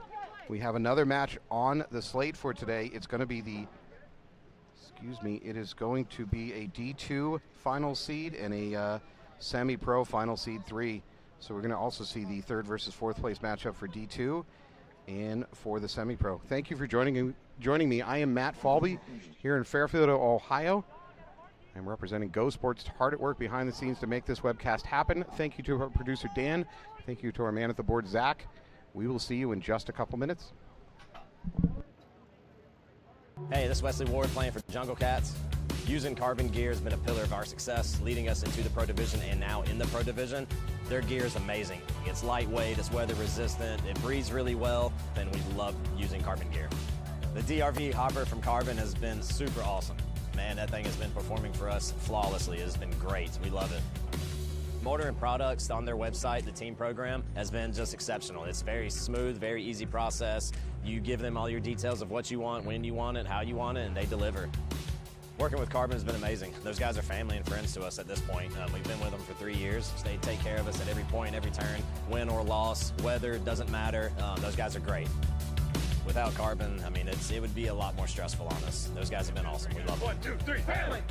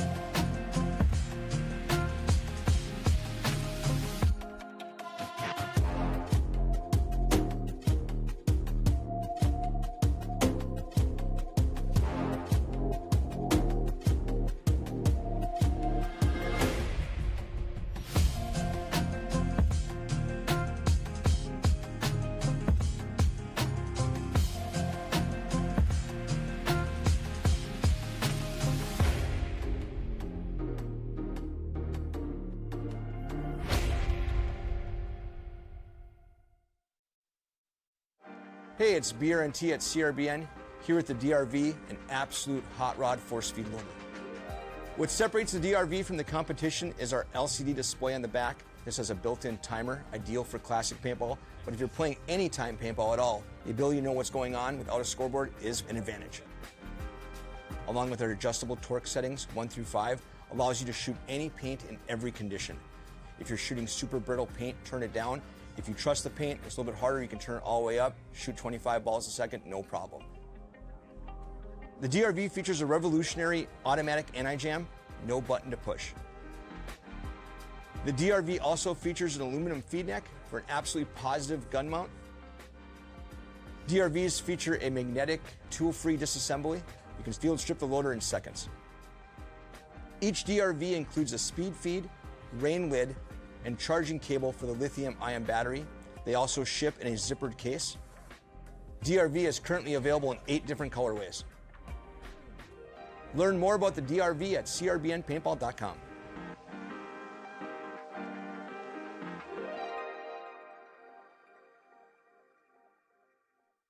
Hey, it's BRNT with CRBN, and I have our new IC PWR Nano barrel system here. This kit includes our famous ultra lightweight injected carbon fiber back with our new nano tip, which features over 700 microports. This microporting prevents any debris, paint, or moisture from entering the bore and also produces a unique low sound signature. These barrel kits are compatible with all PWR inserts, including our own series from 679 to 691, and are also compatible with all PWR inserts, including those made by Planet Eclipse, Dye, and Inception Designs. Check them out at crbnpaintball.com.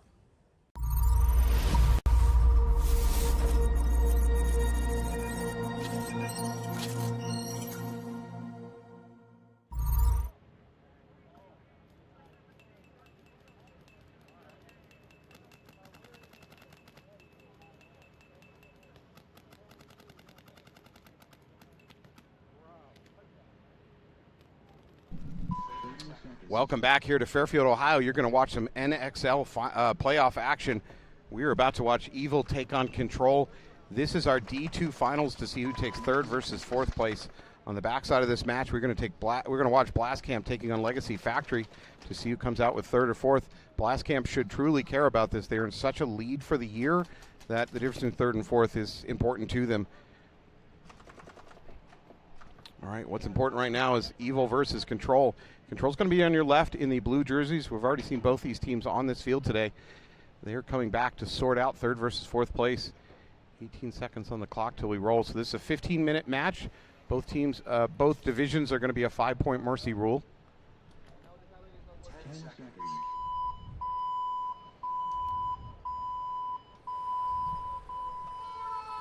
Let's see the breakout strategy, whether they go conservative or aggressive.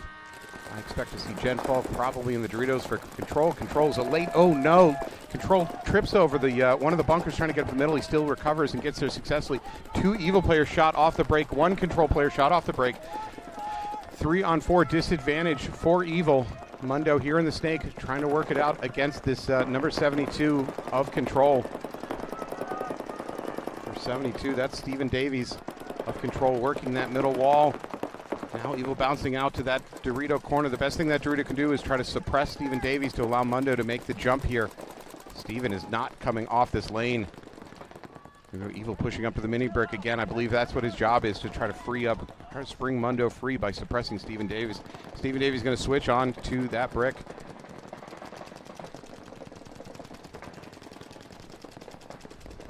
So 3 players left alive for Evil. They're a little bit bunched over here. They don't have a good spread. No Dorito presence. Mundo in S2. They got the outside brick on the Snake, and then they got the mini temple up the middle.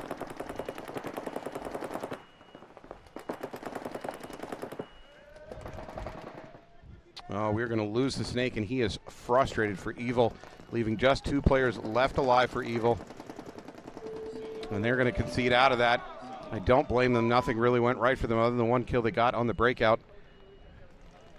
So Control going to pick up the first point. Definitely some frustration on the Evil camp right there. They're going to go back to the pits, sort it out, see what they can do.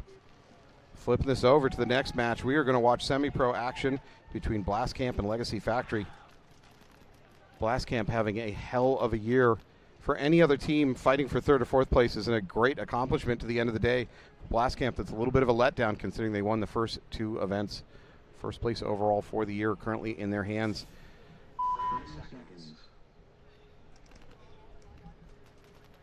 All right, 15 minutes on the clock. Again, we have a 5-point mercy rule in effect. If you've been with us this weekend, and we hope you have been, you should have seen a lot of both of these teams out here on this field already. Legacy Factory, definitely the younger team. Blast Camp, of course, with a lot of experience. They're not exactly long in the tooth, but they do have a lot of experience. They've been up to Pro Division for a year. They're back down here. And if all goes according to plan, they might be back in the Pro Division by the end of this year. Blast Camp chooses to double up that tower. Looks like it's working. 5 alive for both teams. I think we might already have a hopper problem for... No, we do not have a hopper problem. He simply went in with an empty hoppy for Legacy. Legacy does lose a Dorito player, so body advantage for Blast Camp. Both teams in the Snake. There might be a bunkering coming here. Blast Camp gets up to the wall. He's going to try to suppress Nest. Nest has done a lot of work for Legacy over here on the Snake side all weekend long. That's likely Coggins in the middle for Legacy. He's done a lot of work there for Legacy. He's been vital at slowing down any Snake oppression. There it is. There's the bunker out. That's a trade out. Of course, Blast Camp is already up 1 body. Actually, the Blast Camp player stopped for a second to say, I don't think I got hit, but unfortunately stopped in the open, so then he got hit. All right, another body peeling off for Legacy. Legacy trying to spread the field, try to salvage this situation. Blast Camp blasting up to the middle. See that pun? See what I did there? Legacy unaware of the wall presence. Legacy is in the can. They're in the Snake cross. Unfortunately for Legacy player here in the Snake, he's going to keep his gun locked onto this brick. There's no one there for Blast Camp, so it's a bit of a wasted gun, and they don't have the guns to spare. Not too mad about it because, to be honest, this brick is so dangerous. Lots and lots of teams' coaches have said, I don't care what you're doing. Put your gun on the outside of that brick and just stop it. I'm fairly certain this Legacy player is not aware of how much carnage has gone on behind him. He believes he's still talking to teammates. He's talking to ghosts. So his only teammate is in the Dorito corner. Blast Camp free to kind of do what they want. One of the things they want is push that Dorito side, bypassing the D corner directly to the D1. Oh boy, oh boy. Now we're wasting pods. So Legacy Factory player attempts the pod trick on an empty Snake bunker. Yeah, Blast Camp doing a good job identifying that the Snake bunker is empty. They do know there's somebody over here. They don't know where it is, but they know it's not in that brick. So now Legacy Dorito player up to D1. No, does he stay out a little bit too high? No, he gets out of the way, dodges that one, but immediately comes out to fight in the exact same direction and loses his life. Don't love that decision making. That leaves just, I believe, Nest is the last player for Legacy, and he gets popped on the shoulder. That's going to be it, and a concession.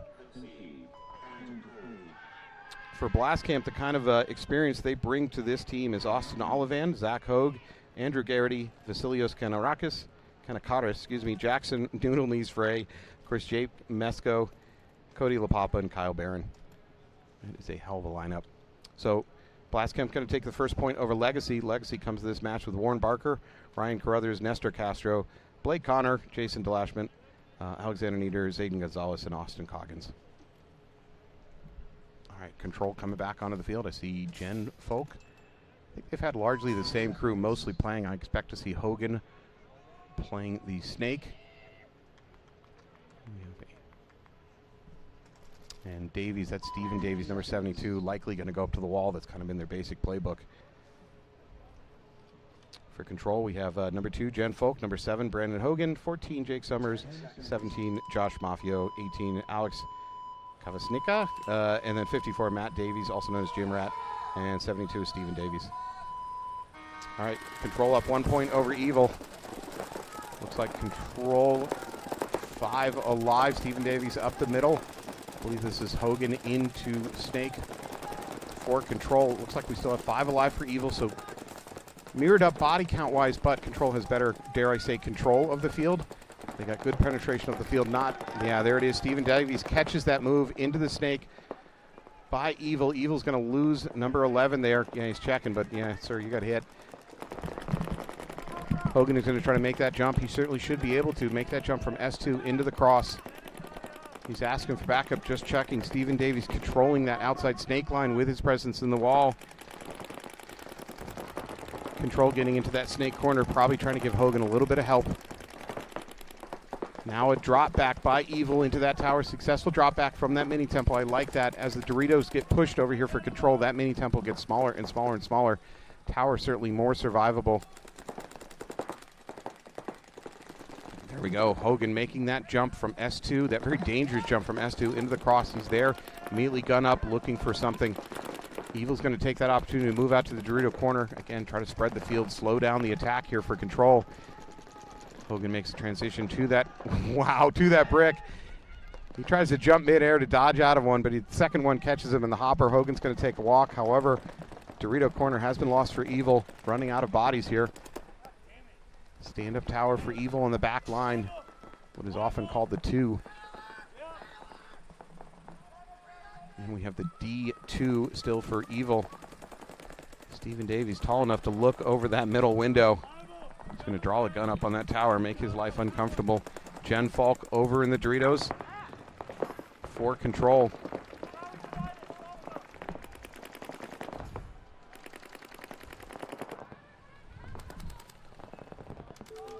And there's the concession. Just too many bodies and not enough solutions for Evil. They're going to towel out of that one, try to save the time. Evil's going to go down 0-2 against Control. Still plenty of time left, 11:45. That's like a whole match. So not a problem there. Blastcamp versus Legacy. 12:48 on the clock. Blastcamp with a 1-point lead. Seeing Andrew Garrity, Kyle Barron, Jackson Frey, Jacob Mesko rolling out for Blastcamp, and Austin Olivan.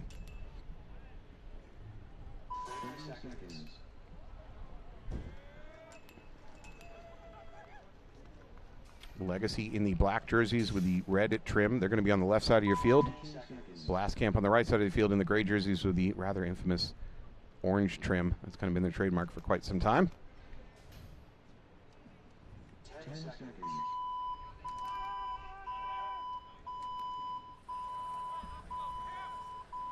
All right, Legacy looking for a bounce back point. Let's see what the breakout plan looks like.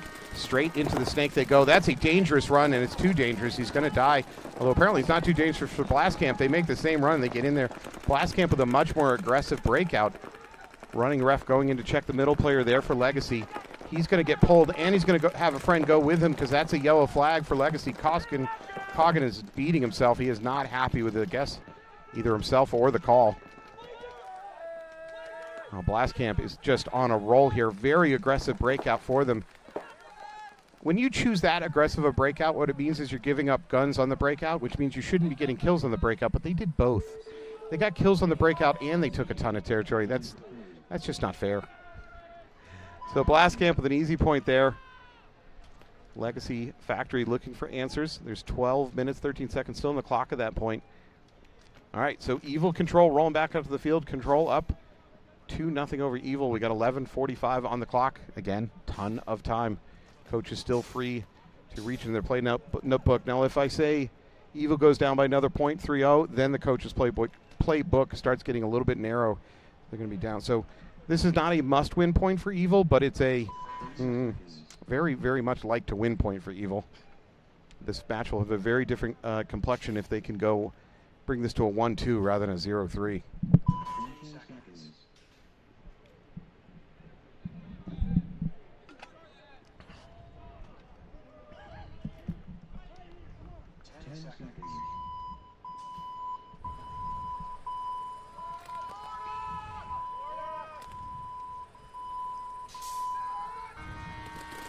Here we go, control on the launch. Both teams launch. Wow, that's an interesting route by Evil. They take a big outside run to the snake corner. It does not work. He's going to get picked up.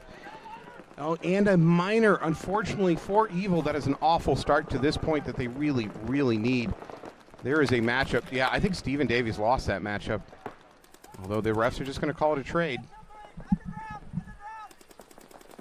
So Hogan now working pretty much unabated here in the snake. Nobody from Evil left on this side to really bother him. As I say that, he's going to get a check. Yeah, he is clean. It's just a little bit of rub on his back. So for Evil, they still have an opportunity to towel out of this one without tragedy, but it's they certainly don't want to yet. They got a couple bodies left alive. Unfortunately, they're kind of shoved right back up into the corner of the Dorito side. So they got D1 and the D side can on the back line. And now they lose their can. It's just that Dorito. Yeah, they're going to concede out to save the time. Hogan shaking his fist in victory. Control is going to go up 3-0. Again, this is decide third versus fourth place for both of these matches. If you have visions of winning your division for the year, this is important stuff. And for Blast Camp, they certainly have visions of winning this whole thing for the year and maybe moving back up to pro.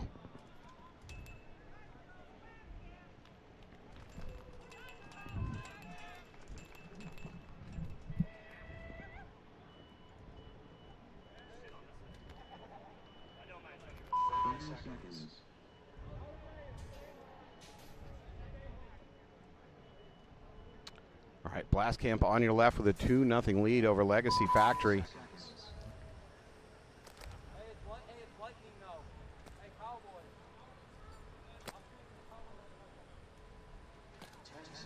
A little bit over 12 minutes left on the clock.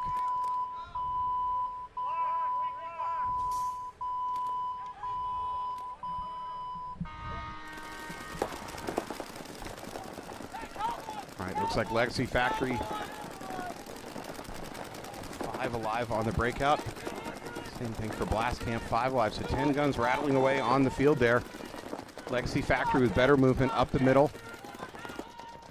Coggins would love to make this jump up to the wall. Then he can really get his gun up to harass. There he does. Now he can get his gun up to harass this snake. First thing he's going to do is look underneath. There is a gap between a couple of the wall sections. He's going to check that off.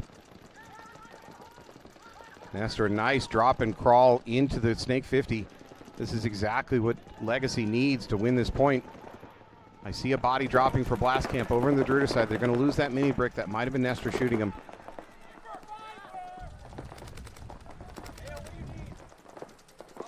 Nestor now wrapping the outside. There is a gun waiting for him if he tries to wrap this too much, though. Yeah, Blast Camp has set up a gun looking to the outside of this brick. Nestor's playing it very wide. Now he knows. Yeah, now he knows. Blast Camp took the shot, missed the shot. Nestor's going to drop and crawl. He's going to bypass the 50, go to their cross. Meanwhile, he has Coggins looking over his shoulder. So any attempt to run down Nestor is not going to work. Blast Camp should never make it there as long as Coggins is watching over him. They also have backup coming up the snake line. There's so much focus on Nestor. It's allowing one of his back players to sneak up himself into that brick. There he goes. Oh, pod trick attempted by Coggins. Blast Camp losing another body. Here we go. The pod trick works. Well, that said, Nestor was there, so that was a successful launch. It just didn't work. It didn't work. Nestor going to take that body. Coggins may have also added to that pain for the Blast Camp. Nestor walking in for the button push. He's going to ask for a check from his buddy. Smart paintball there. Legacy should bring this back to a 1-2 match. Huge difference from a 0-3 situation. That was a, like I said, not exactly must win, but pretty close to must win. All right, we have some breathing room there for Legacy Factory. On the other side of this, Control versus Evil. Evil looking to get something going. They're down 0-3. They have 10, nearly 11 minutes on the clock. That's a lot of time, but they can't afford to lose another point. I believe, let's see, is it a 5-point mercy rule? Give me a second. 2-2 finals. It is a 5-point mercy rule, so we're not at risk of mercy here for Evil.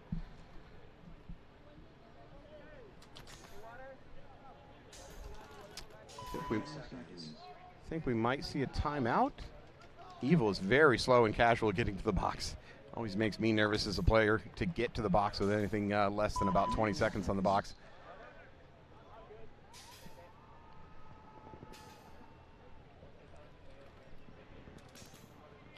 So Evil on your left, looking for some solution here. Control on the right.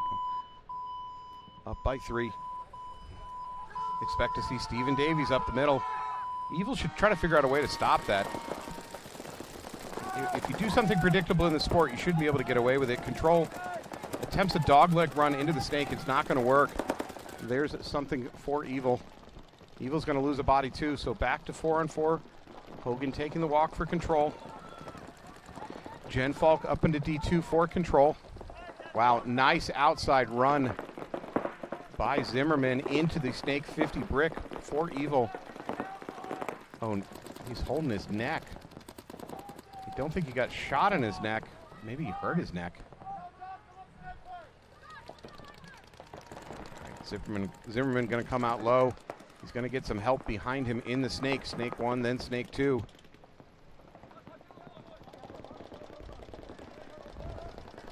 Neither team with a presence up the middle. I guess Evil finally figured out a way to stop Stephen Davies from making it up to that wall.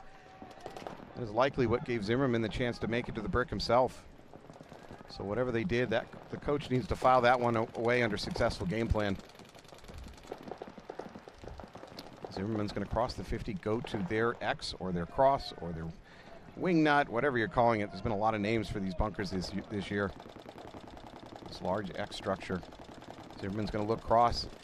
I believe that's Jen Falk. She's now into the D50. Will Zimmerman see her if she pops up? Zimmerman's got to be a little bit careful not to overcommit to this gunfight. There's an attempted bounce shot to Zimmerman. It doesn't work. I think he gets the can out of the corner of eye. Does he see Falk focus directly across the field from him in the D50? Yeah, it would certainly help Evil if they had a presence up in this middle wall. It could both contend with that D50 and give Zimmerman some more cover fire.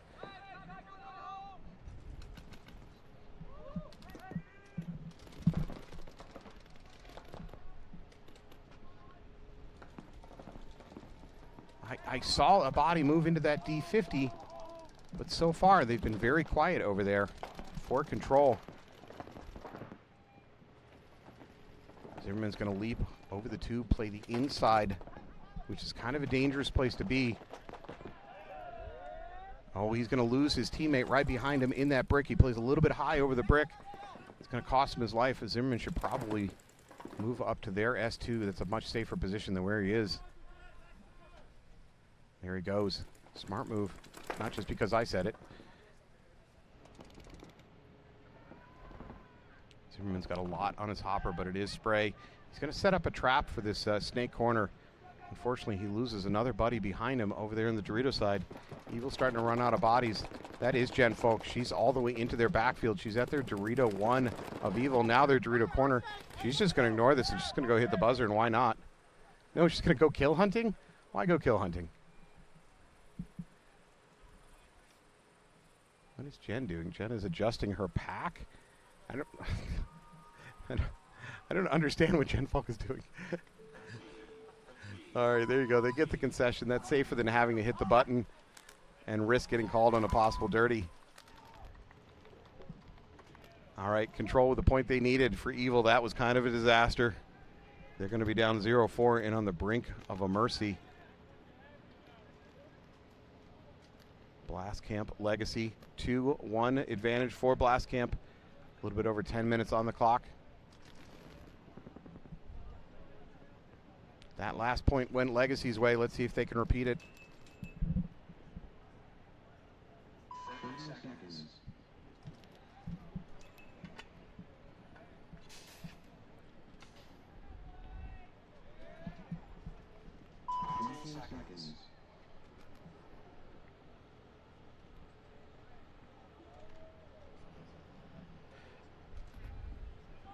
All right.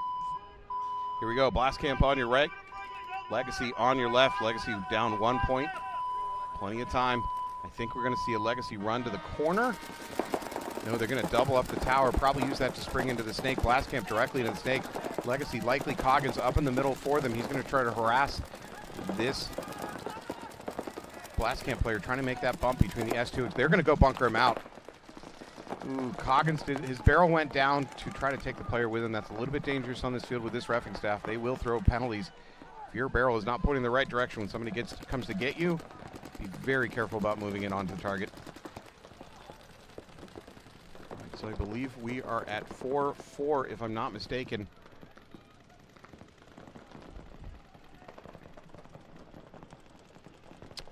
Yeah, for Legacy there in the S2, the stand-up snake tower, that mini temple in the middle, and the can. So they're in a bit of a pocket play. They do have a snake crawler now. He's going to work the inside lane of the snake.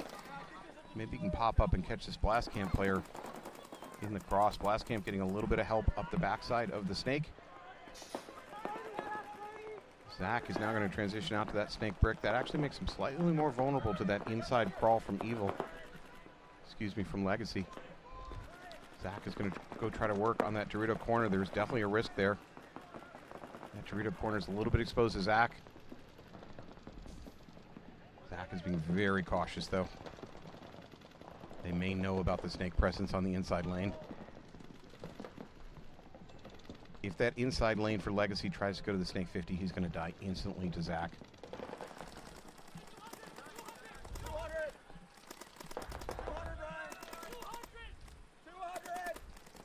We're now at the 8.5 minute mark. I would not consider a time a factor to be weighing on either team yet, so don't worry too much about that. Just play your game straight up, try to win it. Legacy Factory sensing danger, drops back out of that inside lane. He's going to work that cross. He might be thinking about launching. Yeah, if he launches and goes around the outside, though, he's going to go right into a gun. The refs recognize that up front. Yeah, you can hear the voice. He goes, does he bump the bunker? If he comes on the outside, there's a gun waiting for him. Blast Camp is waiting down the tape. Zach Hogue is just a couple feet away. That is the first shot on the hopper.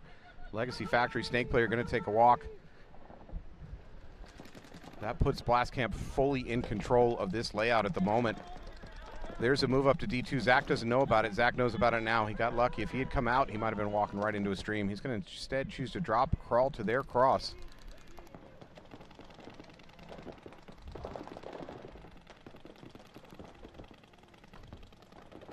For Legacy Factory, they've still got the tower hot. I believe they might have lost that Dorito player, though.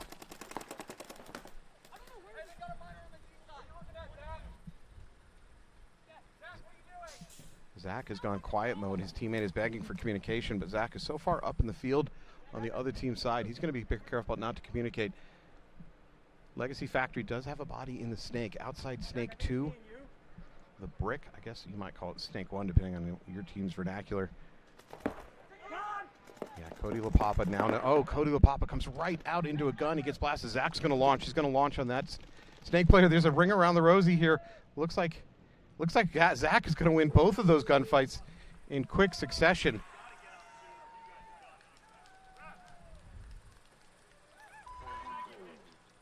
Blast Camp complaining that they felt they got pulled without a hit. At the same time, the coach for Legacy talking to his players saying they got to launch faster. He's unhappy with the pace of play.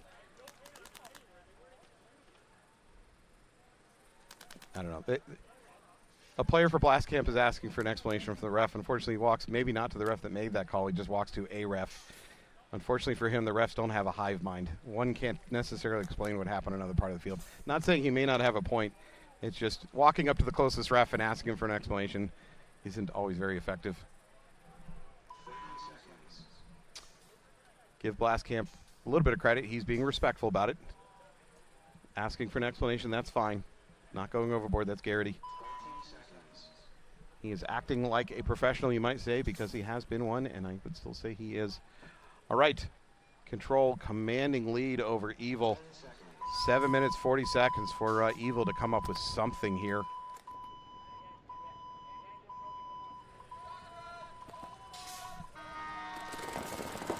Evil into the snake, off the break, flying up the middle to the wall. Stephen Davies is going to join him for control. I think he might just do a run through. Nope, Stephen Davies is going to pull up short. We're going to get a, we're going to lose that middle wall player for Evil, and they're going to lose their can, and they're going to get a penalty to boot. This is worst case scenario for Evil, just bleeding bodies off the field. It may be just the stand-up tower in the back. Is that all that Evil has left in the tank? Control is kind of free to do whatever they want. Yeah, there's just a stream of Evil bodies walking off the field. This is a miserable situation. That tower is not a horrible place to make a stand, but with this many control players still at work, yeah, that's it. Evil is going to lose that. Control should walk it in, and they are going to be your third place overall. Some of the Evil players are going to stay on the field, I suspect. For sportsmanship reasons, not much reason to leave the field. In this sport, if you are new to the sport, it is rather a tradition that both teams shake hands after the match. You usually see it off the field because there's another match going on, but occasionally if there's an empty field, you might see the teams do a lineup to shake hands. A very hockey-inspired tradition. All right, we're going to get a check, assuming he's clean. Even if he's not clean, there's so many bodies left alive for Control. I think they got all of them. That is quite a capper on that one for Control.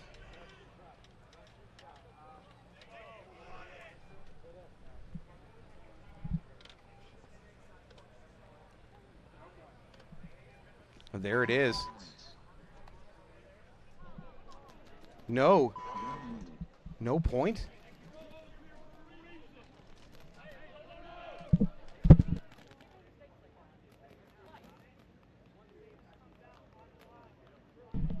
right, Control. Control was on the brink of winning this whole thing, but with a dirty hang, that you cannot win a point on a dirty hang. The good news for them is they have enough bodies alive that they're not going to have to start short on the next point, which would have happened if they didn't have enough bodies to fulfill the penalty, but still a dirty hang means no point. Evil is still alive. Still alive somehow. All right, Legacy Factory down 2 points. They got 6 minutes 46 to claw back into this one. Blastcamp looking to close the door. Remember, it is a 5-point mercy here in semi-pro. That means there needs to be a 5-point differential. That does not to say that the team that reaches 5 points first wins. It means if they ever get to a 5-point differential. Or, of course, if we get to time and one team is leading the other. Here we go. Blastcamp out into the Dorito corner. Big run up the middle by Coggins for Legacy. Legacy also into Snake, up quickly into S2. Looks like 5 alive for both teams. We are getting a check on the Blastcamp Snake player. He's going to get pulled, no penalty. Blastcamp loses another body, so immediately Legacy with a couple body advantage. Blastcamp's going to make a late attempt to get in the Snake. It's fall for naught. I believe that just leaves the can for Blastcamp. Do we have anything else left? That is a brutal sequence of event for Blastcamps. Blastcamp is going to lose that player out of the can, and that might be it. Might be the Dorito left for Blastcamp. Yeah, Dorito 1 left for Blastcamp. Very unlikely to win this point, but he can bleed some time off the clock by not dying too fast. Unless something crazy happens here, Legacy should walk away with this, with bringing that gap up to a 2-3, so slimming that down to just a 1-point lead for Blastcamp. This next comment is not to pour salt into Blastcamp. Blastcamp were so dominant in the prelims this weekend. I believe they mercied out every team they faced, and then things have not gone their way today on Sunday. That said, they're still leading this match. Not all hope is lost, but Blastcamp's standard of excellence is basically perfection in this division, and that's no matter how really good this weekend is going. I think they were looking for perfection. So Blastcamp still up a body. Up a point. 3-2, 5.5 on the clock. Evil versus Control. Control let that one slip through the fingers by having a dirty hang, giving Evil a window. Now with 6.5 on the clock. It's still achievable. Evil will have to compete with about minute 45 maybe per point to possibly tie this up, and they can't drop them. They have to win each one of those points. Frankly, if Evil drops even 1 point, I just don't see there being enough clock time. to do anything about it. And of course, if they lose this point, it's a mercy out anyways.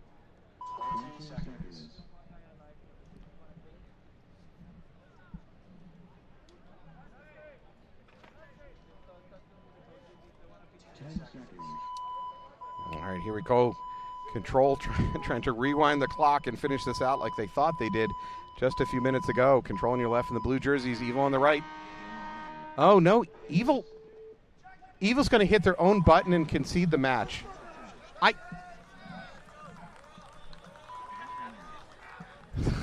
Evil say they didn't go out with a chin strap.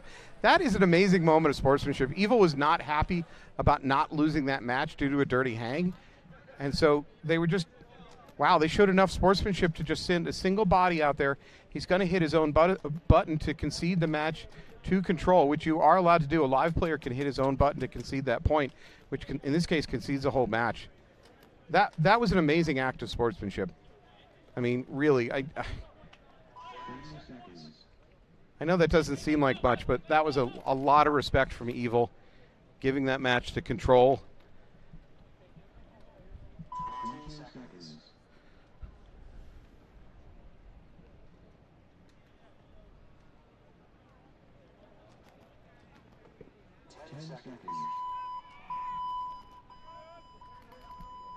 All right, Blast Camp up 1 point. There's 5.5 on the clock.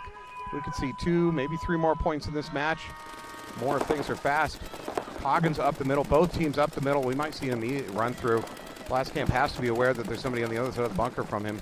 Both teams into the snake. Blast Camp's going to go the other route. He's going to backdoor Coggins. I don't think he makes it. Coggins isn't even aware. No, it's a thrown away body for Blast Camp, and Blast Camp is going to lose a body over here on the snake side. Coggins does take a walk, but at the cost of 2 more Blast Camp players. It's a trade they'll take any day.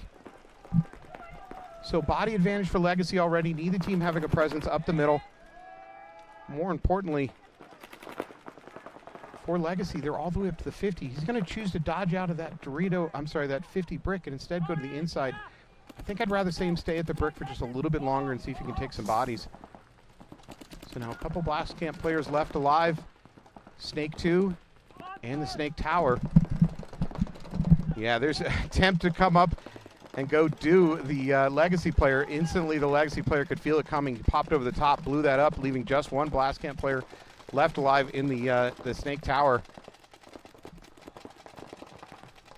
This is difficult. Legacy is not entirely certain that's all that's left. As a matter of fact, they're pretty certain they still need to fight it out. That should be it.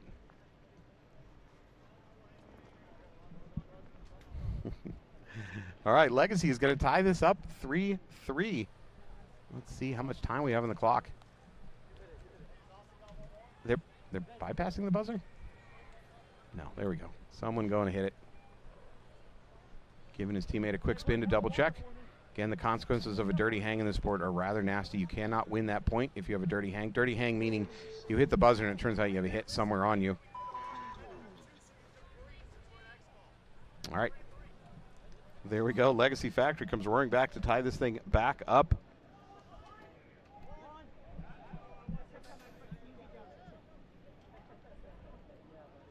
All right, we are in X-Ball. The previous match has been decided in favor of Control.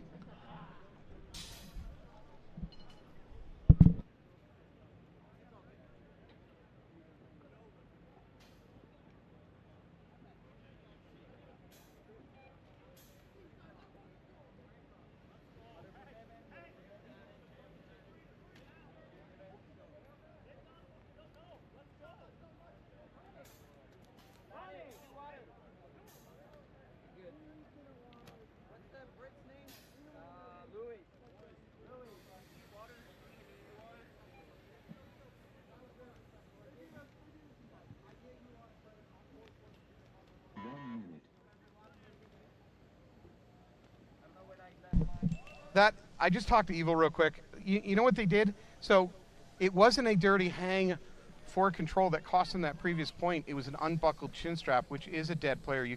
For safety reasons, you can't be on the field with an unbuckled chin strap. So that's why Control didn't win that. Evil said they just didn't want. They didn't think it was fair to get another point out of that match for something as trivial. I mean, it's safety. It's not trivial, but it had no effect on Control winning that point. It wasn't an advantage given to him. So again, Evil just showing a lot of sportsmanship, saying that didn't seem fair. So they just sent out a body to ceremoniously hit their own buzzer and give the point to Control, and give the match to Control. Again, that's terrific sportsmanship. And I'm a big old softie for that kind of stuff.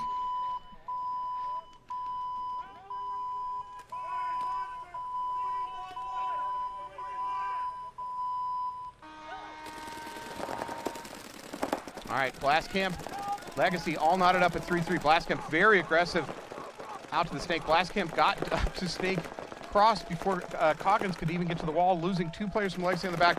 Coggins has set a trap. It's going to be a trade out. That's amazing snap shooting by the Blastcamp to even take Coggins with him. Still advantage Legacy. They're a little bit better penetration up the Snake. But they've bled off a lot of bodies. I believe they only have 2 bodies left.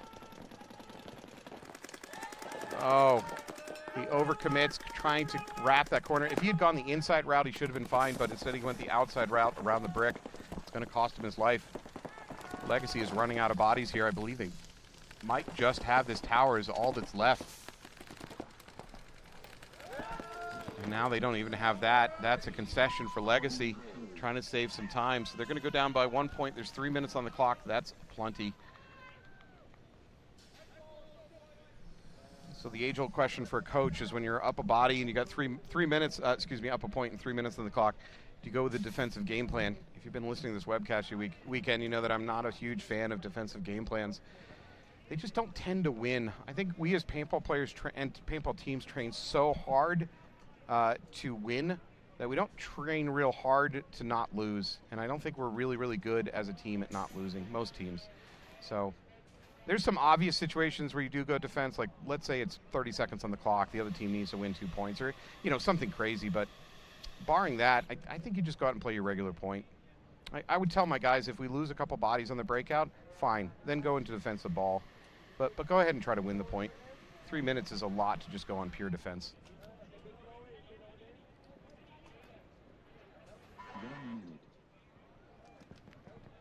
So to answer to Root Island 401, no, your stream options really are Major League Paintball Plus and, of course, this. And we're glad you're here. Webcasting is a terrifically expensive endeavor with a lot of equipment and support personnel. And frankly, you either have to have a subscription service like they do over on the Pro Field, or you depend on sponsors like we do over here on the webcast.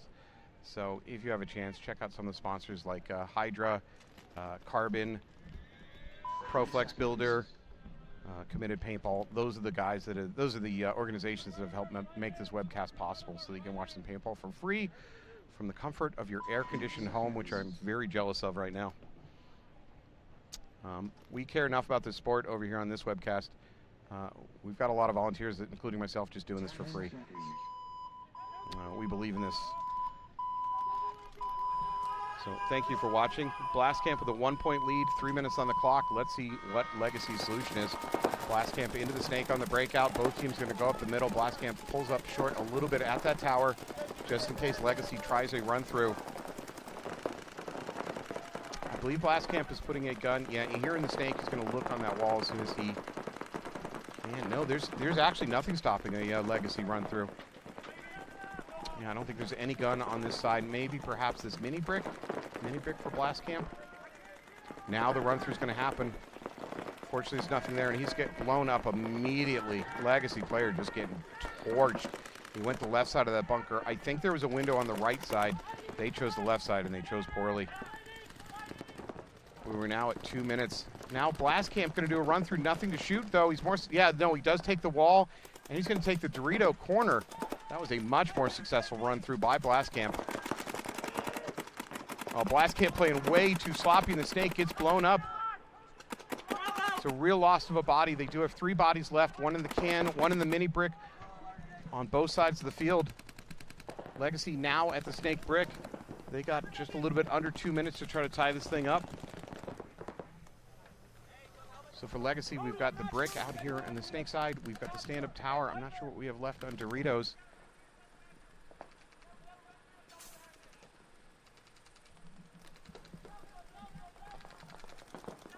Well, this is sneaky here by Legacy. He is playing pretty wide open and naked. This has to work. No, Boy, he's gonna get dunked. He's got no defense, nobody behind him. I'm fine with that. They had to try to win. Now the D2 is pretty much all that's left there for Legacy. He's going to get pinched. I'm not sure how long he can survive in there with guns down the tape and next to him. There's a concession. Legacy is going to go down by 2 points. La Papa finishing that out for Blast Camp. Nice bunkering by La Papa to remove that last threat from Legacy down that snake line. So Legacy facing a very, very difficult situation. 1 minute, 12 seconds on the clock for Legacy. Blast Camp up 2 points. That's a lot to ask. 2 points in under 2 minutes, 1 minute 15.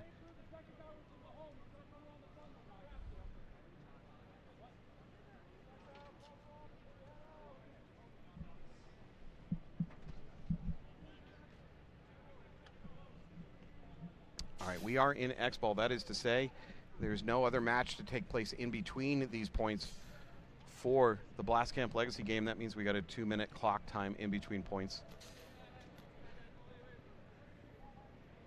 This is our last match of the day. This is our last match of the weekend. After that, we will be wrapping up business here. If you want to see us again, check us out at the World Cup. So World Cup, we will have another webcast for the Lone Wolf Field. You get to watch WNXL and Semi-Pro. And on Sunday, we get a sprinkling of a lot of games. They try to give some of these teams from other divisions a chance to get on camera, and we're really happy that they're here. I personally love getting a chance to stream some of the D3, D4, even D5 games. We've had under 16-year-old games on the Lone Wolf Field before. I think it's huge. I think it's huge for families at home to get to watch sons and daughters out here playing. So, again, if you can support our sponsors, it supports this, and it makes sure that we can all keep watching this for free.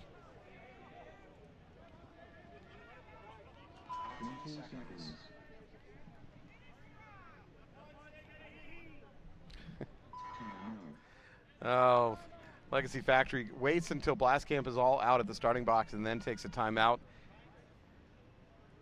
I'm listening to the coach of Legacy. He says, yeah, we've got a young roster. We can keep going all day under this heat. Bad news is that Blast Camp is not exactly old set of legs. They're in very, very good shape as athletes. Sure, they don't like the heat, but none of us like the heat.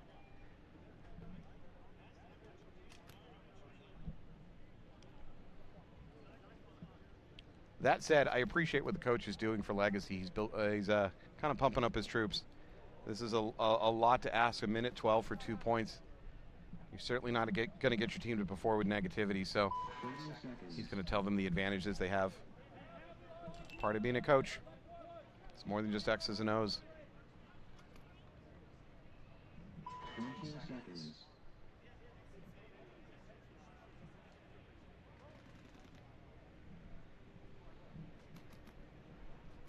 All right, here we go. Blast Camp 2-point lead. Let's see if they go full defense, which does make sense here, or some kind of offensive thing just to disrupt Legacy's attack. Legacy flying up the middle. Blast Camp going to lose a player trying to get in the snake. Legacy tries to take the Dorito 3, doesn't work. They're going to get blown up.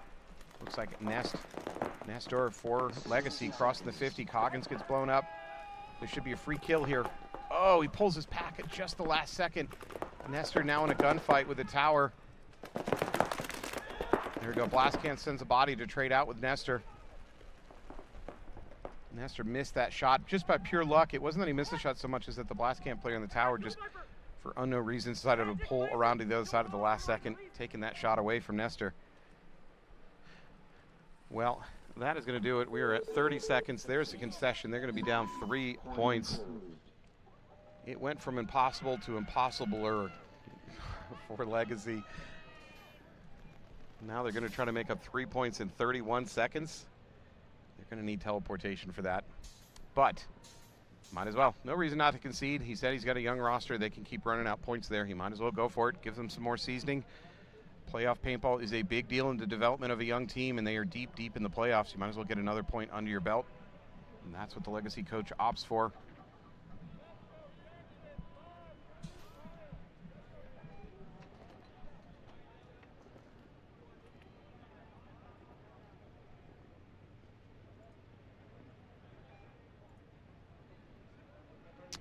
Quick check-in on the WNXL. It looks like the Heroines have won 4-2 over Femme Fatale over on the pro field. Congratulations to Heroines taking down another first place, putting them in excellent position for the year once again. Leading up to that, Femmes dropped Northern Lights in a nail-biter 6-5 win over Northern Lights. Heroines beating Dallas Vibe. That's a huge win. Dallas Vibe looked incredibly dominant early in the weekend for the WNXL. The drop to the Heroines there in the playoffs, late in the playoffs. Femmes over Northern Lights. Real big shout out to Northern Lights. Congratulations. They are just gotten better and better each year. It is great to see them all the way down into the semifinals. I know that is probably not what they want to hear right now going home, but I'm impressed, and congratulations.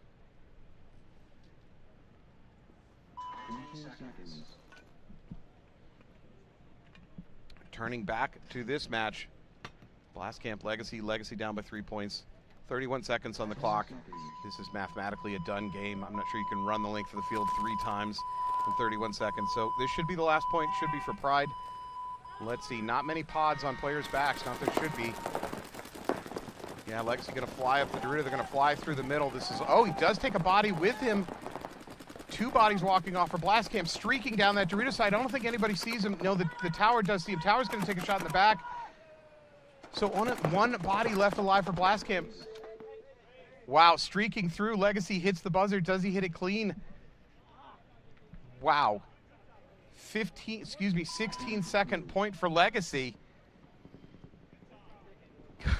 Good job extending this out. Again, for mathematics reasons, they need 2 points in 14 seconds. 16 seconds is a incredibly short point. So you unfortunately are about to suffer through 2 minutes of Matt Falby pontificating on defense versus offense. Any other sport, hear me out, any other sport, if you told the opposing team captain exactly what you're going to do, some crazy, Hail Mary, triple play, it should never work, right? Should never, ever work. And essentially in these game point situations, the clock and the scoreboard are telling the opposing captain exactly what you're going to do. So in theory, some crazy aggressive attack should never work. It just shouldn't. But I don't have any statistics to back me up, but the success percentage of these super short, chaotic points, bodies flying downfield, is way too high for logic. I have 2 theories, one of which is a little bit darker than the other one. The happy theory is that it's possible, we're all playing paintball wrong. And what I mean by that is it is possible that a hyper-aggressive play style actually has a higher win percentage than we're giving it credit for. I have one other explanation that's a little bit darker. The ugly explanation for that is it's possible that one of the reasons that these bonsai rushes work is because it overloads the reffing circuitry. And it allows plays to occur that probably are dirty. And I'm not saying that every paintball player is dirty or every bonsai rush you see is dirty, but I'm saying that might account for the higher percentage of it winning. Is a player with a hit on him getting a couple extra steps in, maybe shooting a player that he should have already been dead, something of that nature. Those are my 2 possible explanations. Either someday in the future, some team is going to come out with a hyper-aggressive approach and revolutionize paintball, or there's just too much going on for the refs to stop some gray stuff. All right, here we go. Let's see if we can get another point for Legacy on the board. No butt packs for most of their players. Coggins running through the middle. He's going to absorb some hits. Another player running through the middle. They do take the mini temple. I think Blastcamp is going to hold strong, though. Still have guns alive. There's nothing left for Legacy. That is going to be it. No points. Blastcamp, there's some good sportsmanship between Blastcamp and Legacy. Blastcamp doing exactly what was coming for them. Legacy did it anyways. They ran right at their bayonets. Congratulations to Legacy. 4th place for a young team is an excellent result here in Cincinnati, Ohio. Blastcamp taking 3rd place, which for any other team is an amazing success. Blastcamp certainly has high aspirations for themselves, but I'm still going to say congratulations. I also, for this match, want to say big congratulations to Evil, showing an amazing amount of sportsmanship, conceding that last point when they didn't need to because they felt that they won unfairly. To close out this broadcast, I want to thank the refs, the ref staff out here in really brutal heat today, rainy conditions all weekend long, doing the hard work, getting no thank yous, so thank you here from the ref. I want to thank our production staff here of GoSports. That is our producer Dan and Zach at the switchboard. Good work for both of you, overcoming difficulty. Mostly I want to thank our sponsors like Hydra, Carbon, which is, and we got, PB Fit, part of the Hydra family, ProFlex Builder, Committed Paintball. I'm sorry, a Blast Camp, of course. Blast Camp you just saw in the field. I want to thank all those for making this possible. Again, we're bringing this webcast to you for free because we believe in this. We want you to be able to watch it, and if you can continue to support our sponsors and know that you're supporting them because you watch this webcast, it would mean the world to us. And thank you for watching. I appreciate it. Love this sport. Love your fellow player. We'll see you in a few months at World Cup. Thank you so much.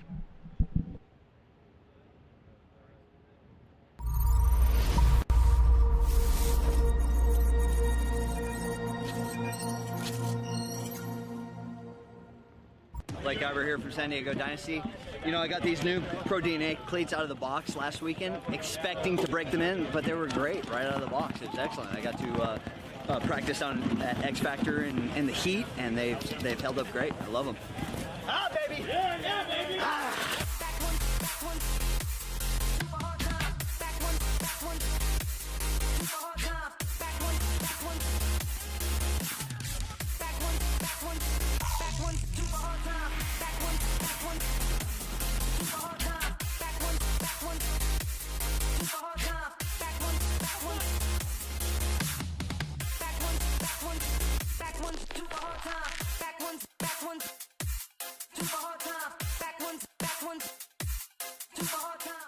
They're really trying to reach every player out there and not just the elite of the elite. They're trying to really show that carbon is the gear for paintball players.